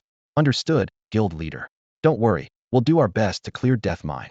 It's only a level 10 dungeon, and we're level 11, we have the level advantage. Slightly worse equipment doesn't matter. Let's show Stellar Guild what we can do. I bet the people from Stellar aren't even level 10 yet, and haven't entered a dungeon. This time we'll be one step ahead. After giving their acknowledgement, the 5 activated their return scroll's white light, and instantly vanished from the valley. Death Mine dungeon entrance. Stellar Guild leader Yi Xing and the other 4 team members were teleported out, almost simultaneously bending over and gasping for breath. Holy crap, when I watched MMORPG clearing mobs, it didn't seem nearly this difficult. Yeah, I thought we had already graduated from Death Mine and could just steamroll through it. Lin Shurhan glanced at her attribute panel, knowing the situation well. The healing pressure in the 3rd area is too intense. I simply don't have enough mana. Yi Xing's eyelid twitched. Lin Shurhan was clearly implying that the problem wasn't with the healing, but with the damage output. If the team could kill monsters instantly, like MMORPG did, where would be the need for her to desperately manage her mana? Miss Lin, don't be so passive-aggressive. How am I being passive-aggressive? You know the truth. Should we ask Su Wanner to help? The guild leader is indeed clever. Yi Xing pondered for a moment and felt it was feasible. Stellar Guild already had 1 attempt's worth of experience, but they were stuck due to insufficient damage output in the 3rd area. If they could level up another 2 or 3 times and increase everyone's stats a bit more, they could probably clear the dungeon, but leveling was too slow and the guild couldn't afford to wait.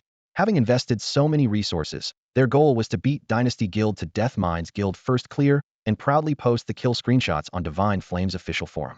During their previous run carried by MMORPG, they had basically been dead weight the entire time and couldn't honestly claim it as a first clear, but if they invited Su Wanner to assist, the situation would be completely different. Stellar Guild could legitimately claim the guild first clear. Su Wanner received Lin Shurhan's message and immediately became interested. She mounted her fiery red steed and quickly arrived at the entrance to the Death Mine dungeon, only to find the Star Guild locked in a standoff with another group. Upon closer inspection, those players were clearly from the Dynasty Guild. Well, you guys sure have time on your hands. Su Wanner dismounted and glanced at the Dynasty Guild members. Actually free enough to stand around staring at each other? Miss Su, you're finally here. Yi Xing breathed a sigh of relief and immediately sent a party invitation through the team panel. Let's enter the dungeon. Su Wanner accepted the party invitation and casually sent a question mark to the team chat. What's going on? The dungeon runs on separate instances, so there's no need to compete for monsters. How did you end up confronting each other? Just enemies crossing paths. Yi Xing smiled bitterly, unsure where to begin. Lin Shurhan stood nearby, indignant. The Dynasty Guild is so infuriating. They actually mocked us for spending big money to hire MMORPG to carry us through dungeons, calling us suckers. Well, they did tell the truth. Su Wanner shrugged. You've never been carried by a top player, so of course you don't understand the feeling. Besides, the Dynasty Guild thinks pretty highly of themselves. Lin Shurhan suddenly thought of something, a mischievous smile spreading across her face. Hee, when they enter the dungeon, their expressions will definitely be priceless. Su Wanner immediately understood her meaning. The 4 members of Star Guild were all equipped with exquisite gear, clearly approaching graduation level for Death Mine, with terrifyingly high stats. They also had extensive pioneering experience from being carried by MMORPG multiple times. Yet even so, Lin Shurhan still felt their damage output was insufficient and wanted to find more help. In contrast, the Dynasty Guild had neither been carried by MMORPG against the Murloc boss nor run dungeons with him, wearing nothing but shabby equipment that didn't look capable of clearing the content. Remembering that MMORPG had previously asked her to contact various major guilds, Su Wanner walked toward the Dynasty members. What's your guild leader's ID? I want to add him as a friend. Xiaoji, don't you know him? The other party asked, puzzled. Just confirming there's no duplicate name. I need the hidden numbers after the name. Please wait a moment. Soon. A complete ID with numbers appeared in the private chat channel. Sue Warner clicked add and casually advised, "Since we're all old acquaintances, I'd suggest you don't try it. Going in would just be a waste of time." Someone from Dynasty Guild stubbornly retorted, "You can't say that. We've improved a lot after spending money. Haven't the star people spent money too? Do you know why I'm here?" Sue Warner raised an eyebrow. The other party was left speechless and could only remain silent. After the brief exchange, Sue Warner and the 4-star guild members were the first to enter the dungeon entrance. As the light barrier closed, the Dynasty Guild members looked at each other uncertainly. "Are we still going?" "Yes, of course we're going. But the equipment Yi Xing and the others are wearing is obviously from Deathmine drops. That's exactly why we need to go. Aren't you willing to get that equipment? Can you use your brain?" They have such good equipment and still need Sue Warner to come help them, which means they can't clear it on their own.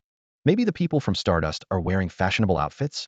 Those lottery costumes are just for looks and completely useless. Enough chatter, let's head in and give it a try. After accepting the legendary alchemist Elder Yao's commission in Stormwind City, Mo Li rushed along the cobblestone road outside the city, pushing his travel speed to the absolute limit.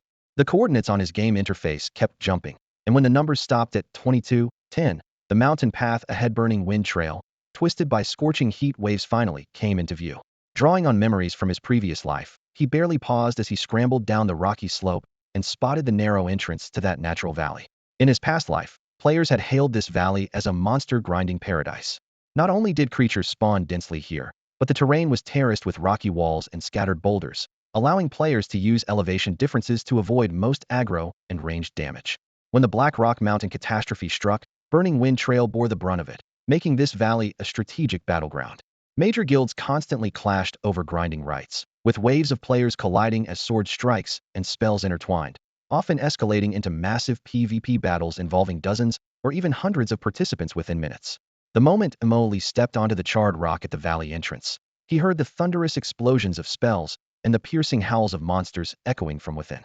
Just from that sound alone, he understood someone had beaten him to it. "Looks like I'm not the only one with opportunities," he muttered self-mockingly. This was Divine Flame's greatest charm. No opportunity ever fell to just one person. Take the hidden event on the 9th floor of the Mage Tower. Not only had he triggered it, but Sue Warner had encountered it too. Similarly, the intel about Burning Wind Trail's early monster spawns due to the Black Rock Mountain disturbance was itself an opportunity. If he could obtain it, so could others. "Forget it. I'll find another spot," Mo Li decided after just a second of hesitation. At level 13, he considered himself the highest on the server. The players in the valley were likely only levels 10 to 11, with 12 being the absolute maximum. Sue Warner being level 11 was proof enough. For players at that level to grind the level 15 monsters inside, while maintaining better efficiency than grinding level 10 monsters, their only option was to form groups. So there would definitely be plenty of people in the valley. Barging in would not only fail to secure monsters, but would also lead to prolonged conflicts. Unless he simply cleared the field by killing everyone, but opponents could respawn and return in just minutes. Repeated skirmishes would waste grinding time, and worse, his evil value would skyrocket, turning him red-named and barring him from even entering Stormwind City's gates, delaying his quest submission, a losing proposition no matter how he looked at it. Burning Wind Trail had more than just this one grinding spot. He remembered another monster spawn area a few hundred meters away with similar terrain, but level 18 creatures. For him, there wasn't much difference between level 15 and level 18 ordinary monsters. Rather than waste time fighting over territory, he might as well relocate efficiently. The monster density inside the valley was extremely high, and no one could guarantee that some stray creature wouldn't chase after him. Mo Li raised his hand, summoning 2 skeleton warriors to guard the exit flanks while he silently retreated into the mountain path shadows. According to summoning rules, skeletons would automatically return to the summoning space if they exceeded the maximum distance from their master, requiring no additional concern. He had barely taken 10 steps when a blood-red notification popped up in the bottom right of his vision. "Liang Ming's fireball has dealt 1 point of damage to your summoned skeleton warrior." Mo Li burst into laughter. In the valley, Liang Ming, a mage from the Dynasty Guild, suddenly shouted out, "I found a big one." He pointed toward the valley entrance, his voice nearly drowning out the uniform sounds of players casting skills. His teammates immediately stopped grinding monsters and turned to look. "What's going on? What big one?" At the valley entrance stood a 2-meter-tall skeleton warrior wielding a dark red musket, with ghostly blue flames flickering in its hollow eye sockets. Since Liang Ming had already dealt damage to it, the team members instantly shared the target information. Skeleton warrior. Health, 10,549. Mana, 5,275. Holy crap, that health bar is way too long. Elite monster? There's no elite marker on the health bar. Check the level 13. After comparing the data, Everyone quickly reached a conclusion. Even if it wasn't an elite, it was definitely some kind of special monster. After a brief moment of confusion, someone reacted. Liang Ming, did you just attack it? Liang Ming shrugged and explained. When I cast Fireball, my talent triggered and an extra fireball randomly hit it. Then why isn't it fighting back? I'd like to know too. Guild leader Chao Ji noticed the commotion, decisively ended his distant battle, and brought his people over. You're halfway through grinding monsters, why are you all gathered here? Guild leader, look. Liang Ming briefly recounted what had happened and marked the target again.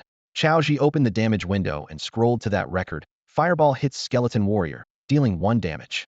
1 point. He frowned, his mind flashing back to scenes of the Dynasty Guild being completely overwhelmed by the elite Valley Tiger in the newbie Village Valley. Although the Dynasty Guild had been focusing on both leveling and spending money, which gave them the courage to come to Burning Wind Trail to fight level 15 monsters above their level. Now here was another monster that only took 1 point of damage. Guild leader, should we try? A healer player rubbed his hands together eagerly.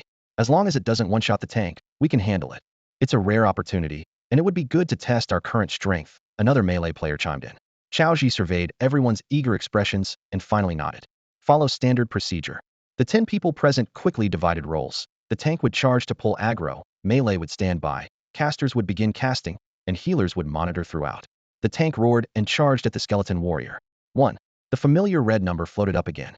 For 10 seconds, the tank continued dealing damage to maintain aggro, but the skeleton warrior remained completely motionless. Something's weird, it's not fighting back at all. Let's burst it down for 1 round. Chao Ji ordered. Melee fighters quickly approached over the broken stones, while the chanting of mages, warlocks, and priests rose and fell. 1, 5, 20, 30. Damage numbers appeared one after another, but they were still pitifully low. Someone on the team assessed. Both physical and magic resistance are ridiculously high. All skills with armor penetration max them out. Chao Ji made the decision immediately. This skeleton warrior should have extremely high physical and magic resistance, so classes with dual penetration attributes needed to increase their damage output. From the damage records, Chao Ji quickly identified the problem. Attacks without dual penetration attributes could only deal 1 point of damage, while skills with dual penetration could deal up to 30 points. Several team members had drawn dual penetration boost passives, allowing them to blast hundreds of health points off the skeleton warrior in a single round, giving Chao Ji hope for a kill. The only remaining question was whether this skeleton warrior would fight back, and how much damage it could actually deal. On the other side of the valley, Emoli stood on a small hill at the valley entrance, watching the skeleton warrior take a beating from his elevated position. The damage panel showed 10 participants in the attack, including 3 healers who were counted by the system as attacking the skeleton warrior because they healed their teammates. Emoli waited a few more seconds, but the number remained unchanged, confirming that this was likely all the enemies in the valley. Counterattack, he silently commanded. The skeleton warrior raised its musket and fired at Dynasty Guild's tank, immediately displaying 578 above the health bar. Though the tank had reduced nearly half the damage, it was enough to cause chaos in the valley. Guild leader. This monster's attack power is manageable, can definitely take it down. Exactly. The tanks can hold it. Full firepower from the main damage dealers. Brothers, focus fire. Take it down. Dynasty Guild's first special monster is within reach. The noisy cheers echoed to the valley entrance, but Emoli frowned. Dynasty Guild, the top guild in Tianxia, surely couldn't fail to distinguish between player summons and monsters, could they? He pulled up the damage notification. Skeleton warrior uses normal attack, dealing 578 damage to Su Li. Something was wrong. In his memory, when player summons attacked, the format should be player XX's summon skeleton warrior uses XX attack, dealing XX damage to XX. The system wasn't treating this skeleton warrior as a summon at all, but as an independent monster. Emoli immediately thought of Qi Zhili from the 9th floor of the Mage Tower. That guy had not only hidden the doubled equipment bonus trait, but also concealed, won't be identified as a player summon.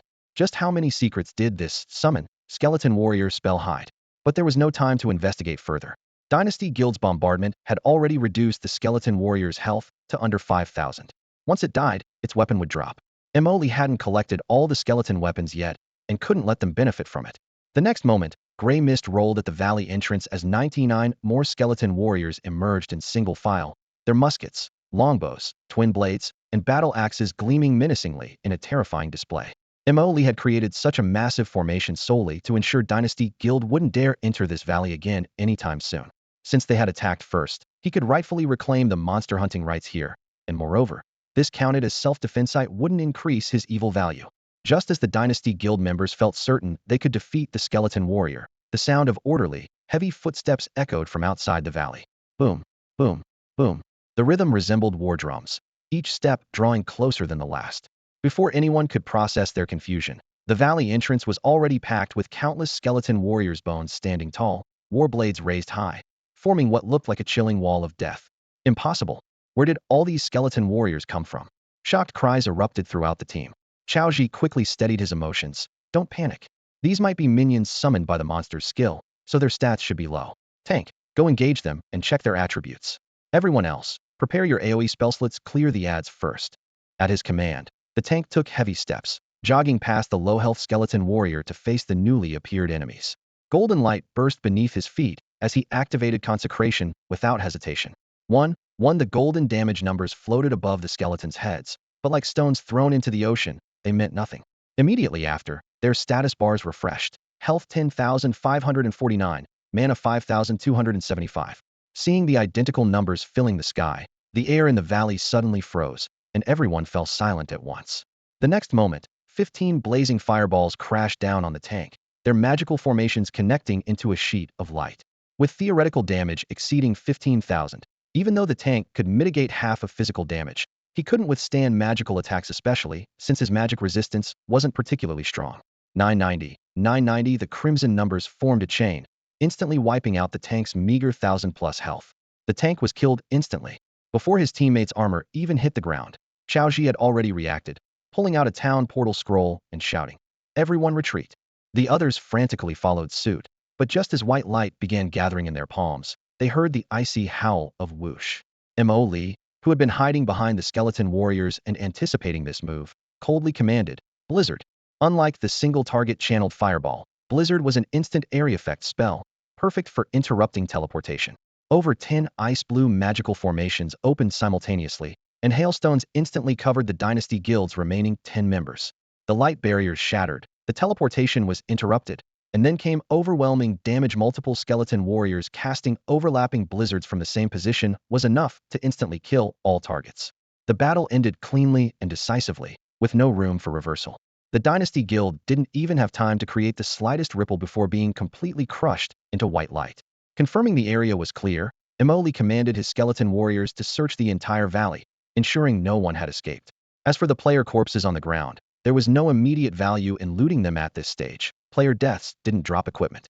Only after Shenyan merged with the real world and became a true reality would drops become possible. All the dead players had only two choices: run back to their death location as spirits to resurrect, or resurrect at the respawn point. The latter would trigger a 30-minute weakness penalty with 30 to all attributes, so most people chose to do corpse runs. But under the intimidation of these skeleton warriors, Emoli believed that unless the Dynasty Guild wanted to feed kills, they wouldn't set foot in this valley again. From now on, the farming rights to this valley officially belonged to Emoli. After leaving 10 skeleton warriors to guard the valley entrance, Emoli began commanding his skeleton army to farm monsters. The valley terrain was wide open, and 200 skeleton warriors surged forward like a tide. Wherever their blades passed, bright red 1450 damage numbers exploded in the air. Emoli kept his eyes glued to the combat log. With 1055 points in all attributes and a full set of enhancement gear, his skeleton warriors' damage was indeed ridiculous, yet they could only reduce the level 15 Blackstone Mountain anomaly monsters to a sliver of health. These creatures had an extra 100,200 HP compared to regular level 15 monsters, roughly 1500-1600 total, barely surviving the lethal strikes. Is my damage too high or too low? Emoli grumbled. He knew that without one-shot kills, he'd need follow-up attacks, effectively having his farming efficiency. Unlike death mines, the valley had scattered monsters, making it too time-consuming to gather them for blizzard area clearing. After a moment's thought, he paired up his 200 skeleton warriors, instantly creating 100 two-man combat teams. With dual strikes, monsters fell instantly. This would work for farming until his next level up. Meanwhile, at the Burning Wind Trail respawn point, silence reigned. The Dynasty Guild members remained in spirit form. Guild leader, let's just resurrect here. Even if we run back to the valley, we'll just die again. Yeah, it's only a 30-minute weakness debuff. Dragging this out with corpse runs wastes more time. Running into that monster horde was just bad luck. As everyone chattered, Chaoji stared intently at one line in the combat log. Mo Lee's self-defense against your team has ended. A PvP notification. This meant they had attacked first, and the counterattack was ruled as legitimate self-defense. Chaoji felt uneasy. Who exactly was bullying whom here? Look at that last notification. The air grew heavy with tension. We were fighting a player just now. Impossible. That insane damage. Maybe some passing player got caught in the crossfire? This explanation sounded more palatable, but Chao Ji believed the truth. That skeleton army was most likely Mo Li's summoned creatures. A 1v10 was nothing for him. Back in Tianxia, he could take on hundreds of scrub players like drinking water. But transitioning to Divine Flame, with fresh characters created such a massive gap that guild members couldn't accept it, resorting to self-deception instead. Watching everyone deceive themselves, Chao Ji hesitated, but ultimately chose not to shatter their illusions. Let's resurrect here and check on the death mine situation. We can use this 30-minute weakness period to travel there without delaying our dungeon runs. Brilliant, guild leader. Exactly. This way we won't waste time. If we can't farm the valley, we'll farm death mines instead. The 10 members of Dynasty Guild chose to respawn on the spot under Chao Ji's command. After respawning, Chao Ji immediately received a battle report from the squad stationed at Dead Mines. Guild leader, the dungeon difficulty is too high. We only cleared the first zone. The mobs in the second zone can cast healing spells, but we didn't bring any interrupt skills. Our damage output can't keep up, and we simply can't take them down. What? Isn't this a level 10 dungeon? The mobs can already cast healing spells. Chao Ji knew his team's coordination wasn't poor, so it was clearly a case of being overwhelmed by pure stats. He immediately thought of the record that had just exploded on the forums, Deadmine's speedrun 3 minutes 41 seconds. To achieve such an extreme time, what kind of outrageous stats would that require? As the thought flashed through his mind, he recalled the massacre that had occurred not long ago at Burning Steps. The same 10-man squad had been instantly wiped out by a player called Mo Li, along with dozens of skeleton warriors. Mo Li, Necromancer. The anonymous player who holds the speedrun record is also a Necromancer. The two names slowly merged in Chao Ji's mind, eventually forming a single answer. Did anyone see the actual player among those skeleton warriors earlier? There were too many, guild leader. We couldn't tell them apart. Are you thinking of noting down his ID to settle the score another day, guild leader? Everyone chimed in with their opinions, but no one could give Chao Ji the confirmation he wanted. I suspect Mo Li is the speedrun record holder, Chao Ji said in a low voice. No way, right? Didn't our squad encounter people from Stellar Guild at Dead Mines? He should have been leading Stellar's people at that time, shouldn't he? Hard to say. The squad only ran into 5 people from Stellar Guild. Guild leader, I also think the possibility is quite high. An undead army like that would definitely steamroll through the mines. That makes sense. Only that kind of setup could produce such an outrageous record. Someone suggested, how about we go back and get acquainted with him? No fight, no friendship. Chao Ji nodded. Mistaking the opponent's summons for special monsters was their responsibility, and the opponent's retaliation could be considered even. Using this opportunity to make a friend was better than creating a powerful enemy. A major guild needed to show the magnanimity of a major guild. Deep in the Valley of Burning Steps, Mo Li, having just experienced an intense battle, checked his quest panel 200200. Only the Tenin remained. He pulled out a Hearthstone scroll, preparing to return to Stormwind City. First turn in the quest for rewards, then consume the enhanced experience potion and come back to continue grinding monsters for maximum efficiency. Suddenly, shouts echoed from the valley entrance, rolling down to the bottom with reverberations. Friend, I'm Chao Ji, guild leader of Dynasty Guild. The earlier incident was a misunderstanding. May I come in to talk? Mo Li instantly understood that while the skeleton warriors were special, they still hadn't broken free from the system's limitations. It must have been the final system notification that exposed him, allowing the other party to catch traces and realize that the one controlling the monsters in the valley wasn't an NPC army, but an actual player. That's why they had returned. What Mo Li hadn't expected was that the group he had just cleared out from the valley all belonged to the Dynasty Guild. Not only could they accurately locate this monster farming paradise, but they also possessed the strength to farm here long-term, clearly far superior to ordinary casual players. Indeed, major guilds were never to be underestimated. Forget it, let's talk outside. He had no intention of inviting the Dynasty Guild members into the valley. 200 skeleton warriors were taking turns clearing monsters at the bottom, and he didn't want to reveal his trump card. Rather than waste time recalling part of his undead army, he might as well take a few steps himself. At the valley entrance, 10 skeleton warriors formed a fan-shaped guard formation. Having learned their lesson, the Dynasty Guild members knew well the abnormal attributes of these undead creatures and didn't dare advance even half a step. Mo Li stopped and spoke indifferently. What are you back for? Still want to go in? You. One Dynasty member couldn't swallow the humiliation of being crushed earlier and was about to retort when Chao Ji raised his hand to interrupt. Shut up. You have no say here. After scolding his own people, Chao Ji turned to Mo Li with an apologetic look. Brother Mo Li, sorry about that. They're young. No big deal. Mo Li's tone was flat, but he didn't give the other party an excuse. Let me be clear first, you attacked first earlier, so I'm not giving up this spot. Yes, yes, it was all our fault. Chao Ji's attitude was surprisingly humble. Let's put the past behind us. This time we came back, just to make friends. Mo Lee's lips curved slightly. In his memory, the Dynasty Guild had always been aggressive, with strict internal hierarchy and even more domineering external behavior. This polite facade could only mean one thing: that we were still small fry now, having just been wiped out by him once, and couldn't afford to be arrogant. These 10 skeleton warriors at the entrance could send them back to the respawn point in minutes. Fair enough. I like making friends with generous people like President Chao. Emoli was already calculating in his mind. Previously, charging Xing Chun had been at conscience prices, but fleecing Chao Ji required no such courtesy. The blade needed to be sharper. If they really wanted him to carry them through the death mine, he'd double the fee and permanently blacklist the hidden boss. Seeing Emoli soften, Chao Ji immediately sent a friend request, which Emoli accepted without hesitation. Brother Emoli, you're that anonymous expert, aren't you? Chao Ji probed with a smile. Oh, President Chao figured it out. Emoli didn't deny it. Chao Ji lowered his voice. Our people tried the death mine, but could only clear the first or get stuck in the second. I think only an expert like Brother Emoli could lead a team to speedrun for equipment. What does President Chao mean? I'll pay you to carry Dynasty members through the death mine. The price is negotiable. Chao Ji spoke earnestly. Mo Lee's smile widened. I haven't even cast the bait yet. So how did the fish already bite? Mo Lee forcefully suppressed the corners of his mouth from curling upward. Just moments ago, he had received a message from Su Wanner. She and the Stellar Guild members had just cleared the death mine and encountered Dynasty Guild members at the dungeon entrance. This encounter immediately sparked Mo Lee's thoughts. What kind of people were the easiest to exploit? When someone faces a formidable rival, they're willing to pay far more than usual to avoid falling behind. As expected, Chao Ji arrived hastily with the guild's core members. After just a few pleasantries, he cut straight to the chase. Brother Mo, our Dynasty Guild collaborates with various studios. I heard that Stellar has been buying up gold coins in large quantities recently, and they all ended up in your hands, didn't they?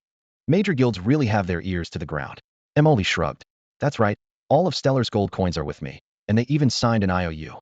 Stellar purchased over 6 figures worth of gold coins. Chao Ji frowned, clearly unable to comprehend. And that amount still wasn't enough? They still owe you? Is running Death Mine really that expensive? Don't you know the rules of Death Mine? Mo Lee's tone remained calm. 800 gold coins per run, exclusive access. All drops inside belong to you, and you can bring 4 people. Not expensive. If you think it's not worth it, you can always run it yourselves. 800 gold coins for a 4-person exclusive run. This cost hit Chao Ji like a sledgehammer to the chest. They had overestimated their pay-to-win improvements and rashly halted their purchasing plan. Now Dynasty Guild only had 5,000 gold coins left in their accounts. Meanwhile, the guild elites repeatedly reported that they couldn't even handle the second area of Death Mine at their current level, making a successful clear seem impossibly distant. At the same time, Stellar Guild had splurged over 10,000 gold coins, and their main members had most likely already equipped themselves with Death Mine gear. Chao Ji suddenly recalled his guild members' report. They had seen Stellar Guild's full team advancing at the Death Mine entrance. This meant that Mo Lee standing before him was the very person behind that mysterious leadership. Both were professional guilds, and being one step ahead meant staying ahead. If Stellar Guild pulled ahead now, catching up later would be nearly impossible. He took a deep breath. Brother Mo, it's still early in the game, and we have limited gold coins on hand. Do you accept real money? Sorry, gold coins only. Mo Lee's attitude was straightforward. Chao Ji's scalp tightened. Stellar had already swept through all the major studios' inventories, leaving very few loose gold coins on the market, with prices at least double what Stellar had paid during their purchasing spree. But he understood that Dynasty Guild no longer had any bargaining power, either accept or give up. Giving up would mean that despite holding the title of #1 guild, they would fall completely behind in core dungeon progression. Gritting his teeth, he made his decision. Fine, by tomorrow at the latest, I'll bring you enough gold coins. Sounds good. Mo Lee smiled and exchanged a few more pleasantries with Chao Ji, then left the Dynasty Guild members waiting outside the valley while he returned alone. The members of Dynasty Guild watched Mo Lee's retreating figure, and someone finally couldn't hold back anymore. Guild leader, isn't this guy way too arrogant? Who does he think he's talking to? Exactly. The #1 guild in the server comes to him for cooperation, and he acts all high and mighty. What's he trying to prove? We're offering him a chance to ride on our popularity by having him run dungeons with us. And he has the nerve to demand such outrageous prices. 800 gold per run. That's 8,000 gold for 10 runs, equivalent to 80,000 yuan. He can finish a run in just a few minutes. This is highway robbery. Shut up. Stop talking. Chao Ji suddenly raised his hand, cutting off all complaints with a cold stare. Which one of you can clear Death Mine right now? You don't even need to carry anyone, just clear it. And I'll give that team the money as a bonus. The valley entrance fell silent instantly, with only the sound of wind rustling through the bushes. The true difficulty of Death Mine was finally laid bare before everyone. Today Dynasty already had a 5-man team battling inside the dungeon for half a day, barely managing to clear the first area before getting stuck at the entrance to the second area by the trash mobs there, let alone the second area boss, with an even more challenging third area waiting beyond. The problem was crystal clear: insufficient damage output, and healers couldn't sustain through combat before running out of mana. The only way to break this deadlock was through gear upgrades, and currently, the only dungeon dropping high-quality equipment was Death Mine. The alternative was leveling up, but leveling in Divine Flame was painfully slow. By the time they gained a few more levels, Stellar Guild would have already pulled far ahead in progression. Everyone understood this, yet they still felt frustrated. The mighty #1 guild having to pay others to carry them through dungeons, with no room for negotiation, was simply too humiliating to bear. Just as the atmosphere grew heavy, a member suddenly shouted, "Guild leader, bad news. Stellar Guild just posted on the official forum, saying they've cleared Death Mine." What? Chaoji's heart skipped a beat. Our people are still stuck at the second area entrance. How did they clear it? It can't be another screenshot from Emoli carrying them, right? The clear time was just now, and Emoli has been in the valley the whole time. He couldn't have had time to lead a team. Chaoji immediately opened the forum and clicked on the post. The screenshot showed a 5-man team's It's no Emoli. Only Sue Warner's ID stood out somewhat. But Sue Warner had always been close to Stellar, frequently running dungeons together back in Tianxia, so there was nothing suspicious about it. In other words, Stellar Guild had cleared Death Mine with their own strength. Dynasty and Stellar had always been evenly matched rivals, and Chaoji knew their capabilities well. The gap between the two guilds wasn't significant. If Stellar could clear it while Dynasty couldn't, it could only mean one thing: equipment. Stellar had Emoli carry them through countless Death Mine runs earlier, so their members were already decked out in purple gear from the dungeon. The characters in the screenshot were fully equipped, their attribute panels impressive at first glance. And Dynasty? After spending money, everyone had rushed to Burning Wind Trail to farm mobs, but the drops there were all level 15 equipment they couldn't even wear. They were still stuck with a mismatched collection of shabby blue gear. The gap was right there in front of them. Realizing this, Chaoji hesitated no longer and gritted his teeth as he ordered, "We're doing it. No matter how expensive, we have to do it." After the brief episode with the Dynasty Guild, Emoli returned to Stormwind City at 11 p.m. The night had painted the massive city gates a deep blue, with magical street lamps casting gentle circles of light. Occasionally, guards could be seen hurrying past on the streets. Emoli jogged all the way to the potion shop run by Old Alchemist. Fortunately, the lantern beneath the wooden sign was still lit, and the door was half open, clearly still open for business. "Old Alchemist, I've cleared out the monsters on Burning Wind Trail." Emoli announced the good news as he pushed through the door. Old Alchemist was stacking a bundle of dried herbs behind the counter. He paused slightly at the words, then broke into a smile that made his beard tremble. "I received a carrier pigeon from the transport team not long ago saying the monster population on Burning Wind Trail had drastically decreased. I figured it was your doing, young man." As soon as he finished speaking, he promptly retrieved a scroll of parchment from beneath the counter and handed it to Emo. Lit was the recipe for Enhanced Basic Experience Potion. Emoli took the recipe and immediately heard the system notification. Ding. Clear monsters on Burning Wind Trail 200 completed. Reward: Enhanced Basic Experience Potion Recipe. At the same time, his experience bar surged upward, settling steadily at the 1/3 mark. Only 2/3 remained before reaching level 14. "Old Alchemist, I'd also like to buy some herbs to craft potions," Emoli said straightforwardly as he put away the recipe. "I need earthroot and silverleaf." Old Alchemist opened a side cabinet and assessed his inventory. "Only enough for 50 batches. 50 batches it is then. I'll make do for now," Emoli nodded. "When will the transport team arrive?" "Tomorrow morning, at the latest." Emoli immediately retrieved 455 gold coins from his storage space, letting them clink as they piled up on the counter. 5 of those gold coins were for empty potion bottles. He politely offered them with both hands. "Please include the bottles as well, Old Alchemist." "Hey, now you're being too formal." Old Alchemist waved his hand, pushing the 5 gold coins back. "Consider the bottles a gift from this old man." Hearing the rare generosity, Emoli was secretly delighted. He understood that Old Alchemist's willingness to waive this small fee wasn't just because he was the personal disciple of Stormwind City's lord. A title alone would only earn a few degrees of polite treatment from this legendary alchemist. What truly impressed Old Alchemist was that he had completed the Burning Wind Trail clearing mission at merely level 13. "Thank you for your kindness, Old Alchemist. I'll gladly accept it. If you ever need my assistance in the future, please don't hesitate to ask," Emoli said with a respectful bow. Leaving the potion shop, cool wind greeted him as the city's lights illuminated the cobblestone streets. Emoli headed straight for Stormwind City's auction house. This was an auction house completely managed by the system. Players simply needed to hand their items to the NPC at the entrance, set a price, and the system would automatically list them. Buyers could likewise purchase items on the spot through the NPC. Emily first browsed the item list displayed on the crystal screen in the hall. Aside from a few pieces of mediocre equipment, only basic ores and various herbs that could be gathered directly in the wild remained.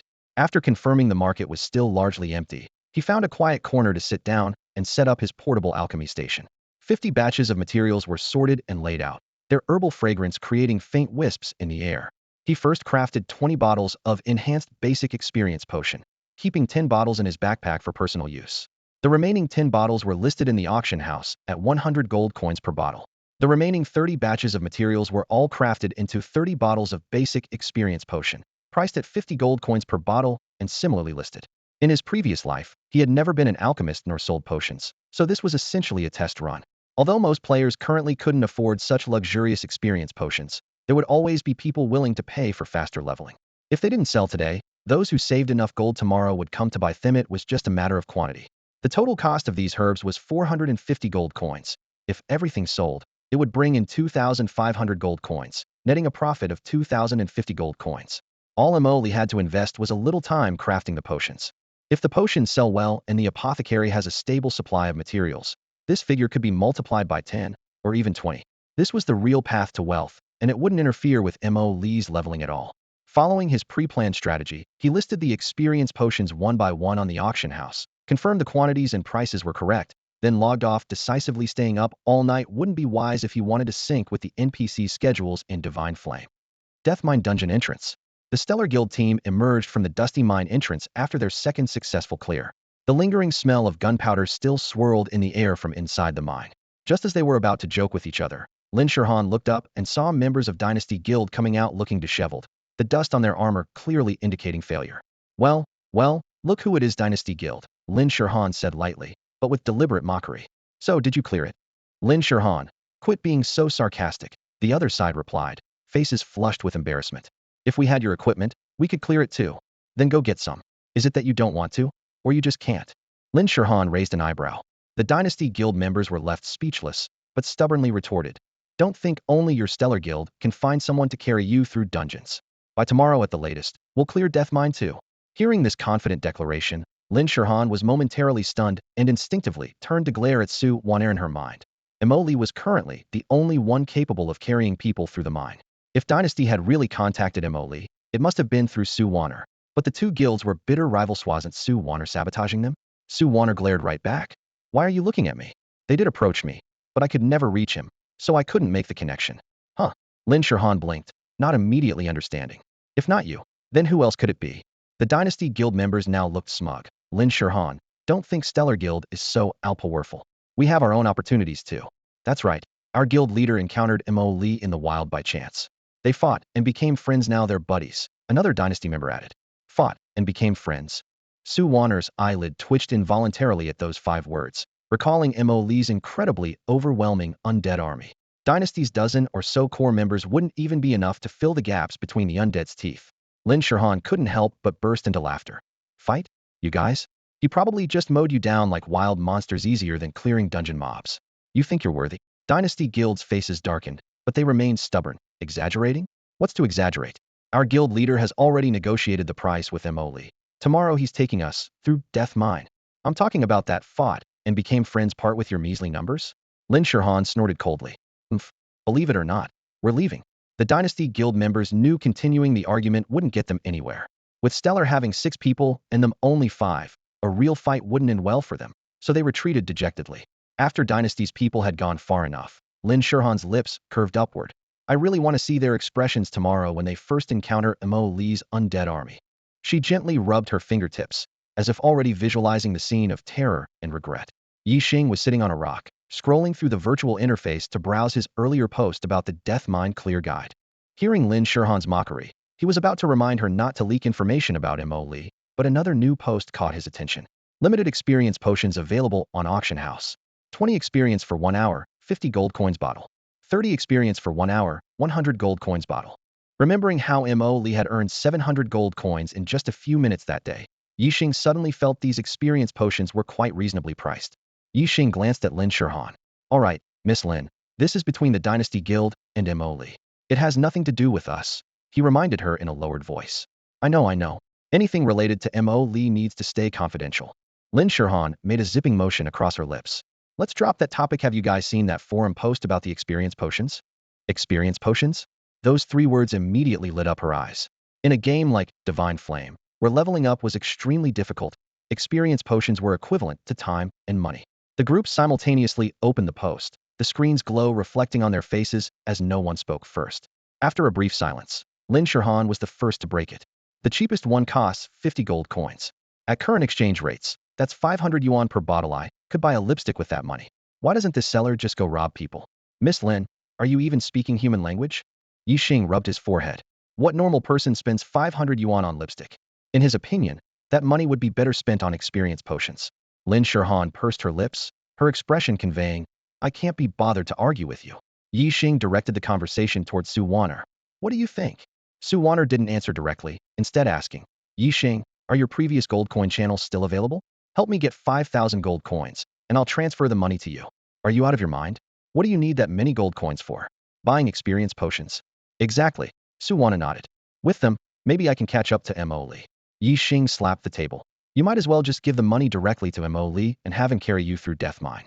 When you four go together, it's 400 gold coins per run, and when I go alone, it's still 400 gold coins. That's such a loss. Buying potions would be more cost-effective. Isn't Mo Lee pretty reasonable? With fewer people, he'd get more experience, and the price could still be negotiated. Lin Shirhan offered an alternative solution, but Su Waner shook her head. Last night, she had messaged Mo Lee privately and discovered he was at Burning Wind Trail. He had probably switched grinding spots. Death Mine was no longer efficient for him. Asking him to come back and then trying to negotiate a lower price would be rather tactless. Forget it. These experience potions are pretty good. She looked at Yi Xing. I can see you're tempted too. I am tempted. Yi Xing scratched his head with an embarrassed smile. But I don't have any gold coins on hand. I'll try to figure something out. Lin Shirhan observed both of their expressions, a suspicion gradually forming in her mind. Could the anonymous player selling experience potions actually be Mo Lee? The potions were labeled as level 10. Currently, very few players across the entire server could reach level 10. Moreover, releasing so many potions at once meant the material costs alone weren't something an ordinary person could afford. Based on these 2 points alone, Mo Lee was undoubtedly the prime suspect. However, she hesitated. Alchemy was clearly an exclusive skill for alchemists, while Mo Lee was a necromancer. When did he learn alchemy?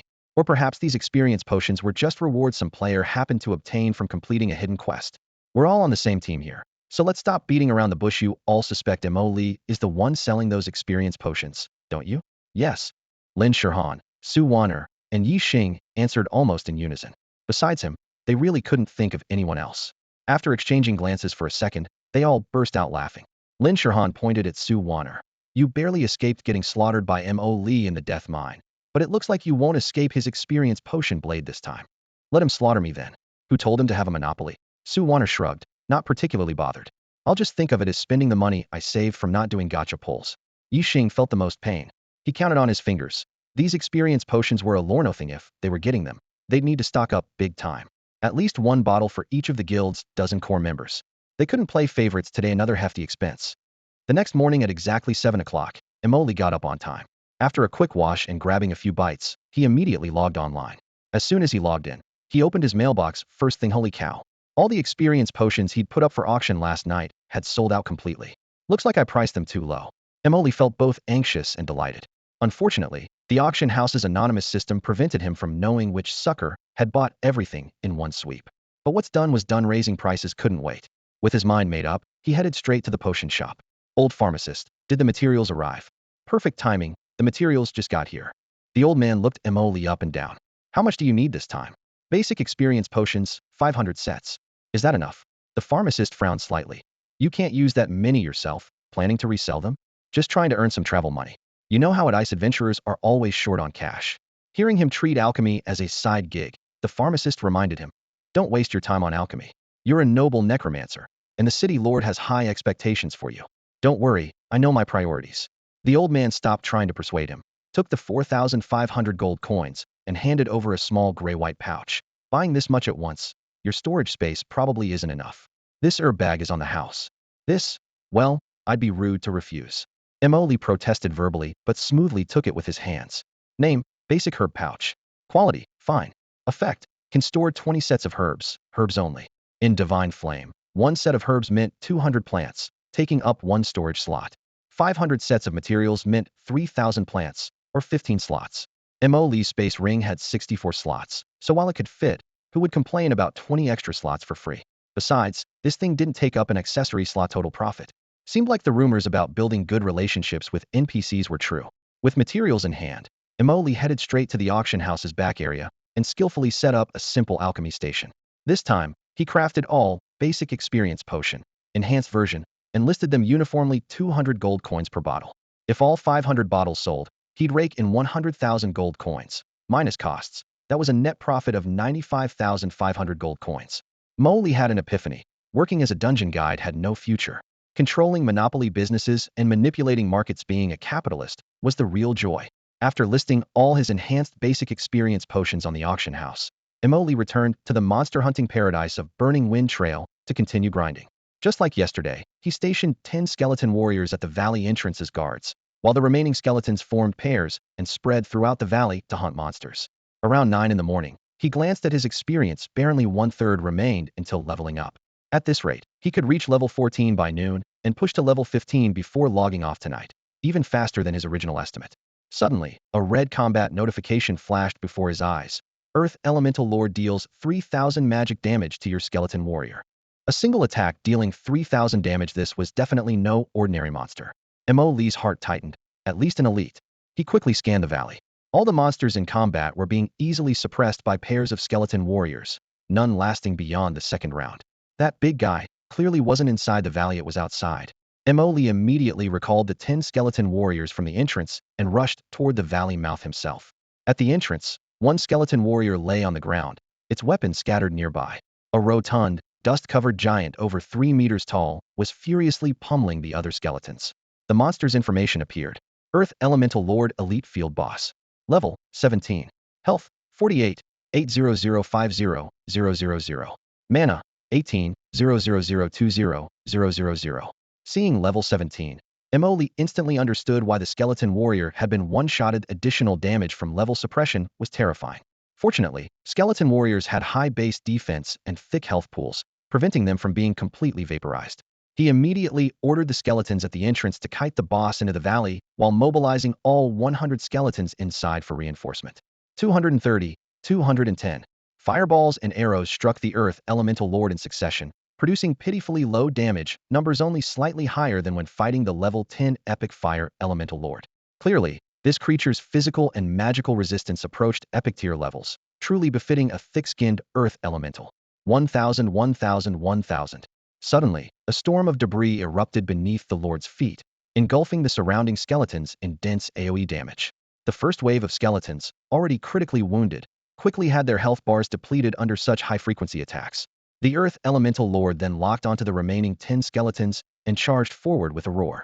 Emoli looked back toward the valley depths. The 100 reinforcement skeletons had not yet arrived. Not daring to take any chances, he immediately modified his orders, commanding the skeletons to continue kiting the Earth Elemental Lord deeper into the valley. Emoli immediately retreated further back, staying away from the front lines to avoid dying to unknown AoE attacks. He was only level 13, while the Earth Elemental Lord was a formidable level 17, a full 4-level gap. Even his skeleton warriors with their abnormal defense had been easily crushed by the boss, so he needed to be extremely cautious or risk a complete wipeout. The skeleton warriors continued their fierce battle with the Earth Elemental Lord. When only 2 remained standing, the other skeleton warriors from the valley finally arrived. At Mo Lee's command, all 100 skeleton warriors charged into the fray. Fireballs and musket volleys unleashed flames that instantly engulfed the Earth Elemental Lord, causing its health bar to plummet to just over 20,000. Emoli immediately called for a halt to the assault. The Earth Elemental Lord was an elite-tier field boss, yet there were no accompanying minions or other suspicious elements nearby. His experience from his previous life taught him that all field bosses inevitably came with minions, following one of 2 patterns. Either the minions would be stationed nearby before the fight began, like with the Murloc boss, or they would be summoned mid-battle by the boss itself.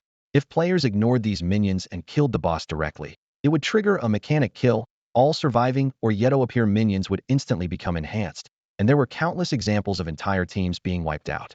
In his previous life, many major guilds had attempted a elite speed kill strategy, focusing all firepower on the boss while a few players kite the minions to a corner. The result was always the same: once the boss fell, the minion stats would skyrocket and the entire raid would be slaughtered. teaching everyone this bloody lesson the hard way. To be safe, Emoli summoned 5 skeleton soldiers to heal the skeleton warriors tanking damage on the front lines. The Earth Elemental Lord had extremely high resistances, making the skeleton warriors' damage output feel like mere scratches, but healing spells weren't affected by resistances. With the skeleton soldiers' 1055 total stats combined with Lee's equipment bonuses, each healing spell could restore 1371 health points, while the Lord's heavy attacks only dealt around 3000 damage. 5 skeleton soldiers could easily maintain the situation. Once the situation stabilized, he dispatched 20 skeleton soldiers to conduct a hidden carpet search of the surrounding area. After confirming no hidden monsters were nearby, only the boss summoning possibility remained. Emoli waited patiently. After about 30 seconds, the ground beneath began to rumble and shake. Countless fist-sized earth elementals burst forth from cracks in the earth, their numbers even exceeding the skeleton warriors guarding the valley entrance. Emoli immediately issued orders. All skeleton warriors switched targets to the minions. Blizzard swept across the battlefield. He glanced at their health bars. Burrowing Earth Elemental. Level 17. Health 02300.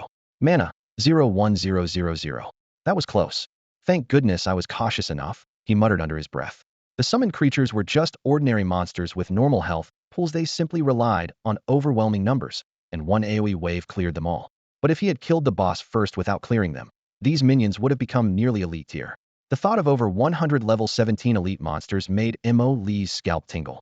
After successfully dealing with the minions that had to be cleared before the boss fight, Lee commanded his skeleton warriors to focus fire on the Earth Elemental Lord. Throughout the valley, countless skeleton warriors raised their crossbows, weaving arrows and bone spears into a gray-white barrage that instantly covered the towering Earth Elemental Lord with cracks. With a final explosive sound, the Lord's health bar was completely depleted. Ding! Congratulations to the player for the first kill of the Earth Elemental Lord Elite Boss. Server-wide announcement incoming. Would you like to hide your player name? Yes. Emoli chose to remain anonymous as usual. Ding. Congratulations to the player who wishes to remain anonymous for achieving the first kill of the Earth Elemental Lord Elite Boss. The system notification drifted by faintly, and Emoli only glanced at it casually. As his level soared, his attributes rose accordingly, and now he could face elite monsters without even using his full strength. In fact, during that battle, nearly 100 skeleton warriors were still scattered throughout the valley grinding other monsters, a perfect example of, I haven't even tried yet. How did you fall already? Emoli walked over to the boss's corpse. Calling it a corpse wasn't quite accurate, as elemental creatures only left behind a shattered core upon death. 3 pieces of loot lay neatly scattered beside the core, the Earth Elemental Lord's equipment gleaming with a dull earthy yellow luster.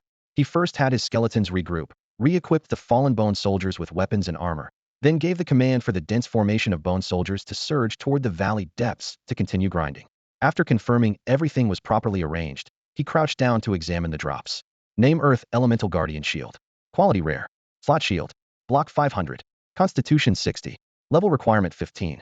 Effect when blocking with this shield, reduce damage taken by an amount equal to your Constitution value.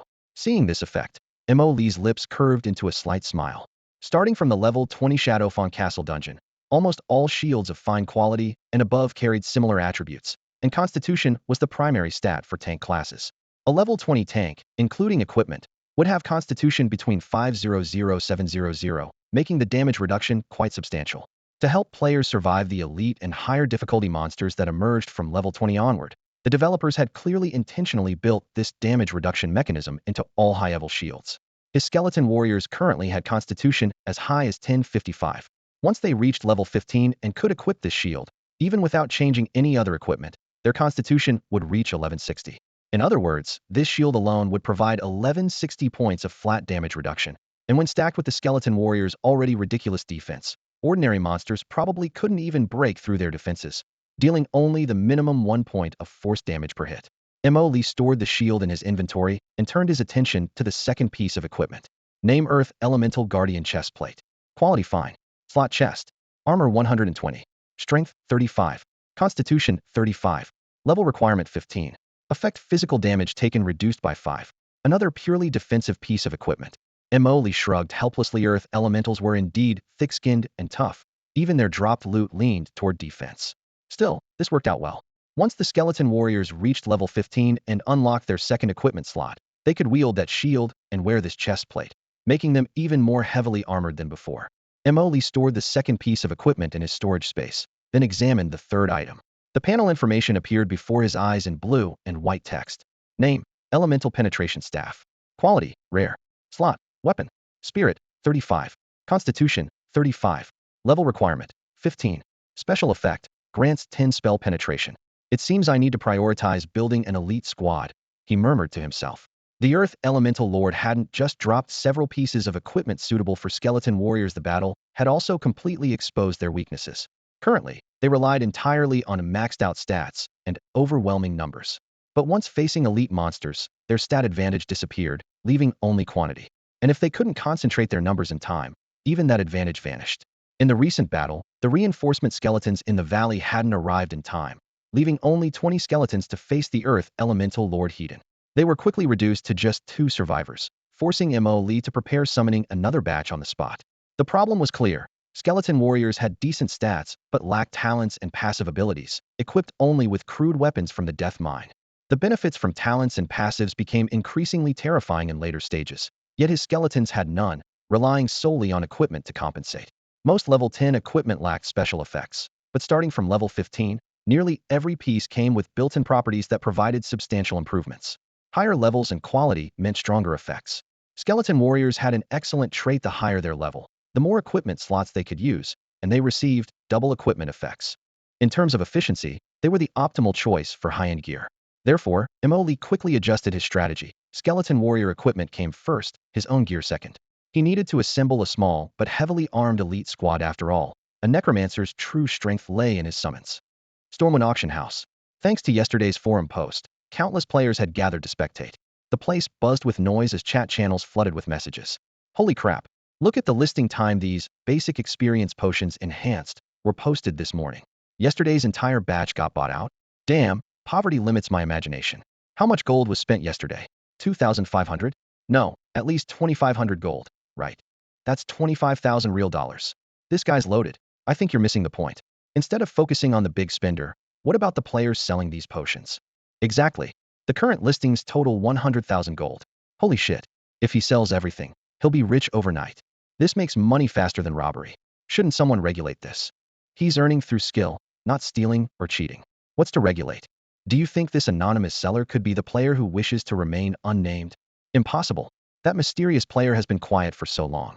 His explosive phase is probably over. Right, he's a necromancer. Where would he get alchemy skills? What about other alchemists trying to make a living? Definitely not him.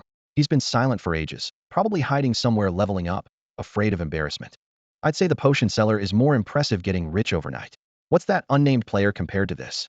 The crowd chattered excitedly, turning the auction house into a marketplace. Just as the discussion reached its peak, a golden system announcement suddenly appeared across all channels. Ding! Congratulations to the player who wishes to remain unnamed for achieving the first kill of the Earth Elemental Lord Elite Boss. After the players gathered at the auction house to watch the drama saw the server-wide announcement clearly, the auction house instantly erupted into chaos. Holy crap! Who was just saying that anonymous player was no good? Come out and get your beating. Another first kill? How does that guy seem to be getting stronger with each fight? All the first kills are being monopolized by a solo player. Where does that leave the big guild's reputation?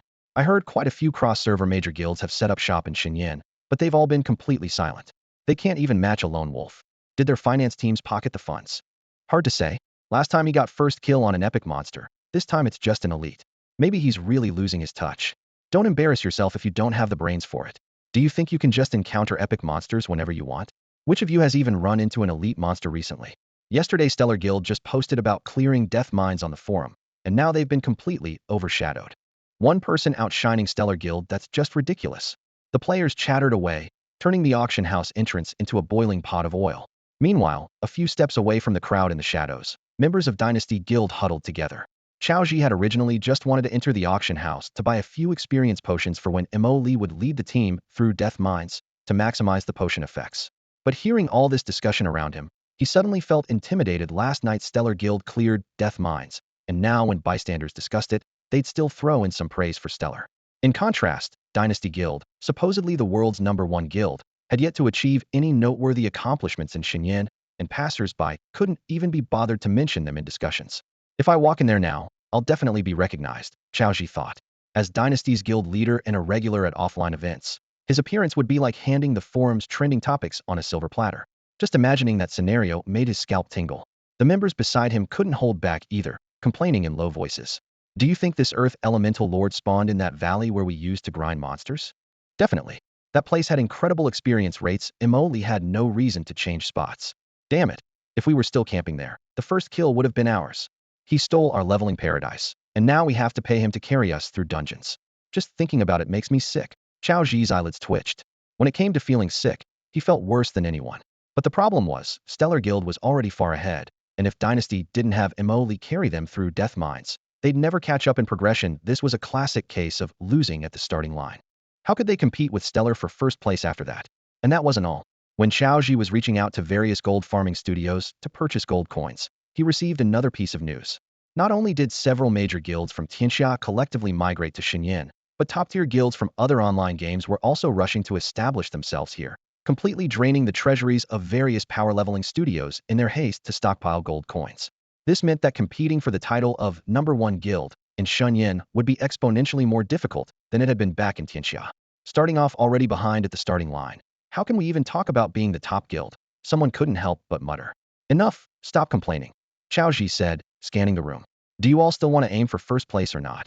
Guild leader, we didn't mean it that way. We just feel it's a bit of a shame that Imoli made us miss the Earth Elemental Lord's first kill. A shame? Chao Ji sneered. Spent a little money, and now you don't know your place? Do you have any idea what level those monsters in the valley are? Level 15, and we were handling them pretty well. Just because you can farm level 15 regular mobs, you think you can take on a level 15 elite boss? Chao Ji slammed the table, and the entire room fell silent. In fact, Dynasty Guild's only memory of elite monsters was that level 5 Valley elite tiger from the newbie village back then. Most players were level 4 with a few at level 3, and their tank got instantly killed the moment he charged in. The scene was absolutely devastating. All they knew was that elite monsters were ridiculously strong. As for elite bosses, no one had any experience with those. So stop whining about Imoli stealing our first kill.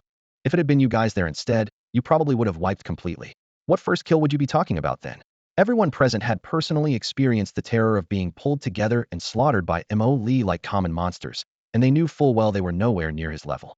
Just because Imoli can kill something doesn't mean we can too, Chao Ji said, his tone softening but remaining firm.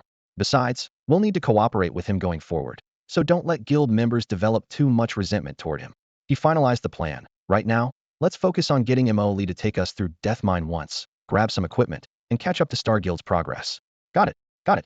Guild leader, should I go check the auction house for experience potions? Go, and be quick about it. If the price is reasonable, buy some to maximize our mine run benefits. Su Wanner took the gold coins that Tua Yeshing had just transferred to her and ran all the way to the auction house. The moment she opened the interface, she froze completely. The experience potions that had cost 100 gold coins each yesterday were now priced at 200 gold coins. This is highway robbery. Su Wanner stamped her feet in frustration. It wasn't that she couldn't afford it, but being treated like a sucker really stuck in her throat. If they had been priced at 200 gold from the start, that would have been one thing at least she'd have been mentally prepared. But selling out yesterday and doubling the price today was pure opportunistic price gouging. She pulled up her friends list and stared at the two characters, Imoli, hesitating with puffed cheeks should she send him a private message. After last night's discussion with the Star Guild members, everyone was almost certain that 99 of the experience potions in the auction house came from Imoli. They were pretty close now, so asking for a friendship discount wouldn't be unreasonable, right? But then she reconsidered. Business was business. If Imoli dared to list at this price, it meant someone was willing to pay it. Going to haggle would basically be asking him to take a loss, wouldn't it? Su Wanner was so conflicted that her finger hovered over the input box, unable to press down. Suddenly, an exclamation came from the other side of the auction house. Holy crap, how did the price double? 200 gold per bottle, why don't they just go rob people? Su Wanner turned toward the voice and immediately recognized it came from someone in the Dynasty Guild. The auction house's spacious hall was already buzzing with chatter, but this outburst cut through the noise like a needle-piercing fabric, causing all players to look up in unison. Isn't that someone from Dynasty Guild? A player whispered. Looks like even the major guilds think 200 gold per experience potion is too expensive. Another player nodded in agreement. Major guilds have at least a dozen core members. If they really wanted to use these potions, everyone would need one. That's a completely different scale of spending compared to solo players. These few brief comments brought the guilds find it too expensive sentiment into the open, drawing quite a few gazes towards Su Wanner. Clearly some people had recognized her. She paid no attention to these stares and directly opened her personal auction house interface, clicking Purchase without hesitation. 5 experience potions were confirmed for purchase, instantly vaporizing 1,000 of her newly acquired 5,000 gold coins. The public display board in the hall updated from stock 500 to stock for 95. The sudden drop in numbers hammered memories of last night's buying frenzy into everyone's minds. The price just went up yesterday, and people are actually buying? Better grab some now. What if they sell out again? The hesitant players were instantly ignited, and purchase records began refreshing rapidly. Stock 450. 400, down to 0. All 500 experience potions were completely wiped out within 60 seconds. Since the system automatically displayed independent interfaces, bystanders had no way to confirm the buyer's identities and could only watch helplessly as that anonymous seller raked in 100,000 gold coins in a single minute. Holy crap, this operation should go down in Divine Flame history, right? Even livestream shopping isn't this crazy getting rich in 1 minute. Stop calling them. The player who wishes to remain anonymous, they're strong at monster hunting and great at making money. With that much cash, what kind of bodyguard couldn't they hire? Waves of amazed exclamations rose and fell throughout the hall, and Sue Warner couldn't help but smile slightly. She suddenly wondered if this crowd of onlookers knew that the mysterious expert and the experienced potion supplier were actually the same person. Would they completely lose their minds? Just then, an ill-timed roar came from the other side of the hall. What the hell? How are they all gone already? It was that same Dynasty Guild member. Moments later, a player sidled up to him and lowered his voice. Hey buddy, you're with Dynasty, right? 300 gold per bottle, I can sell you a few. Interested? The Dynasty member was stunned on the spot. He'd seen reselling before, but this kind of operation, buying from the auction house one moment and marking up the price for immediate resale the next, was a first. Sue Warner was also stunned. Lee's experience potions were actually popular to this degree? Someone was playing middleman right on the spot, and judging by the Dynasty member's expression, it seemed like a real possibility. In other words, Lee's price of 200 gold was clearly too low. With this realization, Sue Warner felt she needed to inform Lee about the situation. But the contradiction that followed left her conflicted. If word got out, experience potion prices would almost certainly increase, meaning she'd have to pay more gold coins for her next purchase. All the gold coins nowadays are bought from studios with real money. Sue Warner had just finished marveling when she immediately realized this news had to be shared with Lee right away. Shenyan had only been online for a few short days, yet its player count kept breaking records, making it the game with the highest number of online players across the entire internet. Among the dense crowds of players were both large guilds moving in as organized groups and individual players who were loaded with cash. Was 200 gold coins expensive for one experience potion? Absolutely. But for these wealthy players, as long as they could gain an early advantage in the game's initial phase, this expense was nothing. Only 500 experience potions were released server-wide, while the potential buyers far exceeded this number. Add to that the fact that the potion's effects only lasted 1 hour, making it a typical high-frequency consumable item, and it was only natural that shrewd resellers would set their sights on it. Sue Warner scanned the auction house and once again spotted that Dynasty Guild member. Sure enough, the player left hastily with the reseller, most likely heading off to negotiate prices with the Dynasty Guild leader. Outside the auction house, the clueless onlookers finally caught on and began slapping their thighs in dismay. Holy crap, a money-making opportunity just slipped away. Buy it from the auction house, flip it, and make 100 gold coins profit. That's 1,000 yuan. Damn it. Why did I just stand there like an idiot instead of making a move? Wake up. Guys, who among you even has 200 gold coins in their inventory? The person selling those potions just made 100,000 gold coins in 1 minute, and I can't even scrape together 1 gold coin. This is infuriating. Time to level up. I'm going to grind like crazy and get rich overnight too. Sue Warner was about to send Lee a private message to explain the situation when Yixing, who had just arrived, interrupted her. Yixing asked urgently, what happened? Why are all the experience potions in the auction house gone? Sue Warner shrugged. Resellers. Who knew this stuff could be flipped too? Supply and demand, that's how it goes. I even saw Dynasty people leaving with a reseller theory, probably planning to mark up the prices. Yixing rubbed his temples, his headache worsening. Stellar Guild also needed experience potions, and ultimately, any player wanting to power level couldn't do without them. The current prices were painful but still acceptable for guilds like Stellar, Dynasty, and other major guilds of similar caliber. However, once one guild took the lead in stockpiling at high prices to gain an advantage, other guilds would be forced to follow suit, and prices would definitely be driven to ridiculous levels. Sue Warner pursed her lips. Joining a major guild meant resources and benefits came with constraints. Once you joined, your account practically belonged to the guild. The 5 experience potions in her inventory, for instance, would have to be turned over for unified distribution if she were in Stellar Guild, but being independent meant she didn't have to worry about such things. After a moment of thought, she sent Yixing a private message. Did you forget that the person selling the experience potions is most likely Lee? Why not just ask him directly? Yixing's eyes lit up, and he nearly slammed the table in excitement. Exactly. Instead of buying from resellers at inflated prices and making them rich, We should go straight to Mo Lee and let him earn the money. Mo Lee hummed a little tune along the burning wind trail, commanding his skeleton warriors to grind monsters. The dry, hot wind swept dust across the path as the crisp clatter of skeleton bones mixed with the dull thuds of falling monsters, and experience points trickled steadily into Mo Lee's experience bar. Meanwhile, he was quickly calculating in his mind. Once that batch of experience potions sold completely, how should he spend the 100,000 gold coins? In the early stages of a game like Divine Flame, 100,000 gold coins represented quite a substantial fortune. If he just let it sit idle in his storage space, earning no interest and generating no returns, it would be a complete waste. Lost in thought, he muttered under his breath. How about building a guild stronghold? Creating a guild in Divine Flame wasn't difficult. You only needed to pay 1 gold coin at the guild NPC to complete registration. However, that was merely the prologue. What really gave major guilds headaches was what came next, the stronghold. Just purchasing the qualification required a full 100,000 gold coins, plus completing a series of related quests before finally obtaining a piece of territory for the guild. The benefits of a guild stronghold were obvious.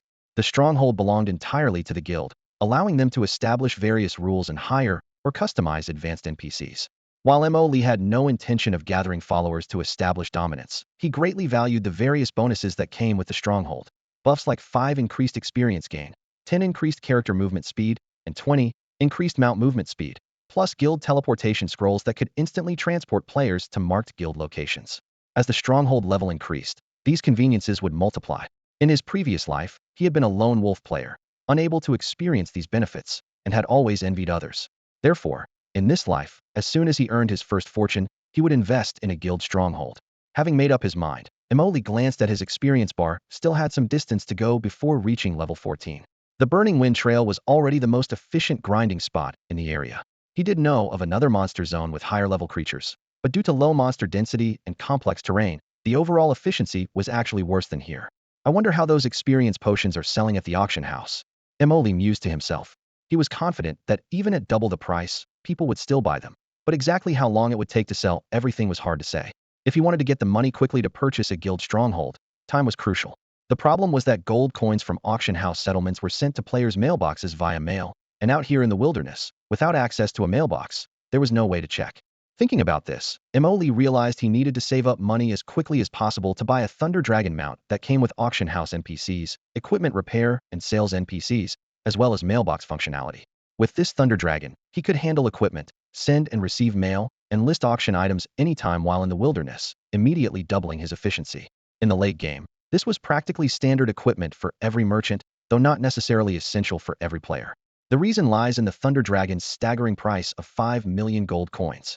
Even in the late game, Shenyan's gold-to-cash exchange rate only stabilized at 100:1, meaning this Thunder Dragon would still cost 50,000 yuan in real money, far beyond what most players could afford. Although Mo Lee would soon earn 100,000 gold coins, he suddenly felt a crushing sense of being dirt poor. Whenever you want to spend money, there's never enough. Just then, a private message popped up from Su Wanner. That experience potion in the auction house was yours, right? Congratulations, it's completely sold out. Huh. Mo Lee was stunned. We know each other well enough, so let's not play dumb, shall we? I just never expected it to sell for so much and disappear so quickly. Looking at the empty auction house records, Mo Lee's heart was bleeding. He'd still sold them too cheap. Poverty had limited his imagination. There were far more wealthy players than he'd thought, and they were even more generous with their spending. He even considered pausing his leveling to immediately return and craft the next batch of potions. But reason quickly restrained his impulse. Gaming studios had limited daily gold output, and 500 potions had just drained 100,000 gold coins in one go, completely emptying their recent reserves. In other words, most of the newly generated gold from the past few days had flowed straight into Mo Lee's pocket. Even if he released a second batch immediately, the market couldn't absorb it. Besides, playing a little hard to get and selling tomorrow would allow him to raise prices even further. Su Wanner sent another private message. Just a heads up, after the auction house potions were instantly cleared out, resellers immediately marked them up for resale. Anyone buying? I checked, and yes, but not many. If you're planning to sell again, remember to raise your prices, don't let the resellers profit. This intelligence was crucial. Mo Lee calculated. With a cost of 9 gold coins per bottle, he could raise the next batch directly to 300 gold coins. 500 bottles would net him an extra 50,000 gold. Didn't Su Wanner need potions herself? Of course she did. She could have easily kept quiet or even asked for a friend's discount. But instead she chose to tip off Mo Lee first. She truly considered him a friend. Mo Lee didn't want to be petty and was thinking about how to show his appreciation. Moments later, Sue Warner sent a third private message. That would be so embarrassing. How about giving me a friend's price? This information is worth far more than the cost, and if I don't say something, I'll feel like I owe you a favor. Emily replied with a smile. Then I'll shamelessly accept. I happen to need potions for leveling too. With this intelligence, he seemed one step closer to buying that thunder dragon. Maybe he really could ride it on the day he hit level 20. Before long, Yixing's private message also appeared. Brother Emily, those experience potions in the auction house were yours, right? Pretty easy to guess yes, that was me. Didn't your stellar guild manage to snag any? Don't even mention it. By the time I got there, they were completely sold out. Yixing made no attempt to hide this, and such honesty was admirable. Stellar Guild clearly needed potions urgently, yet he still stated the situation directly. Obviously, he was prepared to pay a premium and wasn't asking Emily for a friend's discount. Emily had to admit that Yixing truly possessed remarkable charisma. In his previous life, the Stellar Guild had rapidly expanded under Yixing's leadership, ultimately becoming Blue Star's most powerful force in Divine Flame. That incredible cohesion was by no means an exaggeration, even in hindsight. Emily nodded to himself. This was the kind of friend worth having. The most pressing issue at hand was the Stellar Guild's demand for experience potions. The guild currently had 15 core members, each spending at least 10 hours online daily. To maintain full coverage, each person would need 2 bottles, totaling 30 bottles per day. At the auction house market price of 200 gold coins per bottle, 30 bottles would cost 6,000 gold coins. With the current exchange rate of 110 between gold coins and real currency, such consumption would strain even major guilds. Guild leader Yi, you can be bolder, I'll give you a friendship discount. Emily didn't beat around the bush. Investment was about providing help when it was needed most. Stellar had just entered Divine Flame and was at their most resource-starved moment. Lending a hand now would be far more valuable than offering assistance after they had already succeeded. Yixing hesitated for a full minute before sending a private message. I won't waste words with unnecessary pleasantries. Brother Emily, both I and the Stellar Guild will remember this favor. Emily immediately presented his terms. 50 gold coins per bottle. But for each bottle, you'll need to provide 9 earth root grass and 9 silver leaf grass. Compared to the auction house's steep price of 200 gold coins per bottle, this figure was undeniably tempting. The only complication lay in the herbs. Aside from limited purchases at NPC shops, they could only be gathered by farmers in the wilderness. For Emily, personally collecting herbs in the field was clearly impractical, and NPC shop inventory was limited. He had encountered shortages on his first visit to the potion shop, which had even triggered a hidden quest. With today's level of bulk purchasing, NPC shelves wouldn't last long. Once stock ran out, unknown restocking times would directly slow his money-making progress. The Stellar Guild was different, however. The guild operated its own studio, and even if they were unlucky enough to have no farmer-class players this time, they could easily recruit from other players. If that failed, they could still purchase materials from other studios, which would be far more cost-effective than spending gold coins directly. Even buying the full 3 sets of herbs from NPC shops would only cost 27 gold coins, keeping total material and crafting costs under 100 gold coins. A genuine bargain. Emily was confident Yixing wouldn't refuse. Sure enough, Yixing soon sent another private message. Brother Emily, you're truly straightforward. We'll go with your terms. I'll start preparing immediately. With the agreement reached, Emily glanced around the valley. At the bottom, 200 skeleton warriors were grinding monsters non-stop, bones scattered everywhere as experience points flowed in continuously. Emily's own experience gain hadn't stopped for even a second. I suppose only a necromancer like me could chat while grinding monsters without missing a beat. Emily, having just finalized his partnership with Yixing, was in excellent spirits as he commanded his skeleton army through the forest valley, unable to resist praising himself. The Star Guild represented not just a stable long-term client, but the key to solving his herb shortage problem. For every experience potion crafted, the guild would provide 2 additional sets of materials, making it a guaranteed profit. With both gold coins and goodwill flowing in, this deal was a win-win no matter how he looked at it. Time quickly passed to 5 in the afternoon. With the system's crisp notification sound, Emily's level finally jumped to 14. As usual, he allocated all the bonus attribute points from his peak level into Spirit, then surveyed his new attribute panel with satisfaction. Level, 14. Peak level, 14. Strength, 31. Agility, 31. Constitution, 219. Spirit, 1,100. Health red, 319. Mana blue, 6105. Summon count, 210220. Equipment effects. 1. Recovers mana equal to 14 of spirit attribute per second. 2. Summon damage increased by 20. 3. Summon skill effects increased by 30. 4. Maximum mana increased by 10. Additional effects. Each summon attack restores 1 mana point to Missouri Lee. Each summon attack adds fire damage equal to 10 of its spirit attribute. The spirit attribute boost slightly increased his summon limit, and all skeleton attributes rose to 1100 accordingly. Emoli cast Summon Skeleton Warrior several times to fill his limit, then selected one skeleton to hunt monsters in the valley as a test. Unfortunately, even with this attribute boost and the peak level bonus points, the Skeleton Warrior still couldn't achieve one-hit kills after all. Skeletons could only wield one weapon. If they could equip full Deadmind sets like players and fill all 5 accessory slots with gear, they'd definitely have enough power to instantly kill monsters, he mused with a sigh. Soon, Emoli had a flash of inspiration and realized he needed to change his approach. In his previous life, there was a famous curse spell among magic classes, Vulnerability Curse. This skill could instantly kill ordinary monsters with less than 10 health remaining, though it was ineffective against elite and higher tier targets. Any class could learn it as long as their spirit attribute met the requirement. The reason for its popularity was simple. Monsters in Divine Flame always seemed to cling to that last sliver of health, forcing players to land one more strike or cast one more spell. Ever since someone discovered Vulnerability Curse, magic users would open fights by casting it, and monsters would die instantly once their health dropped below 10. Convenient and effortless. However, this skill couldn't be learned from trainers. It only dropped from skill books with terrible rates, or could be purchased at high prices, which was why Emoli had never prioritized it. What perfect timing! I am loaded now. He suddenly remembered his current funds. Even after setting aside 100,000 gold coins for the guild headquarters, he still had nearly 20,000 remaining. No matter how expensive a basic skill book might be, it wouldn't break his bank. As for where to buy it, the auction house, of course. After the experience potion incident, most players had realized the convenience of the auction house. With such a great place available, who would bother setting up stalls? With a concrete plan in place, Emoli immediately contacted Yi Xing, asking him to keep an eye out for the beginner skill book, Vulnerability Curse, at the auction house. Yi Xing quickly replied, "Someone from the Star Guild just happened to drop this book. It's only priced at 10 gold coins, not worth much, so consider it a gift." Since the other party was so generous, Emoli didn't feel the need to be overly polite.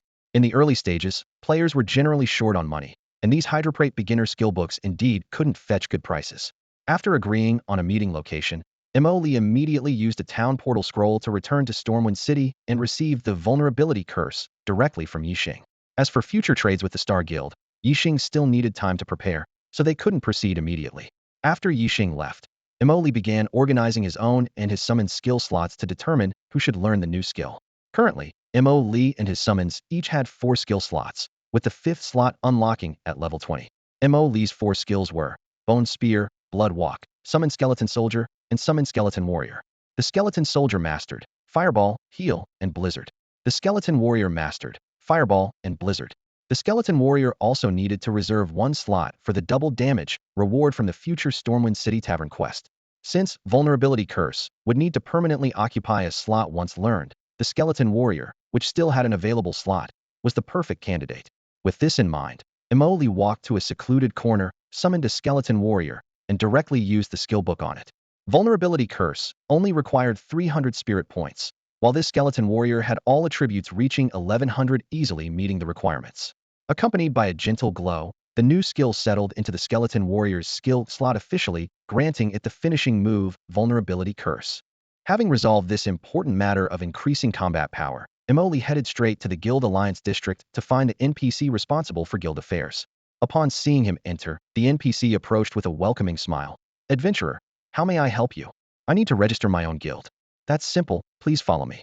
At the counter, the NPC handed over a form. Fill in the guild name, guild master's name and class, then pay a processing fee of 1 gold coin, and registration will be complete. Emoli wrote in the guild name, Field Scourge Legion. This name was something he had thought of on the way. Though slightly dramatic, it perfectly matched his Necromancer identity. As his level increased in the future, his undead army would grow increasingly powerful, fully living up to the name Scourge Legion, definitely not just for show. Naturally, he filled in his own name as Guildmaster. As a neutral city, Stormwind had few restrictions on guild names, so even the somewhat sinister-sounding Scourge Legion was approved without issue.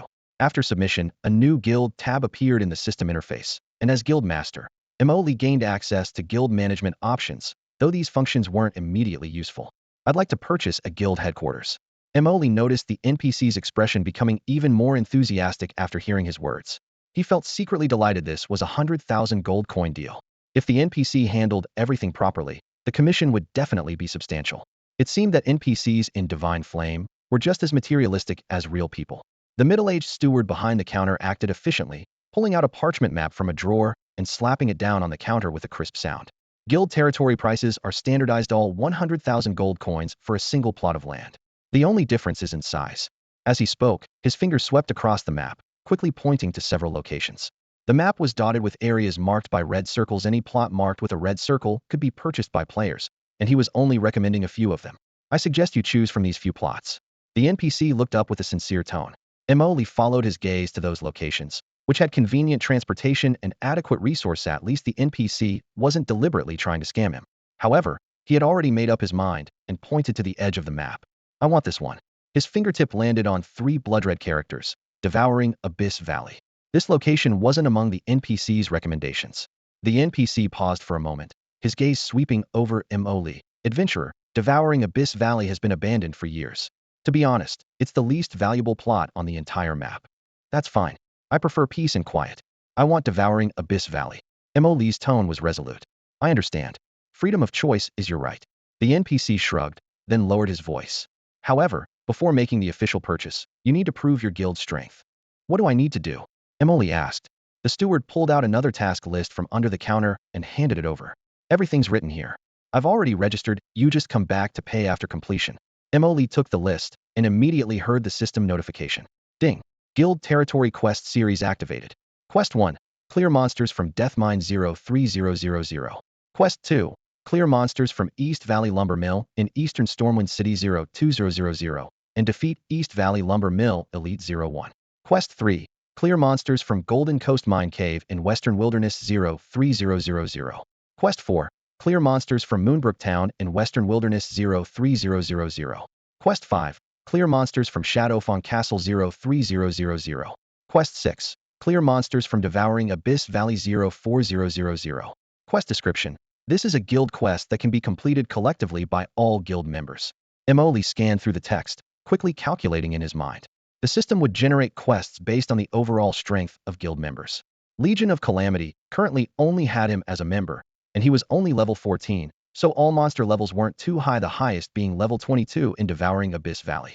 The kill counts looked daunting, but this was a guild quest meant to be completed by a group of people, which was why the system had inflated the numbers. All 6 quests were available simultaneously with no sequence restrictions. After a moment of consideration, Emoli quickly made his decision. Start with Death Mine. The monsters there were only level 10, and he had profited handsomely from selling enhanced basic experience potions. He had originally planned to cut off future business with Dynasty Guild, but now that he needed to go to Death Mine for the quest, it was perfect timing to fleece those suckers once more. From Quest 1 to Quest 6, monster levels increased progressively. His level already dominated Death Mine's creatures, and the longer he delayed, the more he'd lose out. He had to clear it quickly before experience decay set in. He had to hurry and aim to complete everything today. Emoli opened his friends list, preparing to contact Chao Ji from the Dynasty Guild. As his fingertips swiped across the screen, he immediately noticed Sue Warner's avatar glowing softly, with her level prominently displaying 12. The speed of her leveling made him secretly amazed. Even more surprising was that her grinding location had changed from Twilight Valley to East Valley Lumber Mill. The monsters there ranged from level 12 to 15, often appearing in groups of 2 or 3. Once you engaged one, the entire pack would swarm you, making them far more dangerous than scattered individual monsters. Of course, if you could handle multiple monsters simultaneously, the leveling efficiency would skyrocket accordingly. Emoli concluded that Sue Warner's character strength was leaping forward with each level increase. Otherwise, she would never dare venture into such a group combat zone. With this in mind, he began planning his own itinerary. After completing the quest, Phase 1, Clear Death Mine, he was already planning to head to East Valley Lumber Mill. Anyway, perhaps he could witness Sue Warner's true capabilities firsthand. As for the entire chain of guild stronghold quests, he planned to tackle them all at once, securing the guild enhancement buffs and various conveniences as soon as possible. Though it would require a significant time investment, the rewards were all tangible benefits. Among all the stronghold quests, the only troublesome one was Clear Shadowfang Castle. The dungeon required level 20 to enter, and to take a shortcut, he'd need to trigger a hidden quest. That NPC wandered extensively throughout Silverpine Forest, and finding him quickly was purely a matter of luck. With good fortune, you might encounter him in one trip. With bad luck, you could spend ages chasing him across the entire map. After a moment's consideration, Emoli sent Chao Ji a private message. Guild Leader Chao, when are you planning to start the Death Mine carry service? Chao Ji replied quickly. I was just about to contact you. Are you available now? If so, we can depart immediately. Sounds good. Meet at the Death Mine dungeon entrance. Emoli responded promptly. When he arrived at the dungeon entrance, all 15 members of the Dynasty Guild had already assembled. Xiaoji approached him and immediately opened the trade interface, placing 800 gold coins. Since this is our first collaboration, let's follow standard protocol payment per run. Is that acceptable? No problem, Emoli nodded. He intended to maintain purely business relations with the Dynasty Guild, and this was even after he had previously attacked them like monsters. Xiaoji's caution was understandable, though Emoli mentally sentenced this guild leader to death. Compared to Yixing, Xiaoji's magnanimity and character fell far short. He might be a decent guild leader and competent boss, but he would never become a true friend. Their relationship would remain strictly business going forward. The dungeon gates closed as the team entered the dim mine tunnels. From the corner of his eye, Emoli noticed Xiaoji and several others simultaneously retrieving bottles of potion. From the bottle shape and liquid color, he instantly recognized them as Basic Experience Potion, Enhanced Version. He couldn't help but chuckle inwardly. The Dynasty Guild ultimately couldn't escape being harvested by him. The phrase, disliking me while still having to pay me, perfectly described the current scene. Emoli had long maintained the Basic Experience Potion Enhanced Version as a permanent buff. There's no need to rush with the potions, you can drink them once we're inside the dungeon. Taking advantage of the Dynasty Guild members looking down to consume their potions, Emoli raised his hand as dark mist swirled. One skeletal warrior after another emerged from the ground.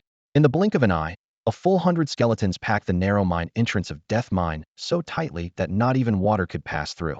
The ones in the back were simply pushed deeper into the mine shaft, inadvertently aggravating the regular monsters inside and triggering combat immediately.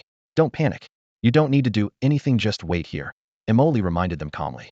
The Dynasty Guild members instinctively stepped back half a pace, staring in bewilderment at the dense torrent of white bones before them.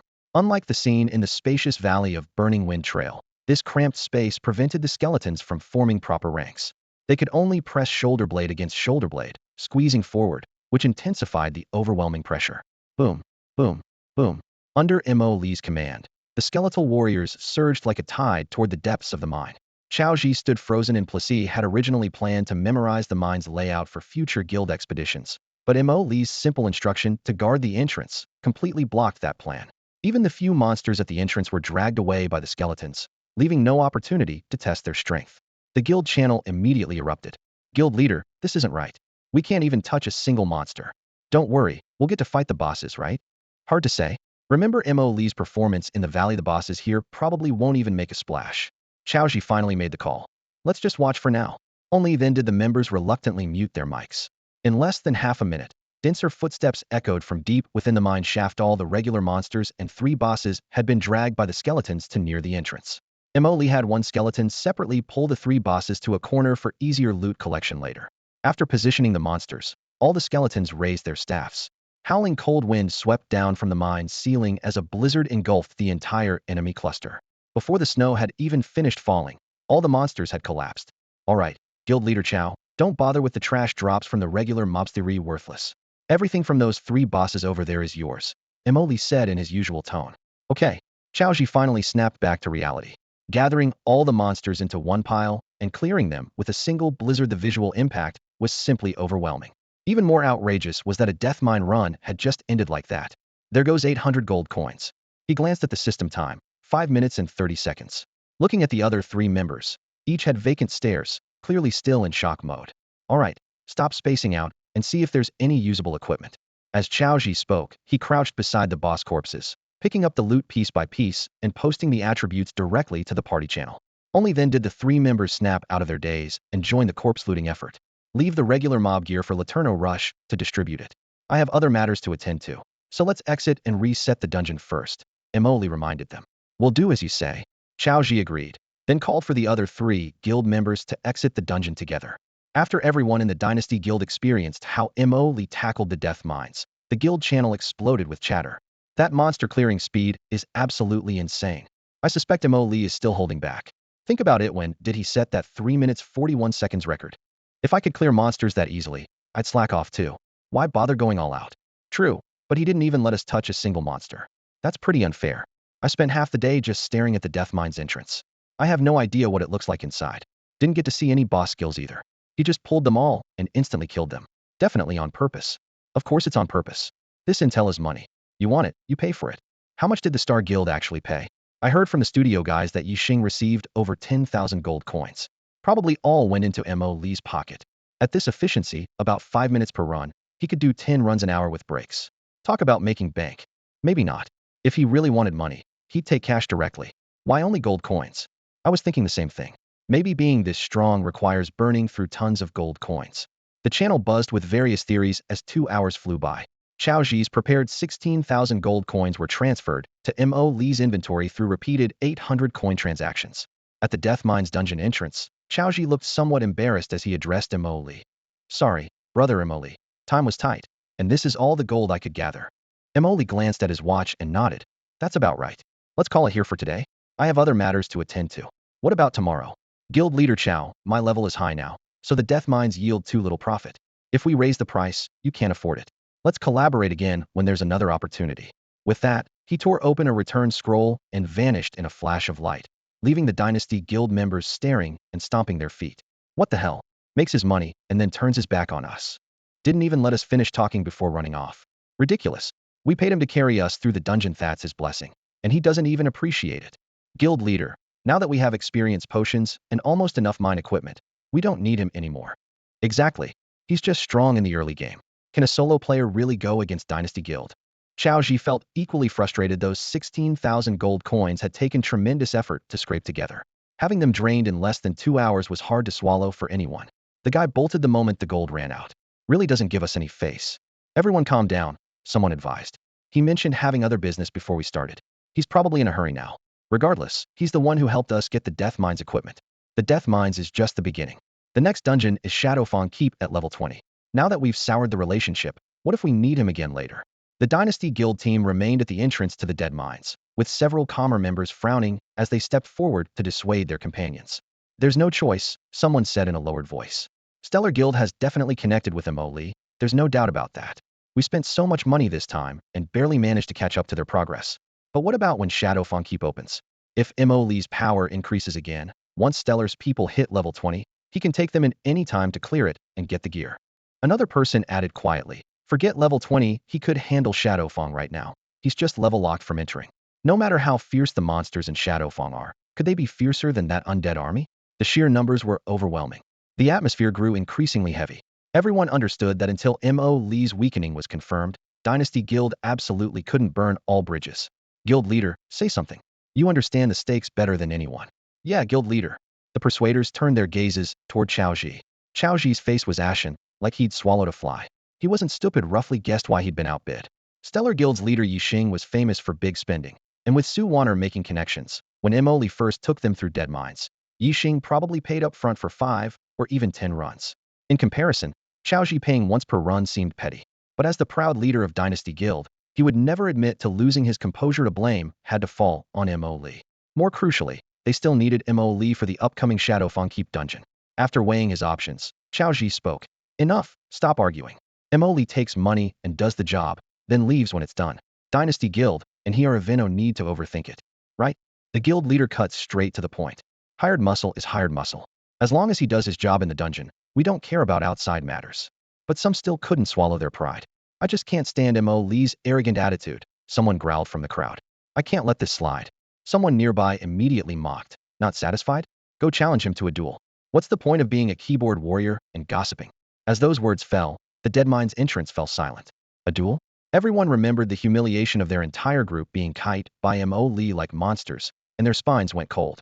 Their current combat power wasn't even in the same league. A real fight would be suicide. Damn it.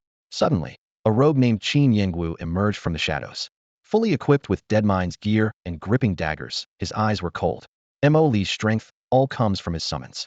I don't believe I can't burst down that squishy mage body of his. Guild leader, how about I give it a try? Xiao Zhi was also seething inside. Qin Yangwu had remained stealth the entire time. Mo Li might not even remember him. After pondering for a moment, he nodded. Follow the usual rules. Leave the guild first. Understood. Qin Yangwu responded and immediately left the guild. Soon, an assassination plan targeting Mo Li was formulated through their discussion. After using a town portal scroll to return to Stormwind City, Mo Li headed straight for the Eastfall logging camp. He had already completed the first quest in the guild-based series, Clear the Monsters in Dead Mines, while leading the Dynasty Guild through the dungeon. Next came the second quest, Clear Monsters in Eastfall logging camp east of Stormwind City 02000, and kill the Eastfall logging camp Elite 01. The entire series consisted of 6 quests, and experience could only be claimed after completing all of them. In his previous life, He had never encountered this quest line, only hearing that the experience reward would be split among guild members upon completion. Now, with only himself and the Scourge Legion, all the experience would be his alone.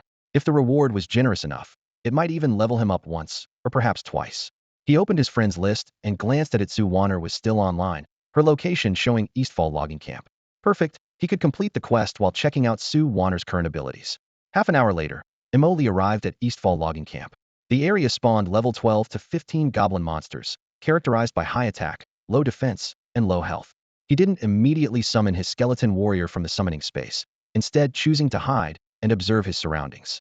Soon, intermittent sounds of combat echoed from the forest on his left. At this stage, most players who could reach level 10 or above belonged to major guilds, and their team operations would never be this quiet. Solo players capable of venturing here alone were extremely rare. Considering the location and timing, Emoli was almost certain the sounds came from Sue Warner. Last time you spied on me grinding monsters, you nearly saw all my trump cards.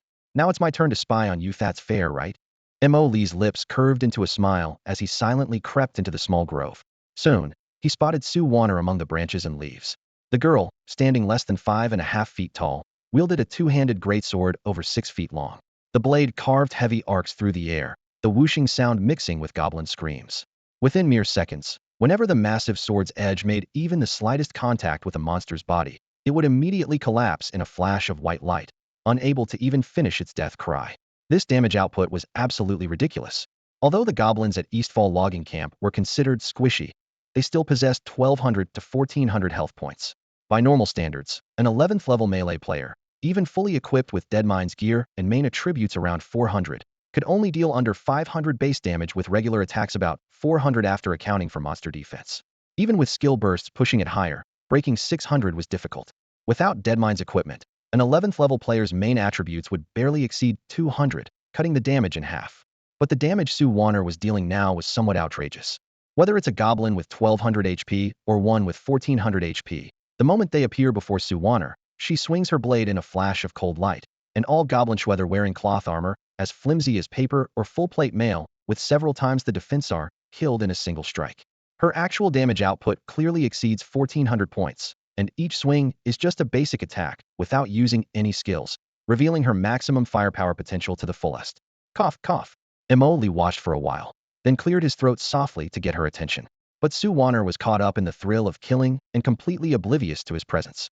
Only the dull sound of metal cutting through flesh filled the air, making the atmosphere suddenly awkward and quiet. Bone Spear 1001. A pale white bone spear shot from Emoli's hand, piercing straight through a goblin in front of Sue Warner. The monster with 1350 HP had bright red numbers pop up above its head, but wasn't killed instantly. It immediately abandoned Sue Warner and charged toward Emoli with a roar. Bone Spear 1001. Emoli finished it off, finally harvesting the low-health goblin. The sudden kill-stealing noise finally drew Sue Warner's attention. She efficiently cleared the last few goblins around her, sheathed her weapon, and walked quickly toward Emoli. How did you end up here too? Sue Warner tilted her head, unease evident in her voice. This spawn point was a treasure she had worked hard to discover.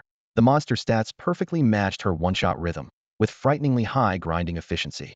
But if Emoli came here too with that massive undead army that made one's scalp tingle, she wouldn't even get a drop of soup. Meeting her suspicious gaze, Emoli helplessly spread his hands. I'm doing guild-based quests. Can I come here? Guild-based quests? What? You joined a guild? Lightning flashed through Sue Warner's mind. Without a guild, where would guild-based quests come from? Could Emoli be a core member of some major guild, ridiculously powerful from the server launch? She had indeed heard that many established major guilds had entered Divine Flame. Watching the series of expressions cross her beautiful face, Emoli knew she had misunderstood, so he explained, Scourge Legion. It's a guild I just created. Right now it's just me, and I don't plan to recruit anyone. Managing people is troublesome. You're running a guild by yourself? Don't you have anything better to do? Sue Warner frowned. I heard the base provides many beneficial buffs and convenient features, Emoli said casually. Really? Are the quests troublesome? How much gold? I want to make one too. Emoli rolled his eyes speechlessly. Rich ladies' thought processes were truly peculiar, like seeing a handbag they liked and just buying it immediately. 100,000 gold coins, he answered honestly. You can check with any guild management NPC. The quests are indeed troublesome. What? Sue Warner's eyes widened. 100,000 gold coins meant 1 million real currency at the current exchange rate. Even though she was always a big spender, this number made her heart skip a beat. And Emoli had actually thrown out this sum without hesitation for some personal benefits? Just what kind of wealthy young master was he? ridiculously rich beyond belief. Emoli noticed that Sue Warner was looking at him strangely. Only then did he realize he had casually mentioned the 100,000 gold coins in Divine Flame. While it might not be much in the future, right now it was equivalent to 1 million cash in real life, which was indeed a significant amount. The large sum he'd earned from selling experience potions had long been reinvested into Divine Flame. While earn in Divine Flame, spend in Divine Flame made perfect sense, to others it obviously sounded like showing off. Sue Warner rolled her eyes and decided to skip the topic. You said the guild territory quest is troublesome, you have to kill a lot of monsters? She brought the conversation back on track.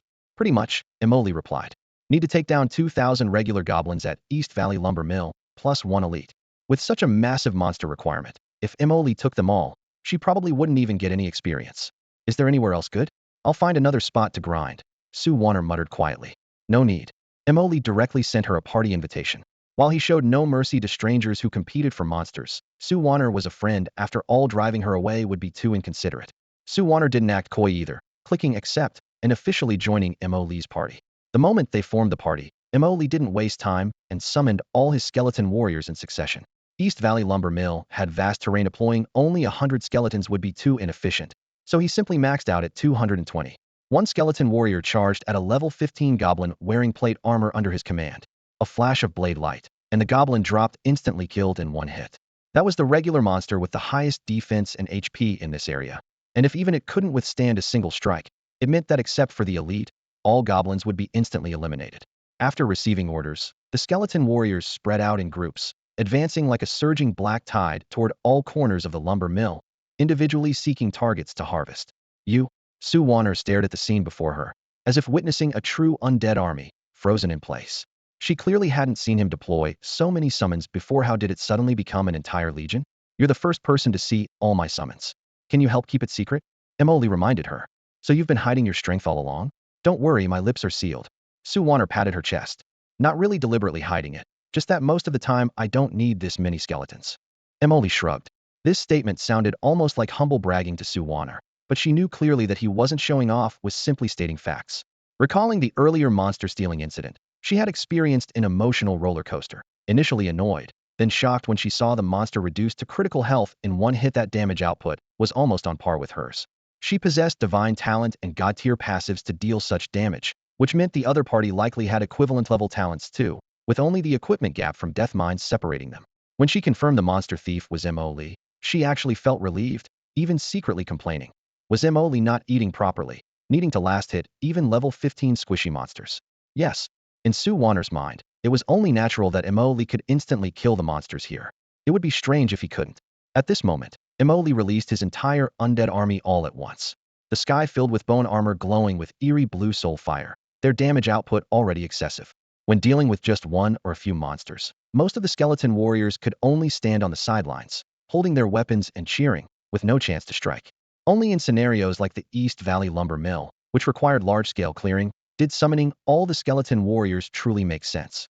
The skeleton warriors split into multiple groups, treading over rubble and wood chips, taking down small monsters with almost one strike each. In no time, they had swept through the entire lumber mill and found the elite monster in the center of the area. Emoli and Sue Warner rushed over upon hearing the news. In the clearing filled with flying wood chips, only one skeleton warrior remained, engaged in close combat with the elite monster. Emoli glanced at its health bar. Lumber Mill Foreman Elite Level 15. Health 6,532 10,000. Mana for 1,000 5,000. The monsters in East Valley Lumber Mill generally had low health, and even the elite was no exception. This foreman was extremely famous in his previous life. Most players, first elite. The reason was simple: low health, short combat time, and hard to mess up. 560. The skeleton warrior swung its rusty axe, striking heavily on the foreman's shoulder, displaying a string of red damage numbers. Even so, the elite monster's damage reduction was still outrageous. Sue Warner drew her two-handed sword, its blade gleaming coldly. I want to try fighting it. Emoli nodded and reminded her. It has a sweep attack high damage, but it has a casting bar. Dodge when you see the casting bar, otherwise it's not threatening. Got it. Sue Warner was curious about how Emoli knew the monster's skills, but wisely didn't ask too many questions. That was probably Emoli's secret. She charged into position, her sword flashing. 510. Immediately followed by another slash. 610. Emoli glanced at the combat log. The first strike was a basic attack, the second was heroic strike. At first glance, Sue Warner's basic attack seemed higher than the skeleton warriors, But don't forget she was only level 12, while the skeleton warrior was level 14 and the foreman level 15. The damage reduction from level suppression varied for each. If the skeleton warrior were also only level 12, its damage definitely wouldn't keep up with Sue Warner's. Sue Warner obviously felt she had seen Mo Lee's Secret Legion, so she decided to show some of her own cards demonstrating goodwill through action. They were friends and could trust each other. Mo Lee appreciated this gesture, finding it more reliable than mere verbal promises.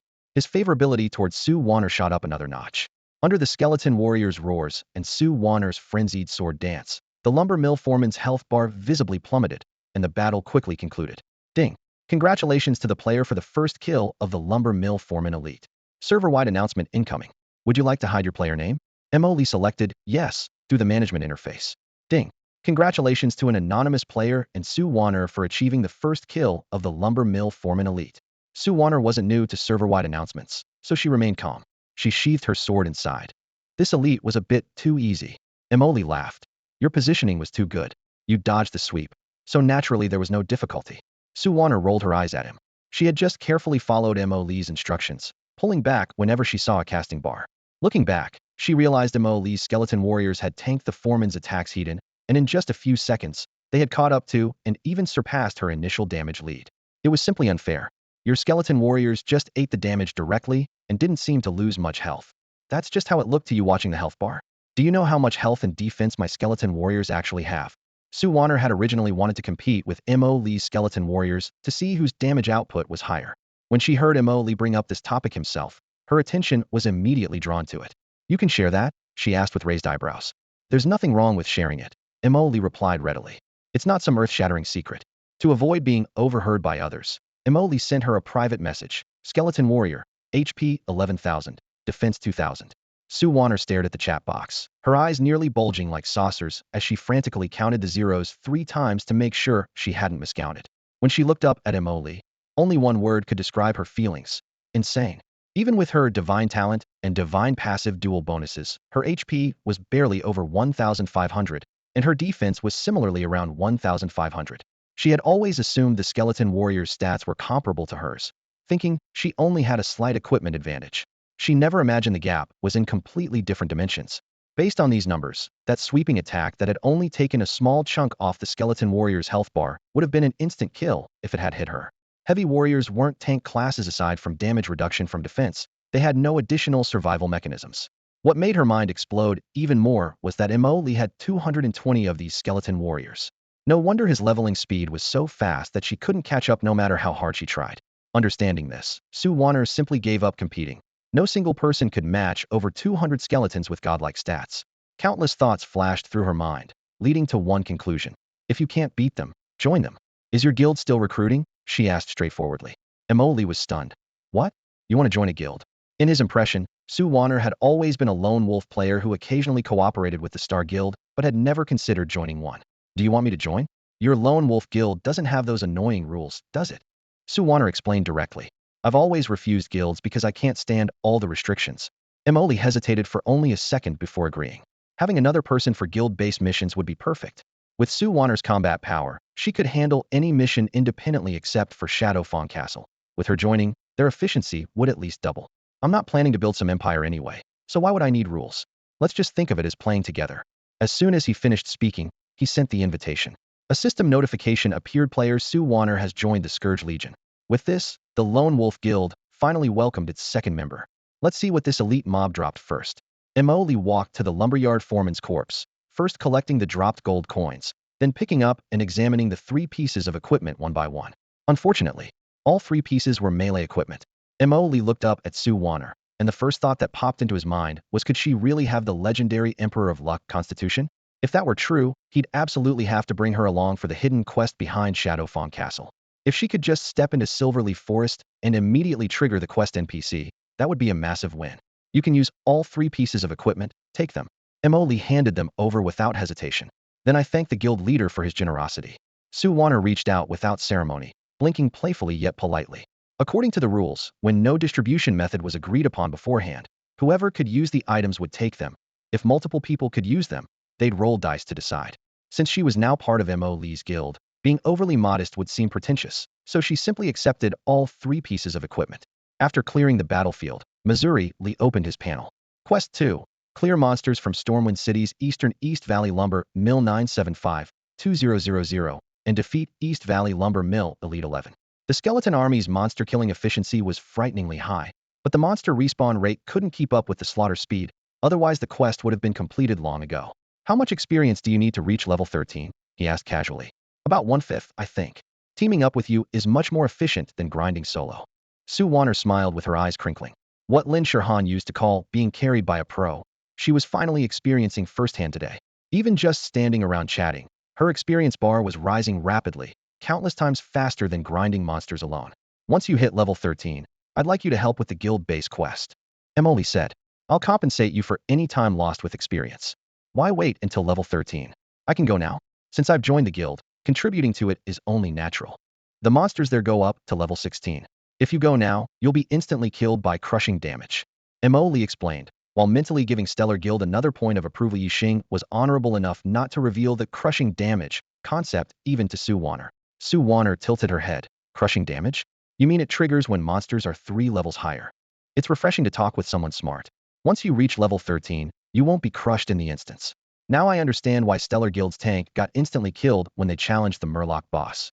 While talking, they had returned to their original position. Sue Warner couldn't sit still and charged back into the monster pack with her two-handed sword. Emily stood aside planning their upcoming schedule. The guild now had Sue Warner as an addition. Once she reached level 13, Quest 3. Clear Western Wilderness Golden Coast Mine Monsters 03000 could be assigned to her. He would handle Quest 4. Clear Western Wilderness Moonbrook Town Monsters 03000 himself. At this pace, both quests could be completed by tomorrow at the latest. Then they would meet up and head to Silverleaf Forest together to find the hidden NPC behind Shadowfang Castle. With Sue Warner, this Emperor of Luck, accompanying him, finding the NPC wouldn't take long. If all went well, the entire guild-based quest series could be wrapped up within tomorrow. Suddenly, a blood-red number appeared above Mo Lee's head. 698. Almost instinctively, he used blood travel to slide several meters away. Immediately after, a sharp voice rang out from behind him. Impossible. I have the innate assassin constitution. How did such high damage not kill you instantly? At first, Emily thought he was being ambushed by a nearby monster spawn. Light footsteps slid across the ground, and his shoulders suddenly flared with pain. Without hesitation, Emily activated Blood Traverse, transforming into a crimson shadow that darted several meters away, shaking off his hidden attacker. As he steadied himself and looked up, he saw the opponent's grayed-out avatar and unfamiliar name, but that didn't matter.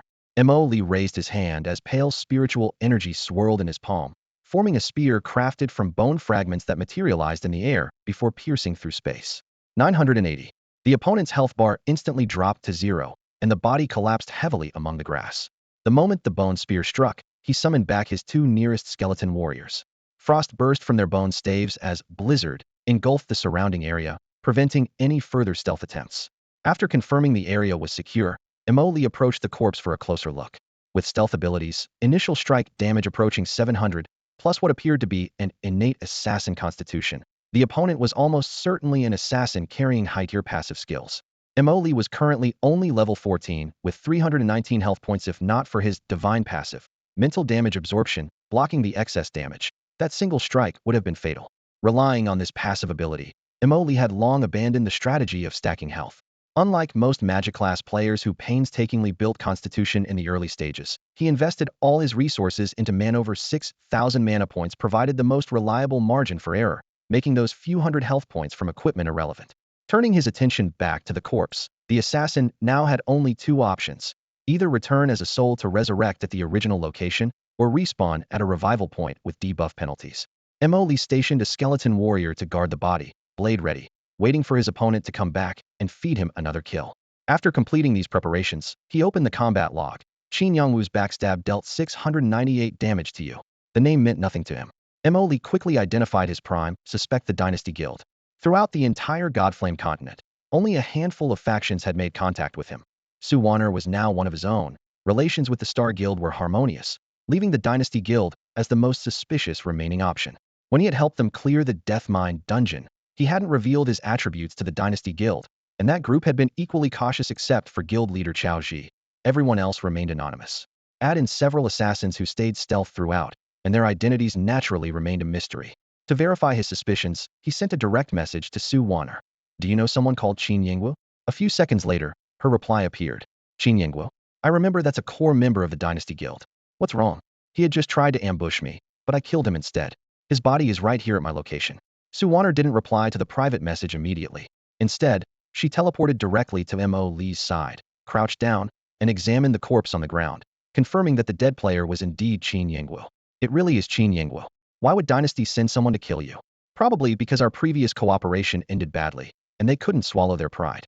Mo Li shrugged, unsurprised by Dynasty Guild's ingratitude. Divine Flame is just a game after all. Player versus player combat is perfectly normal. He wasn't angry.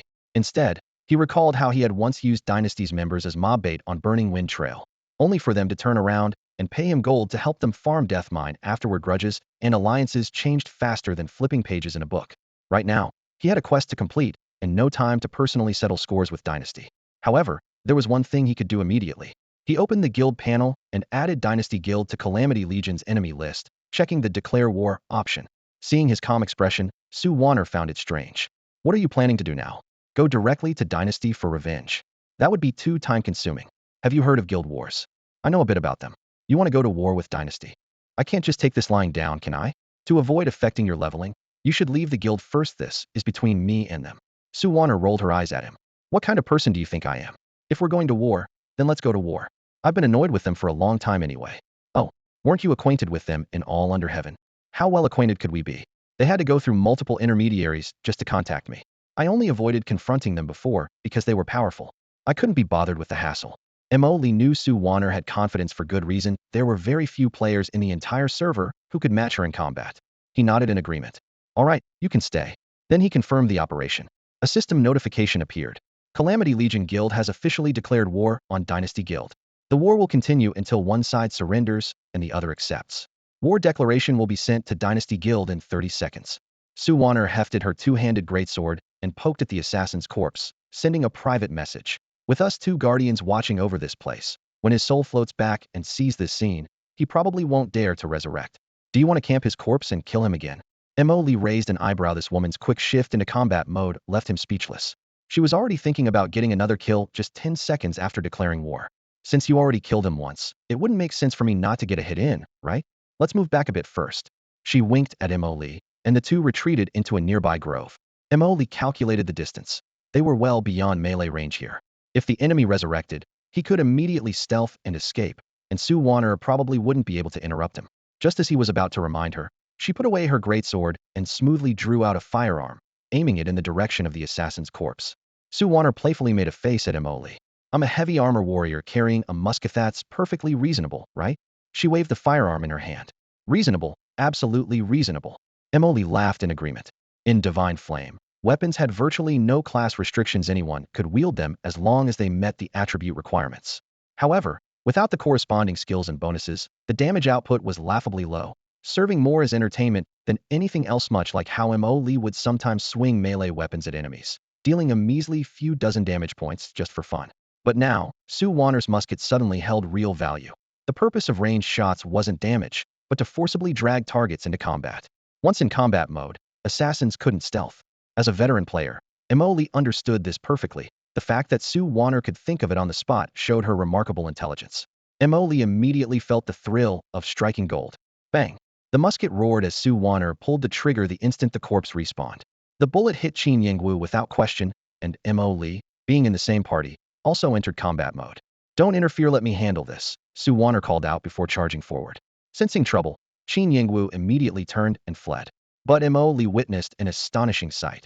Despite both being heavy armor classes, Su Wanner's movement speed was actually faster than Qin Yongwu's desperate sprint, and the distance between them visibly shrank.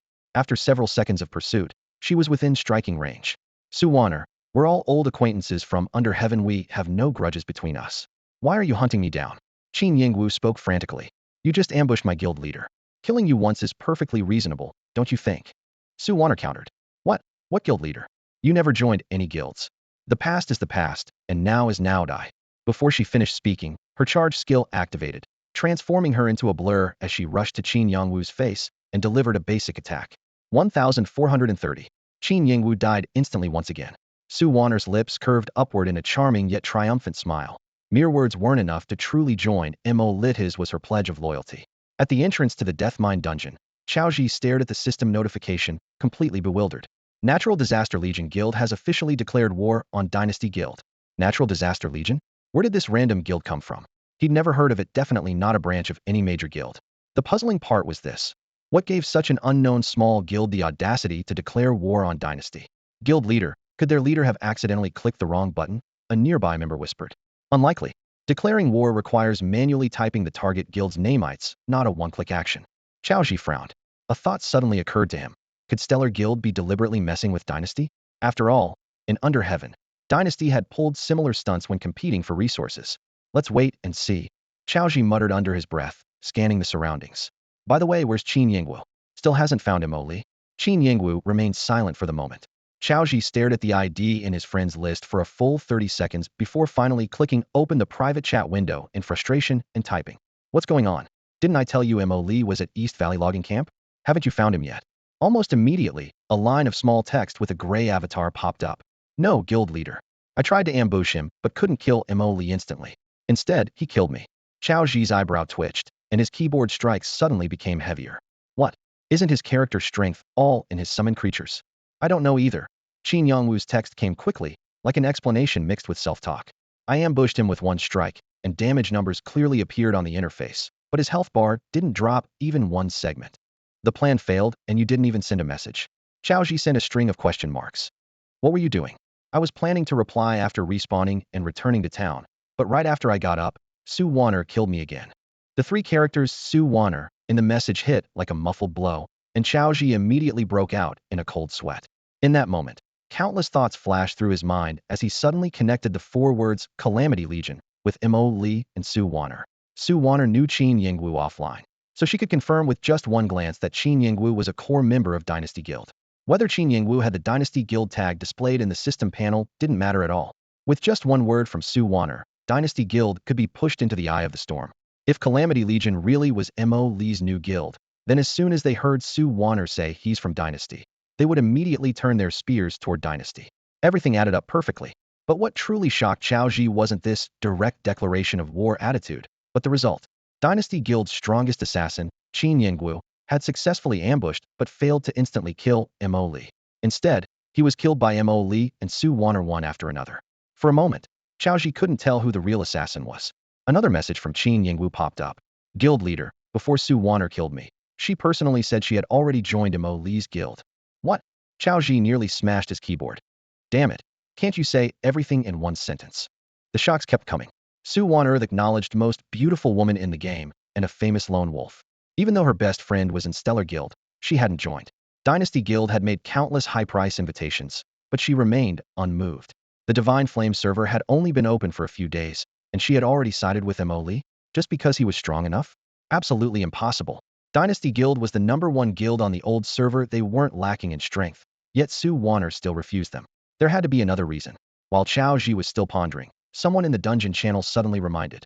Guild leader, everyone was busy fighting monsters earlier and didn't notice the server-wide announcement. I checked back, and Su Wanner's name did appear in the announcement. Could Qin Yingwu have been recognized? Anger shot up to Xiaoji's forehead. It was understandable that everyone in Death Mine was focused on the dungeon and missed the announcement, but Qin Yingwu went to East Valley logging camp to assassinate Kalm. He see that scrolling system notification? Couldn't he recognize that Su Wanner was with Li? Getting angrier by the moment, Xiaoji opened the private chat again. What were you thinking? Didn't you see the server-wide announcement? How dare you still make a move? No. Qin Yingwu hurriedly replied. I specifically waited until after Su Wanner left before making my move. I thought I'd kill Li instantly, and then stealth away immediately. Xiaoji ignored Qin Yongwu's explanations and unleashed another torrent of harsh criticism at him. After finishing his tirade, he proceeded to brief the Dynasty Guild members present on the situation. The Calamity Legion was most likely Li's guild, and this declaration of war was obviously retaliation for Qin Yongwu's sneak attack. Guild leader, I think there's still room for negotiation, and veteran member said, placing his hand on Qin Yongwu's shoulder and speaking urgently. After all, when Qin Yingwu made his move, he wasn't representing our Dynasty Guild. Exactly, guild leader, another chimed in. Now is definitely not the time to have a falling out with Li. We had Qin Yingwu leave the guild before attempting the assassination precisely to leave ourselves an escape route, didn't we? If they hadn't experienced the painful ordeal of being wiped out by Li like common monsters, if they hadn't been led by Li into the death mine and witnessed firsthand the dominance of that undead army, this group would never swallow their pride. But unfortunately, they had all been dominated by Mo Li thinking about going to war against such a monster. They exchanged worried glances. How could they fight? What would they fight with? Would the entire guild have to avoid Mo Li from now on? Better to bow their heads before things escalated and settle the score later when Dynasty had grown stronger. Xiaoji frowned in deep thought. Having Qin Yingwu leave the guild before attempting the assassination was originally Dynasty's risk mitigation strategy. If Su Wanner hadn't happened to be present, leading to Qin Yongwu's identity being exposed, Mo Li would probably have had difficulty tracing it back to Dynasty. Even if discovered, since Qin Yingwu wasn't wearing Dynasty's tag, there should theoretically still be room for negotiation. Xiaoji hadn't expected Mo Li to be so decisive. Declaring war directly had to admit the opponent certainly had the confidence, but such an approach seemed rather inflexible. It was just a game, after all. So what if someone got killed once? Dynasty's people had been killed by Mo Li once before, yet they still chose to maintain peaceful relations for mutual benefit. Now Qin Yingwu hadn't even succeeded in his assassination attempt, yet the other side was the first to tear up the peace treaty. Was Su Wanner stirring up trouble behind the scenes? If Su Wanner was indeed instigating this, there might still be room for maneuvering, but if it was purely Mo Li's decision, that would be troublesome. With Mo Li's current strength, he had no fear of Dynasty, while Dynasty still needed him in many ways. Xiaoji waved his hand, lowering his voice. All right, stop arguing. This matter isn't as simple as you think. Let me consider it further. Someone immediately added insult to injury. Guild leader, if war really breaks out, we'll have to stay as far away from Mo Li as possible when we encounter him. He can instantly kill Qin Yingwu with a single strike. Aside from high damage reduction tanks, no one can withstand his attacks. And that's not even counting his undead army. As soon as these words fell, the air at the entrance to the death mine seemed to freeze in silence. A thick sense of despair spread through everyone's chest. Xiaoji also felt his breathing becoming somewhat difficult. He couldn't help but blame Qin Yingwu even more for her incompetence, which had put the Dynasty Guild in such a difficult position. Wind swept through the East Valley lumber mill, carrying wood shavings that swirled in the air. Ever since Mo Li's ambush, Su Wanner had immediately dropped her playful attitude and stayed glued to his side like a full-time bodyguard. Her unusual behavior made Mo Li feel awkward, and he couldn't help but tease her. I say, Miss Su, didn't you complain that following me around would shorten your lifespan? I can't afford such high-end protection services. I'm not asking you for wages, so what are you worried about? Su Wanner rolled her eyes at him, her tone matter-of-fact. Mo Li's undead army's monster-grinding efficiency spoke for itself even if Su Wanner didn't lift a finger. Following him was much faster than grinding solo. Previously, she had only gone off to grind monsters because she was bored, but thinking about how Mo Li had just been ambushed, how could she be in the mood to leave? If they encountered another ambush and Mo Li got killed, as one of only 2 members of the Calamity Legion, she would not only lose her guild leader, but also watch the entire undead army vanish instantly, bringing her rapidly rising experience bar to an abrupt halt. Just imagining that scenario was unbearable. Seeing how nervous she was, Mo Li tried to comfort her. Don't worry, there probably aren't any players who can one-shot me now.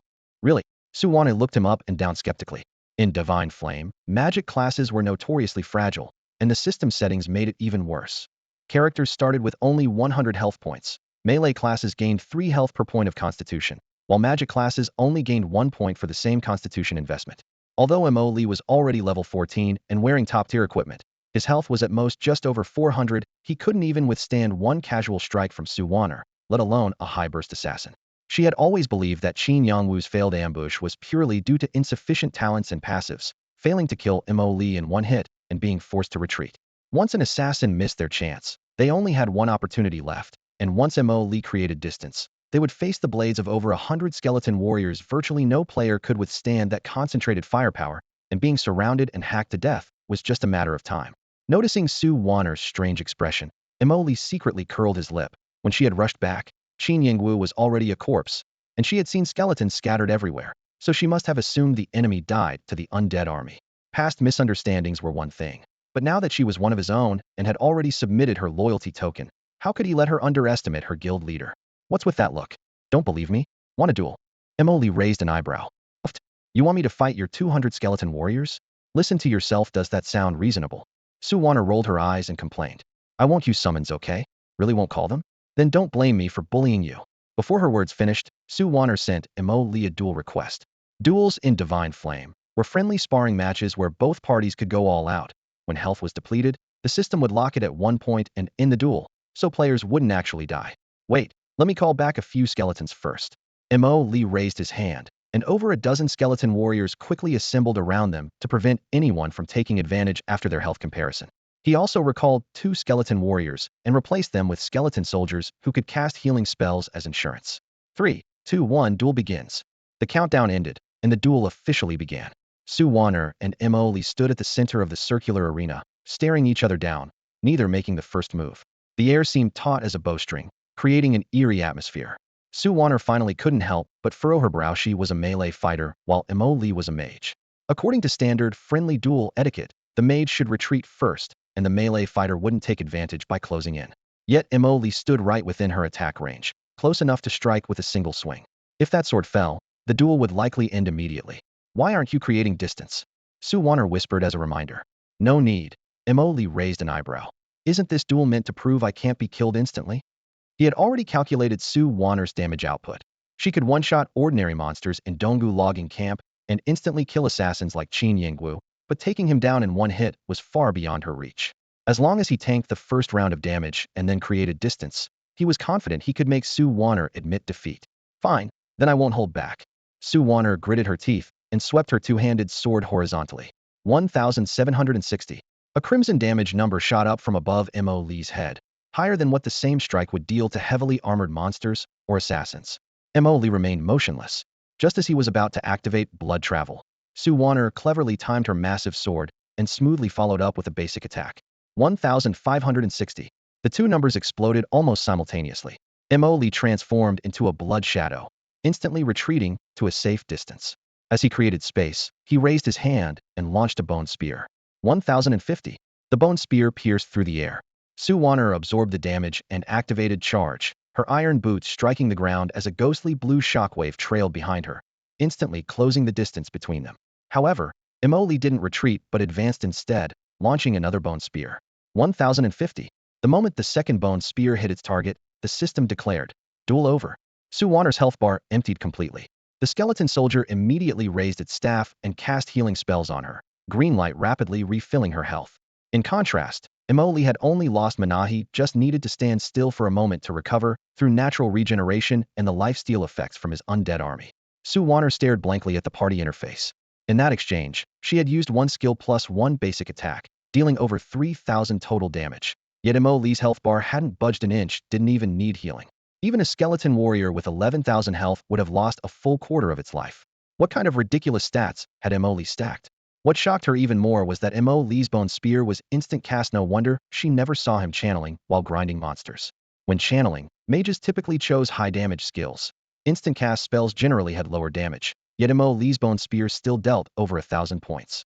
This meant that when he was casually farming Donggu logging camp, any random spear could kill ordinary monsters, but he had never truly displayed his maximum damage output. Only now did Sue Warner realize how naive she had been to assume Emily's damage was merely average. Your skill is totally broken. Instant cast with such high damage. She simply swallowed all her other questions and complained about the most obvious issue. She didn't ask. As a squishy mage, how could you tank 3,000 damage without falling? You clearly took damage, so why didn't your health bar drop? Emily hadn't opened his magic bar, so Sue Warner suspected the secret might lie in his magic value. However, since this was Emily's private matter, she didn't intend to pry rashly. Sue Warner was confident that as long as they spent enough time together and built sufficient trust, Emily would eventually share more information voluntarily, just as he was doing now. So she casually picked a harmless topic, simply to maintain the flow of their conversation. Emily had expected Sue Warner to press him about not losing health, or why he wasn't instantly killed, and he had prepared evasive explanations. To his surprise, she completely bypassed these sensitive points, showing such perfect restraint that Emily silently admired her thoughtfulness. The guild leader was truly considerate. Since the focus wasn't on this, his innate instant cast minor skill was perfectly reasonable to mention, not overpowered, but logical enough. Sue Warner made a playful face at him. After their sparring session, she was thoroughly convinced that if Emily hadn't held back, she probably wouldn't have even gotten close to him. Following conventional tactics of maintaining distance, 2 instant bone spears would have dropped her mid-charge, without her ever touching Emily. Having revealed a small portion of his capabilities to put Sue Warner at ease, Emily glanced at his quest panel. Quest 2. Clear monsters from Eastdale Logging Camp in Eastern Stormwind 2000-2000 and defeat Eastdale Logging Camp Elite 11 completed. Guild-based Quest 2 was finished. Now they just needed to wait for Sue Warner to reach level 13. How much experience do you need to hit 13? Less than a tenth. Very close. We might even level up simultaneously.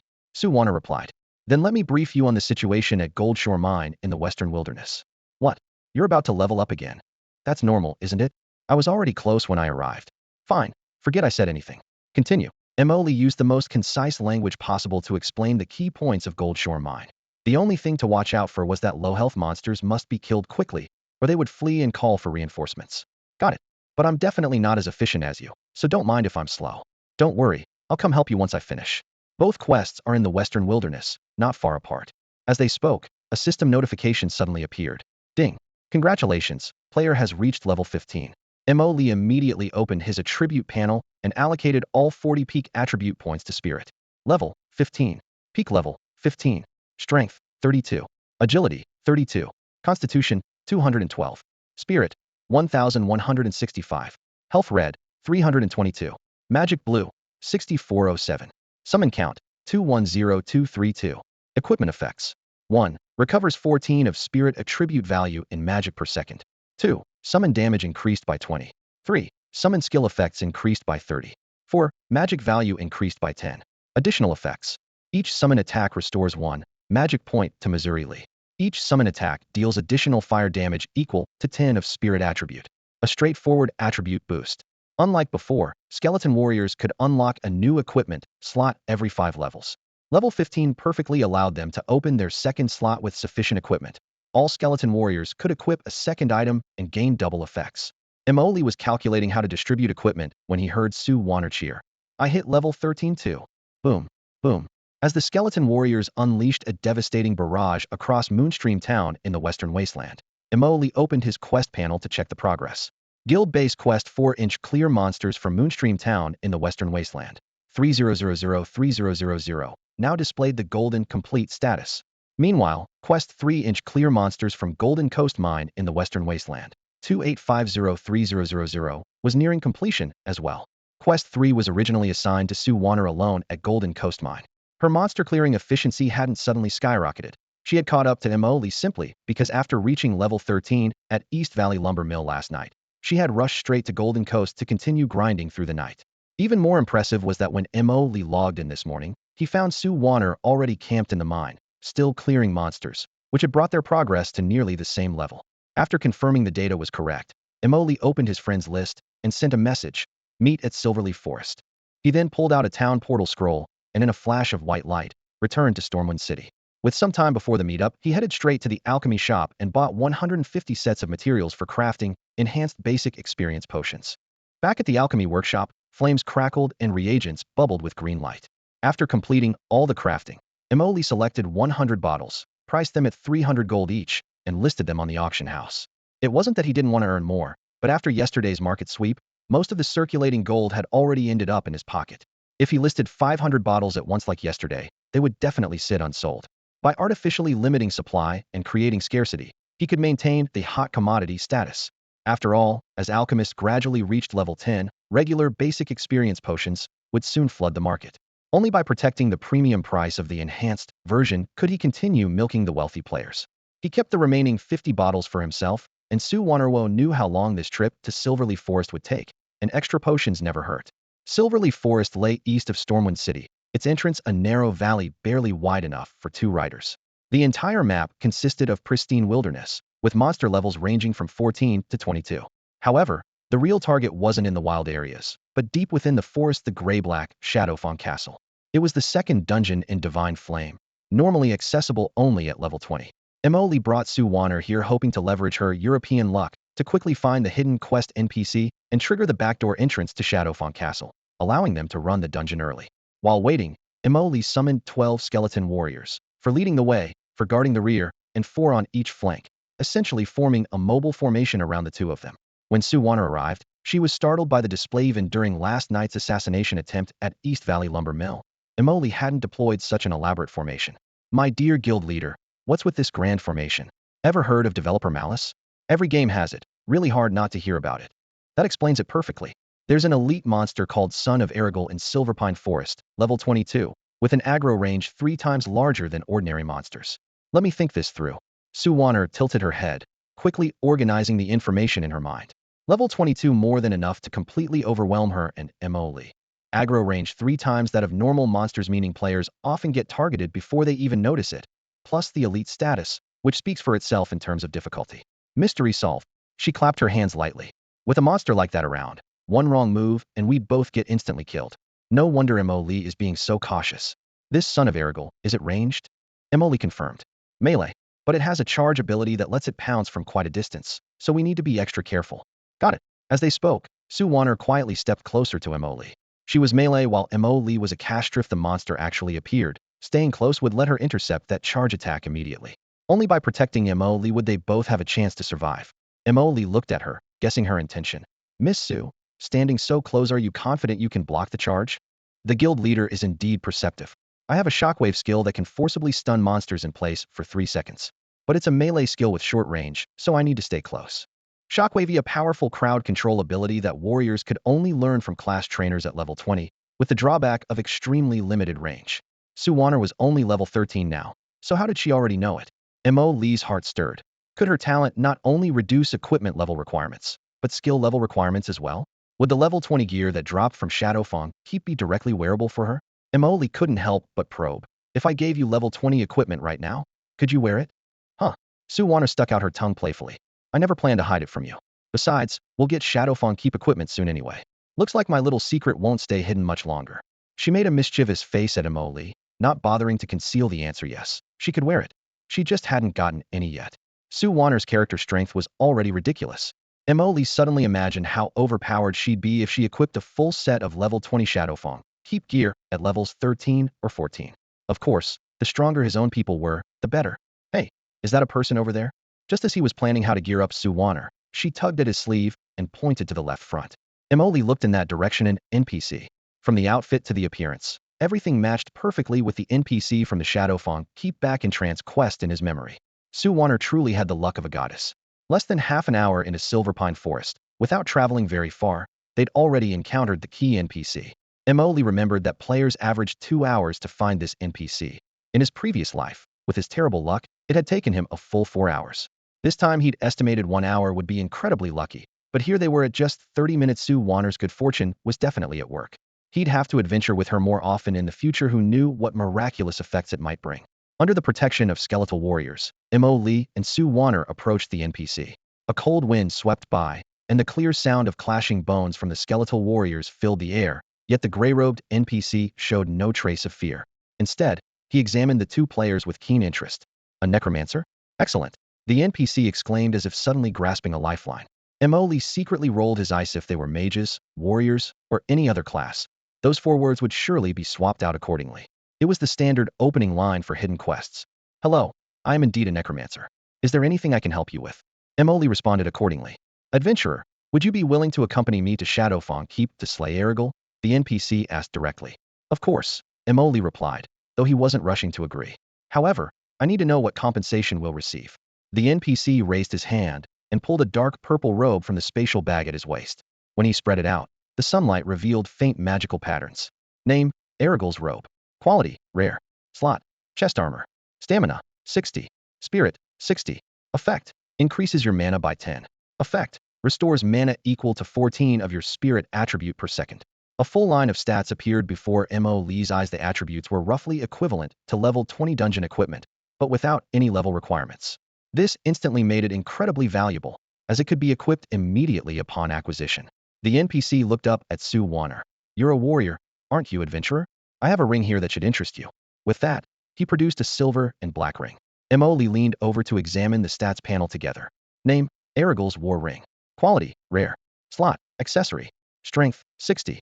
Stamina, 60. Effect, increases maximum health by 500. Effect, restores health equal to 14 of your strength attribute per second. Again, no level restrictions. For Sue Warner, the level unlock wasn't particularly significant, but the dual recovery effects made her eyes light up. She immediately sent Emily a private message. Isn't this quest reward a bit too good? Huh? 2 special effects and health regeneration attributes. This is my first time seeing. Sue Warner's original amazement was interrupted by Emily's explanation. The equipment attributes in Shadowfang are pretty much all like this. Really? Once I equip Shadowfang gear, my strength will definitely surprise you.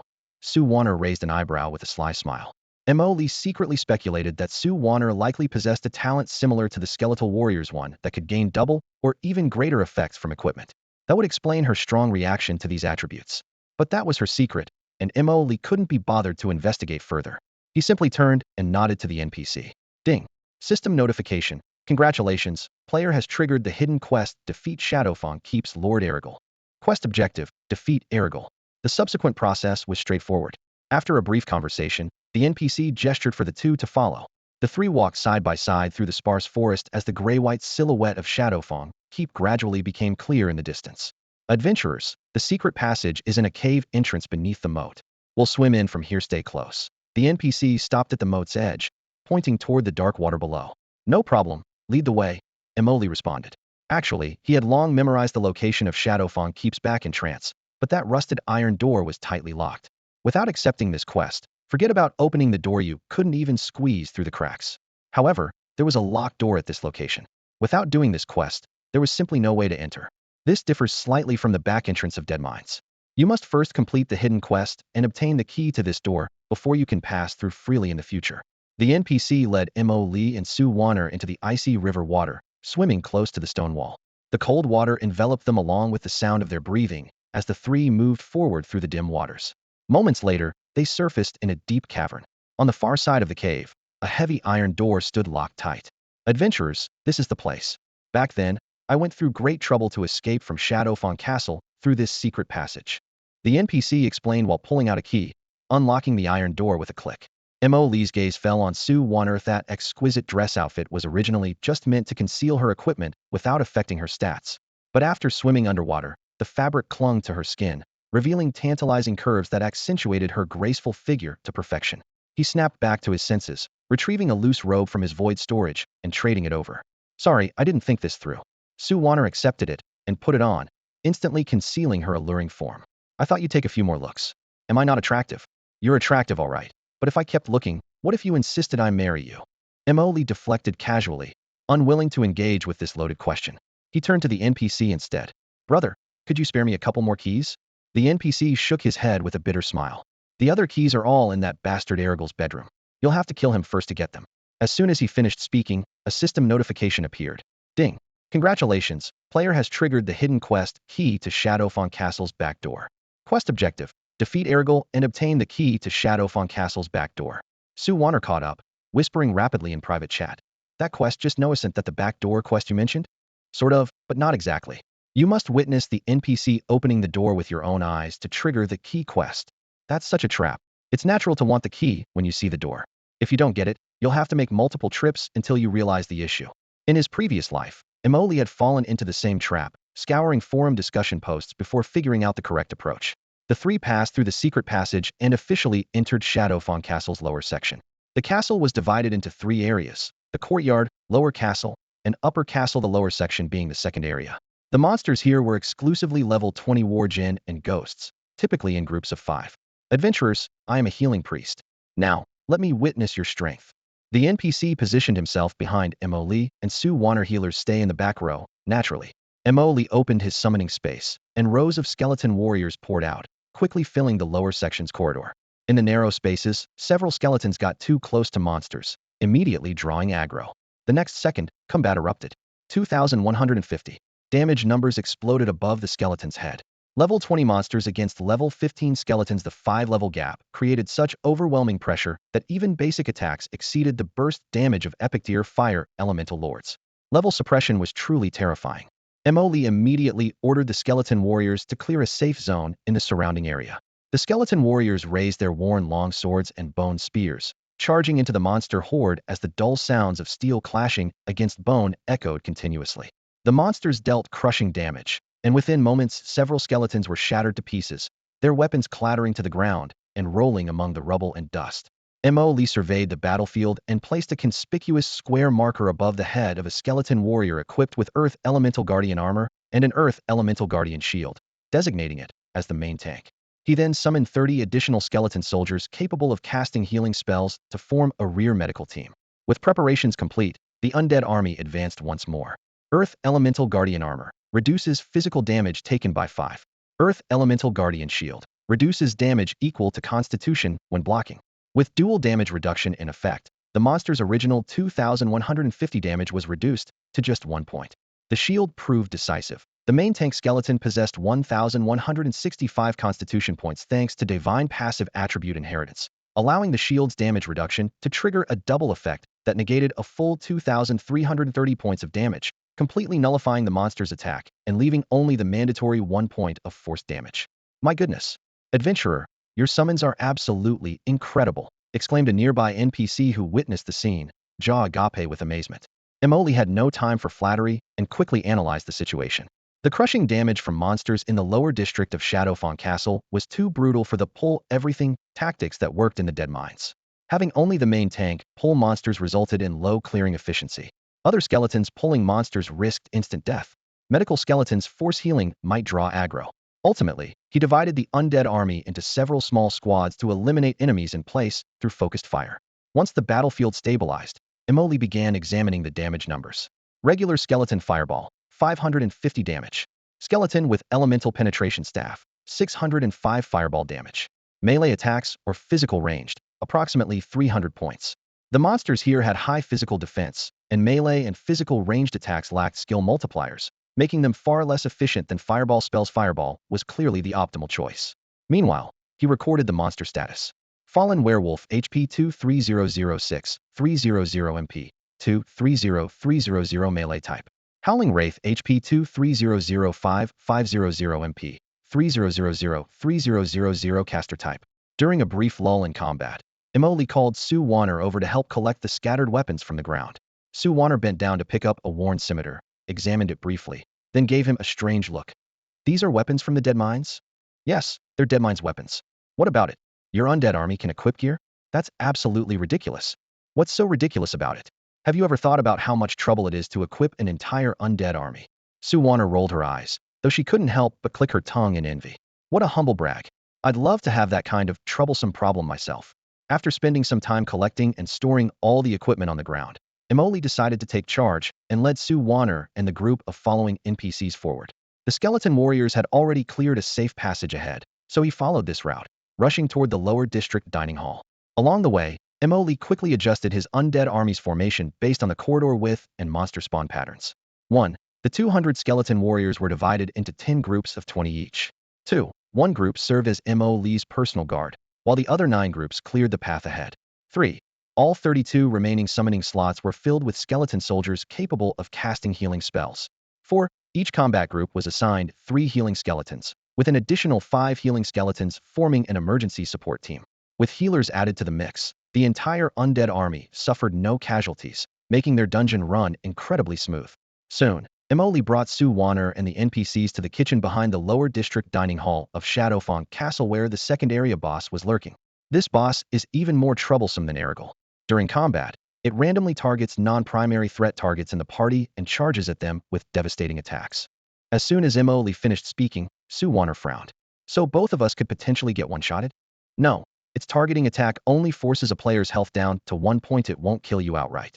If you get targeted, don't move around, and especially don't step on the rotting flesh on the ground. Got it? So the boss itself doesn't one-shot players, but combined with environmental damage, it can kill you, right? Smart as ice and snow. Emoli praised her. If you do get targeted, just stay put and wait for healing. Don't worry, I'm a veteran player on the Tianxia server after all. Sue Warner patted her ample chest confidently, signaling Emoli not to worry. The battle immediately commenced. In the back row, 2 skeleton warriors equipped with Earth Guardian breastplates and Guardian shields, marked with square symbols above their heads, stood ready. Up front, an unequipped skeleton warrior charged first to test the crushing damage. 12,200. The skeleton warrior was instantly killed, immediately revealing the elite boss's terrifying crushing power. Emoli quickly deployed a second unequipped skeleton warrior as replacement while rapidly calculating in his mind. Earth Guardian breastplate. 5 physical damage, reducing 12,200 damage to 11,590. Earth Guardian shield. Skeleton warriors enjoyed double effectiveness, blocking a total of 2,330. Final damage 9,260. With these 2 defensive pieces equipped, plus group healing from 30 healing skeletons, it should theoretically be sustainable. However, theory needed verification. After the second unequipped skeleton took position, it also suffered 12,200 and was instantly killed. Emoli immediately ordered the skeleton warrior equipped with both defensive items and marked with a square symbol to charge forward and grab aggro, while the healing skeletons in the back row began pre-casting healing spells in waves. 9,260. The numbers matched his calculations perfectly. Thanks to the divine talents attribute inheritance, the skeleton warrior had 1,165 constitution points, giving it 11,650 health. After taking this hit, it still had 2,390 health remaining and successfully survived. 1,514, 1,514. 10 healing spells simultaneously landed on the skeleton warrior, instantly restoring its health to full. 9,260. The boss's second attack landed, leaving the skeleton warrior at low health again. 1,514, 1,514. The second wave of precast healing immediately followed, filling the health bar once more. After the boss's 2 rounds of attacks, 5 seconds had already passed. Emoli glanced at the boss's health bar. The elite werewolf boss in Shadowfang Keep had 64, 80065, 000 health, and 12, 00012, 000 mana. He knew he couldn't afford to rush things. This boss was notorious for its chaotic aggro. Even with a proper tank, the team often experienced overthreat, leading to a total wipe. Currently, the only one at the front was a temporary skeleton warrior, lacking the high-threat skills typical of tank classes, so it was crucial to build up aggro first. After 10 seconds of steady damage, Emoli assessed that the aggro was finally stable and waved his hand. The undead army turned their staffs, unleashing a barrage of fireballs. 210, 210, 210. A flurry of red numbers exploded at the werewolf's side, and the first round of damage took away more than half of its health, dropping the boss's health to 23,430. Suddenly, the boss froze for a moment before vanishing into thin air. The next second, it reappeared behind Emoli, its claws striking like lightning. Boss targeting. Emoli's health and mana both plummeted, leaving him with just 1 point of life. His high mana regeneration allowed his mana to recover slightly, but his life was still hanging by a thread. Sue Warner widened her eyes. It was the first time she had seen Emoli take damage. During that duel, over 3,000 damage had hit him, yet his health bar hadn't even flinched. Now, however, the boss's mechanics had breached his defenses, revealing its terrifying power. She recalled Emoli's earlier warning and quickly scanned the area to ensure there were no hidden dangers like rotten meat on the ground, allowing herself to breathe a little easier. After landing a hit, the boss vanished again, causing the undead army's follow-up barrage to miss entirely. This was why Emoli had put in so much effort to test the waters. This werewolf would trigger its targeting at least twice in every battle. There had been high-level players who attempted to take it down in one hit, only to nearly meet their demise. Even if they dealt over 65,000 damage instantly, the boss would still force its health to lock at one point, and then unleash 2 targeting attacks, an unbreakable mechanic. As a shadow flashed by, the boss appeared behind the NPC this time. With a swift claw strike, the NPC's health was also reduced to just 1 point. Prepared for this, Emoli immediately commanded the skeleton soldier to cast a healing spell, wrapping the NPC in green light and pulling him back from the brink of death. The NPC, being a healing class, could recover the remaining health on his own. In that brief moment, Emoli couldn't help but marvel at Sue Warner's luck. With only Emoli, Sue Warner, and the NPC on the field, and the boss targeting twice, it was like drawing 3 times with only 2 chances, yet it had completely missed her. Her luck was truly remarkable. Boom, boom. After the boss completed 2 roll calls, it was pulled back by the skeleton warrior marked with a square symbol. The undead army's fireballs traced blazing parabolas through the air like a shower of meteors, instantly depleting the boss's remaining health bar. After confirming the kill, Emoli casually signaled for a skeleton soldier to cast a healing spell on him. Green light enveloped his entire body, instantly restoring his health to full. Sue Warner watched with twitching eyelids and couldn't help but complain. Guildmaster, aren't you being a bit too reckless? Healing up only now, aren't you afraid of suddenly getting hit by an AoE and dying? I was sweating bullets for you just now. She was genuinely anxious. Throughout the entire boss fight, she couldn't contribute at all and could only spam 666 in the chat as background noise. If Emoli had actually been taken out by some unexpected AoE attack, they would have had to log off and start over from scratch. Emoli glanced at his status panel: mana 41006, 407. With his high mana regeneration rate, his mana had already recovered to more than half. Combined with his divine talent mental damage absorption, this 4,100 mana was equivalent to 4,100 additional hit points. He shrugged. This isn't recklessness, it's confidence. As long as I don't get hit by the boss's crushing type skills, other damage can't kill me instantly. Even if you came at me with a sword right now, I might not die. Can't you have a little faith in your guild master? As he spoke, he bent down to pick up the first dropped item. Name: Werewolf Chef's Pot Lid. Quality rare. Slot shield. Block 600. Constitution 60. Level requirement 20. Effect when blocking with this shield, damage reduction constitution value 1.1. The stats were similar to the shield dropped by the Earth Elemental Lord, but with slightly higher block value. Unfortunately, skeleton warriors didn't have blocking skills, or the effect would be even better. However, just the 1.1 constitution damage reduction was impressive enough. Equipping it on a skeleton warrior would provide an additional 0.2 constitution damage reduction, and often this small difference was the line between getting one-shotted and surviving. "I'll take this shield," Emily called out. Sue Warner nodded without hesitation. Ever since she learned that Emily's undead army could equip gear, even if she really needed something, she would prioritize letting Emily have it. Equipment would come to her eventually, but the current dungeon was already worth the price just for the experience. Having contributed nothing to the entire battle, she really couldn't bring herself to compete with Emily for loot. Emily stored the shield in his inventory and looked at the second drop. Name Werewolf Chef's Boning Knife. Quality fine. Slot weapon. Damage 3,545. Attack speed 1.6. Strength 60. Constitution 60. Level requirement 20. Effect 5 chance to identify target's weak point, dealing additional damage equal to a normal attack. Sue Warner basically one-shotted most monsters, so the weak point bonus wouldn't be very useful for her, but the weapon's level was there. A damage would definitely be higher than her current two-handed sword. It wasn't uncommon at this level range for one-handed weapons to outdamage two-handed ones. For the undead army, one more or one less weapon didn't make much difference, so it was better to arm Sue Warner first.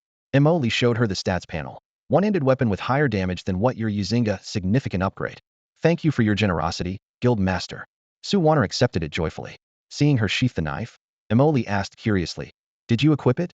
"I equipped it, yes." "Oh, you mean this two-handed sword?" Sue Warner gestured to the large sword on her back with a sly smile. "That's just a cosmetic outfit." Emily nearly lost his composure. Cosmetic items only provided appearance without stats and didn't occupy actual equipment slots. In other words, Sue Warner's consistently high burst damage might not have come from that seemingly massive two-handed sword. It was very likely from two one-handed weapons attacking at maximum speed. For melee fighters, two-handed weapons were slow but dealt high single-hit damage, while dual-wielding one-handed weapons focused on high-frequency attacks. Emily suddenly felt he had underestimated Sue Warner all along. In Emily's memory, Sue Warner first gained fame in her previous life when she reached level 20. At that time, she equipped a full set of gear from Shadowfang Castle, dramatically increasing her single-hit damage to an astonishing 5,000 points, instantly topping the single-hit damage leaderboard and leaving everyone else far behind. Now, Sue Warner was only at level 13, and if her luck wasn't exceedingly bad, she could gather that set of equipment before reaching level 14. By then, she would possess the same combat power nearly 10 levels earlier than in her last life. Would she still be able to deal over 5,000 points of terrifying damage and unlock the single-hit damage leaderboard again? The thought excited Emily like a behind-the-scenes mastermind. "President, what are you smiling about all by yourself? Come check out the third piece of equipment." Sue Warner gently tapped Emily's shoulder, pulling him back from his daydream. Emily glanced down at the third piece of equipment, which was still for melee classes. Without a second thought, he handed it over, saying, "I can't compete with your luck." Sue Warner felt a bit embarrassed. Logically, he could equip all three pieces on his skeleton warrior, and she was already satisfied to receive one. Taking two more would seem greedy. Emily waved his hand dismissively. "Take it.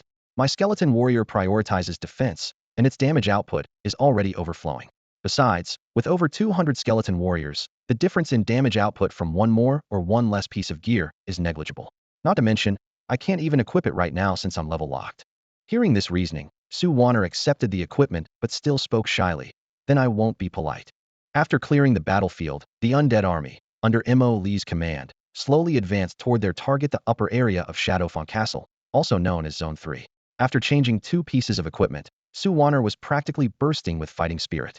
"President, I want to go up and take a few swings. Be careful. If you get taken out in one hit, don't blame me. Don't worry, I'll only target the ones with low health. I just want to test the feel of it." Sue Warner had always been restless. Fortunately, as a heavy armored warrior, she faced very low risk as long as she attacked monsters that were firmly aggroed by the skeleton warriors. Being an experienced player, she understood the rules, and Emily didn't say more. With permission granted, Sue Warner charged forward, leaping into action and landing heavily on the ground, creating a shockwave that briefly stunned nearby monsters. 120, 350, 560. Three bright red damage numbers popped up above the monsters' heads simultaneously, illuminating the dark corridor with flashes of blood. Emily opened the battle log to take a quick look. 120 was the damage from the shockwave, a control skill with relatively low damage. The other two numbers were from a regular attack and a heroic strike skill. After acquiring 2 pieces of equipment from Shadowfang Keep, Sue Warner's improvement was remarkable. Earlier at the Eastfall Lumber Mill, her single target damage output was still slightly lower than the melee damage of skeleton warriors, but now with these 2 pieces of gear in hand, the tables had turned instantly. Her stats had surpassed those of the skeleton warriors. After finishing a training-style monster clearing session, she didn't continue fighting but walked straight back to Mo Lee's side. Mo Lee raised an eyebrow. Lost interest so quickly? The monsters here have ridiculously thick armor, okay? Sue Warner pouted, her tone full of indignation. Besides, it's just 2 pieces of equipment. How can they provide such an exaggerated boost? Guildmaster, stop being so modest. Your skeleton warriors can also deal over 600 damage with 1 strike. That's different. Fireball requires casting time. Mo Lee waved his hand, honestly admitting he wasn't being humble. Your technique is excellent. You can synchronize basic attacks with skills perfectly. That last strike dealt 910 actual damage. She looked down at the new weapon in her hands, the freshly dropped Werewolf Chef's Boning Knife, with an attack speed of 1.6. Compared to the skeleton warrior's 2-second casting time for Fireball, her instant burst damage had indeed taken the lead. However, Sue Warner was just one person. While Mo Lee commanded over 200 skeleton warriors, there was no need for him to belittle her to elevate himself. The skeleton warriors swept through everything in their path, and Mo Lee, Sue Warner, and another teammate soon reached the entrance to the 3rd zone's boss room.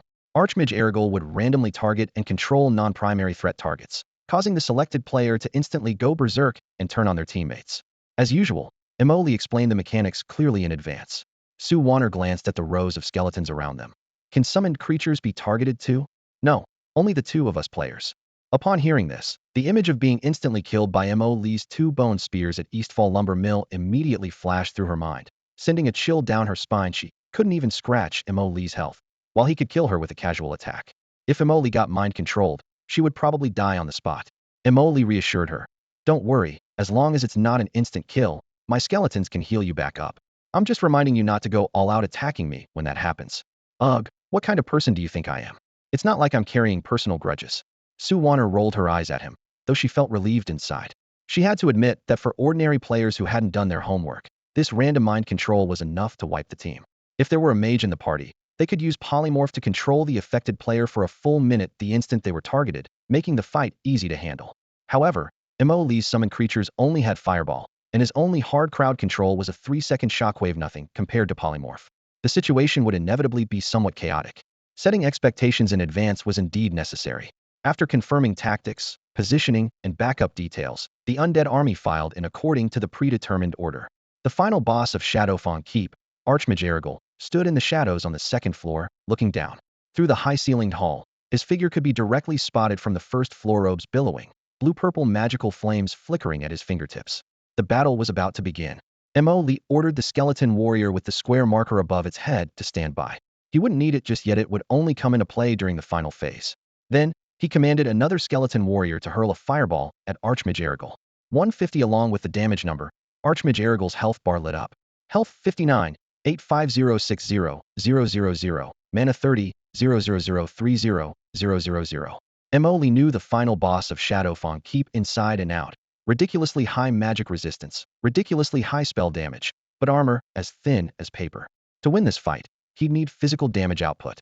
After the skeleton warrior drew aggro, it didn't rashly charge up to the 2nd floor. Instead, under Mo Lee's direction, it repeatedly used the corner to break line of sight, forcibly interrupting Erigel's casting and luring the boss down to the spacious 1st floor. The 2nd floor was too cramped, the melee skeleton warriors couldn't spread out properly, and he had limited range skeleton warriors. Pulling the boss downstairs was the optimal strategy. The moment Erigel's feet touched the ground, a skeleton warrior immediately engaged, striking with its blade. 350. The damage number burst above the boss's head, even higher than what they dealt to regular mobs, clearly showing the squishy nature of this level 20 elite mage. Bang! A fireball retaliated. 13,500. The skeleton warrior that had pulled aggro instantly crumbled to bone fragments. Mo Lee wasn't surprised at all. This was exactly why he'd kept the main tank on standby and used a regular skeleton to engage the boss. The main tank's 2 pieces of defensive equipment would be just as useless against magical damage, and it would get one-shotted too. The moment a gap appeared in the front line, 20 skeleton warriors wielding melee weapons immediately filled the position, both dealing damage and keeping Erigel occupied. Meanwhile, 60 skeleton warriors equipped with ranged weapons in the back raised their arms and fired in unison. 340. A string of damage numbers appeared. At the same time, the remaining skeleton warriors without ranged weapons finished their casting. Over 100 fireballs crashed down, cutting Erigle's health by exactly half. Mortal, you too shall serve my will.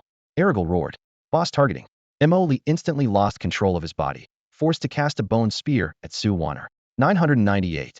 Sue Warner remained calm. Emoli had instructed her before the battle to stay in position. 1514. She raised her hand and cast a heal, instantly restoring her health to full. Though Emoli was under control, his consciousness remained clear. He noticed that this spear had only dealt 998 damage, lower than the 1050 from their duel at East Valley Logging Camp. This damage was less than what he dealt during their previous duel at East Valley Logging Camp. This indicates that Sue Warner's magical resistance has increased. During this period, she had only replaced 2 pieces of equipment dropped from Shadowfang Castle, neither of which had any magic resistance attributes, yet somehow her resistance skyrocketed out of nowhere. In other words, Sue Warner could even extract resistance from equipment with 0 resistance. Ridiculous. Even more ridiculous was that this round of targeting once again bypassed Sue Warner and hit Emoli instead. Her lucky streak was proving to be increasingly valuable. No matter how lucky someone is, it shouldn't be this good, right? Emoli gazed at the battlefield, unable to suppress his inner complaints. The only reasonable explanation was that the Divine Flame accounts truly had a hidden luck value setting, and Sue Warner's hidden luck value was extremely high. Thinking about how he had picked up such a treasure, Emoli's lips curved into a slight smile. At this moment, his body was still restrained by Erigle's control magic, being pulled back and forth with Sue Warner's shadow.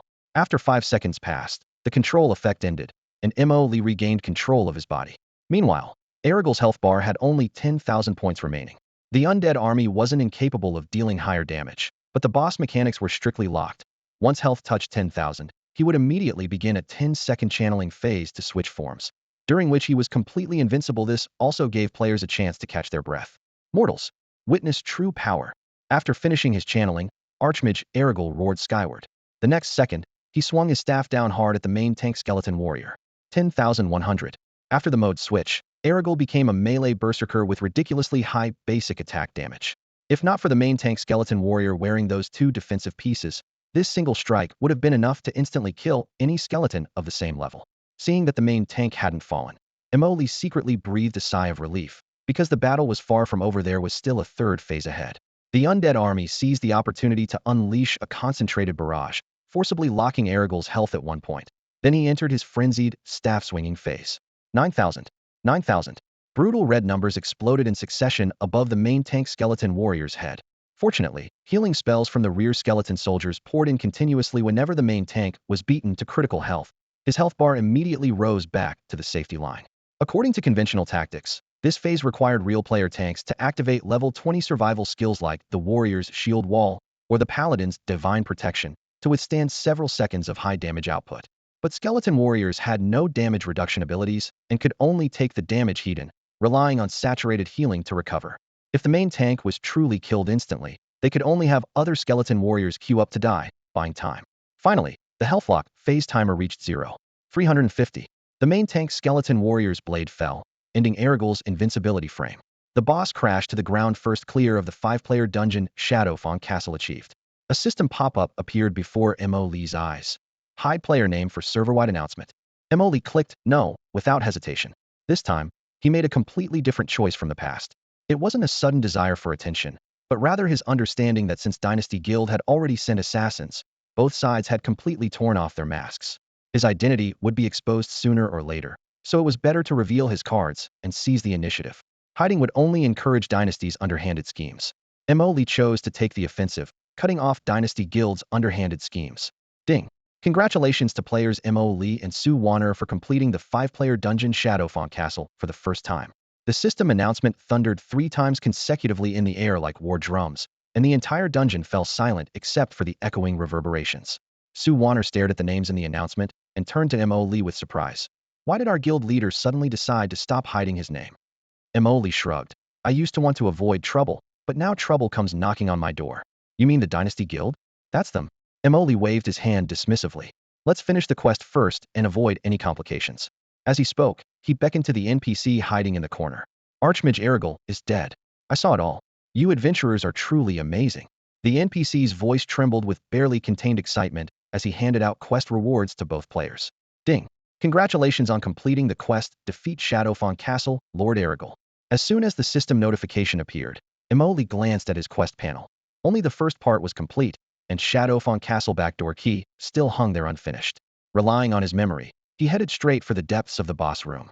A dusty gray chest lay quietly in the corner, surprisingly unlocked. When he lifted the lid, inside was indeed the secret passage back door, key rust-covered and unique. However, Emoli knew that once he turned in the quest to the NPC, all team members who had accepted the quest would each receive their own copy of the key. Is this the secret passage back door key you mentioned? He handed the key to the NPC, who took out his own copy for comparison and nodded solemnly. That's correct. Now it belongs to you. Ding. Congratulations on completing the quest, Shadowfang Castle back door key. Congratulations on obtaining the Shadowfang Castle back door key. Emoli immediately opened his storage space and confirmed that the rusty key now occupied one slot. The experience from both quest parts was credited together, and combined with the monster clearing gains, his experience bar settled steadily at 3/4 of level 15. Adventurer, I sincerely thank you for avenging me. After bowing respectfully, the NPC quickly left the boss room, leaving the two players looking at each other. Emoli called to Sue Warner. Come on, let's see what good items Erigel dropped. Regarding this Archmage's loot, Emoli had always harbored one obsession: Erigel's staff. Players jokingly called this weapon a melee caster's dream, but its extremely low drop rate had broken countless mages' hearts. Many high-level magic users even returned to Shadowfang specifically to solo farm for a chance at this staff. He scanned the ground, and his gaze suddenly froze. A staff emanating a ghostly blue glow lay there. Emoli's heart skipped a beat. Could he really have been blessed by Sue Warner's legendary luck? Had they found treasure on their first clear? Stay calm. He took a deep breath and examined the other equipment in order. First item. Name, Erigel's crystal pendant. Quality, fine. Slot, accessory. Strength, 60. Constitution, 60. Level requirement, 20. Effect, physical attacks ignore 5 of target's defense. Effect, strength increased by 5. Without hesitation, Emoli handed the pendant to Sue Warner. After reading the stats, Sue Warner smiled so broadly her eyes curved like crescents, as if she were holding an AK with maximum recoil, but couldn't suppress her satisfaction. Thank you for your generous support, guild leader. Second item. Name, Wolf Lord shoulder pads. Quality, excellent. Part, shoulder. Agility, 60. Constitution, 60. Required level, 20. Effect, increases your attack speed by 5. Effect, your physical attacks ignore 5 of the target's defense. Theoretically, this type of agility-focused shoulder armor has always been a favorite among thieves, archers, and hunters. However, Emoli recalled his earlier discovery: Sue Warner could somehow gain magic resistance directly from equipment that doesn't add magic resistance, and his heart suddenly stirred. Perhaps she could wear this shoulder armor as well. Can you use this equipment? Emoli pressed the shoulder armor into Sue Warner's hands, letting her examine the attributes herself. I can use it, yes. Sue Warner nodded. But I already have one. Your skeleton warrior can wear it too, right? The skeleton warrior doesn't need this equipment. You keep it. Emoli gave her no chance to refuse, directly handing over the second shoulder armor as well. After speaking, he couldn't suppress his excitement and grabbed the third dropped item from the chest to examine it. Name, Erigel's staff. Quality, rare. Part, weapon. Attack speed, 3.0. Spirit, 60. Constitution, 60. Required level, 20. Effect, when using the staff for melee attacks, deal spirit 2 physical damage to the target. Effect, spirit value increased by 5. This was exactly the staff he had been dreaming of. For a level 20 magic user, with base spirit at 315, if they could get their hands on the graduation equipment from Shadowfang Keep, they could stack another 600 points, bringing their boosted spirit above 900. Just the base stats alone could deal 1,800 points of physical damage, and this was a basic attack, requiring no casting time or standing still. In Emoli's hands, this staff's value increased even further. When he reached max level, he conservatively estimated his spirit at 1440, and with equipment stacking could break 2,000. One swing would deal 4,000 physical damage, capable of making anyone's head explode with critical hit effects at any moment. He had always followed the summoning path, with relatively weak personal damage output, and Erigel's staff perfectly filled this gap. Guildmaster, is it really appropriate to smile so lecherously at a stick? Sue Warner couldn't help but tease. Emoli coughed dryly and showed her the stats panel. Sue Warner immediately understood, her pretty face breaking into the same wicked smile. Every magic user has a melee dream, and this staff makes that dream come true. Although given Emoli's combat rhythm, he probably wouldn't have time to step forward and swing the staff, it was still good that his dream could be realized. Emoli contentedly stored the staff in his inventory and clapped his hands. Let's go. We'll head out first. then run Shadowfang Keep again to complete the guild-based quest. This humble lady thanks the guild master for carrying me. Su Wanner bowed solemnly. After experiencing it firsthand, she finally understood what Lin Shurhan meant by following the big boss and cheering 666 such ease. She only needed to provide admiring commentary while getting equipment and experience for free. Even better, she had already joined Mo Lee's guild and was now one of their own. Dungeon runs were guaranteed with 0 fees. The joy of freeloading was indescribably wonderful. Her previous overtime efforts rushing to the Western Wasteland's Golden Coast mine to kill monsters and complete quests had now yielded exceptional returns. In Stormwind, quite a few merchants who had previously made a tidy profit from reselling experience potions were now camping at the auction house. These opportunists kept their eyes glued to the auction house interface, terrified of missing the next batch of experience potions that would refresh any second. Nearby, legitimate traders crowded together, their hawking calls rising and falling in waves. At this moment, the auction house was undoubtedly the most densely packed and boisterous place in the entire city. Ding! Congratulations to players Mo Lee and Su Wanner for being the first to clear the 5-player dungeon Shadowfang Keep. The server-wide announcement repeated 3 times, instantly pushing the chaos to its peak. Holy crap! Su Wanner cleared Shadowfang Keep. Who's Mo Lee? Never heard that name before. What dungeon is Shadowfang Keep anyway? Someone explain. Silverpine Forest, level 20 dungeon. No way. I've been grinding all day until I'm half dead, and I'm only level 9, and someone's already cleared a level 20 dungeon. Tell me about it. I haven't even set foot in the level 10 dead mines yet. Discussions exploded as information bounced back and forth across the auction house. Do you think Emoli might be that anonymous player? Hard to say. That person has stayed anonymous this whole time. Why would they suddenly reveal themselves? So we've got another powerhouse emerging? Maybe Su Wanner is just that strong and carried Emoli through. Right. She was able to team up with the anonymous player to farm elites before and help the Stellar Guild clear dead mines. Her skills speak for themselves. The world's most beautiful woman still shines bright even after transferring to Divine Flame's server. Alright, you simps, stop with the praise. Maybe Mo Lee was the one carrying Su Wanner through the dungeon. Bullshit. Who's ever heard of Mo Lee? What achievements does he have? The auction house erupted in arguments, voices rising wave after wave. Suddenly, someone raised their voice. I'm certain Mo Lee is that anonymous player. Is it really so hard to admit someone else is strong? Certain? Based on what? I saw Su Wanner traveling with a mage who had skeleton minions in the wild before, heading towards Silverpine Forest. Really? That anonymous player is an undead mage who also has skeleton minions. Will that be the same person? Obviously. There's only been one undead mage in the entire realm so far. Have you heard of a second one? Case closed. Mo Lee definitely carried Su Wanner through Shadowfang Keep, and Su Wanner was just there cheering him on. Don't badmouth her. Su Wanner is at least a skilled player. The Stellar Guild said they only cleared dead mines thanks to her help. You said it yourself, help. Think about this. Who set the dead mines speedrun record? The air suddenly fell silent. Since the speedrun leaderboards were unlocked, all players could check them. Dead mines. 3 minutes 41 seconds. Solo clear. Name field blank. That record was nailed to the top of the leaderboard like a spike, silencing everyone who had struggled through with their teams. That record speaks for itself. If Su Wanner really had those skills, she would have broken it already. Maybe she just doesn't want to. No, she can't. That player is incredible. A gasp shattered the quiet atmosphere of the auction house. In the auction area, low-level players were still struggling miserably to clear level 34 mobs, while rumors of a high-end team clearing Shadowfang Keep reached their ears. That was a level 25-player dungeon. What made it even more devastating was that the team leader's companion was none other than Su Wanner, widely recognized as the most beautiful woman in the realm. The crowd erupted in envious murmurs. Big shots will be big shots, beyond their reach. Many secretly vowed that if they were in that position, they'd definitely grind all night long, carrying the girl through high-intensity sessions without ever logging off. Soon, everyone confirmed that the mysterious player who wished to remain anonymous was indeed Mo Lee, and Mo Lee was the player who wished to remain anonymous.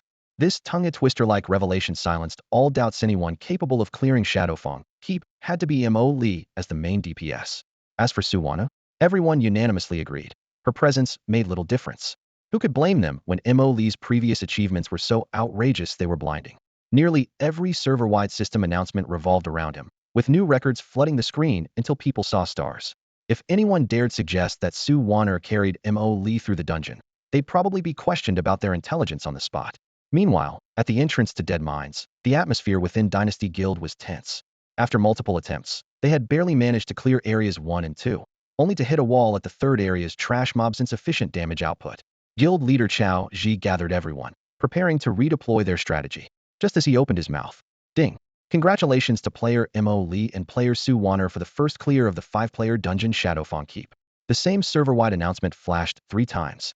The air at the Deadmines entrance instantly froze. Dozens of people falling silent, as if someone had hit the mute button, remaining speechless for a full 2 minutes. Finally, Chaoji took a deep breath and forcibly steered the conversation back. For Deadmines Area 3, we need to level up a few more times before we can pass it. Let's find another place to grind. Guild leader, about Mo Lee. I said let's find another place to grind. Chaoji cut him off forcefully. If anyone dared mention Mo Lee again, he truly feared their team morale would collapse even further. As for the guild war with Mo Lee, he absolutely wouldn't humble himself to beg for peace, but he also couldn't come up with a solution, so he could only shelve the matter temporarily. The air fell silent once more. How about Burning Wind Trail? Someone asked tentatively. No. Chaoji immediately shook his head. Mo Lee knows that grinding spot. If we run into him again, we'll just get wiped once more. Everyone recalled the painful experience of being instantly killed by Mo Lee's pull and AoE technique, collectively shuddering without anyone objecting. Fortunately, the Divine Flame continent was vast, and as long as they avoided Burning Wind Trail, the probability of encountering Mo Lee wasn't too high. Guild leader, I asked, an NPC theme monsters outside Devouring Abyss Valley are between levels 16 and 18 with high spawn density. Inside the valley are level 20 elites. I've heard of Devouring Abyss Valley too. With the equipment we got from Deadmines, grinding the outer monsters shouldn't be difficult. Once our levels increase, we can even level inside the valley. Everyone chimed in with suggestions, gradually reaching consensus. Alright, let's head to Devouring Abyss Valley now. Upon hearing this, Chaoji felt it was indeed a good choice and immediately made the decision. For the Dynasty Guild members, the area outside Devouring Abyss Valley was indeed a solid choice. To conquer the Death Mines, they had thrown almost all their recent time into that dungeon, leaving their core members' levels stuck firmly at 11 with barely any progress for an entire day. In contrast, while the monsters outside Devouring Abyss Valley were generally level 15 and above, Dynasty Guild had always been capable of handling ordinary level 15 creatures. Now, with the additional gear dropped from Death Mines, Chaoji estimated they could even take on level 16 to 18 mobs through sheer force. Hearing this assessment, guild members nodded in agreement, and the team immediately set off toward the outskirts of Devouring Abyss Valley. The only problem was the frustration weighing heavily on everyone's minds. The supposedly #1 guild in the server was deliberately avoiding Mo Lee. No one dared voice this thought aloud, but the gloom was almost tangible. Qin Yangwu found himself in an even more awkward position within the group, as most members directed their resentment toward him. If he hadn't bungled the job and given Mo Lee leverage, how would they be in this mess? In Dynasty Guild's eyes, attempting to assassinate Mo Lee wasn't crossing the line. The real mistake was failing to kill him in one strike and making such a spectacle of it. Yet they had to admit that, at least for now, the entire Dynasty Guild combined was no match for Mo Lee. If they really wanted to make a move, they'd probably need to send several assassins for a coordinated ambush to have even a slim chance. A direct confrontation? They couldn't see even a glimmer of hope for victory. East Valley Logging Camp. Yi Xing was leading Stellar Guild's core members in grinding monsters for experience. Suddenly, a server-wide announcement flashed across their screens: Shadowfang Keep, first clear. Seeing the system highlight Mo Lee in red text, Lin Shurhan immediately exclaimed, "Huh? What's going on with Mo Lee? Why isn't he hiding his name anymore?" Her focus remained as scattered as ever. Yi Xing shook his head helplessly and immediately opened his friends list to check. Mo Lee level 15, Su Wanner level 13. Shadowfang Keep was clearly designed for level 20 entry, yet they had cleared it outright. That was the truly absurd part. Stellar Guild's core members had previously grinded Death Mines with Mo Lee for a while, achieving ridiculously high leveling efficiency and now averaging around level 12. Even so, attempting to pioneer Death Mines on their own remained incredibly difficult. They could barely clear it. By Yi Xing's calculations, they'd need everyone at level 15 before they could farm the mines smoothly.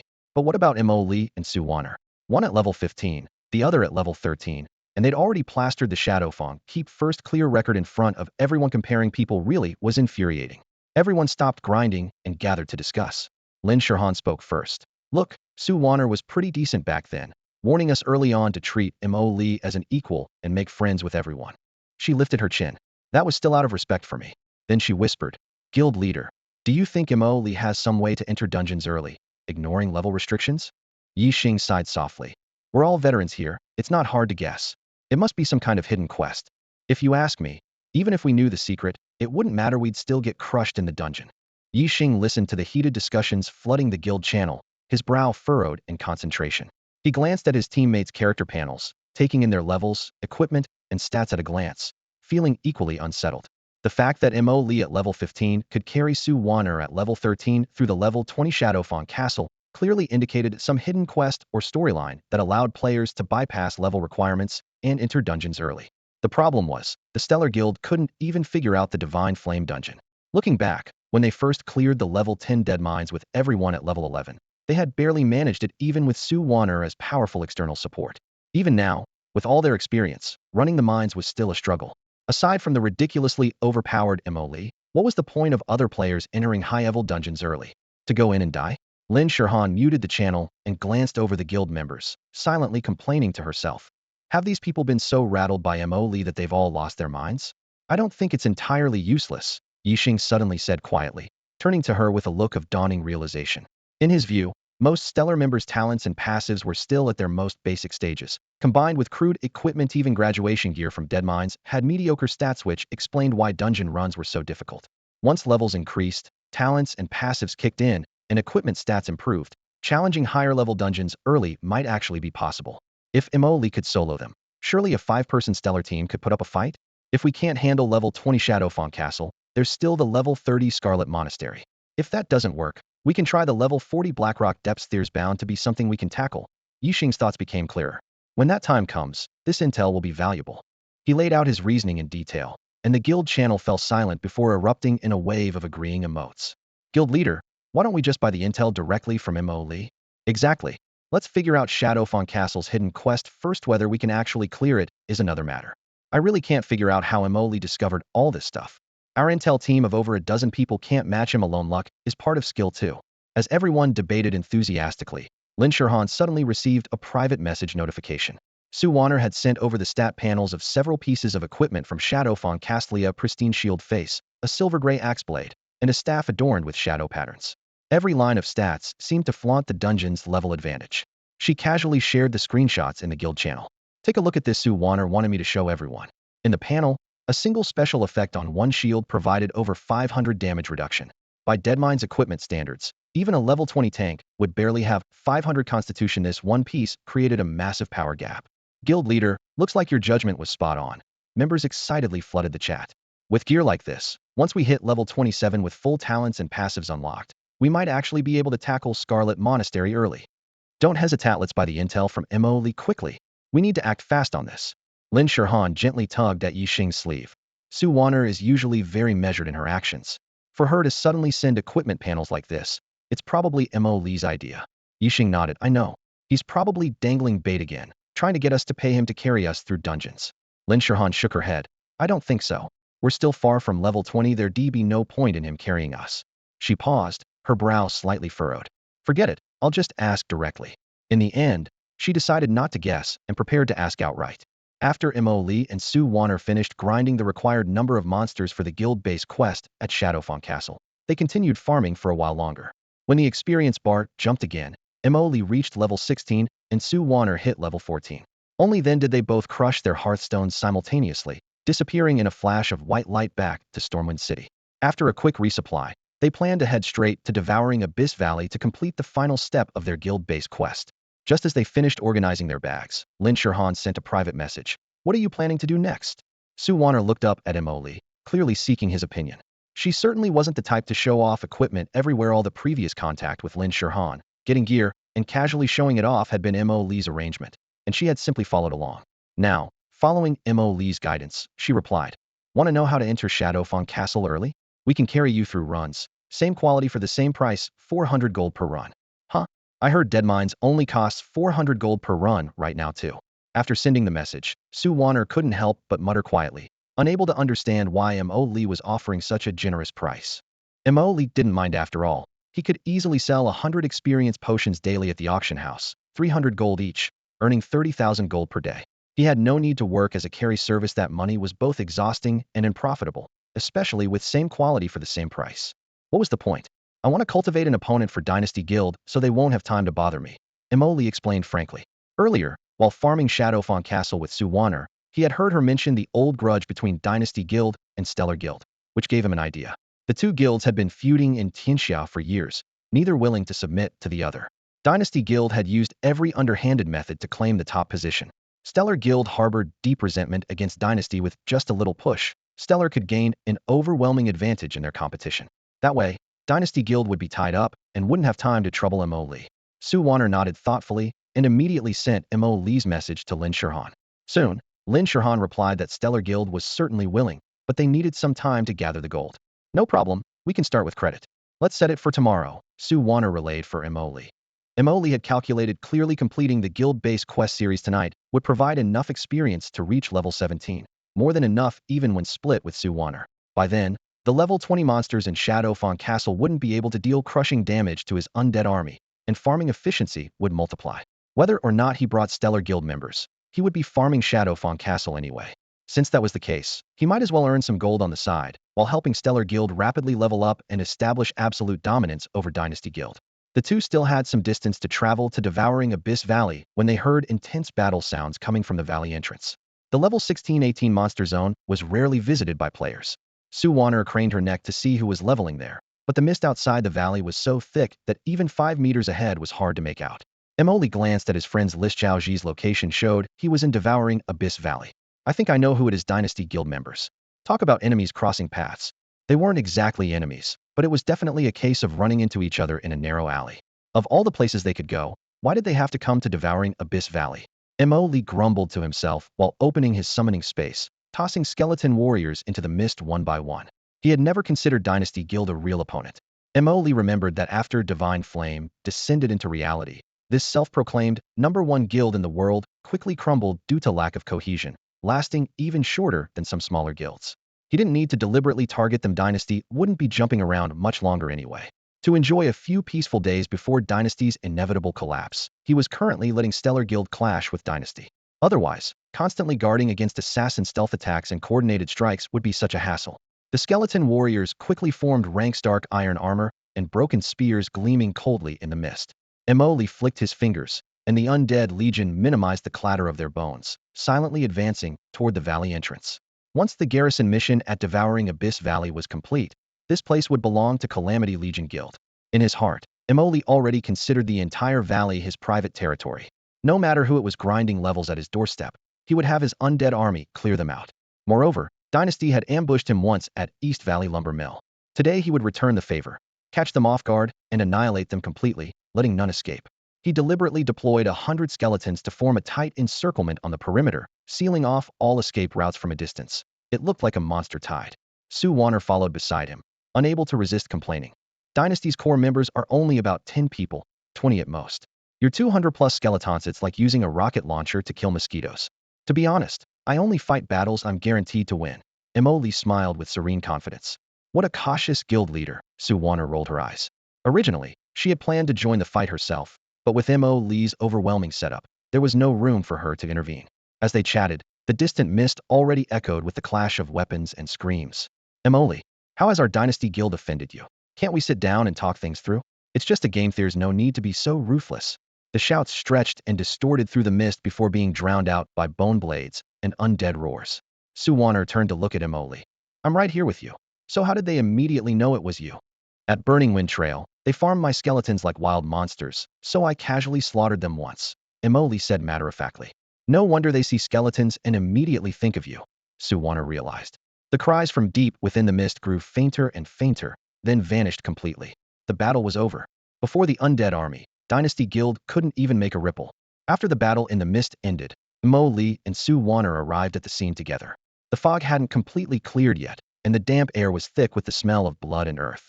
Over a dozen corpses from the Dynasty Guild lay scattered across the brown grass, their armor and robes torn to shreds, still dripping with dark blood. Emoli was confident that unless the Dynasty Guild members were complete idiots, they wouldn't risk returning in soul form to retrieve their bodies for resurrection that would only give the skeleton warriors another chance to strike. Respawning at the revival point and enduring a half-hour weakness debuff was their only viable option. Of course, these corpses weren't Emoli's main concern. The real focus was the sole survivor still surrounded by skeleton warriors in the center. Xiaoji, the guild leader of Dynasty Guild. Emoli had deliberately spared him, not merely for show, but to have a face-to-face conversation.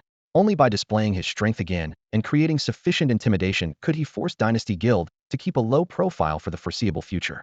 One-Star Guild used this breathing room to solidify their advantage and then divert Dynasty Guild's attention.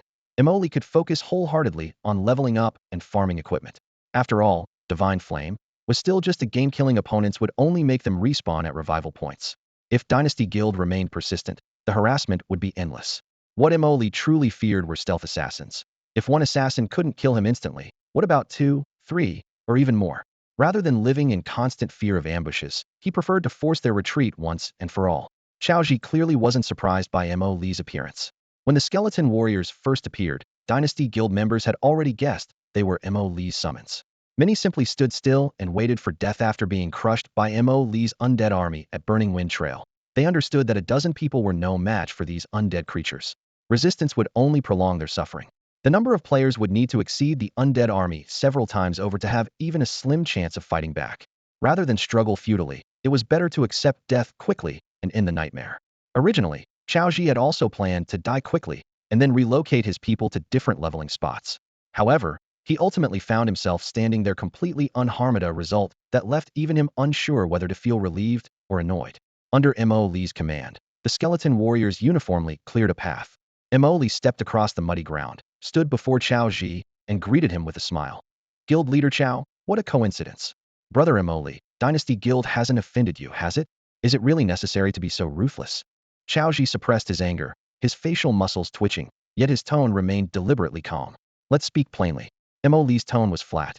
Your people ambushed me once, I ambushed you once. We're even. Hearing this, Qiao Ji's pupils trembled slightly. Over 100 skeleton warriors charging in for a devastating assault, you call that an ambush?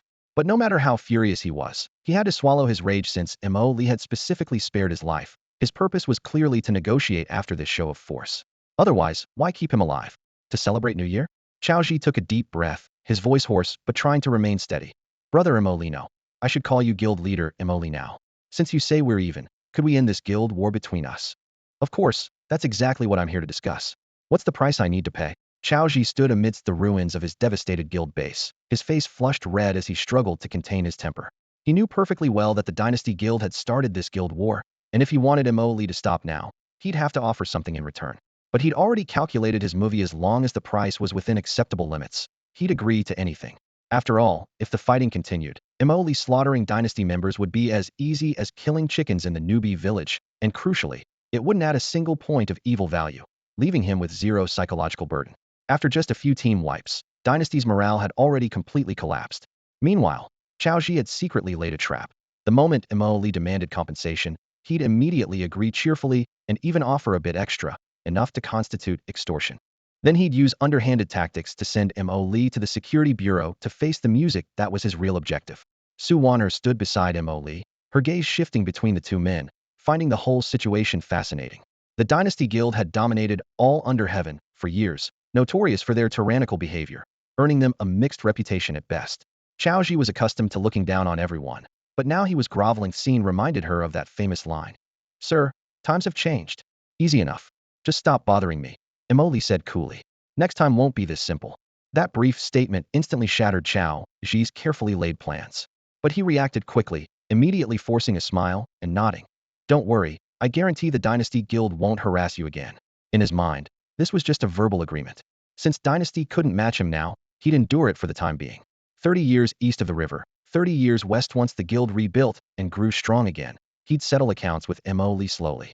No matter how powerful Mo Li was, even with Su Wanner added to the mix, he couldn't possibly defeat the massive Dynasty organization. Qiao Ji was absolutely certain of this. Good, then it's settled. Mo Li suddenly added coldly. Let me send President Qiao to meet your guild members right now. As soon as the words left his mouth, over a dozen skeleton warriors simultaneously raised their hands, brilliant fireballs cutting through the air and slamming into Qiao Ji. Flames consumed everything, leaving only a pile of charred ash scattered by the wind. Su Wanner pursed her lips. This outcome was completely unexpected. I say, President, you didn't actually believe Qiao Ji's act, did you? You should have at least squeezed some compensation money out of him. As long as they don't bother me in the short term, that's enough, Mo Li said, looking away. Soon they'll have even less energy to come after me. But you didn't even ask for compensation? Su Wanner moved closer, blinking her eyes. Miss Su, with Shenyan gold coins being so expensive now, do you think he wouldn't have reported me for extortion? Mo Li asked coolly. Based on his understanding of the Dynasty Guild, these people were capable of any underhanded trick. If he really got dragged to the security bureau for questioning, never mind anything else, just the wasted time would be a massive headache, and time was exactly what he lacked most. Su Wanner stuck out her tongue and made a playful face at him. Given her knowledge of Chao Ji, he would indeed stoop to such despicable tactics. President is truly brilliant as always. Let's hurry and complete the final guild base mission. Encountering the Dynasty Guild outside Devouring Abyss Valley was merely a minor episode for Mo Li. After dealing with their harassment, he led Su Wanner into the gray-black mist-shrouded valley and began focusing on monster hunting. They needed to complete the final stage of the guild base quest series Task 6. Clear the monsters in Devouring Abyss Valley 04000. Though the monsters in the valley were generally above level 20, they were all common wild creatures. For Mo Li's now massive undead army, these monsters were nothing more than moving targets. Sinister winds howled through the valley floor as roars echoed continuously. The monsters averaged less than 3,000 health points, and once the skeleton warrior's fragility curse triggered, any target with health below 10 would explode instantly, effectively eliminating the enemy's final 10 health. Even the most resilient monsters only required 3 strikes from the skeleton warriors before the black mist trailing from their bone blades tore them apart. The efficiency was astounding. The undead often cleared entire spawn points and waited in place for new monsters to appear. In roughly an hour, all 4,000 monsters were eliminated, and the quest progress bar flashed complete. As the notification chimed, Mo Li wasted no time. He immediately returned to the city with Su Wanner and headed straight for the Guild Alliance Hall in Stormwind City. The same NPC who had served him before was still in the hall. Recognizing Mo Li instantly, the NPC approached with an eager smile. "Adventurer, have you completed the guild-based quest series? Do you have the task list?" Mo Li handed over the quest list. Pale golden magical ripples shimmered across the parchment surface, representing the system's final confirmation. Incredible! Less than a day. Is this the efficiency of a necromancer? The NPC couldn't help but exclaim, his voice immediately drawing the attention of nearby colleagues. What? Completed the guild-based quest series in less than a day? You're joking. That's generated based on guild member levels. The monster levels in the later stages are at least several tiers higher than the players. The reception NPC proudly tossed the quest list into the air, magical light bursting from his fingertips. The list is right here in my hands. There's no way to fake this. You bunch of ignorant fools. Don't believe it? Let me see. I want to look too. Several NPCs crowded around in excitement. Mo Li pressed his hand to his forehead. Not expecting these NPCs to be such gossips, the entire hall erupted in commotion within moments. There were even a few players waiting in line in the hall. As the parchment passed rapidly between the NPCs' hands, those players took the opportunity to whisper among themselves. Guild-based quests. I thought creating a guild only cost 1 gold coin. Never heard of it. Maybe we're not high enough level. Idiot. Just ask the NPCs directly, never mind. Do you think they have time to deal with us right now? The clamor gradually subsided, and the air suddenly grew quiet. The biggest difference between Divine Flame and other games became apparent once again. Equipment shop NPCs could directly kick players out, and administrative office NPCs could abandon players on the spot to go watch the excitement. They didn't behave like programmed characters at all, but rather like flesh and blood people with their own thoughts and motivations. Someone suddenly lowered their voice. Wait, I think that person looks like Su Wanner. What? Su Wanner? That should be right. I met Su Wanner once at an offline event before. The Guild Alliance Hall instantly erupted into chaos. The crowd surged forward like water droplets thrown into hot oil, afraid to miss even the slightest bit of gossip. Players in the front row nearly touched Su Wanner's cloak with their fingers, their voices trembling. That person next to her, isn't that the mysterious player who never reveals his name? Mo Li? Holy shit, did I hear that right? 100,000 gold coins. Damn, this rich guy is ruthless. Just buying a piece of land? Is this the guild headquarters that's been causing such a stir? When the transaction amount was announced, most players were stunned by the outrageous number, seeing stars and feeling dizzy. However, a few clear-headed individuals immediately caught the key point. You need a guild first before you can buy a headquarters. This meant Mo Li was currently the leader of a brand new guild. With such a powerful guild leader, this guild would definitely be unstoppably. A chance to ride on someone's coattails was right in front of them. The fastest players had already rushed forward. Mo Li guild leader, can I join? I'm a tank class, excellent at holding aggro. Any monster I touch will never cause an OT. I'm a mage with high burst damage. I won't let you down. I'm a farmer with maxed out herb gathering. I can provide endless herbs for the guild's alchemists. Those who reacted slower saw this, and also desperately introduced themselves. For a moment, the hall was filled with voices competing for a spot. Players surrounded Mo Li and Su Wanner completely. Mo Li felt his scalp tingling. This was purely accidental. He never expected the NPC to be such a gossip. What was supposed to be a simple process of completing a quest and paying for land became chaotic because the reception NPC had an incredibly loud voice and announced the amount on the spot to show off his commission. Mo Li had no choice but to send Su Wanner a private message. Now you know why I always wear a hood, right? Players just love drama. I understand. I've been surrounded by crowds plenty of times before. Sue Warner replied to the private message and gave him a gentle smile, clearly watching to see how the guild leader would handle this situation. Emoli took a deep breath and cupped his hands toward the surrounding players. Everyone, I'm truly sorry. My guild is just for personal enjoyment, and we're not recruiting at the moment. He knew very well that most people were just there for the spectacle. If he actually recruited them, they would definitely quit once they realized there were no benefits to gain, and might even turn against him. He had neither the energy to manage a guild nor the inclination to screen talent after all. With his undead army, he never lacked combat power. The crowd persisted. Guild leader, it's a game. It's supposed to be fun. Why be so cold? Exactly. Meeting here must be fate. Emoli didn't want to argue further and continued messaging Sue Warner privately. Both of them took out the guild teleportation scrolls the NPC had given them when they completed the quest. A white light flashed, and they disappeared directly from the hall. The players only managed to see a flash of light. Holy shit, they actually left? It's just joining a guild. Is it really that serious? Whatever. Who told us we're not Sue Warner, not the most beautiful woman in the game? The crowd dispersed somewhat, but some still weren't willing to give up. Does anyone know Mo Lee's guild name? Scourge Legion, right? The NPC mentioned it earlier. Isn't Mo Lee a necromancer? Given his track record, that name really fits. Damn, I want to join the Scourge Legion too. Mo Lee and Sue Warner used the guild teleportation scroll to appear directly in the devouring Abyss Valley. From the moment Mo Lee completed his quest, this previously deserted valley was designated by the system as the Scourge Legion guild headquarters. From this point forward, there were only two ways to enter the devouring Abyss Valley. Either become a member of the Scourge Legion, or obtain temporary permission personally approved by Mo Lee. Any other form of intrusion would be directly marked as an invasion by the system. The monsters in the valley had been completely cleared out. While the terrain remained largely unchanged from before, it now carried a sense of belonging. All authority belonged to Mo Lee. System notifications informed him that all functional buildings and defensive systems within the headquarters would need to be funded out of the guild leader's own pocket. Just the most basic Tier 1 configuration alone cost 50,000 gold coins, which included services like hiring NPC guards and expelling or eliminating trespassers. Emoli opened his storage space and glanced at his treasury. After deducting the 100,000 gold coins paid to the Guild Alliance for the land, he still had over 90,000 gold coins remaining. This money came from his bulk sales of experience potions and his share of profits from leading people through the Death Mine dungeon, which was more than enough to cover the Tier 1 headquarters costs. Without hesitation, he clicked Purchase in the headquarters configuration interface. The next second, a series of dazzling golden lights burst forth above the devouring Abyss Valley. As the golden light faded, over a dozen simple buildings rose from the ground. Though modest in appearance, they encompassed all essential functions including equipment shops, potion stores, and inns. The system's bonus was that guild members received a 10% discount when shopping at these establishments. While the discount might seem small, it would definitely amount to substantial internal subsidies over time. These shops were currently in their basic form, but they would upgrade along with the headquarters.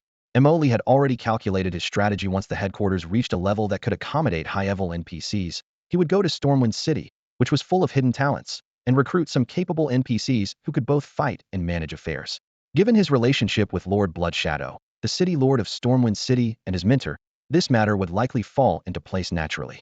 At the valley entrance, a new wall over 20 meters high had been added, complete with a seemingly unremarkable wooden gate, currently the headquarters' only entrance and exit.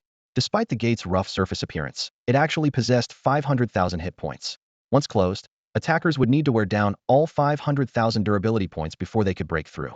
Emoli had initially considered paying extra to upgrade the gate to something more impressive, but upon reflection, realized that in the early stages of the game, this weathered wood gate was already stable enough for current needs, so he decided against the additional expense. Atop the wall, 20 NPC guards patrolled back and forth along fixed routes. Their levels synchronized with the guild leader's level. While their numbers depended on how much money was spent, 20 guards came as a free bonus with the Tier 1 headquarters. The experience provided by the Guild Quest series far exceeded Mo Lee's expectations, and after completing the quest, he jumped directly to level 18, with the guards refreshing to level 18 accordingly. After some consideration, Mo Lee decided not to increase his budget to hire additional forces for now. 20 level 18 guards plus a gate with 500,000 durability would be sufficient to handle any short-sighted players attempting to force their way in at the current stage. These guards, working in conjunction with the gate, would be enough to stall until Mo Lee could return to the guild headquarters with his undead army. I nearly got trapped in the Guild Alliance Hall earlier. After escaping the crowd, Mo Lee finally settled the guild base properly and had time to open his attribute panel, investing all the attribute points from his peak level into spirit at once. With a light tap of his fingertip, the numbers rapidly changed. Level 18. Peak level, 18. Strength, 35. Agility, 35. Constitution, 232. Spirit, 1,330. Health red, 331. Mana blue, 7315. Summon count, 266266. Equipment effects. Recovers 14 of spirit attribute as spirit points per second. Summon damage increased by 20. Summon skill effects increased by 30. Mana increased by 10. Each summon attack restores 1 mana point to Missouri Lee. Each summon attack deals additional fire damage equal to 10 of spirit attribute. The complete equipment set dropped from Shadowfang Castle was still unwearable, and leveling up was just a crude matter of stacking attributes, but none of that mattered for now. What truly caught Mo Lee's attention was the talent system. Every 10 levels unlocked a new effect. The Divine talent had opened Summon Count Peak Level 10 Multiplier, enhancement at level 10, which currently remained at just 1x multiplier because the system's round-down function eliminated decimals. Once he reached level 20, this multiplier would jump to 2, and his undead army would surge in size again. Suppressing his urge to level up, Mo Lee looked toward the largest building in the base, the guild hall. Once he configured all the details there, his grinding efficiency would improve dramatically. Let's go to the guild hall. Mo Lee called to Suwanner, and they walked in side by side. Though the hall was the tallest building in the base, it was still quite modest. Rough stone walls, an empty ceiling, a solitary control panel in the center, and not even a decent pillar in sight. Suwanner followed Mo Lee around the space and finally couldn't help but laugh. Guild Master, isn't this a bit too shabby? Should I add some bricks and tiles? Low-level bases can only be like this. It'll improve once we upgrade. Mo Lee activated the control panel while answering her. If you want to help, take on upgrade quests, but now isn't the right time. Are the quest levels too high? Suwanner raised an eyebrow. Similar to what we've done before, but upgrading to level 2 requires clearing monsters in the Scarlet Monastery at minimum. We just finished Shadowfang Castle, so there's no rush. As he finished speaking, the control panel interface loaded completely. A level 1 guild base offered 2 buff options. 1. Guild members gain 5 increased experience. 2. Guild members deal 5 increased damage. Mo Lee selected Experience 5 without hesitation. After completing the setup, he opened the map function. The consolidated map displayed all areas explored by guild members, and a level 1 guild could mark 1 teleport point on it. The world of Divine Flame was vast, often requiring at least an hour just for travel. Take Mo Lee's current journey from the base to Shadowfang Castle took a full hour one way. With a teleport point, he could simply mark Shadowfang Castle, allowing guild members to instantly arrive via the base's teleportation array. When their bags were full or supplies ran low, they could use a guild teleport scroll to return instantly. Round trips between 2 points would take mere moments, improving efficiency by several times over. Thinking of the stronger buffs and more convenient features to come, Mo Lee felt increasingly confident about his decision to spend significant money and time establishing the guild base absolutely worth it. This would be where dreams truly began in Divine Flame. Shadowfang Keep. Mo Lee led the members of Stellar Guild, first spending some time completing hidden quests before diving straight into monster grinding in the dark corridors. Within the silent stone walls, skeletal warriors swung massive blades as the sound of shattering bones mingled with dazzling skill effects. Yixing's calculation was straightforward, with Mo Lee carrying them through. Even splitting experience 5 ways would still yield far better leveling efficiency than solo grinding. This approach would save guild members countless hours of grinding while securing high-tier equipment drops from Shadowfang Keep early on. The dual incentive had everyone fired up with enthusiasm. Mo Lee's motives were equally direct. Whether he brought others along or not, he'd still need to grind monsters here. Since that was the case, why not use the opportunity to boost Stellar Guild's overall level, giving Dynasty Guild a formidable competitor to contend with sooner rather than later? Besides, carrying others meant earning gold coins from Yixing, contributing to the guild's stronghold development, a win-win situation no matter how he looked at it. Both parties hit it off immediately, and their collaboration continued until Mo Lee reached level 20, at which point he had to pause and prepare for the upcoming Blackrock Mountain incident. Yixing, let's call it a day after this run. If we keep going, I'll be bankrupt soon. Mo Lee joked with a hint of seriousness. Sounds good to me, Yixing replied with a laugh, though he didn't seem particularly worried. Bankruptcy was certainly an exaggeration, but Stellar Guild indeed couldn't scrape together enough liquid funds, so they had to resort to Mo Lee's earlier suggestion of IOUs for 100 gold per run, with their debt now reaching a staggering 12,000 gold. The cost was steep, but the returns were equally impressive. Over a dozen core members had all reached level 14, and nearly everyone was equipped with Shadowfang Keep gear. These items boasted significantly better stats than equivalent-level Death Mines equipment, their gleaming attributes making everyone's eyes light up with desire to rush straight to level 20. After settling future arrangements, Mo Lee finally turned his excited attention to the system notifications. Ding! Congratulations, player has reached level 20. Ding. Divine Talent. Peak level advanced unlocked. Divine Talent advanced. Restores mana equal to half of spirit attribute per second. The new effect was mana regeneration with absurdly high values. Just imagining it made Emoli feel overpowered. Unfortunately, since the team was still in combat, he couldn't swap equipment except for weapons, preventing him from testing the Shadowfang set's effectiveness for now. Level 20 brought more than just this upgrade, could now travel to Stormwind City to learn new skills. Suppressing his excitement, Emoli continued commanding his skeletal warriors to sweep through monster packs while mentally planning. After learning new skills, he might return to attempt a solo clear of Shadowfang Keep and chase the speedrun record. Based on his Deathmines experience, if he could achieve a fast enough full-level speedrun, he might actually trigger Shadowfang Keep's hidden boss. Boom. Boom. After the skeleton warriors unleashed their devastating barrage, Erigel, the final boss of Shadowfang Keep, had his health depleted and collapsed to the ground. Yixing, you guys can pick up the loot yourselves. I have urgent business and need to return to Stormwind City first. Emoli tossed out this statement and pulled out a Hearthstone scroll. A flash of light appeared, and his figure vanished from the boss room. Lin Shirhan made a face at the remaining glowing particles. That Emoli is really something. We're the ones who owe him money, yet he runs off faster than anyone else. He's probably rushing back to learn new skills. I can't believe he's already level 20. Logically speaking, the higher the level, the more ridiculous the experience requirements become, yet he levels up faster than we do. Another teammate chimed in. Yixing pondered for a moment. When he started helping us, he should have been close to level 19. It looks like he gained 2 levels, but it's really just a bit over 1 level. In his view, this was the most reasonable explanation. Most members of the Stellar Guild had only progressed from level 12 to level 14. However, what Yixing truly cared about wasn't the level, but whether Emoli had been hiding his true strength throughout the entire dungeon runs. Each clear was consistently completed within 6 to 7 minutes. This precision, with virtually no margin of error, made him suspect that Emoli was deliberately controlling the timing. Considering the hidden boss that had appeared in the Dead Mines, he was almost certain that Shadowfang Keep harbored similar surprises. Meanwhile, Emoli had already teleported back to Stormwind City and headed straight for the 9th floor of the Mage Tower. In the spacious hall, Chi Jili was lying on the sofa reading a book, her bare feet swinging back and forth. Senior sister, I'm here to learn skills. Emoli called out excitedly. Chi Jili looked up to examine him, her brow furrowed with confusion. It's only been a few days? How are you here again? Do you never sleep? Just kill monsters and level up all the time? You're level 20? Come here and let me take a look. Emoli obediently walked over to the sofa. How many skeleton warriors can you summon simultaneously now? Do you have 200? Chi Jili asked, turning to face him. This I am also a necromancer, yet I didn't know that the summoning limit was related to magical power? Emoli scratched his head. With your magical power being so extraordinary, how could it be anything less? Chi Jili glared at him, clearly displeased with his feigned ignorance. Emoli could only smile apologetically. Senior sister, don't misunderstand. I just didn't expect you to suddenly ask this question, so I didn't react immediately. Answer honestly.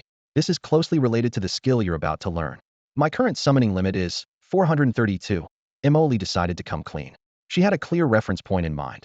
An ordinary level 20 necromancer could maintain about 60 skeleton warriors. Even with a full set of top-tier equipment, breaking 100 was difficult. Breaking 100 meant stepping into the threshold of genius, while 200 marked a genius among geniuses. But 432? This number could no longer be defined by the term genius. Chi Jili's expression became much more serious. This matter is too important.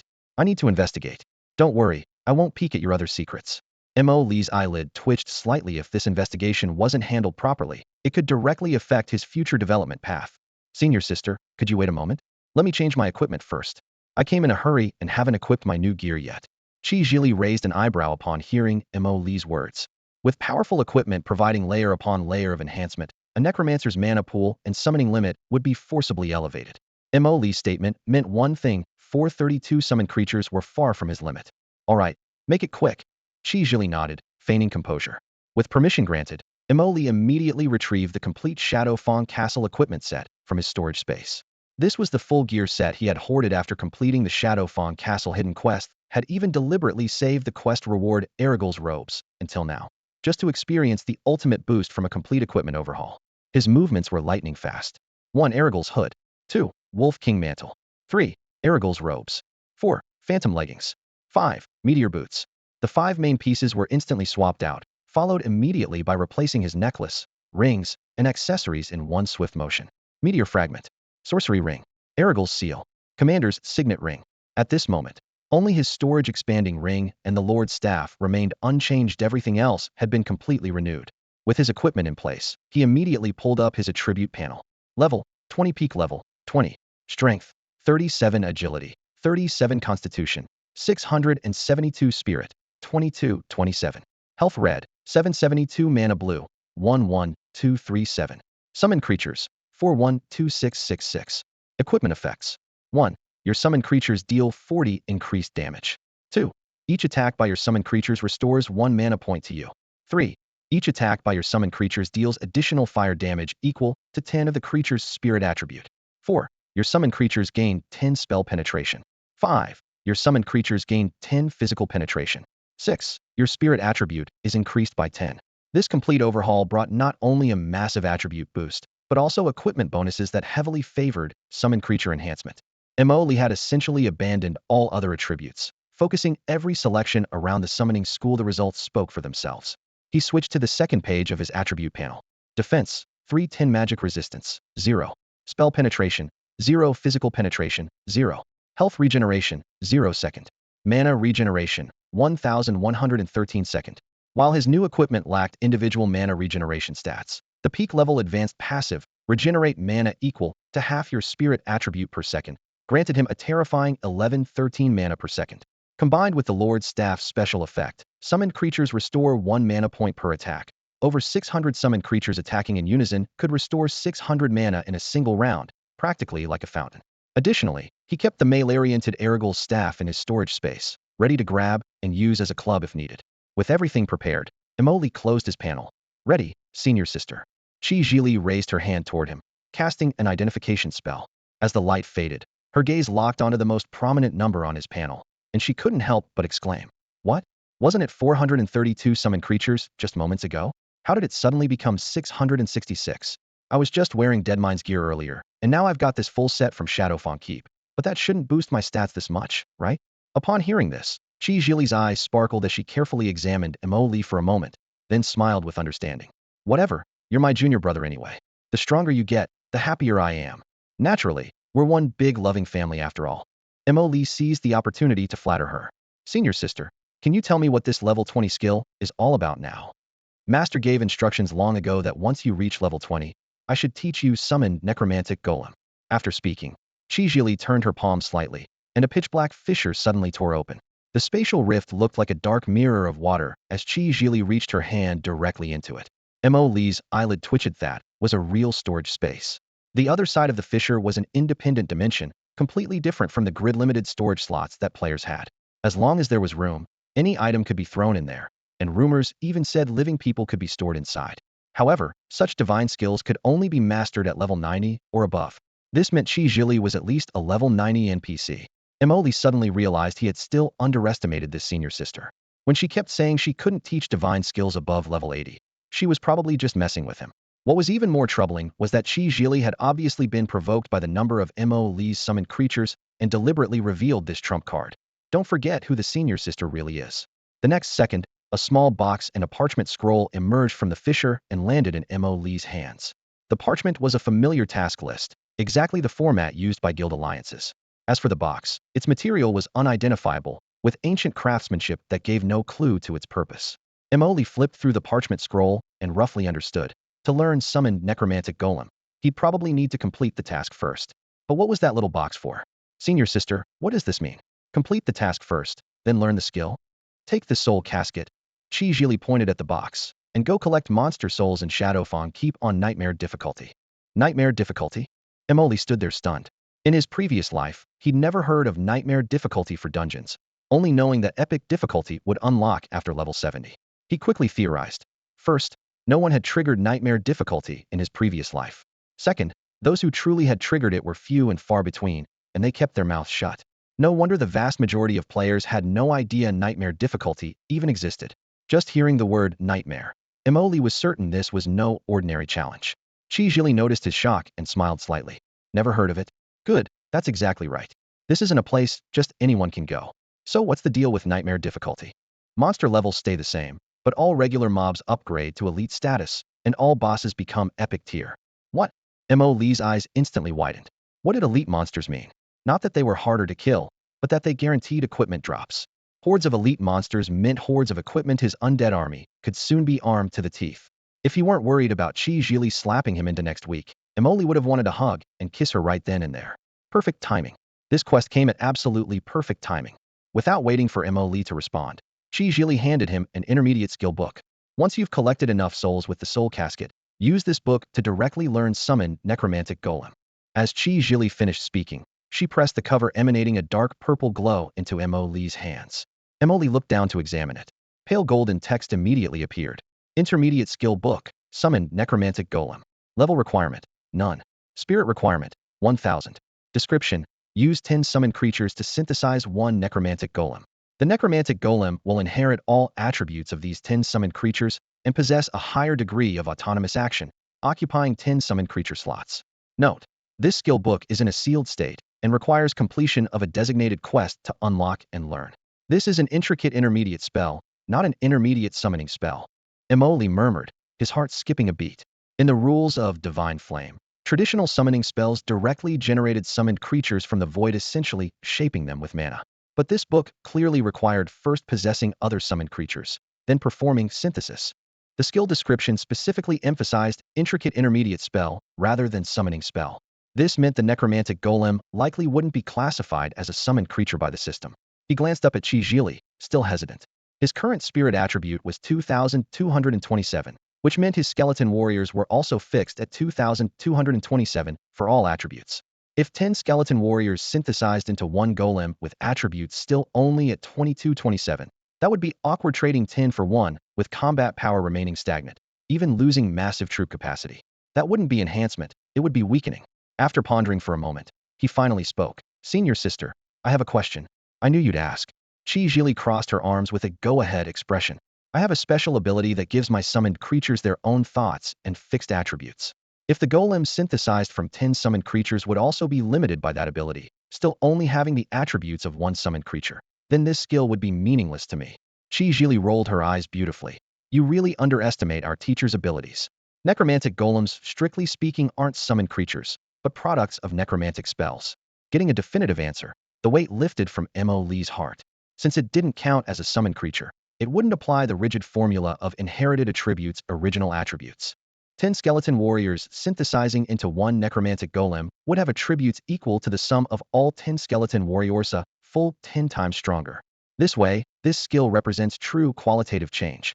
Emoli firmly closed the book, his eyes gleaming. He had always lacked powerful single units. Skeleton warriors could only squeeze out minor improvements through equipment, while necromantic golems would emerge with 10 times the constitution, practically elite commanders among summoned creatures. He finally understood why Chi Jili had repeatedly confirmed his summoned creature capacity limit earlier. For ordinary level 20 magic classes, spirit attributes would only be around 315. Typical level 20 magic classes only had 315 spirit attributes. Even wearing the same Shadowfang keep equipment as Emoli, the mental attribute would only reach around 900. According to the calculation standards for Necromancer summons, this mental value could only support approximately 90 summoned creatures. If the Shadowfang keep set was incomplete, the number would be even lower. Death golems were certainly powerful, but if a necromancer could only bring out a mere 9 summons, forget about fighting monsters, they'd be too embarrassed to even greet people when going out. Chi Jili placed her hands on her hips, her sharp gaze sweeping over Emoli. Any other questions? If not, hurry up and do the quest. As her words fell, a system notification quickly popped up. Ding. Hidden quest triggered. Collect monster souls from Shadowfang, keep nightmare mode 01000. Quest reward. Intermediate skill, book summon death golem. Accept? Emoli clicked accept without hesitation, then put on a flattering smile. Senior sister, could you tell me how to enter nightmare mode dungeons? Chi Jili raised her hand, and a dark key hovered in her palm. This is the key to Shadowfang keep nightmare mode. Use it at the meeting stone outside the dungeon entrance. I'm lending it to you for 7 days. It only truly becomes yours after completing the quest. Emoli's heart jolted.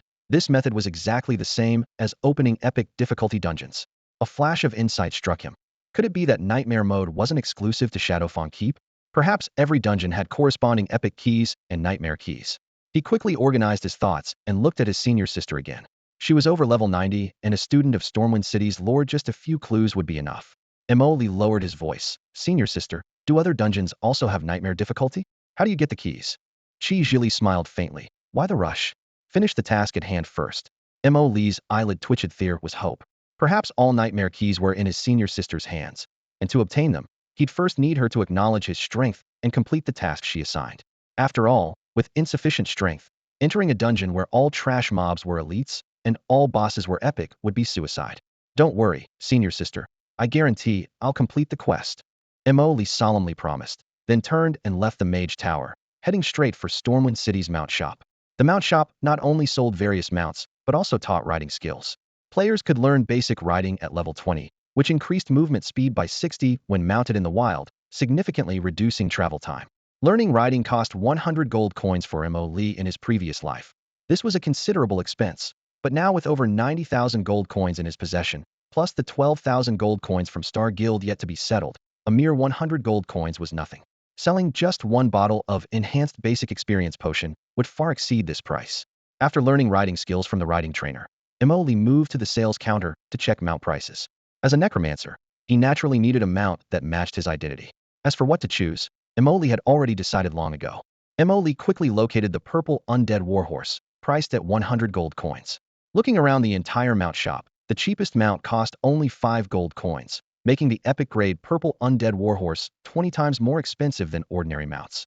In the Divine Flame world, mounts only increased movement speed without providing any other attribute bonuses, yet players still flocked to them because of one iron rule: strength is temporary, but style is eternal. The cooler the design, the more exquisite the craftsmanship, and the more impressive you looked while riding, the more outrageous the price became.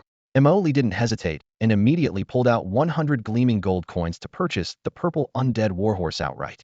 The NPC smiled with the enthusiasm of welcoming a VIP and presented him with a summoning rain embedded with purple crystals. Adventurer, as long as you hold this purple undead warhorse's rein, you can summon it anytime. Is there anything else you need? Mo Lee shook his head in thanks, but his peripheral vision was still drawn to the Thunder Dragon mount nearby, priced at a staggering 5 million gold coins. Remembering his boastful claim of riding a Thunder Dragon at level 20, he couldn't help but mock himself. I really overestimated myself back then. No matter how many money-making schemes he had, people needed to have money in their pockets first. Now even the Stellar Guild had been squeezed dry enough to write IOUs, truly running out of resources. A more direct indicator was that today's batch of 100 bottles of enhanced basic experience potions hadn't sold out instantly. Like usual, even the wealthy players were running low on funds.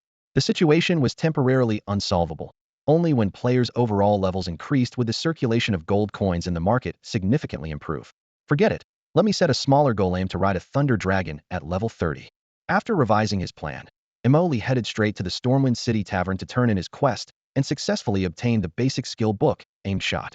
Then he tore open a guild teleportation scroll, and after a flash of white light, he had returned to the guild headquarters.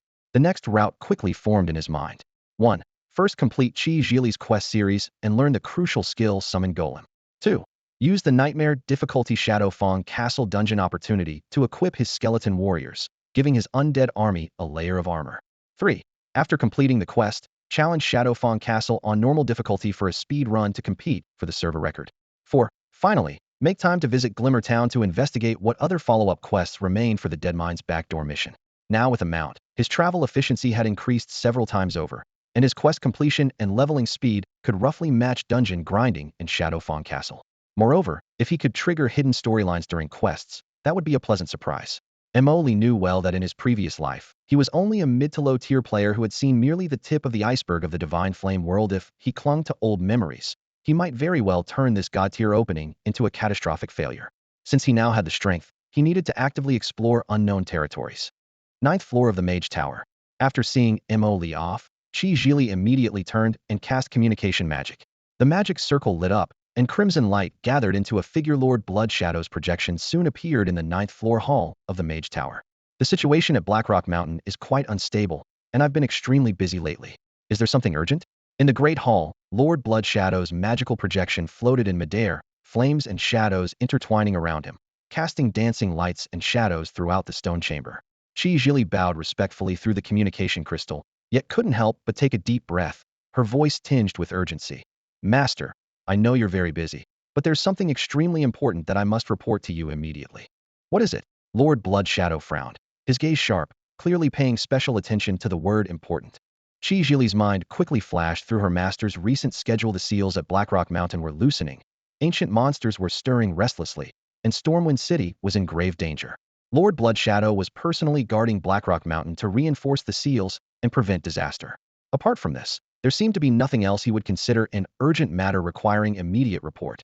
Junior brother, Chi Jili spoke only half a sentence. You mean Emoli? What happened to him? Lord Bloodshadow's expression tensed, and his magical energy fluctuations suddenly surged.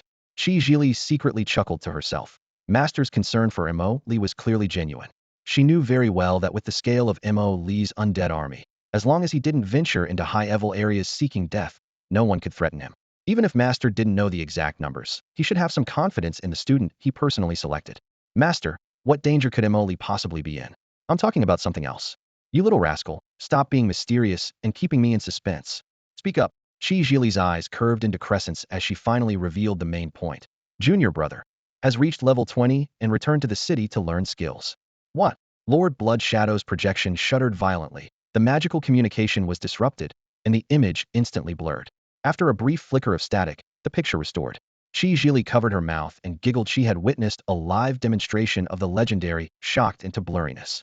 He was only level 10 a few days ago, and now he's level 20 in just a few days? Lord Bloodshadow muttered to himself, his gaze filled with disbelief. Chi Jili nodded while continuing, that's not all. Following your instructions, I've already taught him, summon necromantic golem, and used identification magic to confirm the number of his summoned creatures. Lord Bloodshadow acknowledged the necessity upon hearing this. Yes, that needed to be confirmed. If he could only bring a few golems when going out, wouldn't that be embarrassing? So what's the result? At level 20. Around 200, I suppose. After all, he's the genius I recognized. Chi Jili's mouth twitched. Suppressing laughter was quite difficult. Master, this isn't the first time you've misjudged. Oh, more than 200? Could it be like you? Already at 400? 666. Chi Jili couldn't help but throw in a little joke. Lord Bloodshadow was stunned. Stop fooling around. Are you being cheeky about serious matters? Master, I mean Junior Brother's number of summoned creatures is 666. What? The projection once again seemed torn by violent winds, with static filling the screen. This time it remained blurred for a full minute. After a minute, the image reformed, and Lord Bloodshadow took a deep breath, his tone more solemn than ever. Are you certain you didn't see wrong? Absolutely certain. I confirmed it repeatedly with identification magic. Lord Bloodshadow pondered, shock and satisfaction flashing in his eyes. It seems Emoli's potential is even more terrifying than I estimated. Chi Jili seized the opportunity to flatter. Doesn't this just show your keen insight, Master? Lord Bloodshadow didn't respond immediately, gently rubbing his staff with his palm, contemplating for a long while before finally issuing his command. If I still cannot break free before Emoli reaches level 30, you shall personally teach him, dominate the dead. Chi Jili nodded cheerfully, secretly praising. Master and I are thinking alike. This skill is absolutely perfect for Emoli. After Lord Bloodshadow finished communicating with Chi Jili, he returned to the camp. The night wind, carrying the distinctive sulfur scent of Blackstone Mountain, swept across the campfire. Several distinguished mages were sitting around in conversation, but they all stopped talking when they saw Bloodshadow return. Li Yunsu was the first to speak. Bloodshadow, is everything all right? He was a battle mage from the Mage Association and Bloodshadow's former mentor, speaking with considerable warmth. Besides Li Yunsu, there were 4 other high-ranking magical powerhouses from the Mage Association in the camp within the association. These individuals had always been influential figures. On this mission, they were ordered to assist Bloodshadow in reinforcing the seal of Blackstone Mountain. If the seal were to completely collapse, the entire Divine Flame continent would face crisis, and the Mage Association naturally couldn't stand by and do nothing. Bloodshadow removed his face guard, his voice calm. Nothing major. Chi Jili was just reporting to me about my new student's recent progress. New student? Li Yunsu immediately became interested. Did you pick one from the foreign adventurers? Recently, the Divine Flame continent had welcomed a large number of foreign adventurers, and Li Yunsu himself had taken on an apprentice from among them. Whenever students were mentioned, he became energetic. Bloodshadow's abilities had long surpassed Li Yunsu's, and when his student had surpassed the master, Li Yunsu had been extremely proud. Now competing in strength was meaningless, but students presented another kind of competition. Li Yunsu smiled. I've also taken on a student. How about we compare whose student is more outstanding? Bloodshadow raised an eyebrow. Oh, what profession is your student teacher? Currently an elemental mage, planning to transition to battle mage in the future. Li Yunsu's tone was full of confidence. Bloodshadow said flatly, my student has exceptional talent and astonishing potential. I think your student might not be a match for him. This wasn't an exaggeration. The numbers Chi Jili had just reported had even surprised Bloodshadow himself. Emoli's growth rate had exceeded what could be covered by the term genius. Li Yunsu considered his new disciple quite excellent and refused to concede. Dongfang Yin, though my student arrived late, his talent and potential are no less than yours were back then. Dongfang Yin was the real name of the Storm City Lord, Blood Shadow.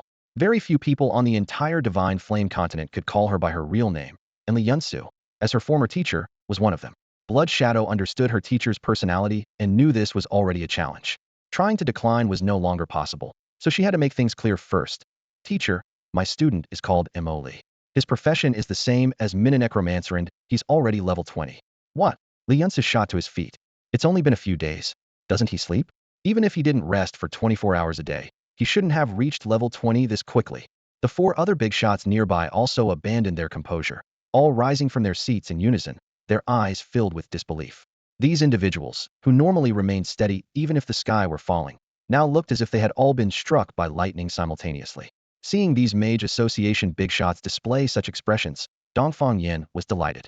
It turned out that not only was I shocked by Mo Li's situation, but even these bigwigs from the Mages Association couldn't help but be amazed.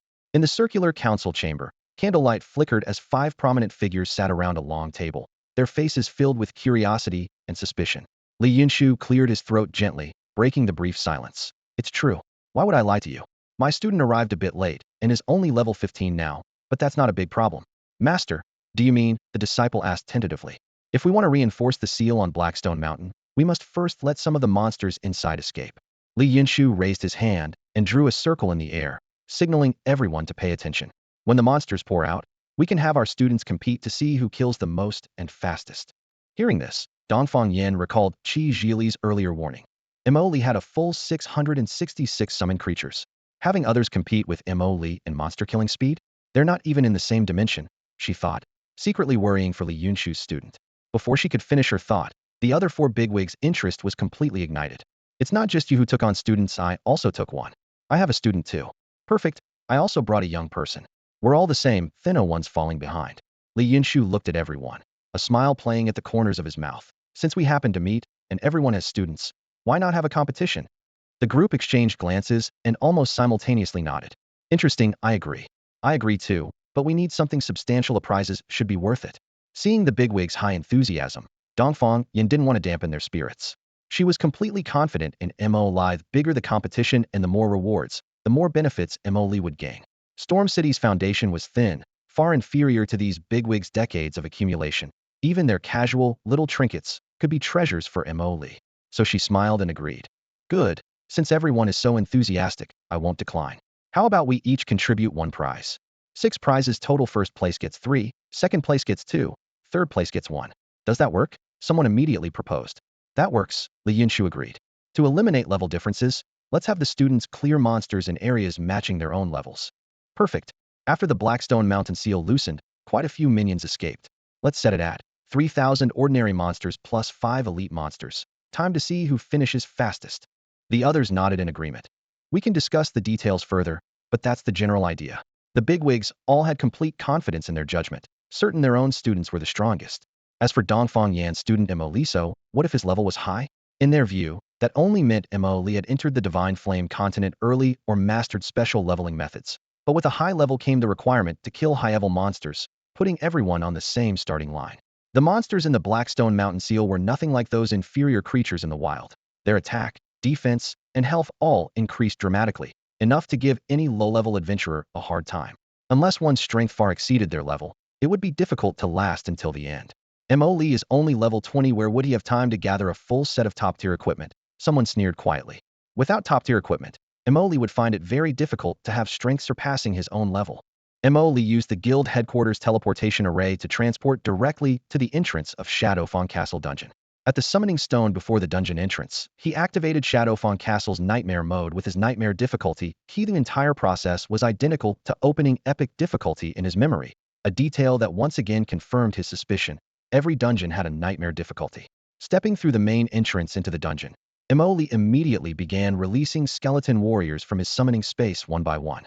Within mere seconds, the entrance hall was packed tight with pale white bones, with damage numbers of 850, 850. One constantly floating UPA, small squad of skeletons was pushed to the front by the crowd, accidentally drawing aggro and triggering combat.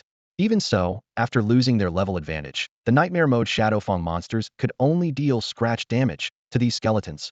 Ordinary monsters upgraded to level 20 elites dealt at most single-digit damage, with that embarrassing one-point hit landing on a shield-bearing skeleton warrior. For skeleton warriors currently possessing 22,270 health points, this damage didn't even qualify as an itch. His continued summoning attempts soon stopped, not because he'd reached the limit, but because the entrance hall could only physically accommodate about 400 skeleton warriors. To summon more, he'd need the front ranks to advance. Emoli simply waved his hand. For 100 it is then, that's enough. Let's test their strength first. Under his command, the skeleton warriors swarmed forward, directly clashing with the nearest wave of monsters. Health bars instantly appeared. Corrupted Werewolf Elite Health 150,001, 8500 Mana 10001000. Howling Wraith Elite Health 120,001, 6500 Mana 90009000. The monster types remained the same, two varieties werewolves and wraiths, but as Chi Jili had said, they'd all been promoted to elite status with roughly triple the health. Bang! A musket-wielding skeleton warrior in the back ranks raised its weapon, using aim shot to lock onto the werewolf's chest. This skill was a reward Mo Lee had obtained from completing the Stormwind City Tavern Keeper quest, featuring double damage. Combined with this summoned creature damage 40 bonus from Mo Lee's full equipment set, the muzzle flashed, and an impressive 6,323 damage number exploded from the werewolf's head. The only downside was the skill's 5-second cooldown, during which the musket skeleton could only use regular shots. Bang! 3161, shaving off nearly another fifth of the werewolf's health. Boom! A magic-type skeleton hurled a fireball, dealing 3268 damage. Since the werewolf had higher physical defense, magic attacks actually hurt more. Most monsters had higher physical defense than spell resistance. Theoretically, when turning in quests at the Stormwind Tavern, Emoli could have dealt higher damage if he had chosen the magic bomb, which also delivers double damage. Of course, this is just theoretical analysis. Magic bombs have a flaw common to most magical skills: they require casting time, or what players call standing still like a statue. In actual combat, the channeling time for magic bombs is far less flexible than the instant cast aim shot. After weighing this slightly higher damage against the ready-touse responsiveness, Emoli ultimately chose the latter. Now, arriving at Shadowfang Keep, he simply wanted to use these elite monsters to test the damage output ceiling of his skeleton warriors, not actually farm the dungeon. For large-scale monster clearing, he had more efficient tactics. Over a dozen skeleton warriors wielding shields charged first through the narrow corridors, drawing monster aggro. The 1-1 shield damage reduction meant that elite monsters hitting them couldn't even deal real damage, only reducing their health by a fixed 1 point. Before long, the skeleton warriors had herded all the monsters from the first area into the castle courtyard outside the entrance hall. In the courtyard, nearly 400 skeletons formed battle lines, some wielding firearms, others gripping blunt weapons, and some raising staffs. Under Mo Lee's command, they simultaneously raised their hands and chanted the same spell: Blizzard. Blizzard deals spirit 3 damage per second to all enemies in the target area and reduces their movement speed by 40 for 6 seconds. Affected by Mo Lee's divine passive attribute inheritance, each skeleton now had all attributes reaching 2,227, allowing individual blizzards to deal 742 area damage per second. Combined with the amplification from Mo Lee's complete equipment set, the damage instantly jumped to 1,142. Even after monster spell resistance reduced it further, a solid 1,056 damage per second still landed on them. Looking at this damage alone compared to elite monsters' 18,500 health pools, it was merely scratching the surface. But when 400 magic circles activated simultaneously, quantity transformed into quality. To ensure maximum coverage, the blizzards didn't completely overlap. Just 20 skeletons focusing their spells on the same area was enough to instantly clear that zone. The skeleton warriors had only chanted for 1 second when all monsters in Shadowfang Keep's first area collapsed, achieving true nuclear devastation. This proved that as long as skeleton warriors could tank hits and successfully gather monsters, any ordinary creatures, even elite skeleton, withstand this carpet bombing, unless facing bosses with special mechanics. Looking at the corpses scattered across the ground, Emoli faced a dilemma. Killing monsters was satisfying, but looting equipment was a nightmare. Going through each corpse would waste so much time. Yet he couldn't bear to skip looting. These weren't common trash mobs you could find anywhere, and who knew what good items they might drop. After hesitating for a few seconds, he dutifully began scavenging, needing to at least equip half his undead army first. Since Mo Lee reached level 20, skeleton warriors had unlocked their third equipment slot, dramatically increasing gear requirements. Relying purely on bosses dropping 3 items at a time would take forever to complete their equipment. As for the other half of his undead army, once he learned Summon, necromantic golem. He would merge all these skeletons into larger golems. However, after looting for a short while, Emoli discovered that nightmare difficulty elites had much worse drop rates than field elites. Field elites or dungeon bosses dropped at least 3 items each, but here it took several kills to get one fine or rare item. Equipment acquisition in Divine Flame once again proved that old saying, difficult upon difficult. While grumbling and approaching the stone door to the first area's boss room, Emoli thought now he could only hope the boss would drop something good. In Emoli's memory, the boss room in Zone 1 of Shadowfang Castle was even more cramped than the entrance hall of the dungeon.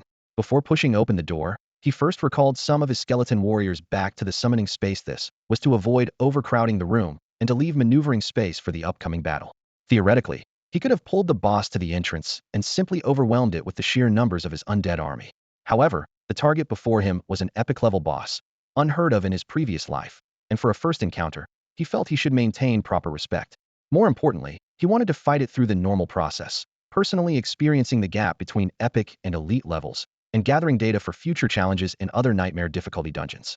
Under his control, 200 skeleton warriors and 20 skeleton soldiers capable of casting healing spells filed in, lining up against the walls while deliberately maintaining distance from the fallen Wolf King in the center of the room to avoid triggering aggro too early. Within moments, the Undead Legion was ready, and the battle command was issued. A skeleton warrior marked with a square symbol above its head and wielding a shield charged forward first, slamming its shield hard against the Wolf King's chest. 2057. A crimson number popped up above the boss's head, followed immediately by the status display. Fallen Wolf King Epic. Health, 192, 943195, 000. Mana, 100, 000100000. Nearly 200,000 health points came into view, and Emoli could only think it was absurd, absolutely absurd. He instinctively recalled Chi Jili's warning. Nightmare difficulty wasn't a place for ordinary people. Judging by this outrageous health pool, every word Chi Jili had said was gospel truth. The Wolf King, enraged, raised its claw for a counterattack. 2,100. Equally absurd damage exploded above the skeleton warrior's head. Both sides were level 20, so there shouldn't have been such crushing damage, yet the result was still shocking. The shield in the skeleton warrior's hands was called Werewolf Chef's Pot Lid, which possessed a special effect. When blocking, reduces damage taken by Constitution 1.1. Skeleton warriors enjoyed double benefits from this effect. With all attributes at 2,227, it could reduce 4,899 points of damage per block. In other words, the Wolf King's strike just now, even after being blocked and having the skeleton warrior's own defense deducted, still dealt over 7,000 points of true damage. The Wolf King's damage output was even more outrageous than its health pool. While the skeleton soldiers raised their hands to heal the front line, Emoli quickly analyzed. If he excluded himself from the equation and found 5 players with divine talents and god-tier passives like Sue Warner to form a team, it wouldn't be impossible to handle. The reason the skeleton warrior lost so much health in one hit was essentially because it lacked the additional damage reduction of a tank class. Tank classes in Divine Flame started with 30 damage reduction right off the bat. This damage reduction value can be further enhanced through talents and passive abilities. Even some rare pieces of equipment can boost this attribute even higher. For tank classes, when combined with damage mitigation skills, they can take a direct hit from a boss's heavy hammer after activating their abilities and only lose a bit of health. Unfortunately, Emoli's skeleton warriors had none of these advantages. They could only rely on their absurdly high base stats to tank damage, like regular classes trying to block a boss with just a shield. Taking such outrageous damage was perfectly understandable under these circumstances. 10 skeleton priests raised their hands simultaneously, casting healing spells that landed on the skeleton warrior marked with a square symbol above its head, instantly filling its health bar. Emoli didn't immediately order the kill, but instead let this marked skeleton warrior engage the boss in solo combat. He wanted to first figure out whether this epic-level boss had any unfamiliar skills or hidden mechanics. For a full minute, the skeleton warrior danced between blade and claw while Emoli watched intently. During this time, the boss only used basic attacks and one sweeping strike similar to a cleave. Emoli concluded that this creature's true mechanics would likely trigger only when its health dropped significantly. With his mind made up, he raised his hand to signal. 30 skeleton warriors wielding ranged weapons raised their guns in unison and fired aim shots with a thunderous bang. 4,115. Dense clusters of damage numbers erupted above the boss's head as its health instantly dropped below 100,000. Stranger, Shadowfang Castle does not welcome you. The boss roared and vanished from Emoli's sight, reappearing the next second as 10 identical copies. Mo Lee's heart tightened. The first zone boss of Shadowfang Castle on normal difficulty didn't have this ability at all. His caution had indeed been justified. Spread out and focus fire. All skeleton warriors immediately switched targets. Health bars appeared. Fallen Wolf King clone. Health 9423 30000. Mana 100 001 0000. 10 clones with a combined 300,000 health, even tankier than the original. However, the next volley rang out, bang, and an impressive 13,718 damage number exploded. The clones apparently came with a vulnerability debuff, allowing aimed shots to deal triple damage. In that moment, Mo Lee instantly understood the design philosophy. This phase wasn't testing damage output, but rather the team's tanking ability and healing capacity. The clones' attack power was nearly identical to the originals. The skeleton warrior with the square marker and shield managed to hold aggro from all of them, his health bar fluctuating like an elevator. Without the shield's damage reduction, he would have been torn apart long ago. The constant healing from 10 skeleton priests kept his health stable within the safe zone. After observing for a while, Mo Lee was confident this phase held no more surprises and ordered a full clear. The undead army unleashed their full firepower, quickly eliminating all clones. Stranger, try this. The original reappeared, roaring before continuing its assault on the skeleton warrior. Mo Lee noticed the health bar information. Fallen Wolf King Epic Boss, Health 119 5000. Mana 10000100000. The damage dealt to the clones had been proportionally transferred back to the original, nearly depleting its health logical enough. Unfortunately, the boss had locked its health at this threshold. Mo Lee knew that an ultimate ability was surely coming next. If he had foolishly tried to rely on burst damage from the start, facing an unknown ultimate attack could have resulted in a devastating loss. The werewolf boss's health was forcibly locked at one point as it let out a deafening howl after its roar. The piercing sound waves rippled outward in circles, and its gray-black fur was instantly stained crimson, as if it had been dunked into a vat of boiling dye. Mo Lee immediately caught the anomaly. Two skeleton warriors suddenly jerked their heads up, their eye sockets blazing from ghostly blue to blood red, then raised their weapons to strike at the nearest Ali Issa classic berserk state, where they couldn't distinguish friend from foe. He made a split-second decision, ordering nearby skeleton warriors to surround them. Iron armor clashed against bone with a series of dull thuds. Bang! The two frenzied skeletons were quickly hacked to pieces in the chaos, bone fragments scattering everywhere. As they collapsed, the werewolf boss's health lock stubbornly persisted for a few more seconds. Combined with the earlier duration, the entire lock phase lasted exactly 10 seconds. Once the health lock was released, the skeleton warrior responsible for taunting the boss raised its shield and delivered a crushing blow, slamming the werewolf boss flat against the rocky ground where it lay motionless. Did I just waste my emotions for nothing? Mo Lee shook his head with self-mockery. He had expected some earth-shattering ultimate ability, but this was it? The health lock was indeed solid, but this final targeting skill was utterly trivial in his presence. Drawing from years of experience raiding bosses, he had seen through the mechanism within the first few seconds of combat. After entering the health lock, the boss would randomly select two non-primary threat targets from its aggro list and send them into a brief frenzy. In a standard 5-person party, excluding the tank holding primary aggro, that left 4 people where 2 would be randomly chosen to fight each author a significant threat indeed. Any team capable of bringing a nightmare difficulty boss to its health threshold would have members with lethal skills, and friendly fire could easily cause a complete wipe.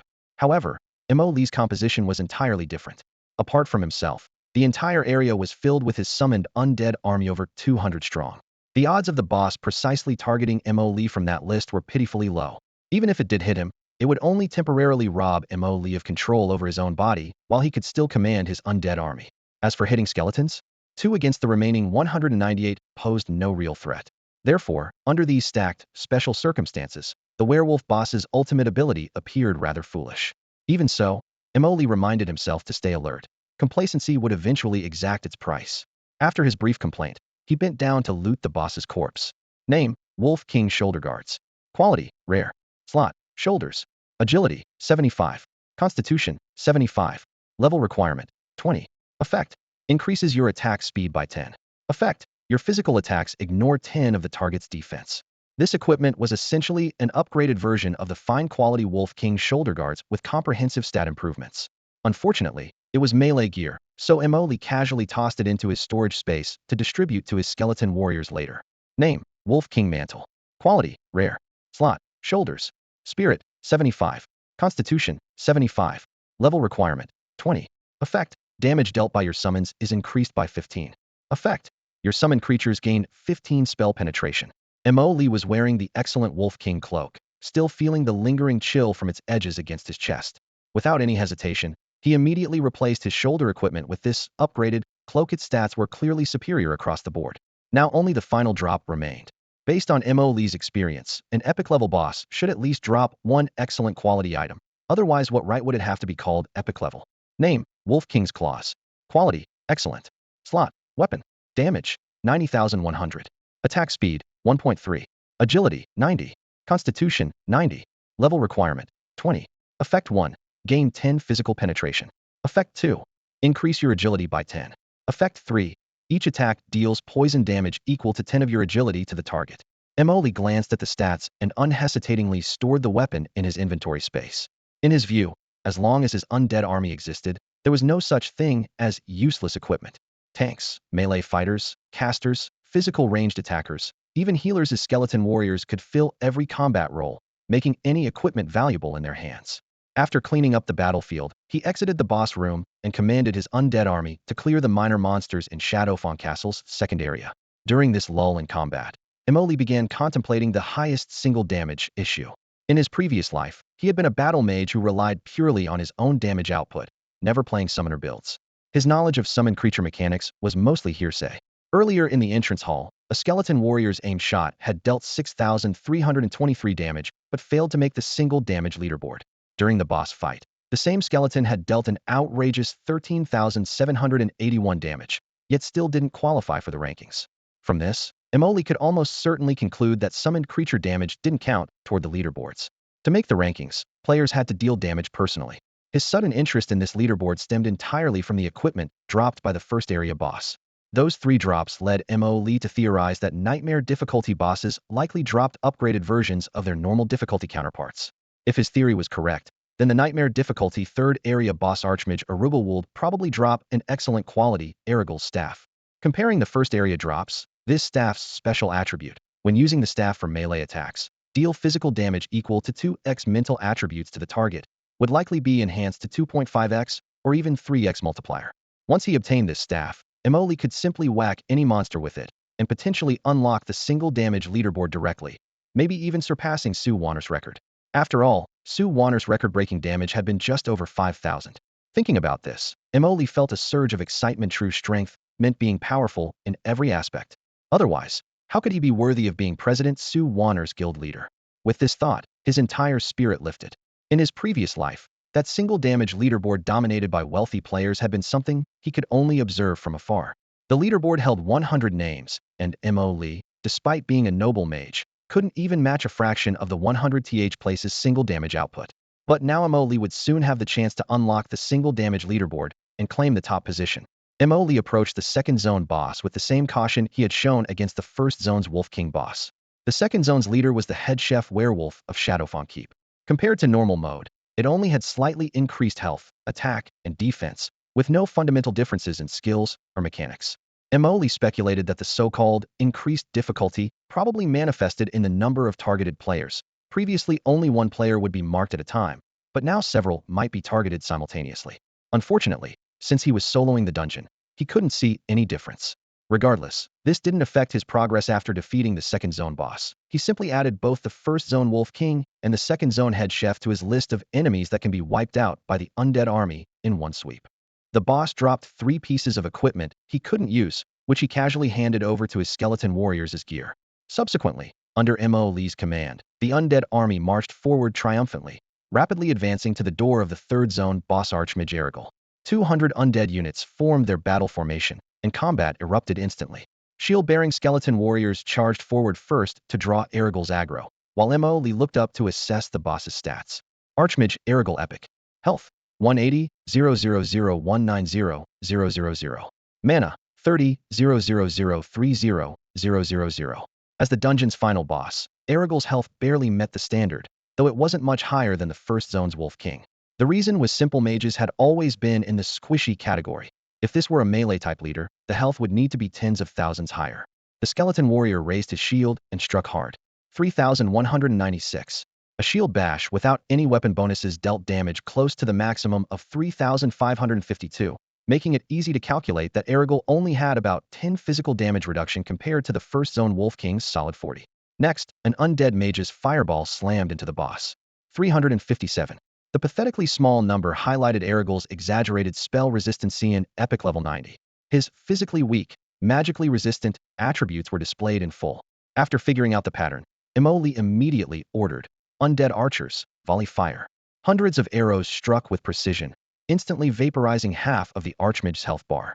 Mortal, you too shall serve me. Erigol roared, triggering his targeting ability. With only Emoli as a player in the room, he immediately lost control of his body. Bone spear, summon skeleton warrior, summon skeleton soldier. For 10 seconds, Emoli was controlled into casting random skills, even adding a few more minions to his own forces. When he regained his senses, not only had no one in his team died, but his army had actually grown stronger. Compared to normal mode's 5-second control, Nightmare mode's control duration had doubled to 10 seconds, but the effect remained useless. However, this posed no threat whatsoever to Emoli. The player's summoned creatures were not affected by Erigol's control, nor would the undead army turn against Emoli.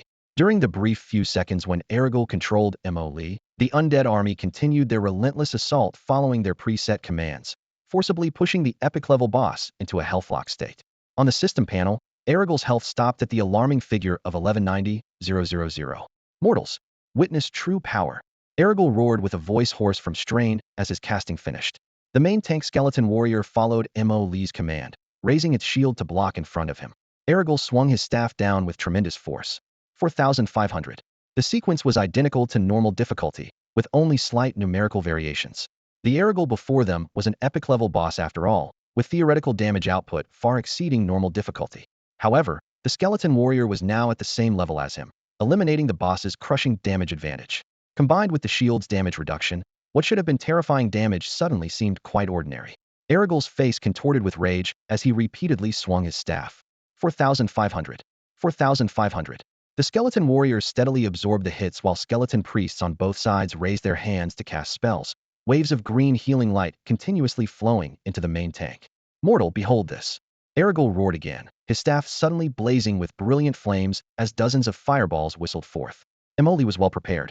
20 skeleton warriors instantly formed a wall formation, protecting him completely behind their ranks. 1,500. 1,500. 1,500. The fireballs struck the undead army, producing neat damage numbers, while those aimed at Emoli were completely intercepted by the frontline skeletons.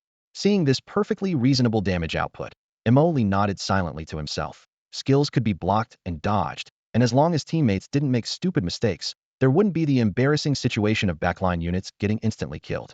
If the boss could one-shot healers right from the start, that wouldn't be a proper mechanic, but pure cheating. What's the point of fighting a boss if the healers are dead? The healthlock period finally ended, and the main tank skeleton warrior suddenly thrust forward with its shield, knocking Erigol to the ground. Emoli kept his eyes fixed on the system notifications, waiting quietly for a full 2 minutes, but no server-wide announcement appeared. As expected, just as I thought, he muttered under his breath. Since there was no announcement, it meant that aside from the person involved, other players had no idea someone had cleared Nightmare difficulty. As long as the one who cleared it kept quiet, this hidden difficulty could remain secret. He was quite satisfied. Making money quietly, who wouldn't love that? Pulling his thoughts back, Emoli looked toward the equipment dropped on the ground. The design of a staff immediately caught his attention. This staff looked exactly identical to the one stored in Emoli's inventory space. Emoli suppressed his excitement and decided to examine the other 2 pieces of equipment first, saving the staff for last to build suspense. The first item was a grayish-black hood, and the system information appeared. Name, Erigol's collected hood. Quality, rare. Slot, head. Agility, 75. Constitution, 75. Level requirement, 20. Effect 1. Increases your attack speed by 10. Effect 2. Your physical attacks ignore 10 of the target's defense. Another pure physical damage piece, Emoli thought with delight.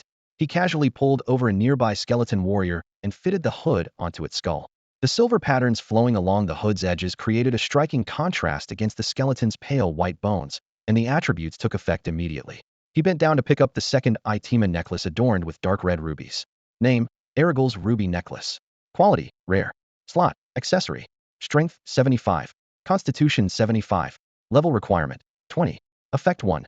5 chance to deal critical damage when damaging a target. Effect 2. Increases your spirit attribute by 5. Holy crap. Emoli nearly crushed the necklace in his grip. Could it be that I've been hanging around Sue Wanner so long that I've absorbed some of her legendary luck? Critical damage was one of the most crucial output attributes. Starting from the mid-game of Divine Flame, one critical hit meant double damage, and in the late game, equipment could boost the multiplier to triple or even higher. In his memory, the first piece of equipment with critical hit should have dropped from the level 30 Scarlet Monastery, but here it was dropping from the level 20 Shadowfang Keep. This would not only instantly boost his daily damage output, but also work wonders for climbing the single-hit damage rankings. Without hesitation, Emoli removed his original accessory and fastened the ruby necklace. The dark red glow pulsed against his skin, and he could feel the subtle expansion of power within his body. After completing all this, his gaze finally fell upon the staff lying on the ground. The previous two bosses had dropped one excellent quality item and two rare quality items respectively. This time, two items on the ground were rare, so logically, this staff must be excellent great. The final boss of a dungeon surely wouldn't just give 3 rare pieces of equipment, right? Whatever its attributes might be, he was about to find out. Holy crap! Emoli couldn't help but gasp when he saw the staff's quality. The staff that had just dropped from Shadowfang Keep on Nightmare difficulty bore 2 gleaming golden words in its name, epic. While it would be reasonable for the final boss of Shadowfang Keep on Nightmare difficulty to drop excellent quality gear, the sudden appearance of epic quality equipment completely exceeded everyone's expectations.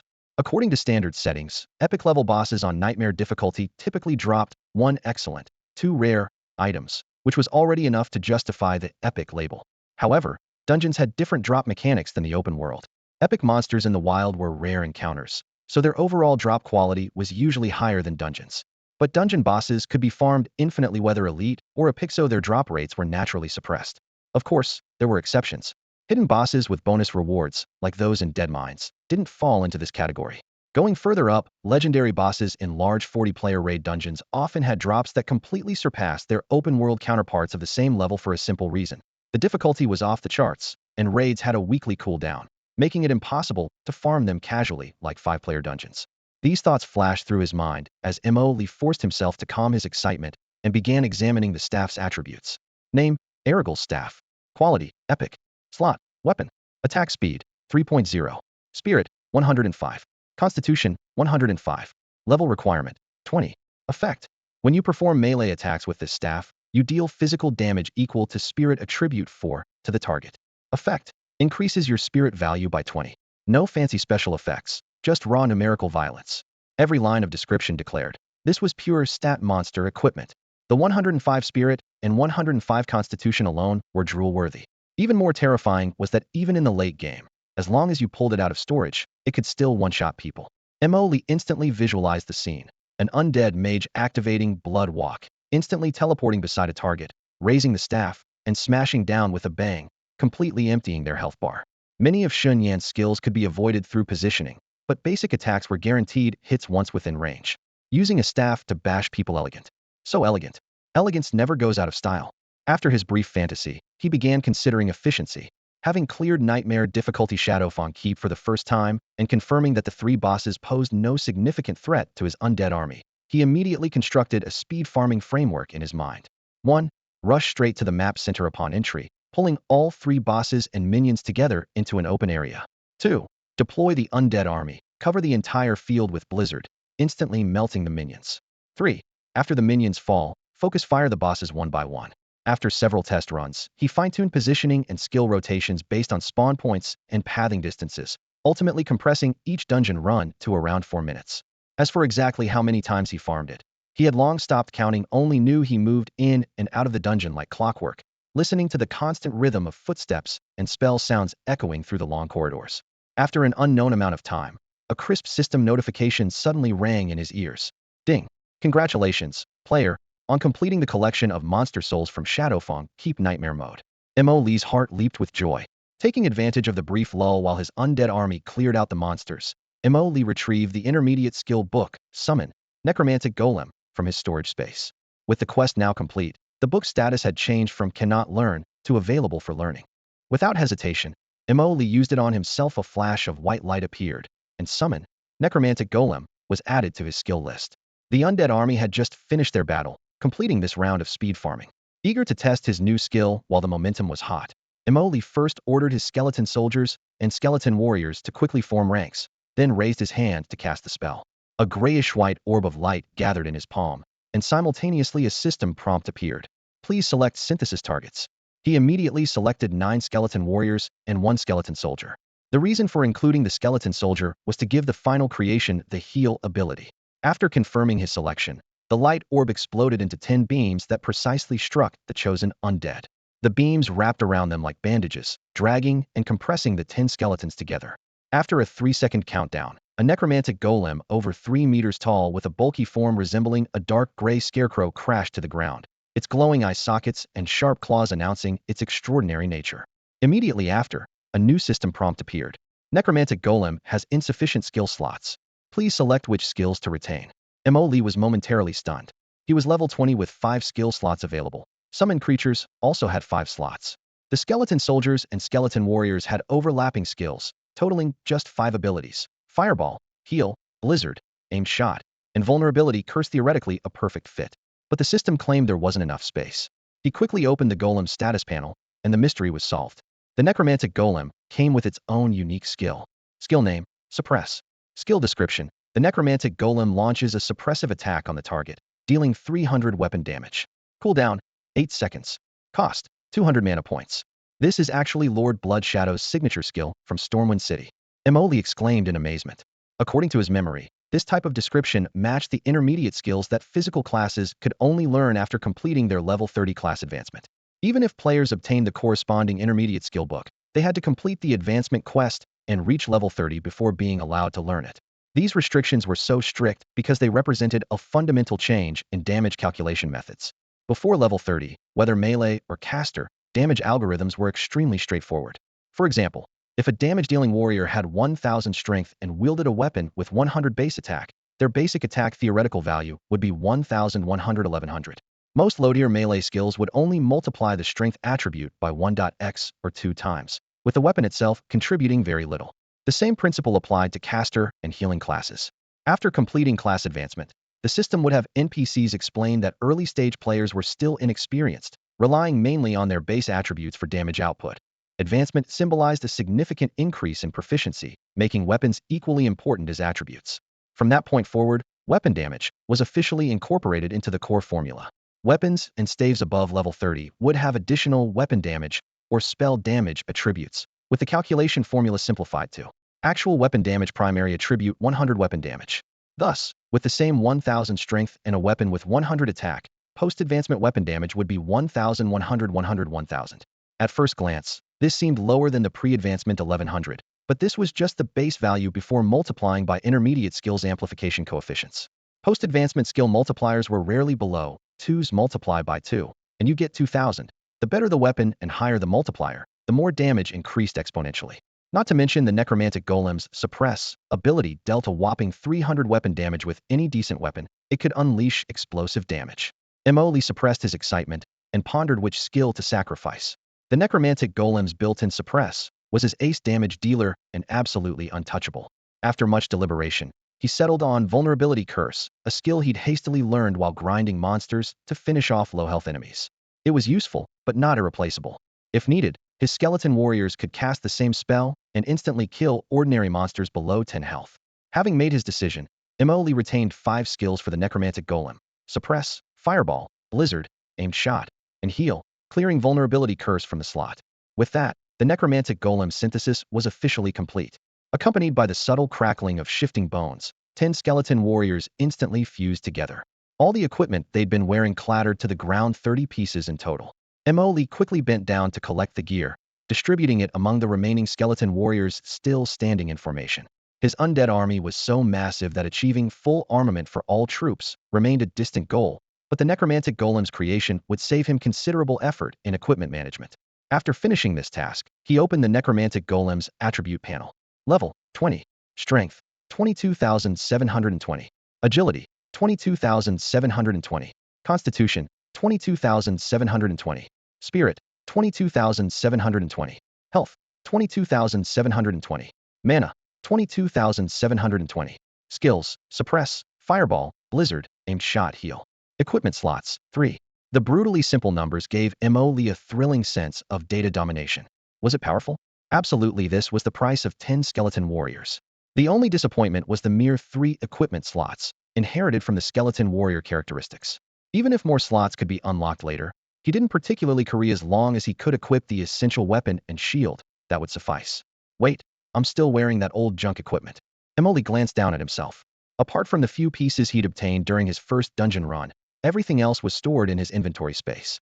For convenience, he'd never bothered changing gear, even suppressing the urge to grab a staff and compete for the single-hit damage leaderboard. Now that he had the necromantic golem as backup, it was the perfect time to address this oversight. He immediately decided to equip his new gear and run Shadowfang, keep on nightmare difficulty once more. This would both test the necromantic golem's combat effectiveness and unlock the single-hit damage leaderboard. After clearing the dungeon, he'd return to Chi to complete the quest.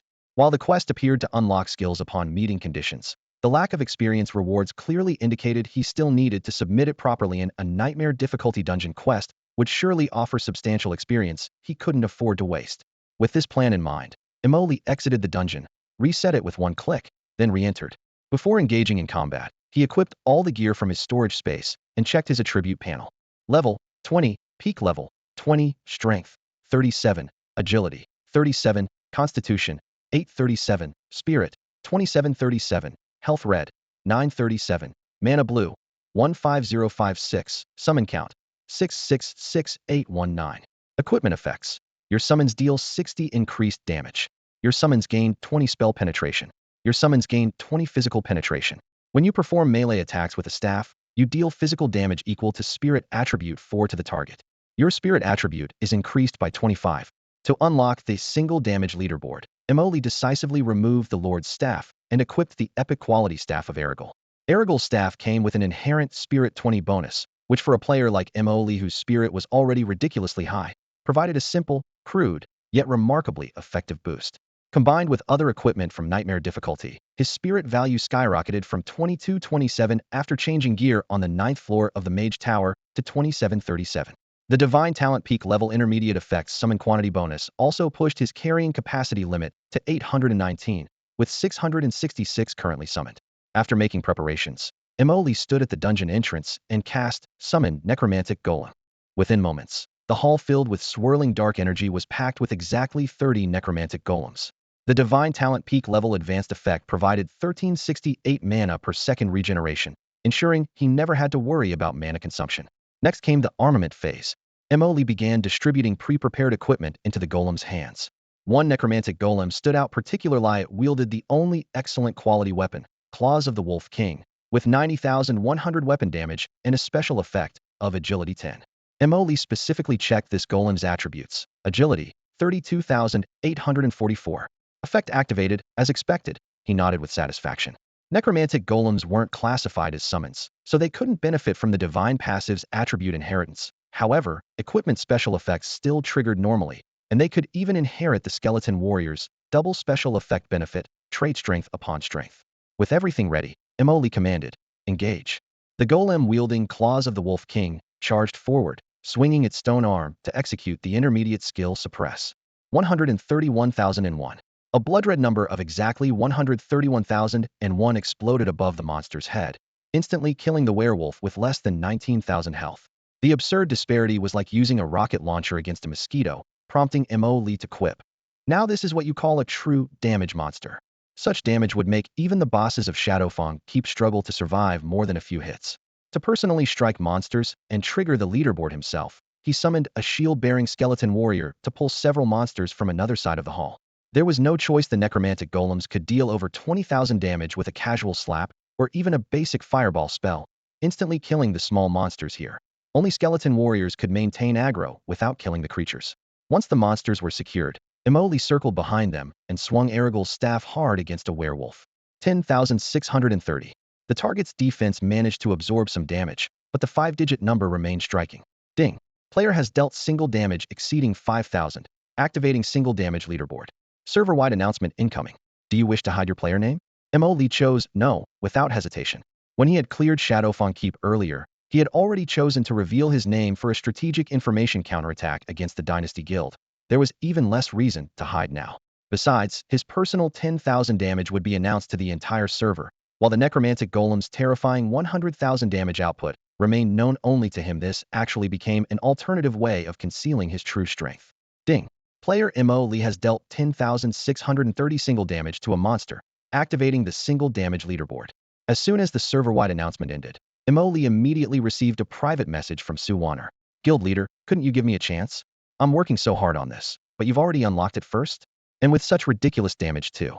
Reading this message, Emoli couldn't help but chuckle. When Sue Warner had previously collected the complete Shadowfang castle equipment set, he had casually mentioned the single-hit damage leaderboard. However, despite multiple attempts, Sue Warner's damage consistently plateaued just above 4,000, still falling short of the system requirements.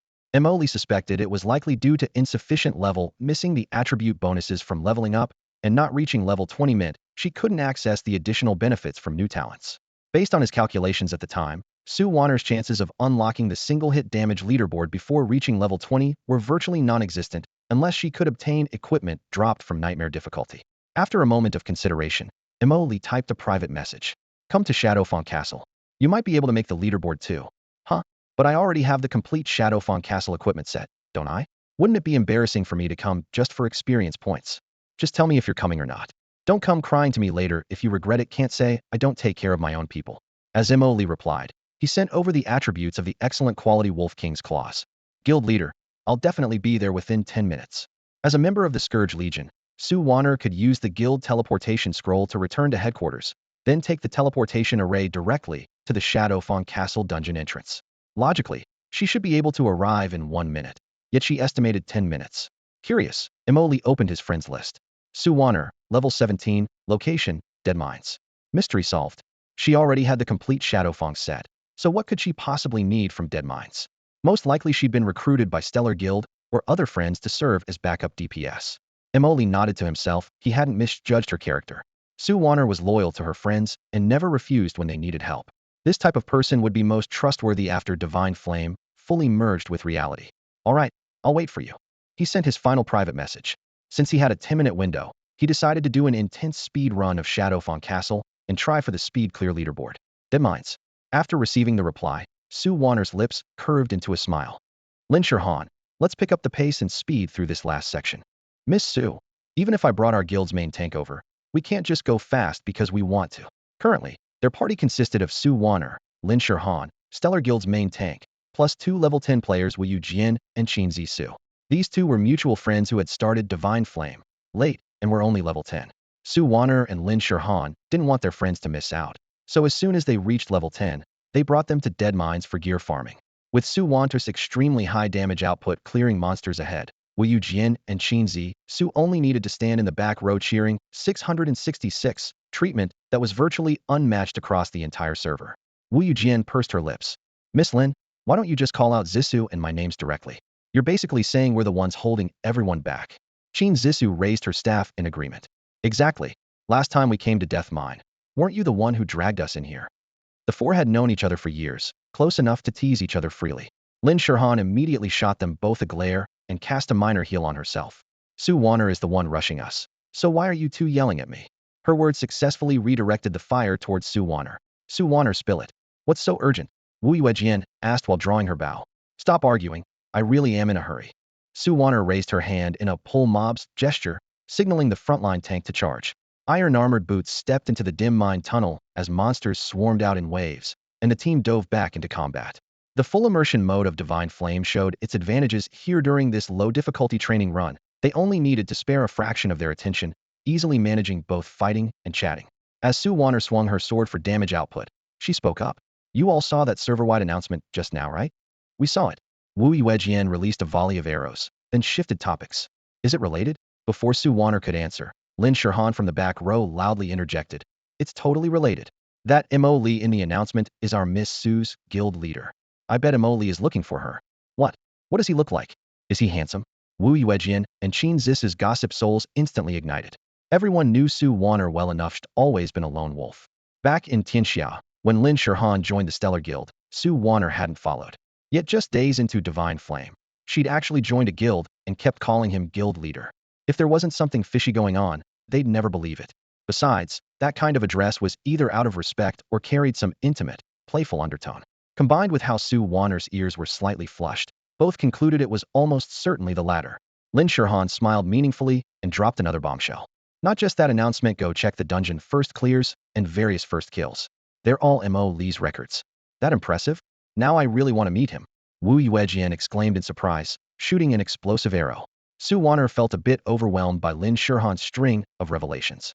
Originally, she'd thought it wasn't a big deal according to plan. Wu Yuejian and Qin Zissou would join the Stellar Guild eventually anyway, so this was just giving them a heads up early. Besides, Emoli had already given up anonymity, and the whole server knew who that mysterious expert was, so Lin Shurhan wasn't really leaking secrets. She could only glare at Lin Shurhan, then look at the other two. Put away your gossip hearts. The guild leader really does have urgent business with me. So urgent you have to rush over immediately? Qin Zissou deliberately drew out her tone. I'd say you're choosing romance over friendship. Nonsense. I just want to get good equipment to come back and carry you guys. Su Wanner shot back verbally while her skills never stopped, sword light sweeping out cascades of sparks. Amid the laughter and chatter, the four pushed through to the final mining chamber of Death Mine. Flickering torches cast shadows on the gloomy stone walls as the final boss's menacing silhouette crawled out from the iron gate. Just as the tank raised his shield to advance, a golden system announcement instantly flooded the screen. Ding! Congratulations to player Mo Lee for speedrunning Shadowfang Castle at level 20 with a clear time of 3:45. Wu Yuejian immediately raised her bow and shouted, Su Wanner, now I believe your guild leader is truly amazing. Su Wanner, is your guild still recruiting? I want the big shot to carry me too. Lin Shurhan could barely keep her composure after hearing her two friends' comments. Honestly, she couldn't blame them. Just minutes ago, the system had announced a server-wide single damage record notification. Within those few short minutes, while their 5-person team had just finished clearing the small monsters in Area 3 of the level 10 dungeon Dead Mines, Emoli had already speedrun the level 20 Shadowfang Keep in a record time of 3 minutes and 45 seconds. What made it worse was that the announcement itself had a delay, meaning Emoli had already conquered Shadowfang Keep before the leaderboard even updated. The comparison was devastatingly embarrassing. Come on, you guys are being ridiculous. Show some respect for our main tank who's been taking all the hits. Lin Shurhan couldn't help but complain. Oh please, we're all old friends here. What's there to feel bad about? Wu Yuejian grinned at the main tank, her tone casual. Even if we weren't old friends, I wouldn't feel comfortable asking someone to work for free. The main tank waved dismissively, showing he didn't mind. Even though we're not in the same guild, we're all friends. Helping each other out doesn't hurt anyone. Qin Zissou leaned closer to Su Wanner and lowered her voice. Miss Su, say something. Su Wanner looked up and delivered a simple, straightforward statement. All right, just honestly join the Stellar Guild. I already asked for you. Scourge Legion isn't recruiting. Seriously? Is Scourge Legion really just you and your guild leader? Wu Yuejian asked in disbelief. Is there a problem with that? Su Wanner raised an eyebrow. The official website says there will be guild wars and various large-scale events in the future. You think just the two of you can handle all that? Before she could finish speaking, Lin Shurhan was already laughing, her shoulders shaking slightly. Stop worrying about it. Next time, when Stellar asks Mo Lee to carry us through a dungeon, you'll understand once you meet him. Fine, fine. So many questions, let's just start the boss fight. Our Miss Su is eager to go see her guild leader, Lin Shurhan teased, signaling the main tank to pull the boss. Su Wanner glared at her, drew her weapon, and followed behind the main tank, ready to go all out with her damage output. Meanwhile, Wu Yuejian and Qin Zissou didn't join in with the usual 666 cheering, instead whispering to each other. Zissou, I can't help but feel like our Miss Su has fallen for someone, Wu Yuejian whispered. Don't talk nonsense, or Su Wanner will tear your mouth apart. Qin Zissou rolled her eyes. I'm not spreading rumors, I am stating facts. When have you ever seen her so available on demand? Wu Yuejian shrugged. Maybe she really has legitimate business. We don't know about internal guild matters. Qin Zissou lowered her voice. I just checked the leaderboards and records, it's exactly like she said. Aside from those players who choose to remain anonymous, only Mo Lee's name appears. Why bother checking old records? Qin Zissou snorted disdainfully. Isn't a single damage hit of 10,630 enough proof? Su Wanner's damage output is already impressive, right? She's the only real damage dealer in our 5-person team, but her single hit damage is just over 4,000. 10,630 is almost 2.5 times hers. She paused, then continued. If we had Mo Lee on our team, clearing dead mines would definitely be much easier. Not to mention, he just speed ran the level 20 Shadowfang Keep in just over 3 minutes. Absolutely insane. At this point, she simply couldn't imagine how Mo Lee had managed such a feat, and could only repeat in amazement. It's just too insane. Wu Yuejian noticed Qin Zissou's disdainful expression and felt somewhat indignant. Do you know what Mo Lee's speedrun time is for clearing the dead mines? What? He has a speedrun record for the dead mines too? Qin Zissou instinctively asked. 3 minutes and 41 seconds. Pretty ridiculous, right? I can't even imagine how he managed to pull that off. Wu Yuejian handed over a screenshot of the leaderboard. How much? 3 minutes and 41 seconds. Qin Zissou's eyes widened in disbelief. It's right there on the speedrun leaderboard. Why would I lie to you? and that record was set at level 9. Wu Yuejian shrugged. Still skeptical, Qin Zissou opened the leaderboard to confirm. The cold, hard numbers stared back at her. It was real. In that instant, her worldview completely shattered. She had run the dead mines countless times with Su Wanner and Lin Shirhan before, killing the final boss, then running from the deepest part of the dungeon to the exit and resetting that journey alone took 3 minutes.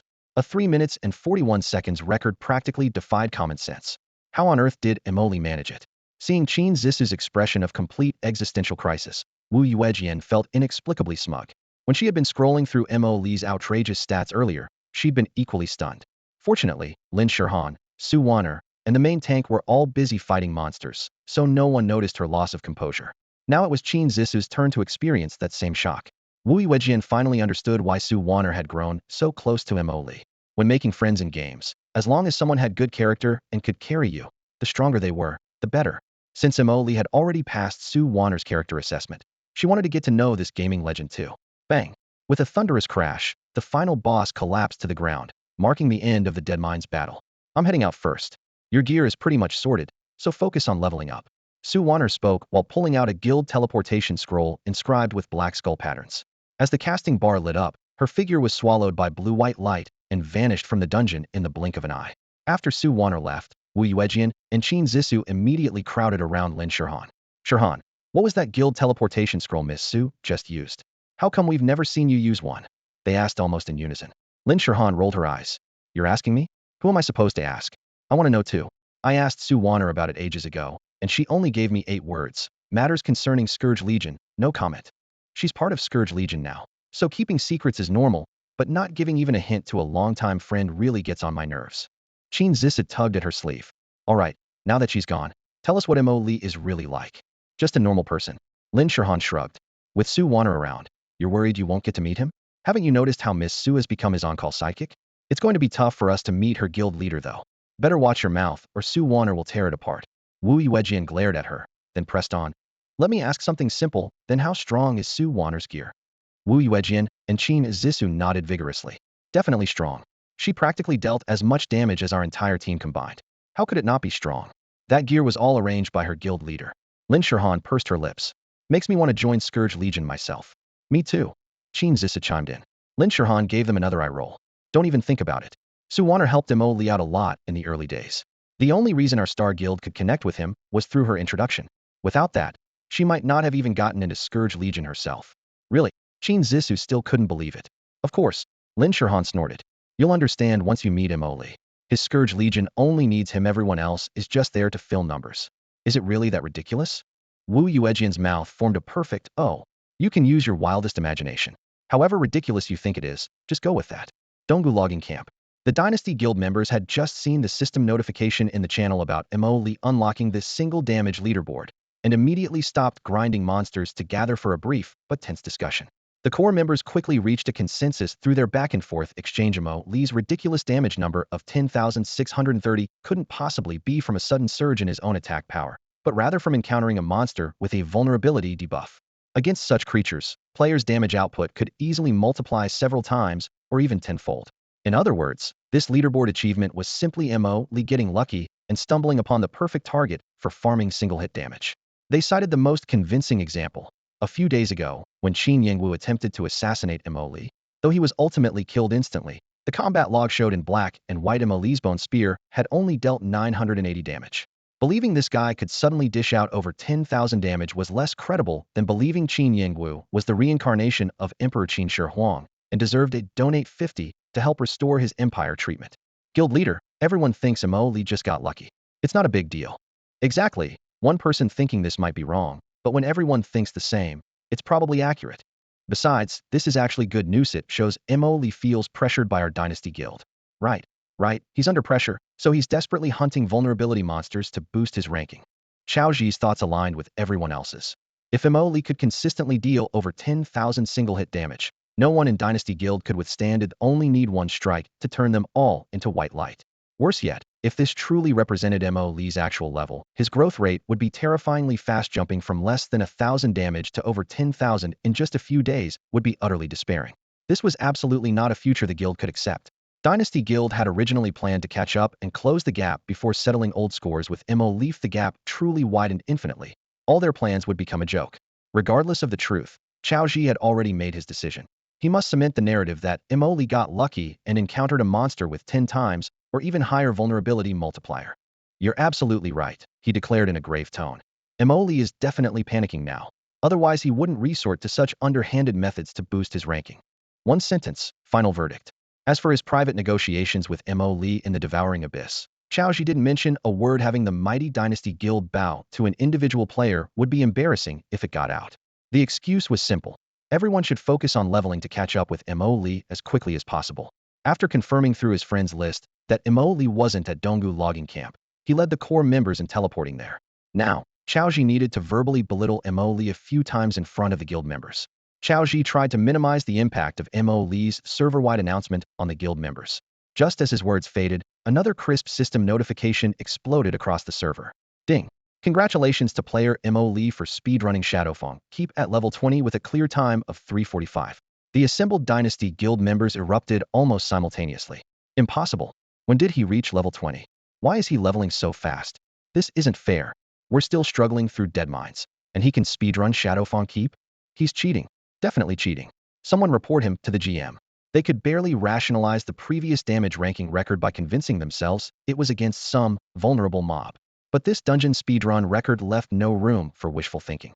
While Shadowfang Keep didn't require clearing every trash mob, all bosses had to be killed, and the paths to each boss were packed with waves of unavoidable enemies. Without sufficient strength, forget speedrun and Jevon, clearing trash mobs step by step would be deadly. They couldn't imagine any way Imoli could have cheated the system. No shortcuts meant pure skill and power. Before, Imoli could solo the level 10 dead mines. Now he could solo the level 20 Shadowfang Keep, speedrunning both. What did this mean? It meant his talents and passive abilities weren't just early game advantages that would fade away. He was continuously growing stronger. The Dynasty Guild members' psychological defenses crumbled as they began ranting incoherently. Chao Ji watched them, his facial muscles twitching involuntarily. Even more terrifying was the realization that if Imoli truly had the strength to speedrun Shadowfang Keep, then that ridiculous 10,630 damage record was likely achieved through pure skill rather than vulnerability debuffs. The thought sent cold sweat down Chao Ji's back. For now, the guild members were too busy venting to connect that damage record to this announcement. Seeing this, Chao Ji immediately realized he needed to stabilize morale. Enough, everyone stop. His single sentence instantly silenced the chaos, all eyes focusing on their guild leader. Chao Ji spoke gravely. Imoli is only level 20. What's level 20? This is still the early game. Players who dominate early often fall behind in the mid to late game. Isn't that already established? Someone immediately picked up his rhythm. Right? The guild leader's absolutely correct. Early strength doesn't guarantee late game power. Exactly. Imoli won't stay on top for long. Don't let the announcements intimidate us. Being strong now means nothing. You need consistent strength throughout the game. Let him lead temporarily. A solo player can never catch up to our Dynasty Guild. Precisely. What gives a solo player the audacity to challenge us? As the supportive voices rose one after another, everyone's expressions improved and their confidence began to rebuild. Chao Ji secretly breathed a sigh of relief. Stabilizing the guild's emotions was just the first step. Was already planning to seek external support. The Dragon Roaming Guild, their allies from the old Swordsman game, had also transferred to this new server. Their leader Zhang Liang was both an old friend and owed him favors. Chao Ji, he was confident Zhang Liang would be willing to help. That's all for today. Thank you so much for watching. I hope you guys enjoyed. If you wish to have another part of this recap, please give us at least 1,000 likes. Please don't forget to comment and subscribe to our channel for more content like this. Until next time.